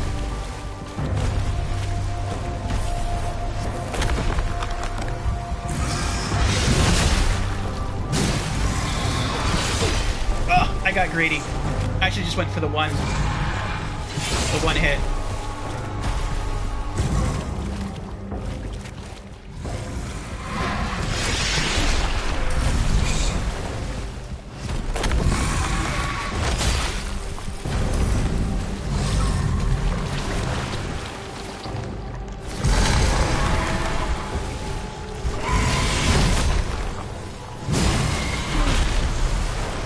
I tried to roll away. Didn't do it in time.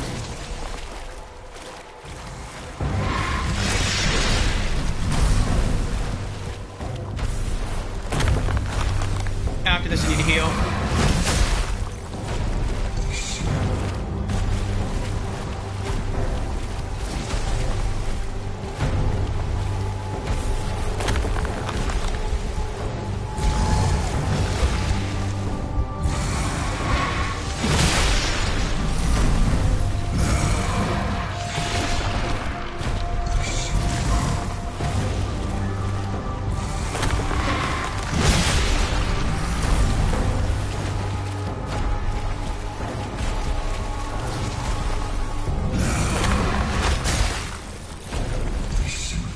Down to his last third again.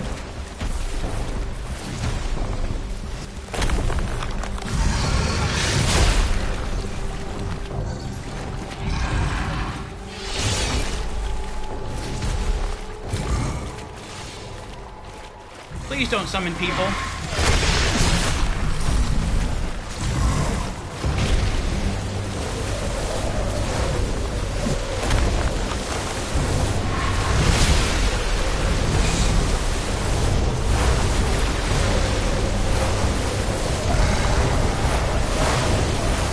Oh, this is bad. This is bad.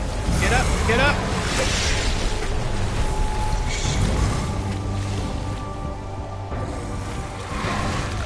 I tried to roll, I couldn't do it. I was stuck in the animation, the healing animation.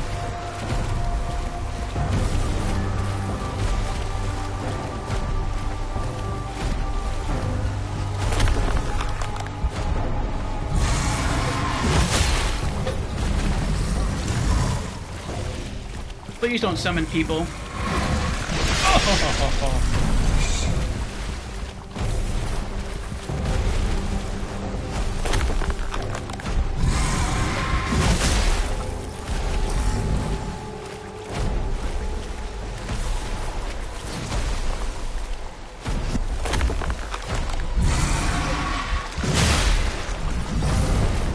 Alright. I don't think he's ever been this low.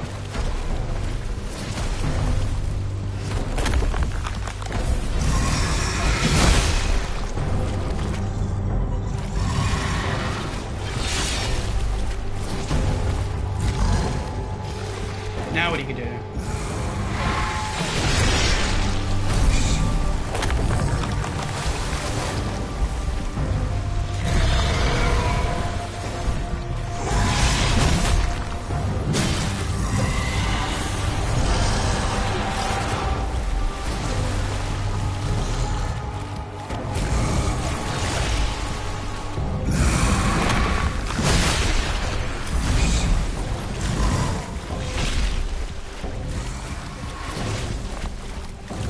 Oh, he did it again!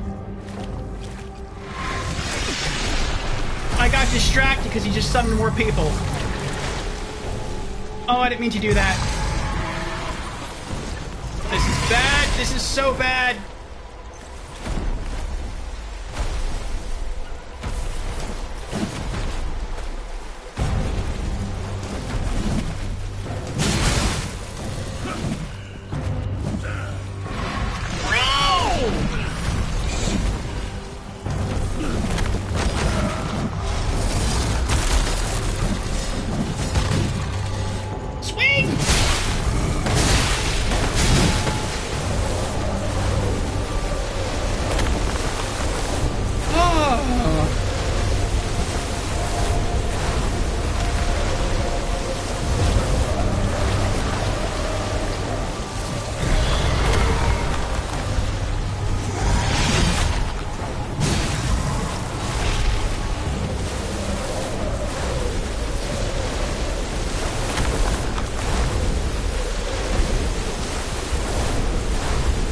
I need to heal again when I get a chance.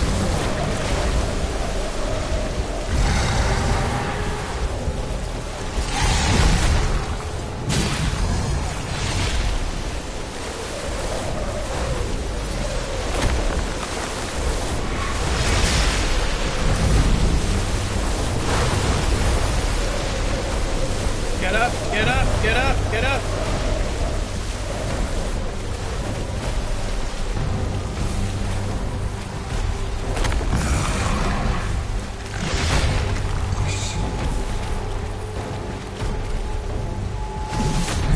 Oh, I didn't mean to do that! I thought I had my stone form back already.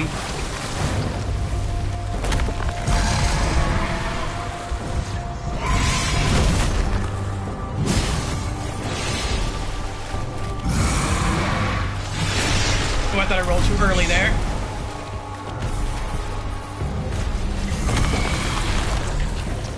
Oh, he missed. That's kind of funny.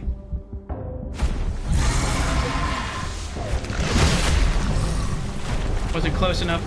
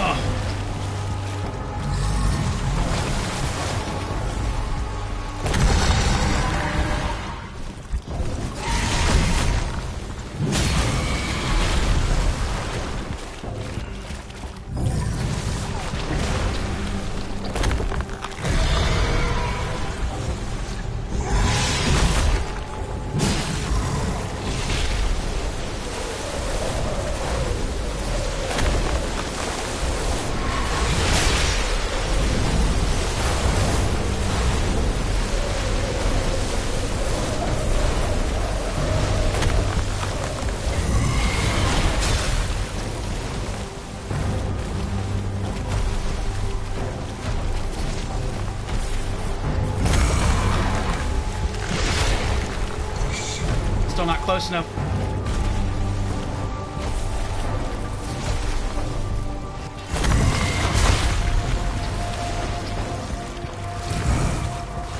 Please don't summon any more people. Ugh. There we go.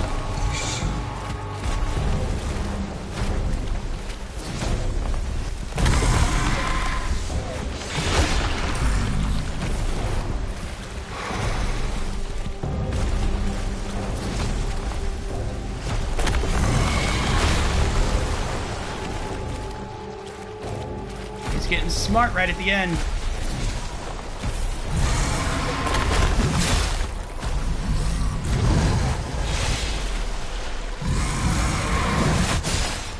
I did it! I actually made a mistake right there. I glimpsed this moment over and over. I went to... Am I now to witness your ascension? I drew back... Or will you shepherd me across the threshold? I see nothing now. Nothing at all. I drew back my sword to go to stone, and then to counter. Glimpse of fallacy. But I didn't have my stone form yet, so I just like...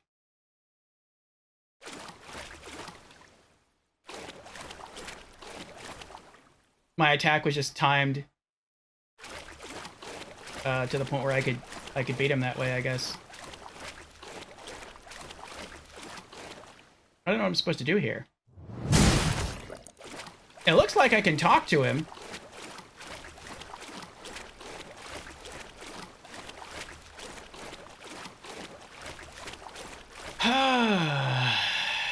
Yeah, okay, I came far.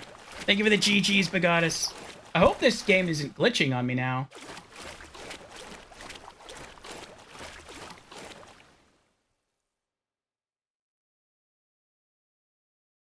That white dot typically means you can interact with someone. Maybe the graphical glitches I am seeing are glitches and they're not supposed to be happening? I don't know.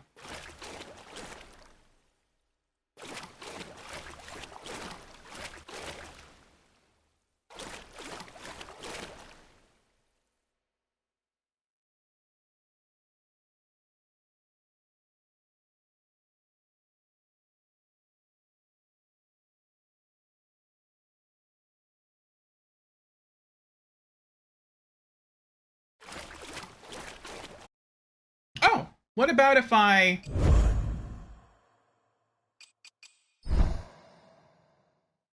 exit to main menu and then launch in? Now what happens?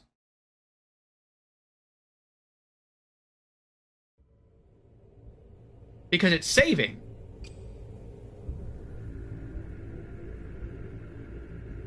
Continue.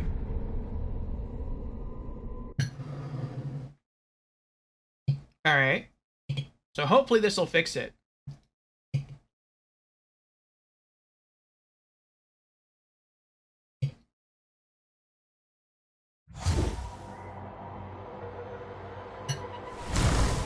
Nah. No.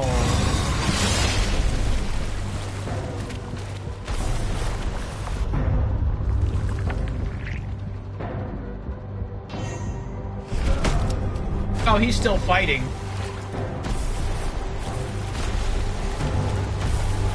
I don't want to do this again.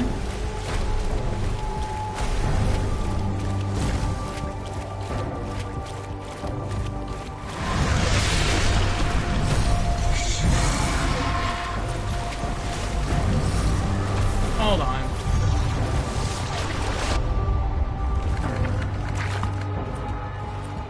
We do have the glimpse of fallacy. You know what? Kill me. Yeah, just kill me. I don't want to do this again.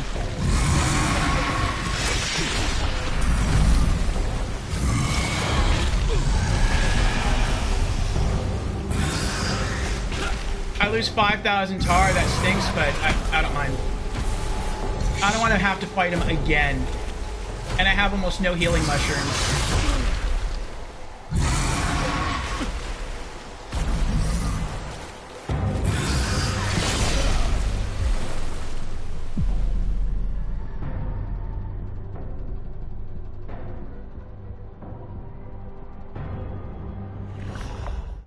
All right, now what happens?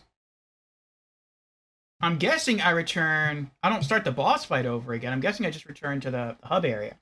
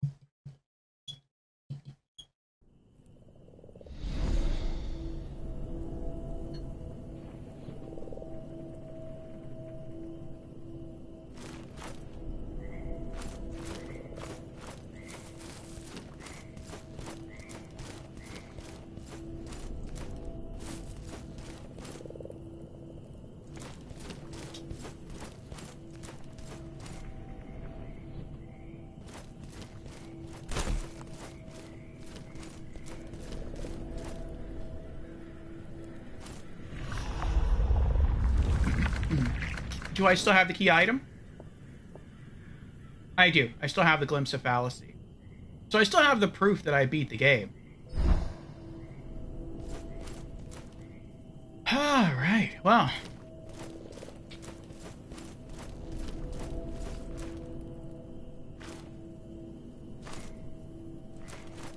Let's fight our way back to the Toad. And we'll feed this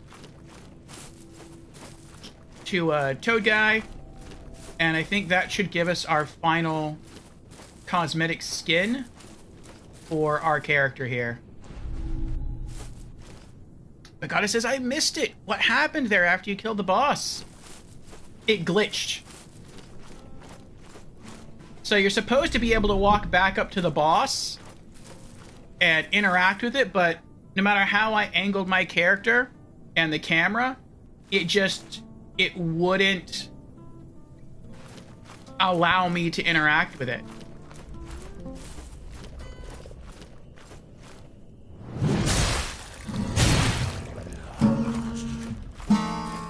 And so I tried letting it kill me. Actually, first I tried exiting the game and then loading back into the game. I thought maybe that would sort of clear up any glitch. But when I did that,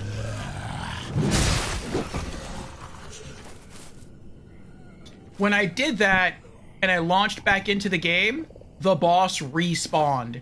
And I'm like, no, I'm not doing this. So I tried to... I also tried to use my fast travel item to just teleport out and teleport back. That didn't work while I was in the boss area. I just let him kill me because I didn't want to fight him again. And I thought, like, maybe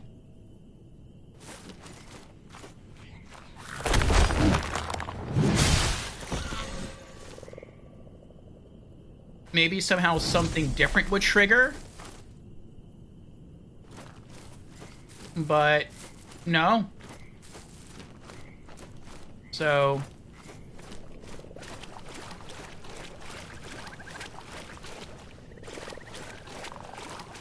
that kind of stunk.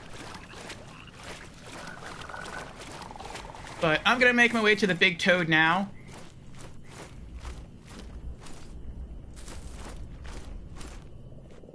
And at least get a different cosmetic costume.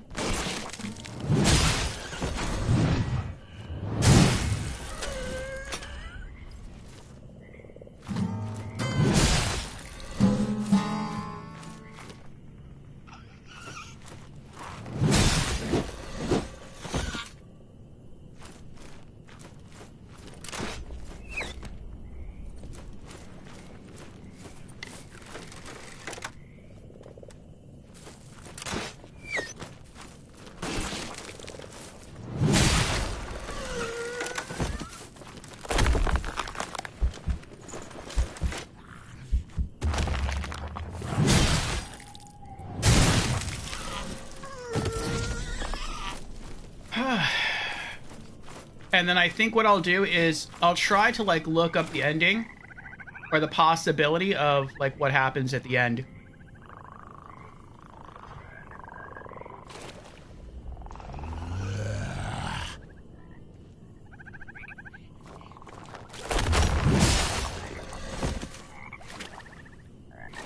I know, I looked it up on YouTube, and it's like you have two options, basically. You can choose to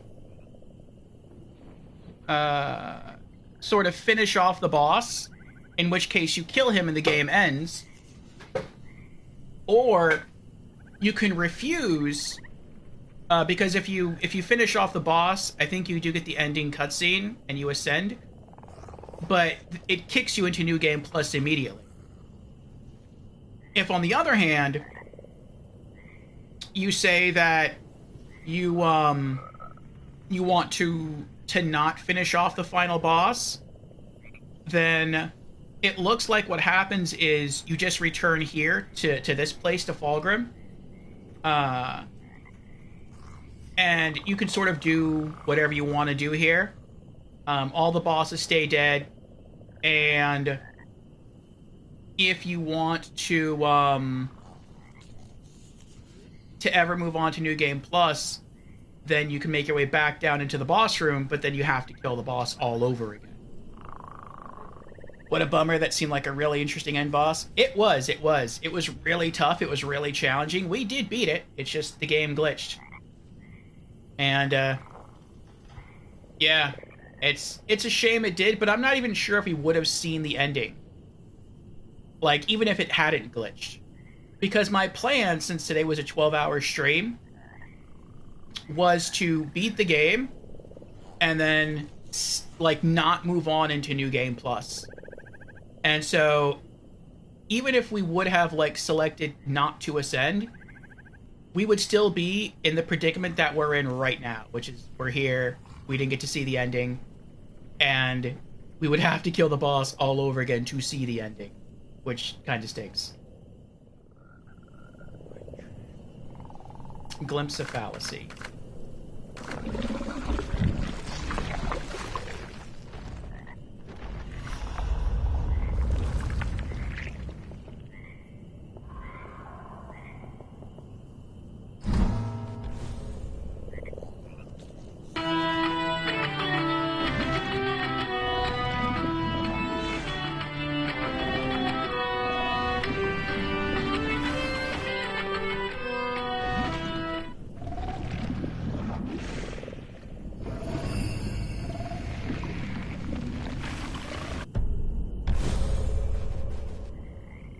Corrupted Eredrim. Yeah. So the final form is all black. And he's like bleeding orange out of his helmet. That's kind of wild.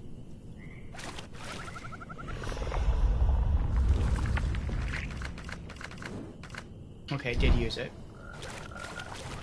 Oh, thank you for the 50 biddies there, Bagatus. Thank you very much.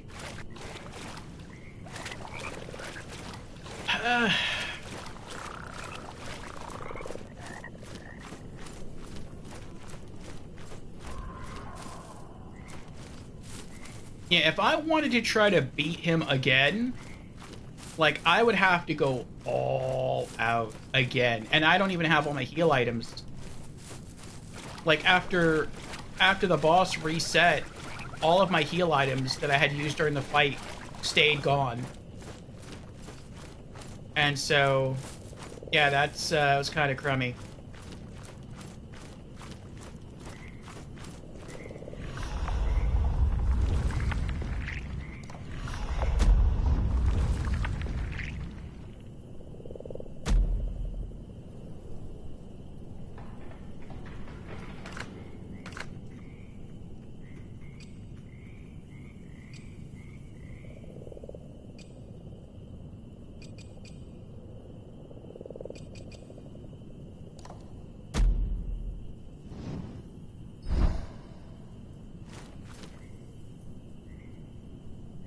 I think what I'll do is I'll head back to the area where I can pick mushrooms from.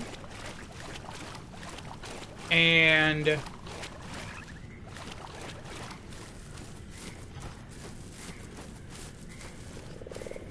I'll try to look into this some more.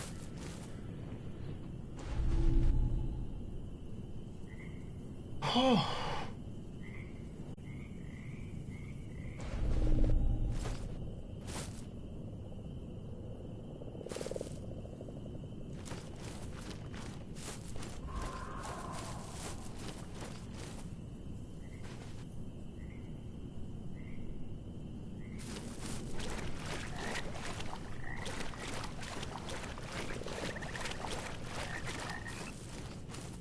Well, now that we've cleared all the enemies... Yeah, okay.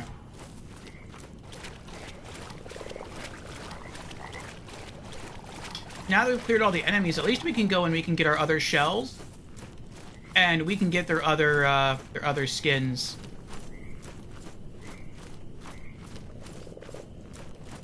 It stinks that it doesn't work the same way Dark Souls does with the New Game Plus, where...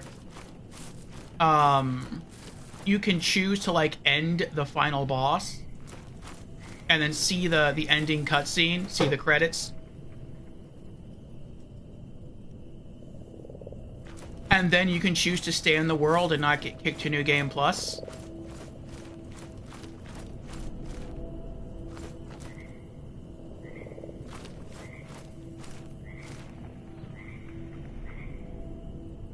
But I get why they did it the way they did.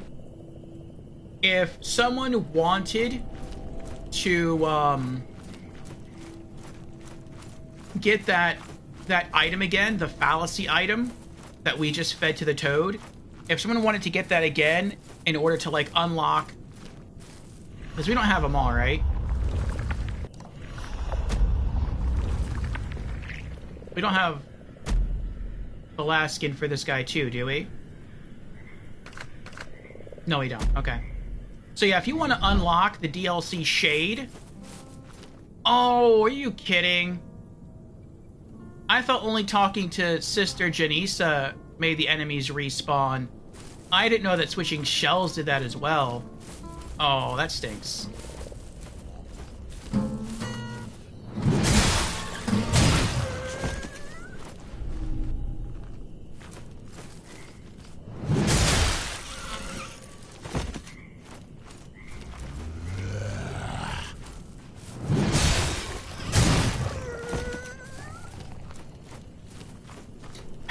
But, if someone wanted to unlock the DLC outfits for all of the shells, instead of having to beat the game, like, 5 times, once for each of the 5 shells,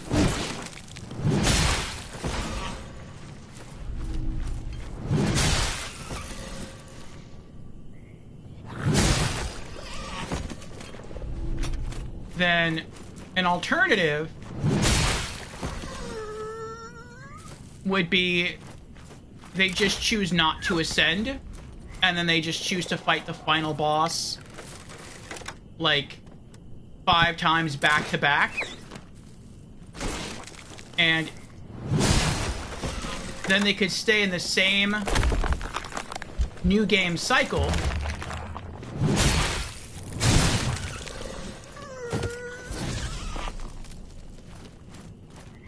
and have all their cool cosmetics without having to beat the game 5 times. So, I mean, that's nice, but I would have liked to see the ending without having to beat it again. Hey, Fusion, welcome back. How you doing? We got 2 hours left to go, Fusion.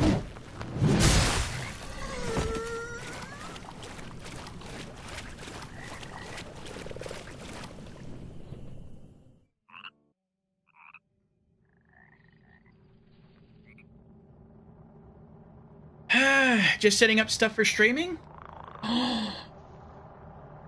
You're gonna stream? I thought you didn't stream at all.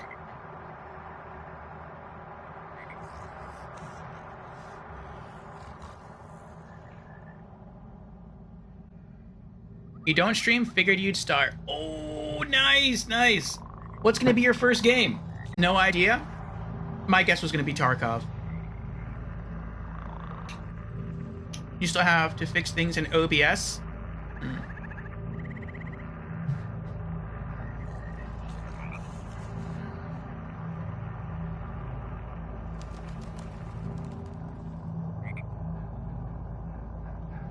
5 roasted rats. 1, 2, 3, 4, 5.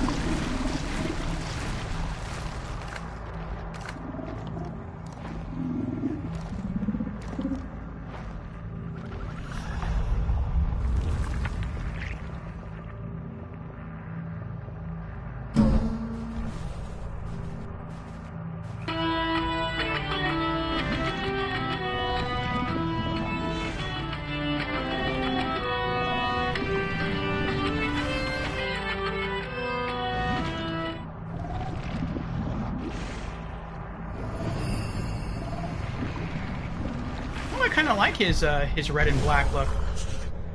The Count. Ooh. It's late into wipe, so you probably won't stream it. Okay. You're using streaming as an excuse to force yourself to play single-player games. There you go. That's a good excuse.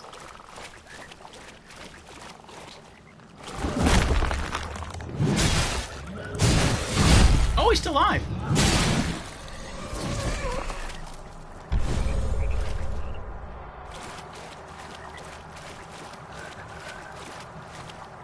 So, Fusion, guess what happened with the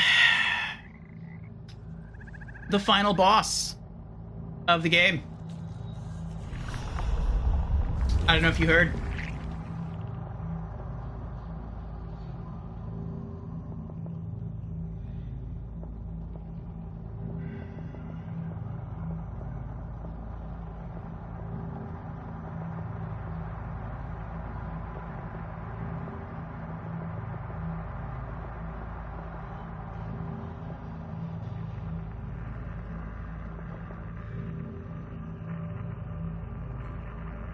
Okay.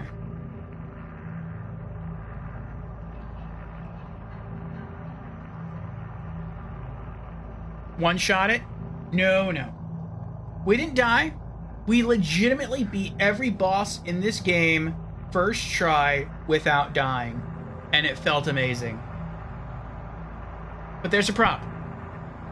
The problem is that on both PC and console, the final boss fight is plagued with glitches. We experienced some of those graphical glitches ourselves. The screen was flickering a good chunk of the time, and I wasn't sure if that was supposed to be like a weird, like, otherworldly effect, or if that was supposed to be like just glitches, just, unintentional glitches. But we kept playing. We beat the boss, and then a dot appeared over its corpse. And the boss is like, "You've beaten me. Go ahead and finish me off." And so you're supposed to walk up to the boss, interact with it, like talk to it, and then you're given an option. Do you want to finish it, or do you not want to finish it? If you finish it, then the game ends. You see the ending cutscene, and then you get immediately pushed into New Game Plus. If you choose not to finish it, then you get kicked back out to, like, the hub area, which is kind of where we are now, and the boss stays alive. And you can go back later on, and you can refight the boss to get, like, the end game reward again. However, we did get the reward for killing the boss, but we couldn't select to talk to the boss.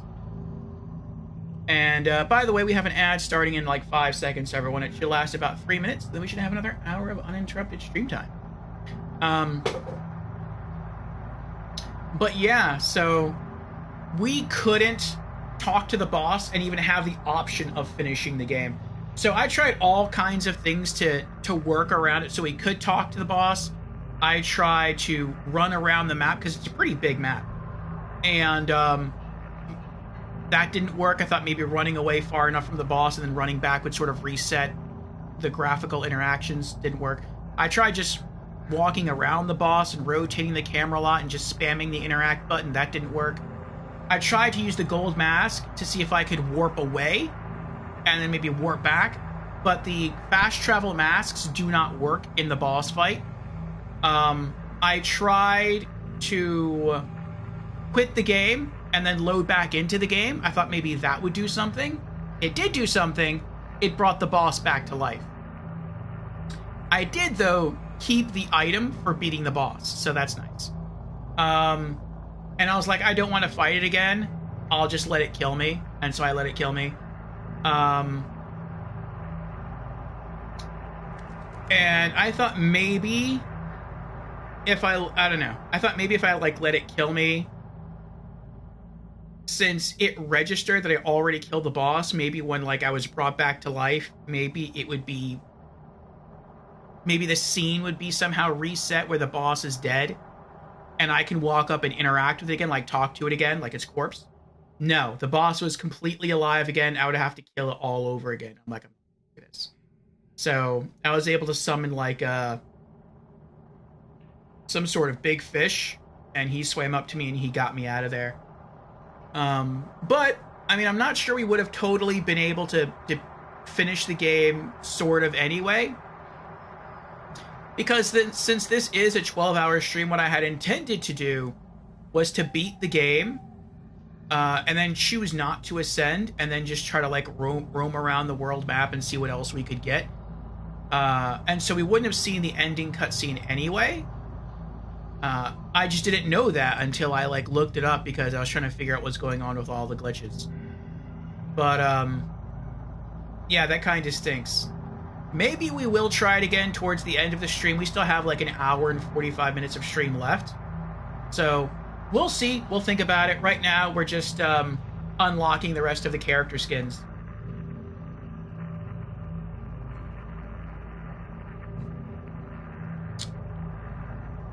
So now we have to feed him 10 roasted rats.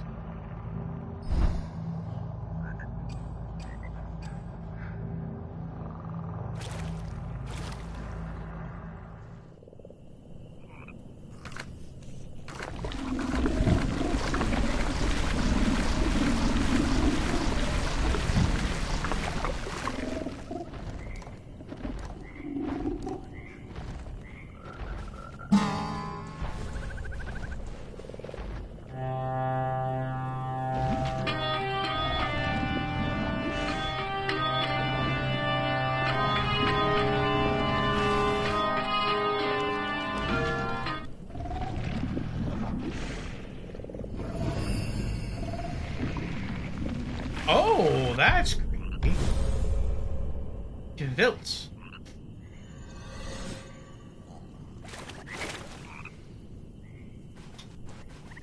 It's like ash white with black designs. I really like the red one a lot. He looked like a blood knight. And I wasn't too keen on this when I saw like the legs. But to see like the black like leaking from the eyes, and you have like a symbol there on the torso piece, that looks pretty cool.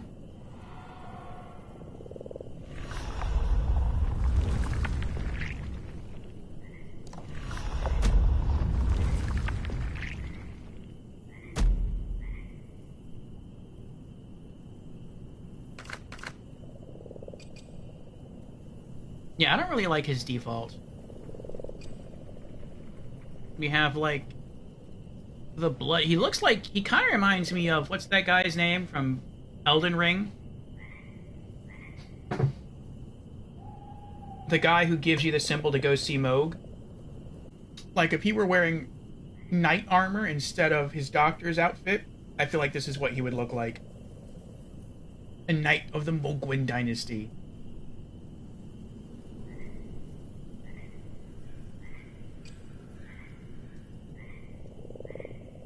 think I prefer this one because it has more detail. If it didn't have the symbol on the torso and the eyes like bleeding black, I would probably go with this one.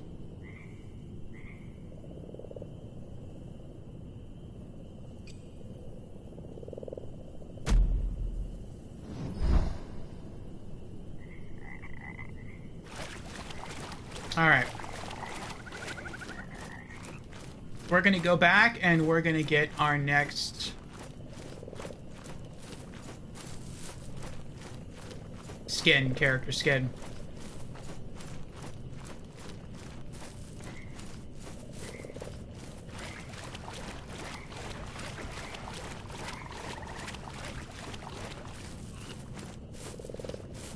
I'm gonna pick another couple of mushrooms first.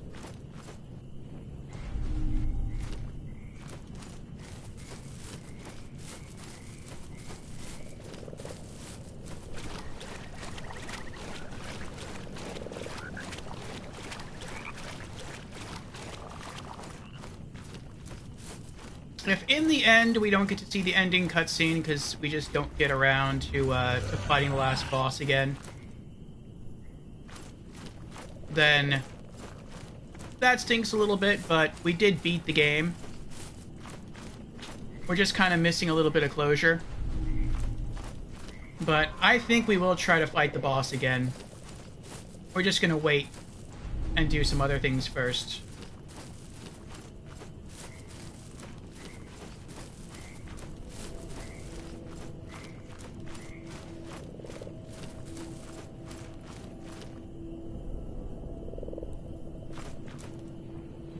Yes, slowly now.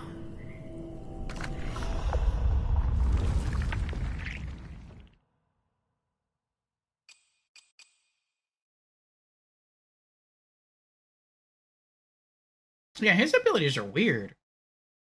Accretion of Yearning. When talking to an NPC, Solomon gains a segment of resolve. Yeah, that's weird.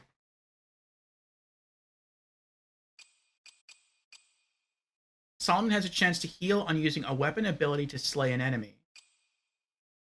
When holding a sacred gland, Solomon gains 25 maximum health. When not holding a gland, Solomon gains 1 maximum resolve segment. Interesting. Killing an enemy with an empowered riposte has a chance to restore all resolve. Solomon gains a small amount of resolve when being struck while hardened.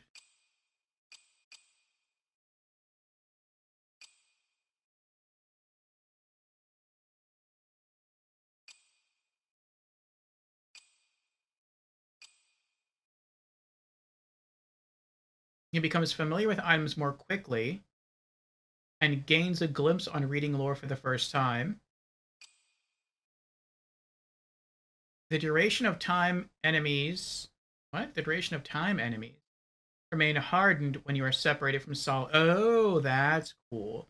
So when you die, when you get kicked out of your shell, they stay stone for a longer period of time, so it gives you more of a chance to run back in. Okay, that's kind of neat. Who else do we have? Oh, what? Who's this? Yes, TL's next.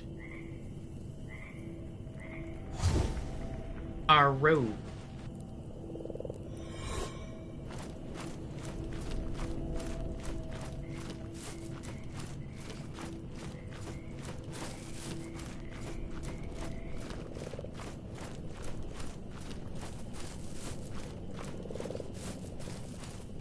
Nope, not yet. Okay.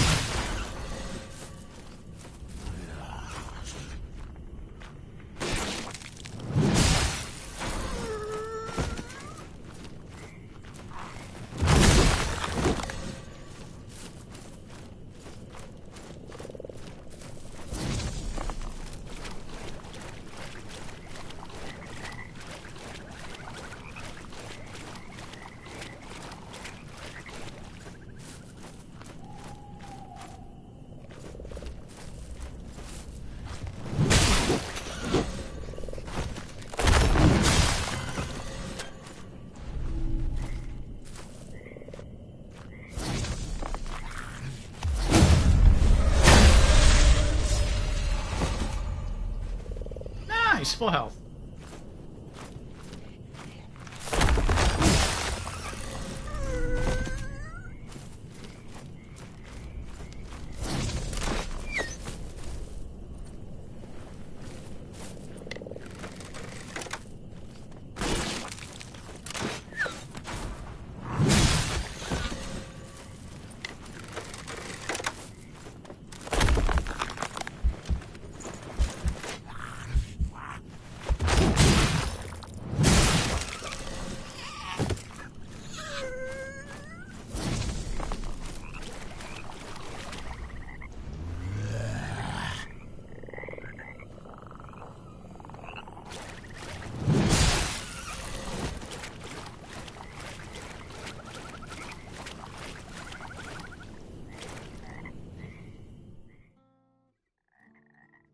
Five roasted rats.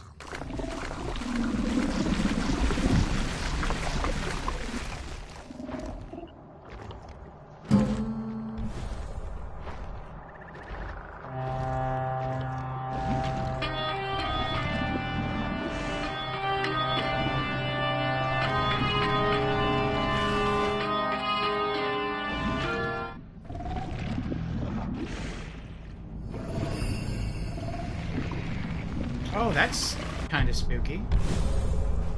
Slytherin. Oh, he has a cool, like, snake design on the back.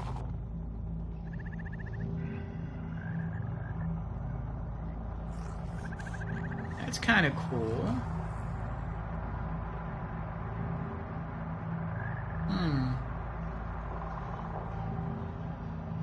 And the white color of the shawl goes with the white skull, too. Alright, 10 more. 1, 2, 6, 7, 8, 9, 10.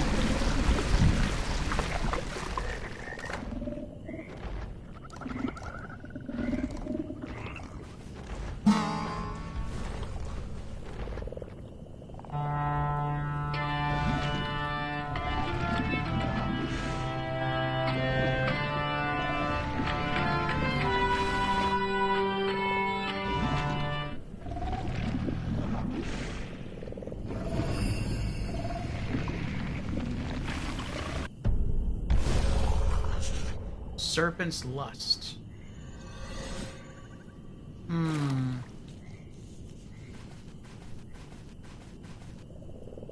Red and studded leather. I don't like that one as much.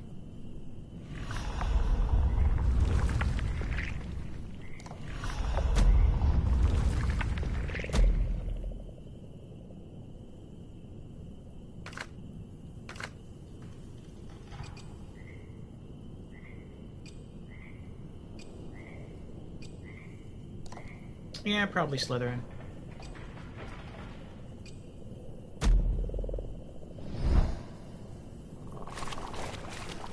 Alright, let's go pick another few mushrooms, and then,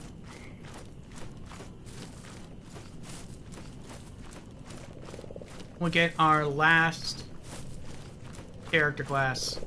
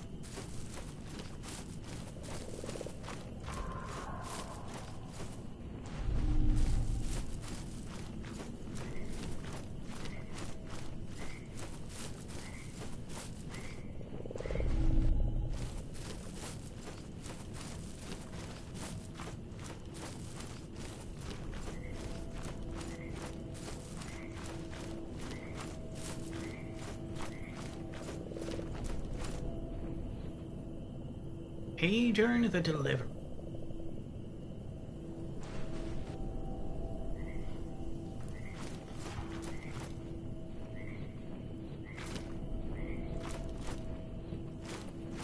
Okay. Last one.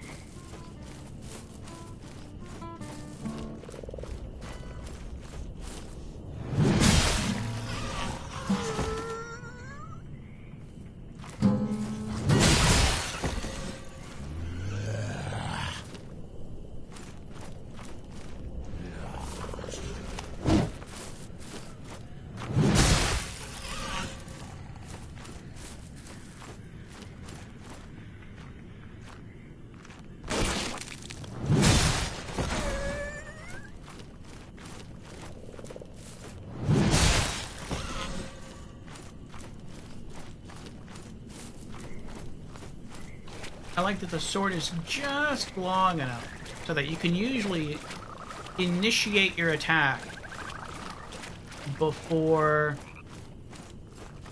they lunge at you.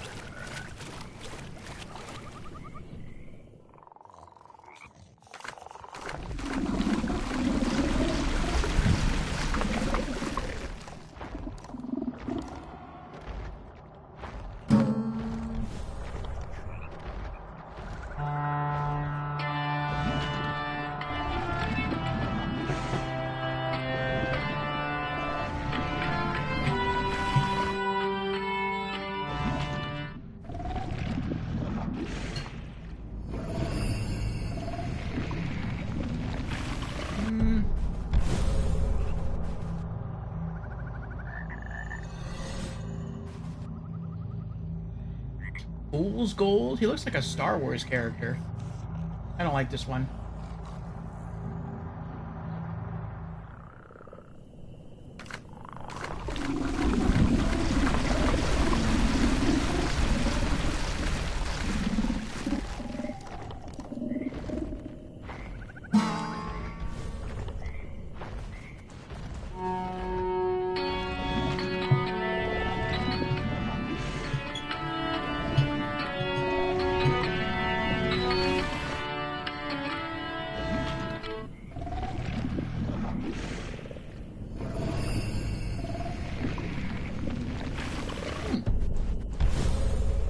Crimson Herald.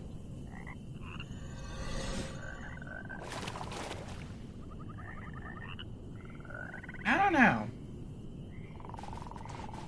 Silver and red's not too bad a color combo.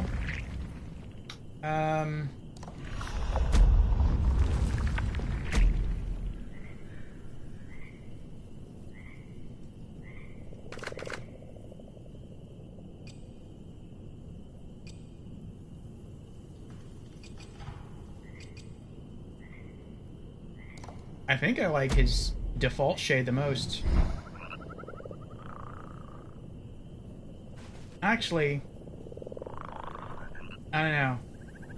Here, his default shade looks like black and like green or black and gray.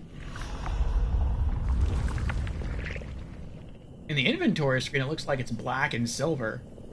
It's a lot prettier here.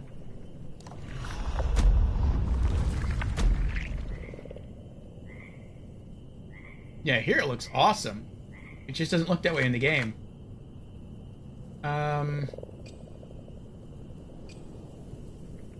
I guess Crimson Herald then.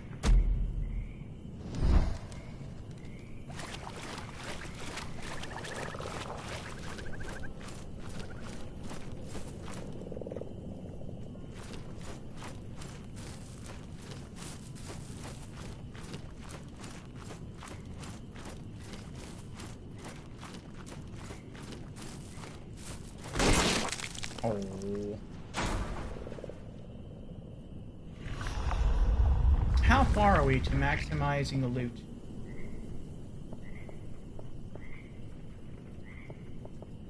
Two more.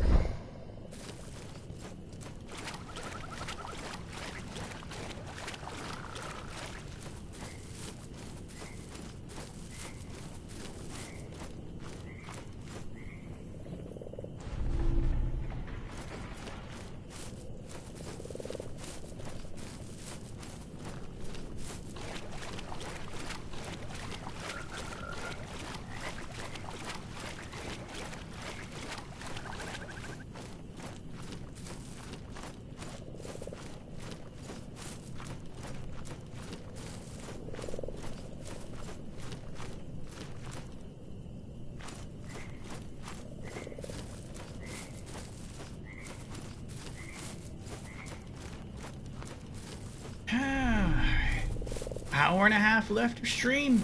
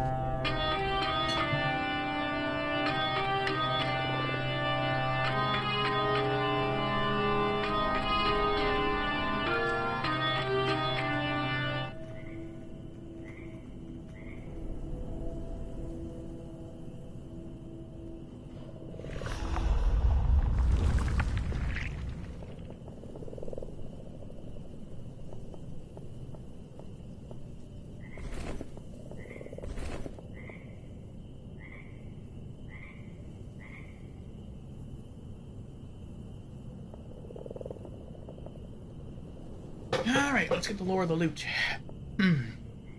Clockwork loot. Loot is love. An intricate loot with a strange mechanism. The whirring pieces of this loot echo with surprising warmth, but it should be noted that no amount of automation can improve a rotten performance.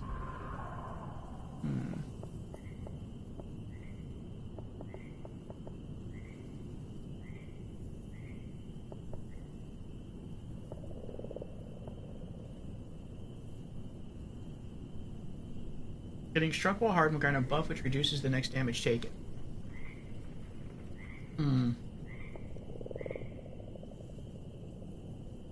Scripture of Defiance, what does this do? Next parry refunds resolve on success.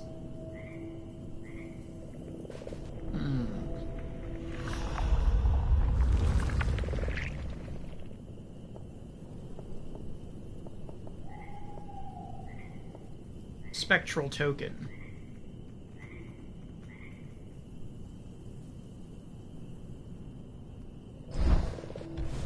Getting struck while hardened will boost the damage of your next attack. Oh, spectral tokens are pretty good then.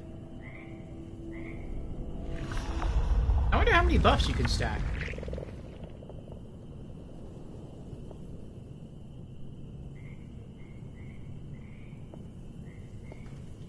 Scripture of Repent.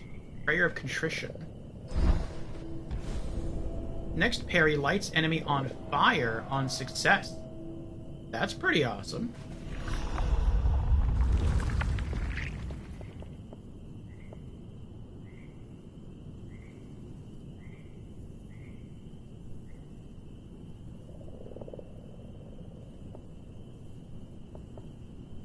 Scripture of Ardor. Barely legible prayer dotted with stains. Next, parry poisons enemy on success.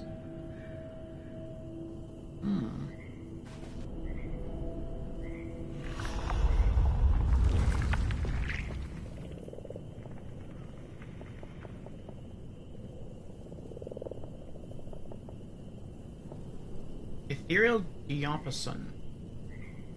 A swelling harmony bursts forth when this object is struck. Restores your ability to reclaim your shell upon death. Oh, we already had that. Oh well.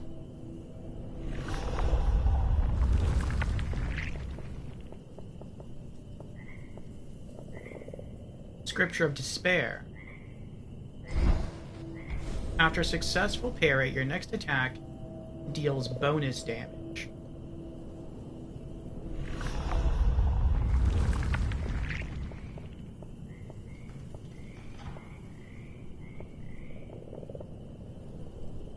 Scripture of Euphoria. This is the last one. Next parry grants health on success. Alright, well, we got a lot of stuff here.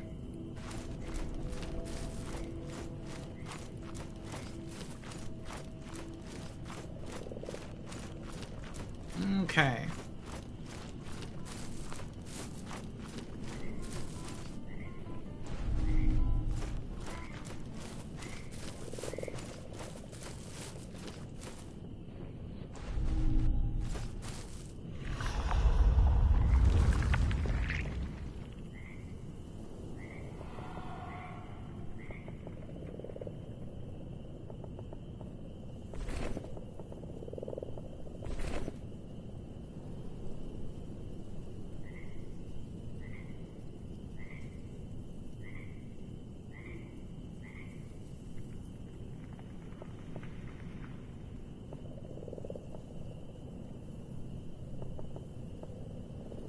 Well, now that I know what everything does, let's start prepping for the boss fight again.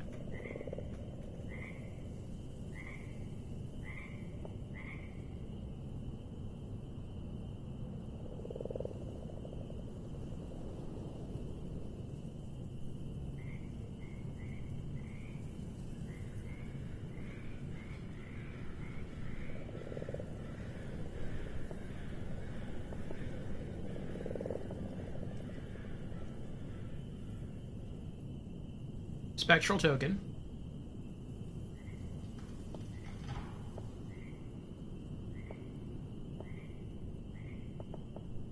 Then let's go with defense.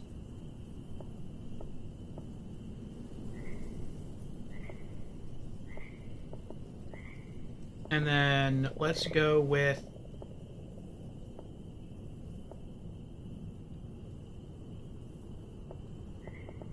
that there.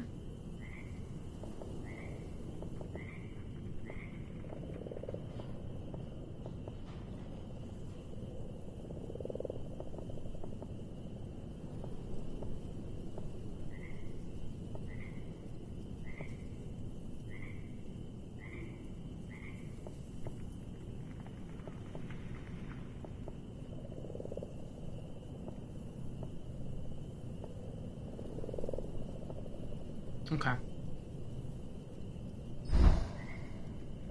So we have mushrooms to heal, spectral token to buff damage, mortal token to regain health, and if we need it, we can use that so that if we die while outside of the shell and hop back in, we can get like another chance to hop back into our shell. Okay. Whew.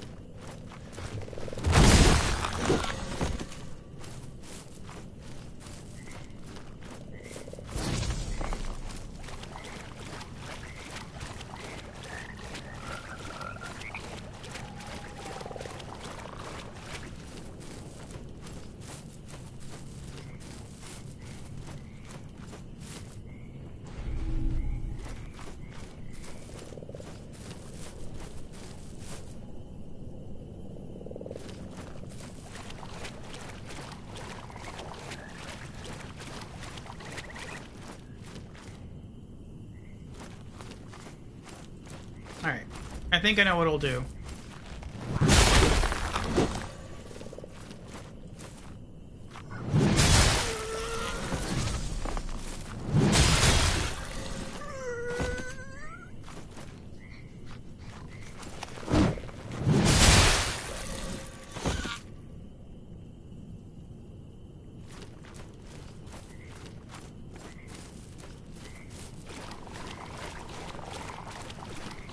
I think for the next, like, 16 minutes...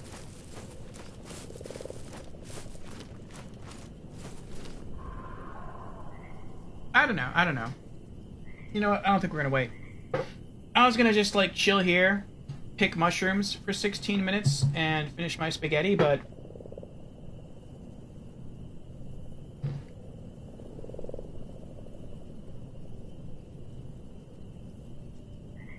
I don't feel like doing that.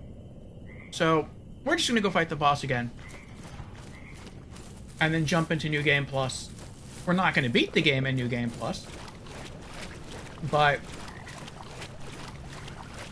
yeah, no. We'll see what happens. It would be more strategic. And this is something I would do off-stream. It's not something I would do on-stream. But, like, if we had one more stream day with this game, what I would do is I would off-stream run around and just kill 100 people, so the sword would have the 100 kill buff to its base damage, and then I would also collect a lot more mushrooms, like I'd bump it up to like 70, and then we would just jump into the boss as soon as we start stream. But like I said, I don't really want to do that. That would take a long time, or it feels like it would take a long time to do. I'd rather just give this another shot. The only really annoying thing about this boss is that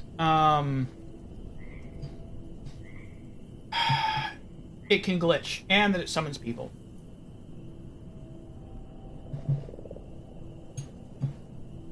If it didn't summon people, it wouldn't be so bad.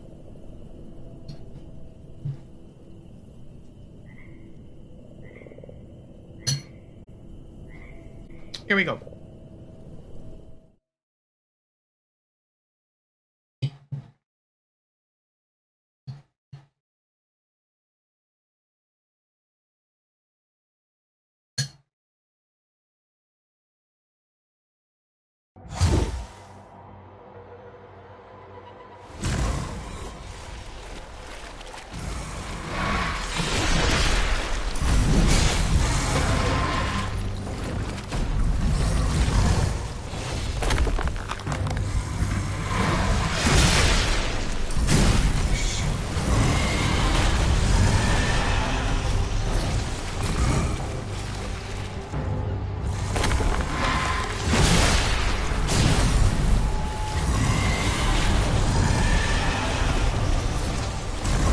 He already spawned in enemies.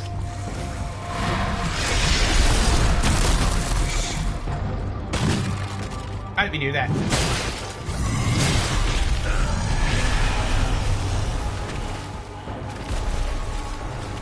I thought I saw a shell around here.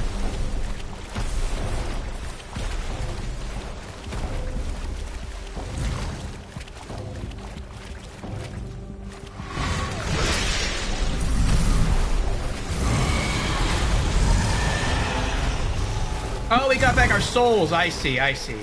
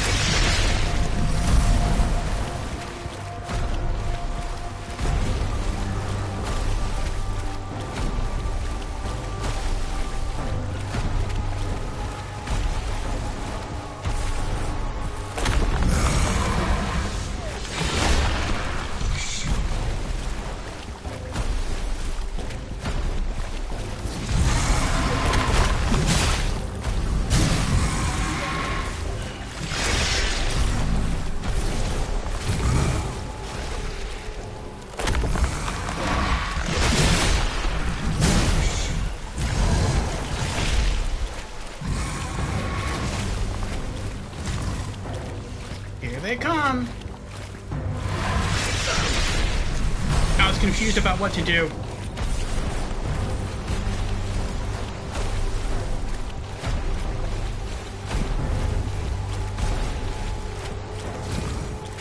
Look at all these enemies, dude. This is unreal.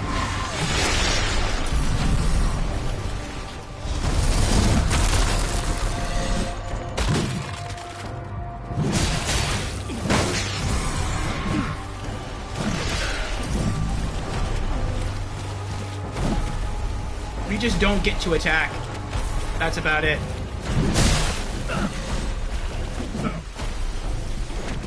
They just say no.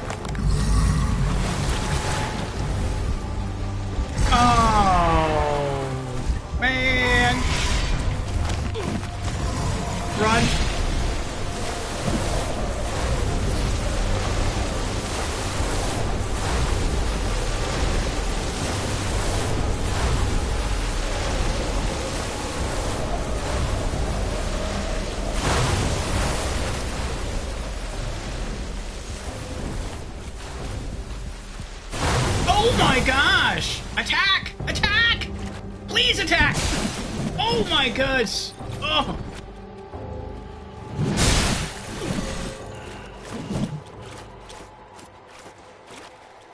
Oh, I'm dead.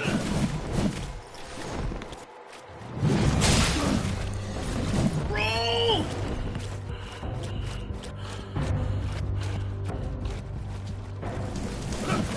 Dude, I can't attack! They're just like, no.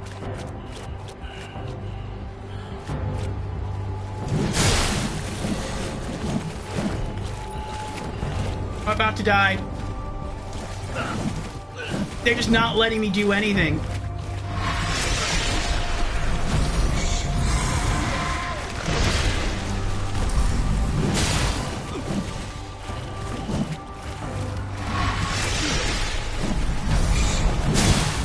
Finally!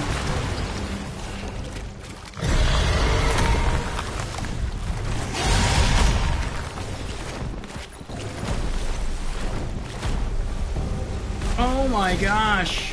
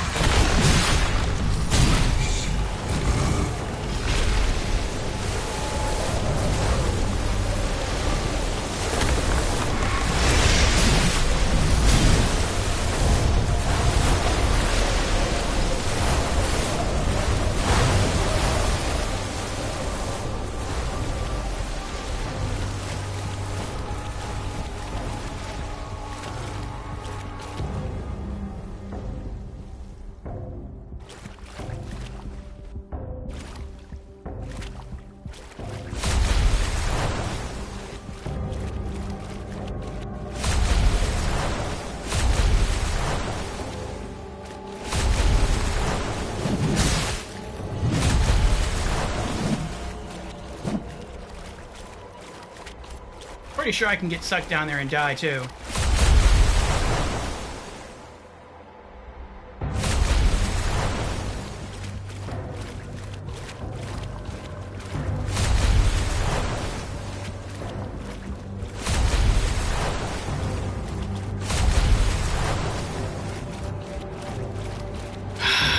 I just have to let him regain health.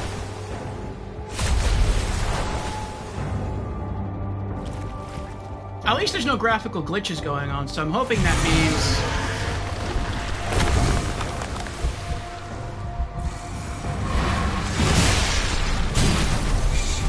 that we won't really have to, like...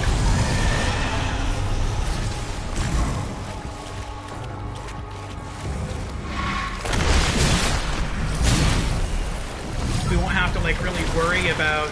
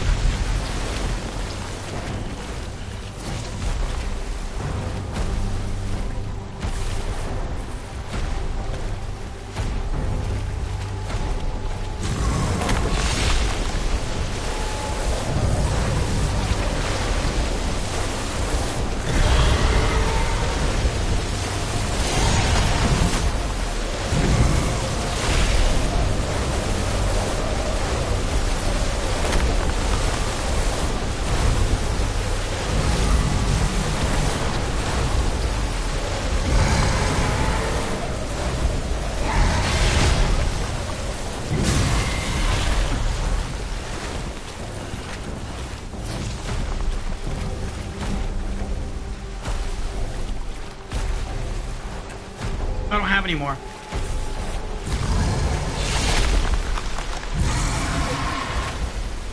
Oh, he summoned him again.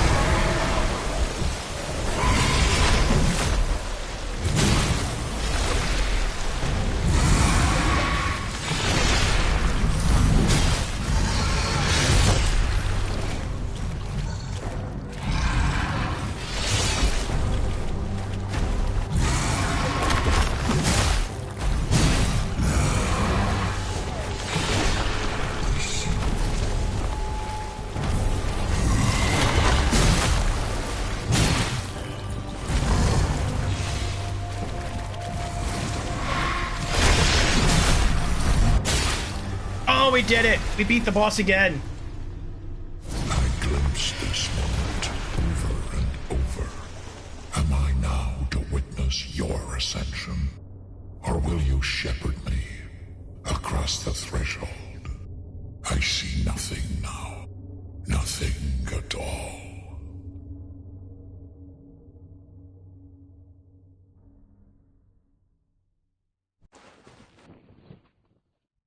We got the glimpse of fallacy again.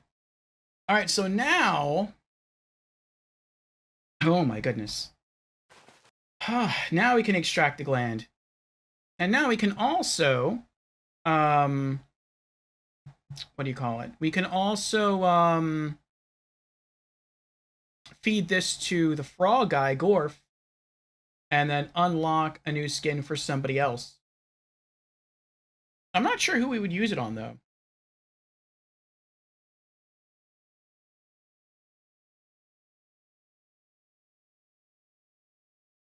I guess on the Vassal, just because we got him first. We do have an ad starting in 6.5 minutes, though what I would like to do is run the ad early. I don't have to use the bathroom or anything. How much coffee do I have left?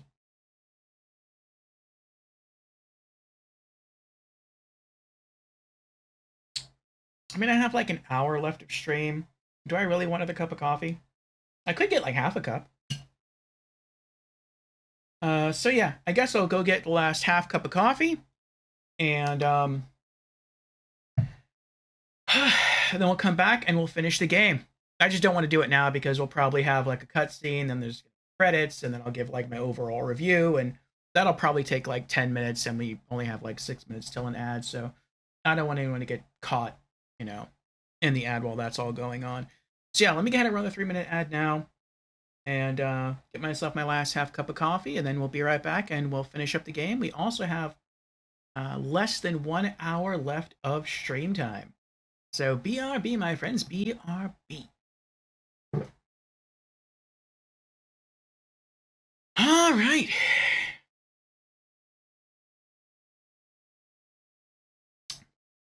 I warmed up the coffee. It's hotter than I thought it was going to be. A lot hotter. Okay. Let's finish the game. Again.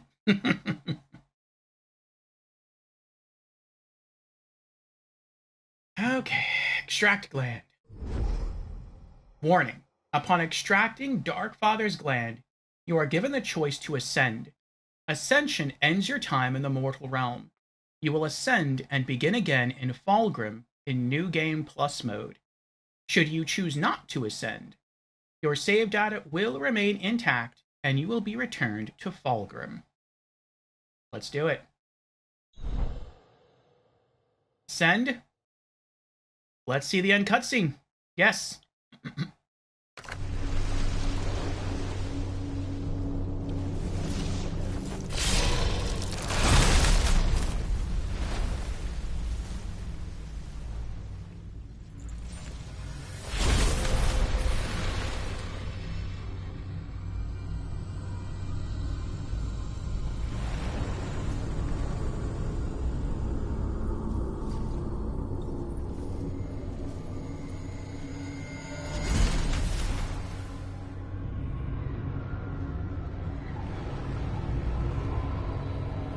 Oh, that's right, I left him in the gold suit.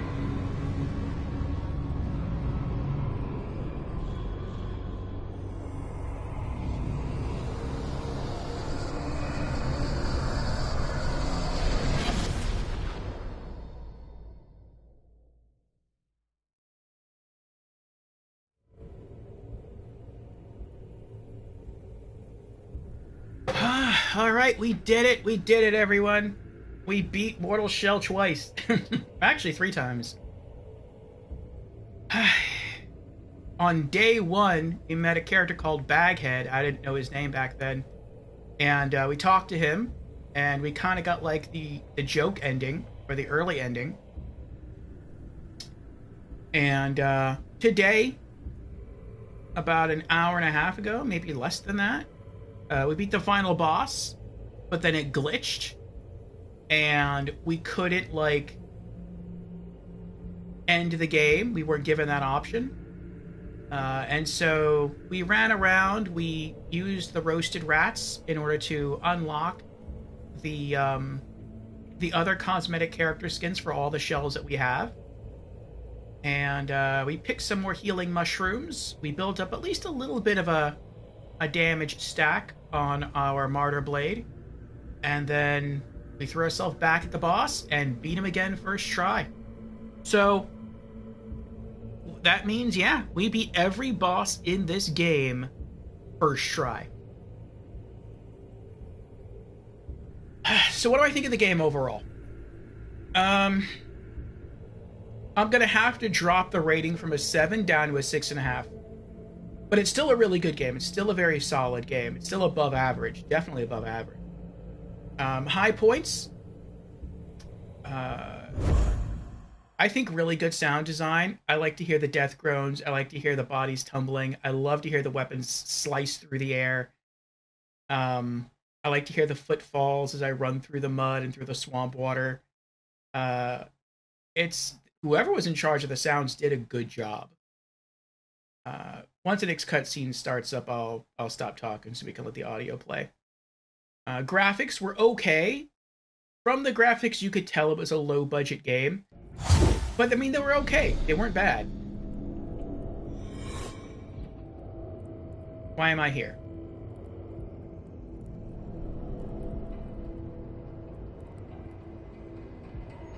I thought we were going to go into New Game Plus. Does New Game Plus start you here? Pray, what wayward spirit beckons? Oh, it's you. Welcome back, foundling. Yes, yes, it's all happening again. This is the burden of immortality. Toil without end. Our spirits fragmented by the profane eternities. But there's comfort, even a certain pleasure in ritual. Where were we? Oh, yes. Sip this and you'll see. Yes, taste the truth.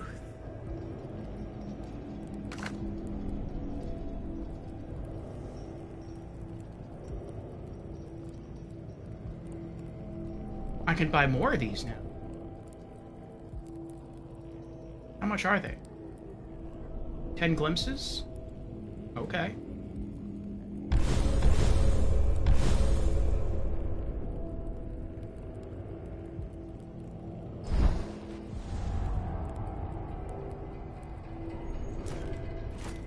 So New Game Plus starts you here. Interesting. I thought New Game Plus was going to start me back at like the very beginning of the game.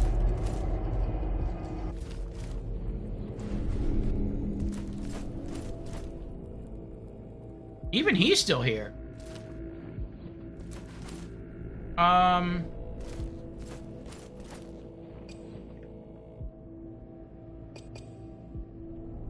Another 5 levels to the weapon.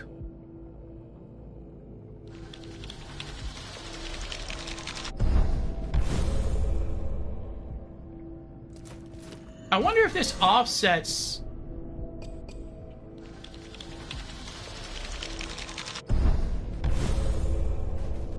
I wonder if this offsets the extra health that enemies have.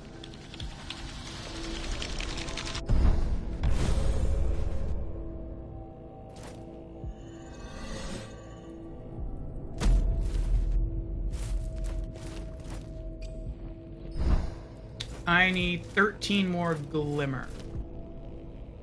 Or do I?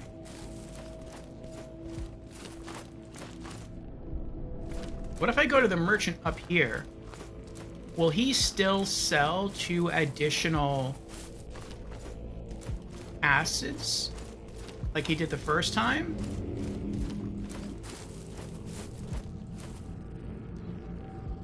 My, oh my. Aren't you a rare specimen? Rather dashing in that curious attire. And what of on the inside? You must be a gentleman. Certainly not one of those boorish fanatics. Welcome then. I'll warp some tea. In the meantime, why not take a look at my wares? I'll gladly accept any tar as payment. He does.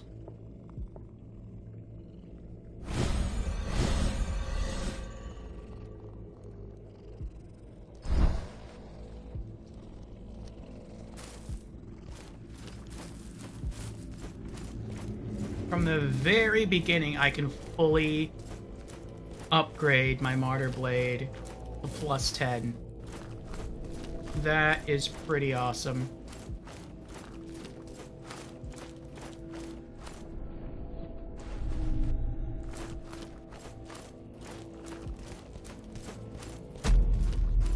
Yes, yes, yes. Stop pounding already.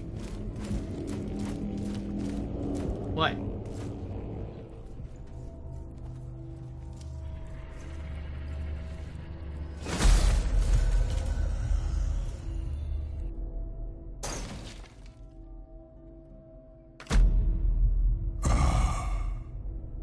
That's better. Thank you. It's been so long since anyone raised a hand toward me in kindness.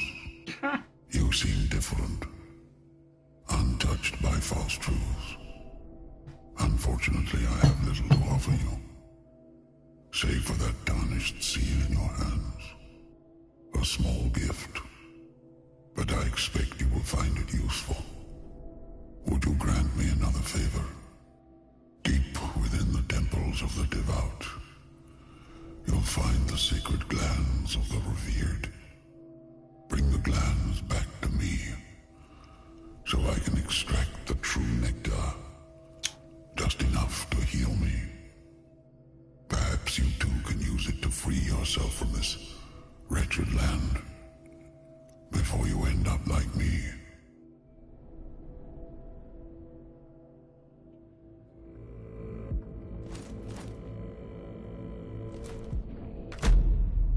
You're back. I'm afraid I have little to offer you without a gland to prepare.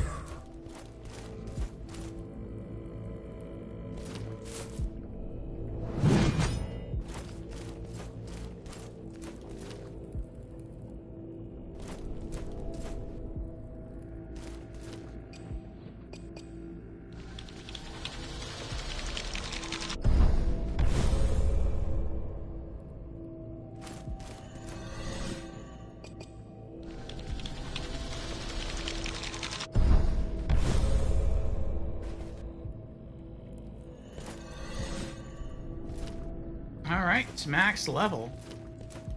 Do I still keep all of my abilities? I need to rewrite some of this stuff. I still have all this set for, like...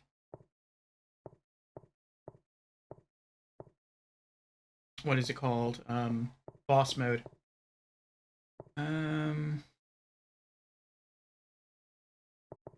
Take off this. I don't even have any more of those.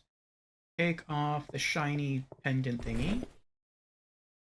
And then let's get the poison mushroom back on.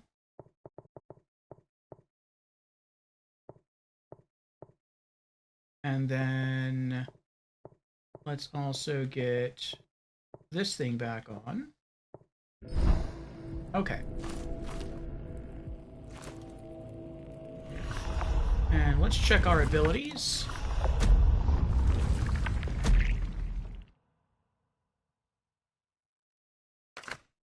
Okay, we still have all the abilities. Nothing new to unlock. And we still have all the shades. Alright, so I read in New Game Plus that you will take chip damage when you get hit while you're turned to stone. And so I want to see how much damage I take.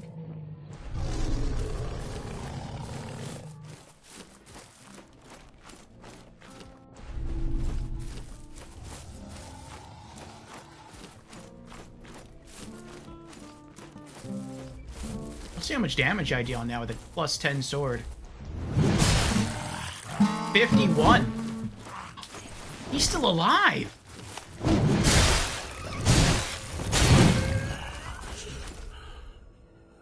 I was one-shotting these guys with a plus 5 sword, and now they need 2 hits and it's plus 10.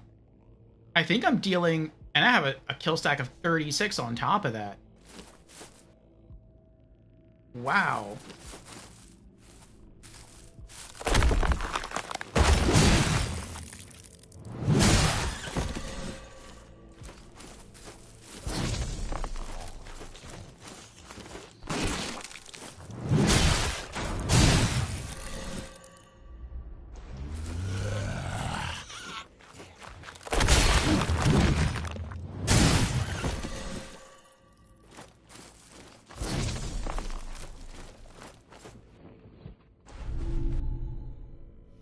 And I can't get any stronger. Defensively, anyway.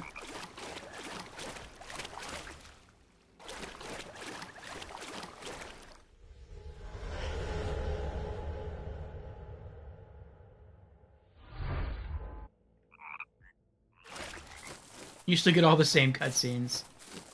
That's kind of funny.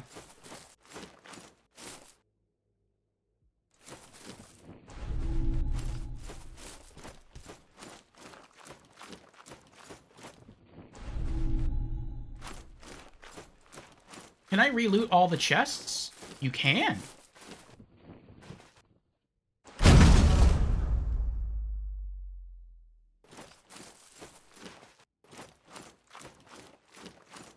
Now, what happens if I go backwards?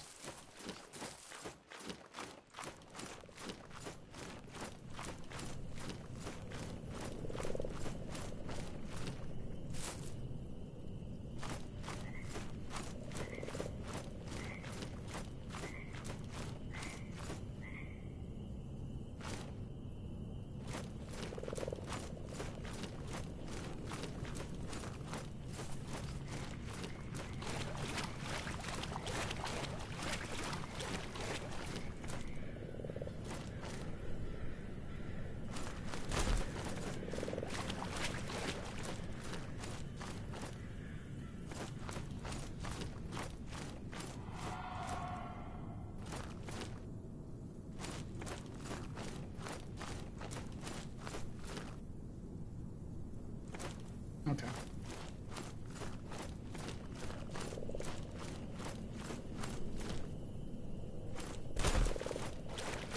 Oh, what happens if I use the mask? Oh, I mean, I guess that's fair. I have to re-earn all of my fast travel points.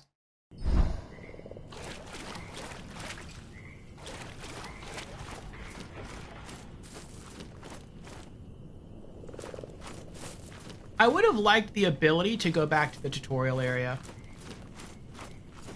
Not fight the boss again, Hadern. But I would have liked to like fight the other enemies who don't really do any like serious damage to you. Just like as a refresher.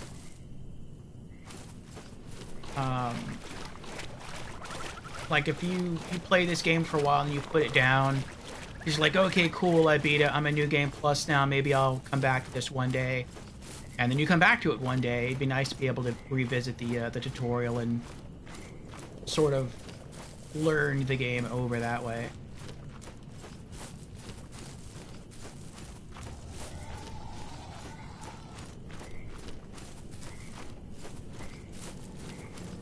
I want to try fighting the boss again.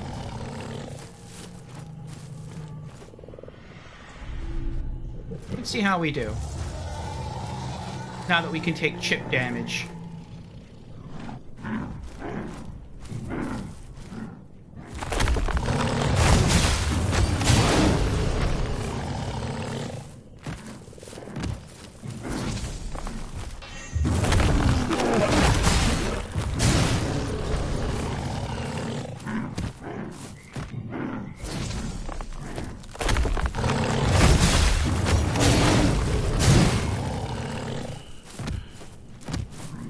We're staggering it.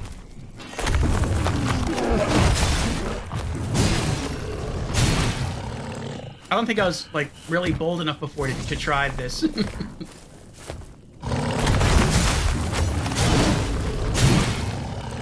almost dead.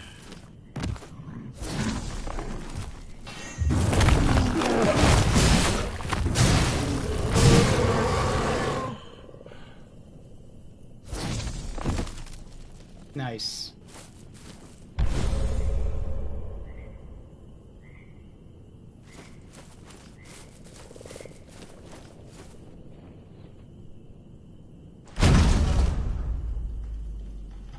Oh, more acid.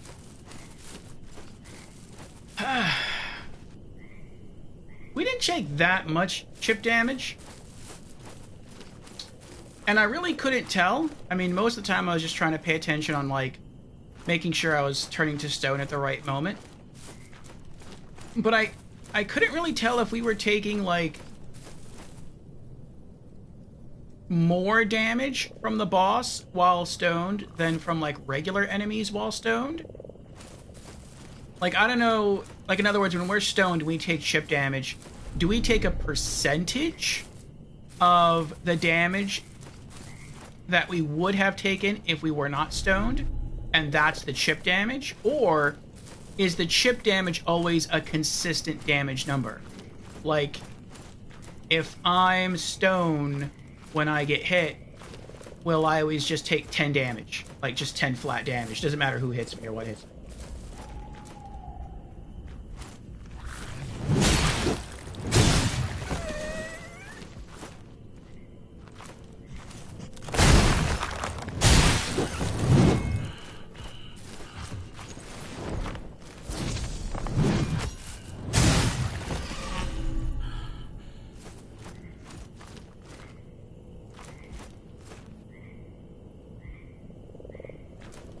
Alright, I'm gonna loot this item, then head back to, Janessa.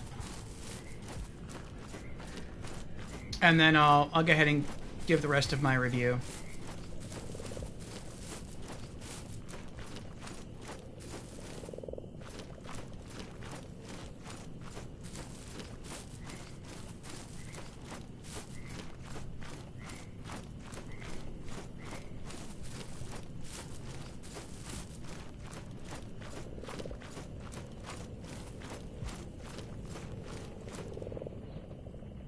Perhaps it's time to make some new memories?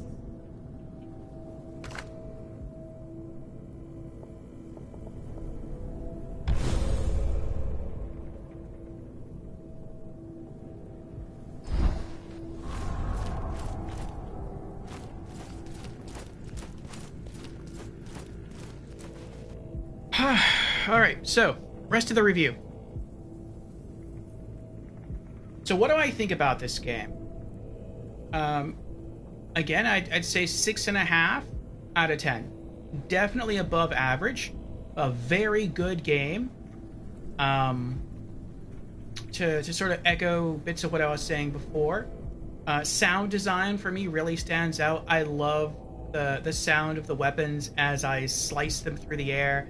I like the sound of the death grunts of the enemies. I like the sound of the thuds when they fall down after I kill them. The sound of my footfalls as I run through swamp or over mud or over stone. The ambient nature sounds. A lot of the stuff in this game is done really well as far as sound goes. The music, not a lot of music.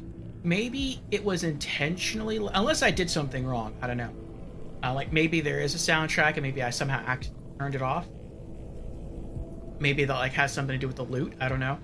But if not, then it does make the world feel a bit more glum. And I don't mean that in a bad way because this is sort of a glum, dark game. So it's okay. It kind of fits. Every once in a while, though, you do get to hear an enemy NPC playing the lute, and it's actually cheerful. It's actually nice music. Like, you would kind of want to just not kill them and just kind of hang out where they can't see you, so you can hear them play for a little while. I like the fact that they gave you different lutes in the game, so that you can like strum different melodies. That's kind of cool.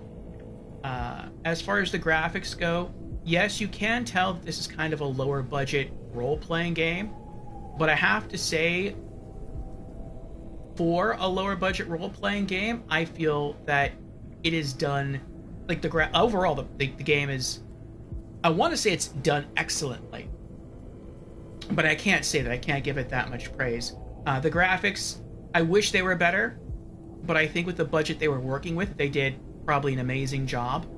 The gameplay is crazy good. There's not many weapons in the game. You have the fire mace, you have the hollow sword, which is a bastard sword. You have the martyr blade, which is my favorite, which is like an ultra great sword. Then you have the hammer and chisel, which is kind of a weird weapon. And then you have the axe tana, which is like, you can break it apart. You can break it in half into like... I didn't mean to do that. You can break it in half into like 2 mini katana blades, or you can put it together and it becomes an axe. Like, that's pretty cool. That's interesting. Each weapon, even though there's only 5, is very well done. The movesets are useful. There's nothing that's too flourishy. It all makes sense. At least I think it all makes sense. And each weapon has areas in the game where it should shine. Like the Martyr, I mean, you could use any weapon all the way through the game from beginning to end, but it seems like the Martyr Blade, with its ice-based weapon skills, would probably do better when you go explore the Fire Dungeon. Conversely, the Fire Mace is probably meant for when you go explore the Ice Dungeon. And then for the final dungeon, where it seems like you're just fighting, I don't know, like a random tough guy, you could probably get away with just using about anything. I think then it might depend on what you're more comfortable with as far as your shell goes. If you're like me and you want to play with a slower, tankier shell, then you probably want to get some range on your side with the Martyr Blade or the Fire Mace. If you are a more nimble shell, like the Rogue or maybe the Hadern shell, then you might be more comfortable with the Axtana, that's very fast, or the Hammer and Chisel. And then you sort of have the Jack of all trades weapon with a hollowed sword. It's a good balance. And the weapon abilities of each weapon seem to be pretty cool as well. I can't say I have experience with all of them, but I know with the Martyr Blade, one skill is that you coat the blade of the sword in ice. And so if the enemy is not weak to ice, they're just going to take normal damage, like it's not going to do anything extra. But I'm guessing if it's a fire enemy, they will take more damage. And each weapon has two weapon skills. The second weapon skill of this one is you slam it into the ground to deal a short-range ice AoE, which doesn't appear to do a lot of damage, if any damage at all. But it freezes all enemies in the area, including bosses. So you can get one, maybe two hits off with the Martyr Blade in that time. So it's essentially free damage. And then you can sort of like back away. So that's pretty cool. And I can only do like an extra 2 hits and then maybe back away for safety's sake because of this shell, because he can only swing the sword like 3 times before he runs completely out of stamina. So if you're in a different kind of shell, like maybe you're rocking the Rogue shell, he has a ton of stamina, so maybe you could like freeze an enemy and then wail on him like 3 or 4 times and then dash away. So there's a lot of versatility, and that also branches off into the different classes. So I like that you have access to 5 different classes, that you find them and unlock them throughout the game, and that each one caters to sort of a different playstyle. I like the fact that the Paladin here, I'm going to keep Paladin, or the Templar, he's very slow, he's very tanky, he has a huge health bar, but he's balanced. He has low stamina, so you really have to manage your hits. And for strength builds, it's all about doing what you can to stay defensive, whether that's blocking, well, I guess you could kind of block in this game. You can count turning the stone as a block, or parrying, or dodge rolling out of the way, and waiting for that one instance where you can land a huge chunk of damage. That's exactly what this shell is about. It's about biding your time, waiting for the opening, and striking hard. If that's not you, and you prefer to be a Dexy boy and fly around and do a lot of quick hits, well, then you can do that. You have Teal, the Acolyte, and very little HP, but a ton of stamina. And I think better dodges as well. He might actually have more iframes during his like, almost like teleportation dodges. He has a lot of skills that make him even better with poison and better with stamina. And so yeah, if you want to get in a lot of hits and dance around the enemy, you can do that with TL. And then you sort of have like 2 sort of balanced classes. You have Haros, who seems like kind of like the Jack of all trades character. And then you have Solomon the Scholar. And I've said before that it feels like Haros, while he has less stamina and less health, has the better abilities, the more useful, more versatile skills that you can learn for that class. Whereas Solomon, I feel they're more situational skills, but he does have more stamina and more health than Haru. So it kind of depends what you're looking for, how you want to skew more towards raw stats or more towards abilities. And then Hadern seems to be sort of like a middle class as well. But it seems he is more focused on... I'm not even sure what he's more focused on. Let's just check.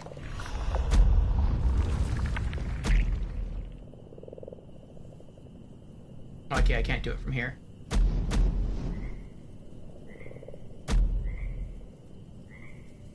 Hey, Tron. Hey, Zim. How you both doing? So, yeah. This guy has above average stamina and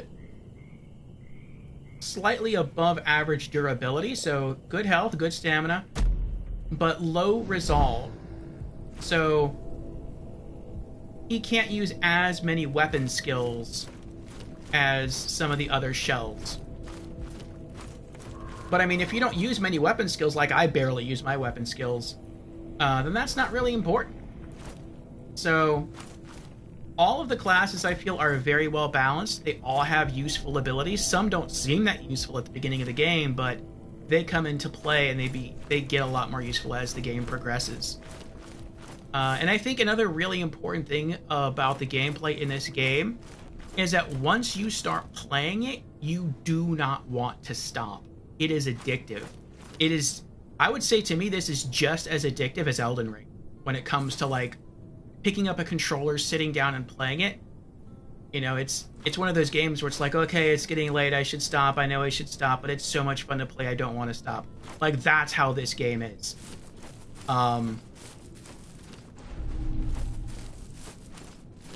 And I don't know if I can praise the game any higher than that. A game that you literally don't want to stop playing is a great game. Let me get to chat, and then I'll start talking about the story, and then the reasons why I can't rate it higher than a 6.5. Tron says, oh, great! This game is awesome! A bit slower and heavy feeling during combat, but really good. I agree. Hope you're having a great day. Thank you, Tron. I am. We just beat the game. Sort of 3 times. But yeah, really enjoyed it. We're in New Game Plus now. And we're not going to beat the game in New Game Plus, but in order to get like the ending cutscene, we had to progress into New Game Plus. So we checked that out. And yeah, good stuff. Zim says, morning, mate. We beat the game. Nice. Yes, we did. On our first day we beat the game, there's like a character that you can visit and interact with, and depending on what you select, you can actually end the game like really soon before you do any of the main dungeons, which is kind of funny. But it was like a joke ending, I guess. And then earlier today we beat the final boss first try. So we've beaten all the bosses in this game first try without dying. Which felt really good. But the final boss in the game glitched, and so even though we beat the boss and we got the reward for beating the boss, we couldn't unlock the last cutscene. And so we essentially had to back out of the game. We didn't end stream, but we essentially had to like... Well, we didn't back out of the game, did we? I mean, I guess we kind of did, but I don't know if you had to do that. But we did back out of the game, log back into it, reload our save file basically, and then we had to fight the final boss again. And this time, when we beat him a second time, we were able to actually progress into New Game Plus and see the ending cutscene. So, yeah, that was a little aggravating, but we did it, and I'm glad we did. You know, we get more closure now with this game. And it was an enjoyable experience overall. Zim says, I fell asleep on what may have been the final boss. He was healing and stalling out the fight. Yes, that was indeed the final boss. We beat him twice.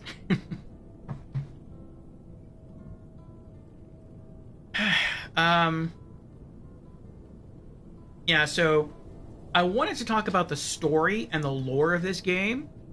It doesn't have much of one. the story is pretty obscure, and you can sort of read into it, I guess, a little bit. I feel like I want to give it a story, like I want to give my character a reason for doing what he's doing, but it would be me imposing a story on the game and not me reading into the game to extrapolate a story. So it seems like your character just wanders up from the underworld. He bumps into a bird that's chained up in the hub area in the castle, and he's like, hey, help me. Go to these 3 dungeons, kill their bosses, get a key item, and come back and help heal me. You're like, okay. And it's like you have no reason to do it other than he asked you to do this incredibly hard task. And you're just like, yeah, all right, I'll do it. I have nothing else to do, sure. And so that seems like really weird. And there's probably more to it, I just don't know. What I would like to think is the reason behind doing what he's doing. And this is me like sort of making up a story where there may not necessarily be one, or perhaps the story isn't the way that I'm putting it out there. I feel like your character starts off as a corpse who has lived his life, has died, and is at peace. But the world, in the state that it's in, has darkened, it's fallen, it's become corrupt. And it's become corrupt because people are searching for ways to become immortal, and depending on the method they used to become immortal, that has sort of had consequences on the land and the wildlife. And so you're sort of brought back by something, by some divine force, and you crawl your way out of the underworld, and you find these discarded shells. Other warriors who had fought died, and for some reason fate chose you to come back as sort of like this weird spirit corpse, and you can possess these earthly shells in armor, and your job is sort of to set the wrong things right. You're like the crow. And so, yes, you are doing what the bird is asking you to do, but there's a greater motive behind it, and that is, you are out to kill the great immortal beings whose existence has been poisoning the land and the surrounding life. And so as you do that, hopefully once you kill them all, the land is able to over time revert back to a healthy state. And then once you fight the end boss, then you yourself can ascend, and maybe you'll either return to the underworld, or maybe you'll return to a higher state of existence.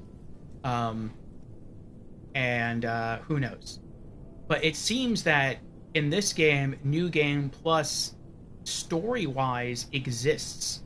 In this game, New Game Plus is when your character ascends, your character becomes an immortal being himself.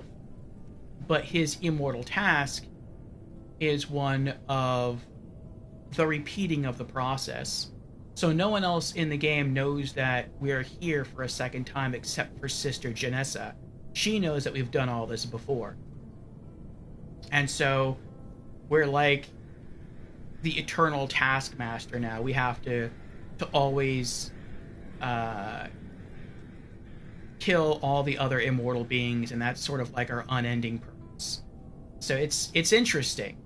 I could see a sequel being sort of spun from this game that I think would be really cool, where maybe in Mortal Shell 2, you would bump into this character, the character from the main game, the first one, and maybe you could interact, maybe you could help each other, but in the end, you'd probably have to kill the hero from the first game, and then maybe you would help the character from this game truly ascend.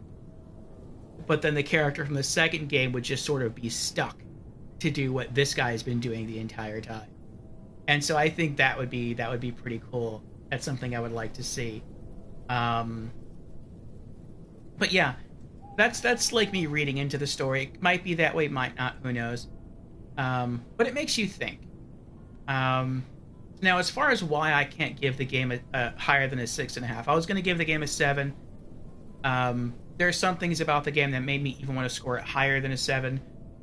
It definitely does some things on par with what you see in From Software's Dark Souls trilogy, and it even does some things better than Dark Souls, and it does multiple things better than Dark Souls, which is crazy. Like, you can tell fans of Dark Souls created this game, like, it really shows through. But there's two big things, I think, that hold this game back from being more than a 6.5. One of them is that the final boss is glitchy. When we fought it, the first time when we fought it, we were getting a lot of graphical glitches, and I didn't know if that was supposed to be part of the fight. Like, I didn't know if that was supposed to be like another worldly effect that was just like the cosmos were going crazy because this was the final boss and he had all the power from all the immortal beings combined within his body and blah blah blah. So I thought maybe that was the reason. No, that's not the reason. Those are just unintended graphical glitches. And after searching online earlier, it turns out that the final boss battle of this game has a lot of bugs. Not only graphical bugs, but gameplay bugs. And you can just do an internet search for the name of the final boss, which is Unchained, and then Mortal Shell, and you can type in glitches or whatever, and you'll find different posts on Reddit and elsewhere talking about it. And so, yeah, not only did we have graphical glitches, but we also had a gameplay glitch where when we beat the boss, we couldn't end the game. We had to leave and then go fight the boss again in order to claim our true victory, and that was really annoying. And so I'm going to have to say, because that doesn't appear to be a fluke, that appears to be a consistent problem with the game across multiple platforms, I'm going to have to ding it a good half a point for that. It only takes place in one area of the game, but it's a very important area. The final boss of the game is incredibly important. It's not like it's an optional boss. It's not like you can avoid it. You have to go through it. And so I wish they would have patched it. Maybe they don't know how to patch it. I don't know. I'm going to have to ding it for that. Is there anything else that really makes me... I said there were two things that made me, like, unhappy with the game. I'm trying to think what else there might be.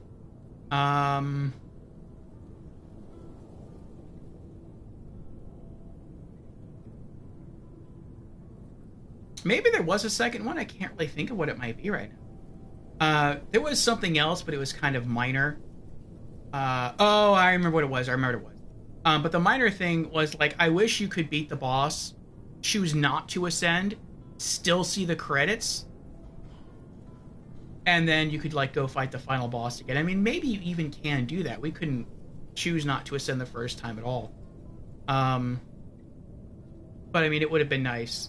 But the other thing that really got under my skin, and the reason why I was originally going to score this game a 7 instead of like an 8, was because as good as the game is, not even as good, as great as the game is, the final boss, I'm sorry, not the final boss, the final dungeon of this game is a bit lackluster. And that's sad. Hello, Never You. Welcome in, Never You. Welcome in, Raiders. How are you all doing? Raiding in from Sekiro. Shadows Die Twice. Ooh, how is it going? Trunces, must have been introduced in later patches. I did not see any glitches in my playthrough when it came out. Maybe I was lucky. Maybe. But yeah, if you do an internet search for the name of the final boss, I forget what he's called now. The Chained one? Chained something? And then Mortal Shell? And then glitches? You'll see multiple threads pop up of people asking, like, is this supposed to happen? What do you do in this situation? And, yeah, we were one of those victims. When we fought the final boss a second time, no glitches at all. No gameplay glitches, no graphical glitches. Everything was perfect. So, I mean, it just happens on PC. It happens on console. It doesn't always happen. But it does happen enough that it is, like, these are known issues, so that's a shame.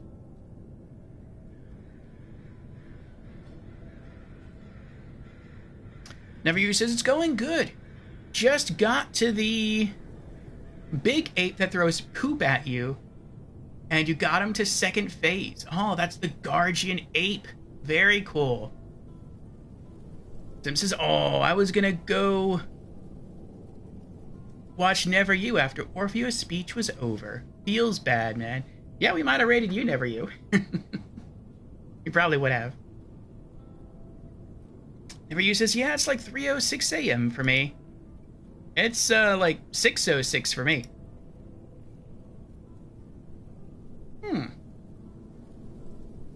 There we go. But yeah, we are going to be ending pretty soon as well. Never You says, I also completed the Guardians of the Galaxy on stream today. Nice. What'd you think of that? Tron says, for sure. That is a shame, especially since it is the last boss. Yeah. Like, for us, the last boss wasn't the hardest boss in the game. For me, the hardest boss was the ice boss, the boss of the ice dungeon. And it was probably about as tanky, really, as all the other bosses, all the other major bosses in the game, because the final boss only has one phase, whereas all the other main bosses have two phases. And so, you know, if you stack up their 2 health bars, it probably equals to what the bird has. But the bird has some really, well, it has one really painful tactic where when it summons phantoms, it summons like minions. Even though you can kill them in one hit, they can stagger lock you and nearly kill you. So that's really, really rough. And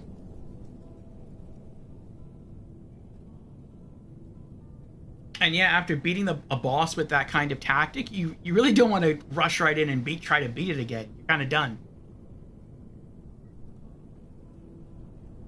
We took, like, I think a 30 to 40 minute break just running around collecting healing mushrooms after we couldn't finish the game after beating the boss the first time.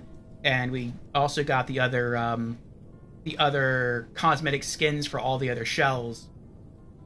And then we went back and fought the final boss again. Zim says same, but I had like an hour and a half sleep. That's a good nap there, Zim.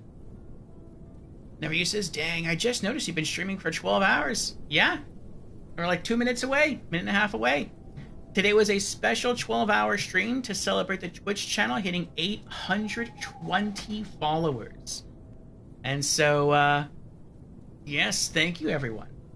And for people rating in, yes, I'm Orpheo, variety streamer and RPG streamer. Mondays is our variety days. And Wednesdays through Saturdays, we play role-playing games. So if either of those interest you, check us out. We just finished getting all the trophies, which is to say all the achievements in Sekiro, right before we started this game. Zim says, 12-hour stream almost complete. Yep. Never You says, it gave Guardians of the Galaxy a 7.5 out of 10. Very good score. Zim asks, the Deathrite bird? He looked interesting. Yeah, that's the final boss. Never You says, congrats on 820 followers. Thank you, Never. Thank you.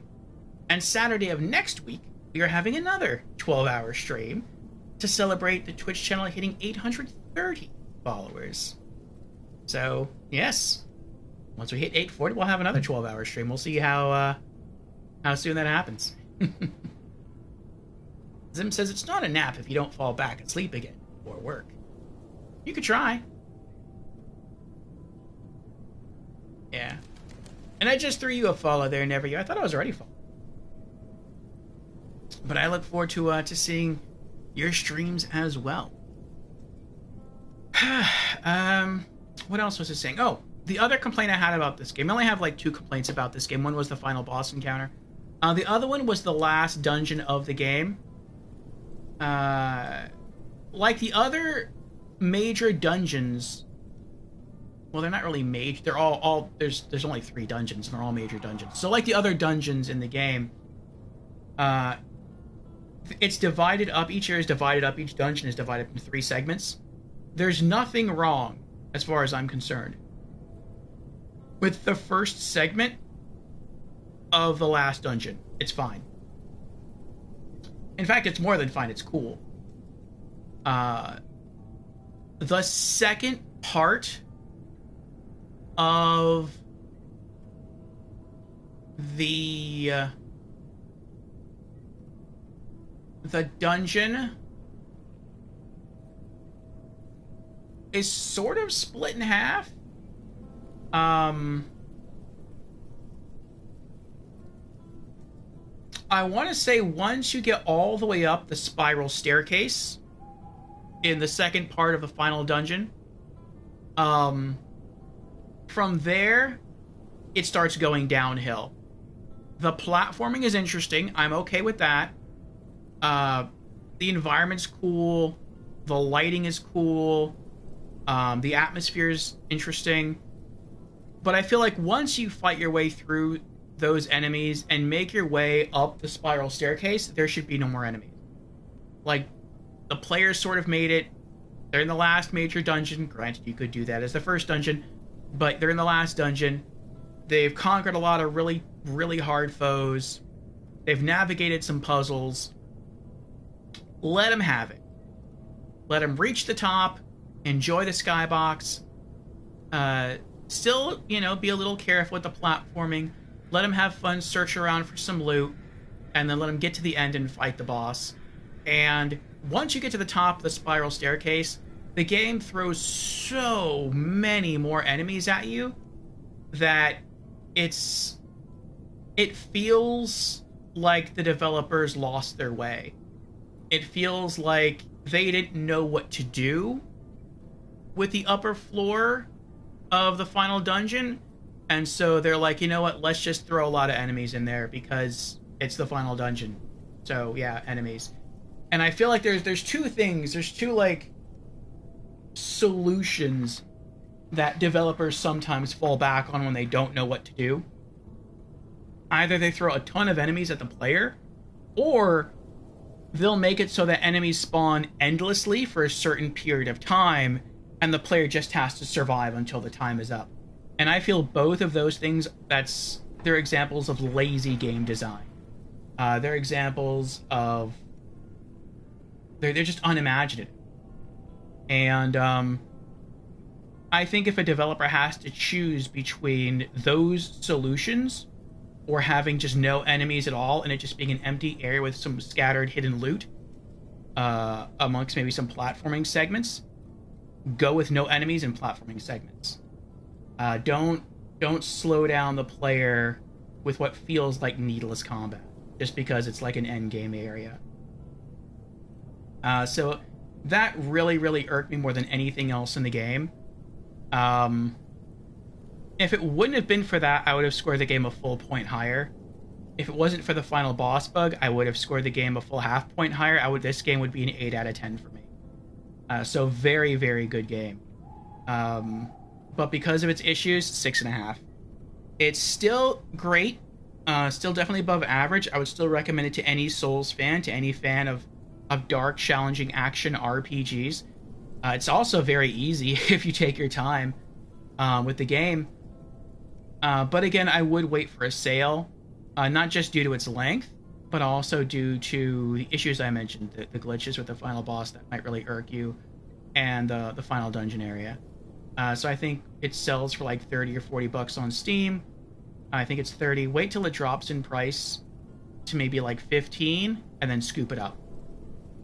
For 15 bucks, this is a very good value. Even for, I'd say, 20 bucks, it's still a solid value. But yeah, 30 might be a little asking a little too much. But I'm glad that we got to play it. It was a lot of fun. I am one of those people who do not own this through PlayStation Plus. I did actually buy the game. I also have the DLC. I don't know if I bought the DLC or if I got the DLC for free somehow. But I'm glad I bought the game. And yeah, because I really enjoyed it. I'm glad we played it.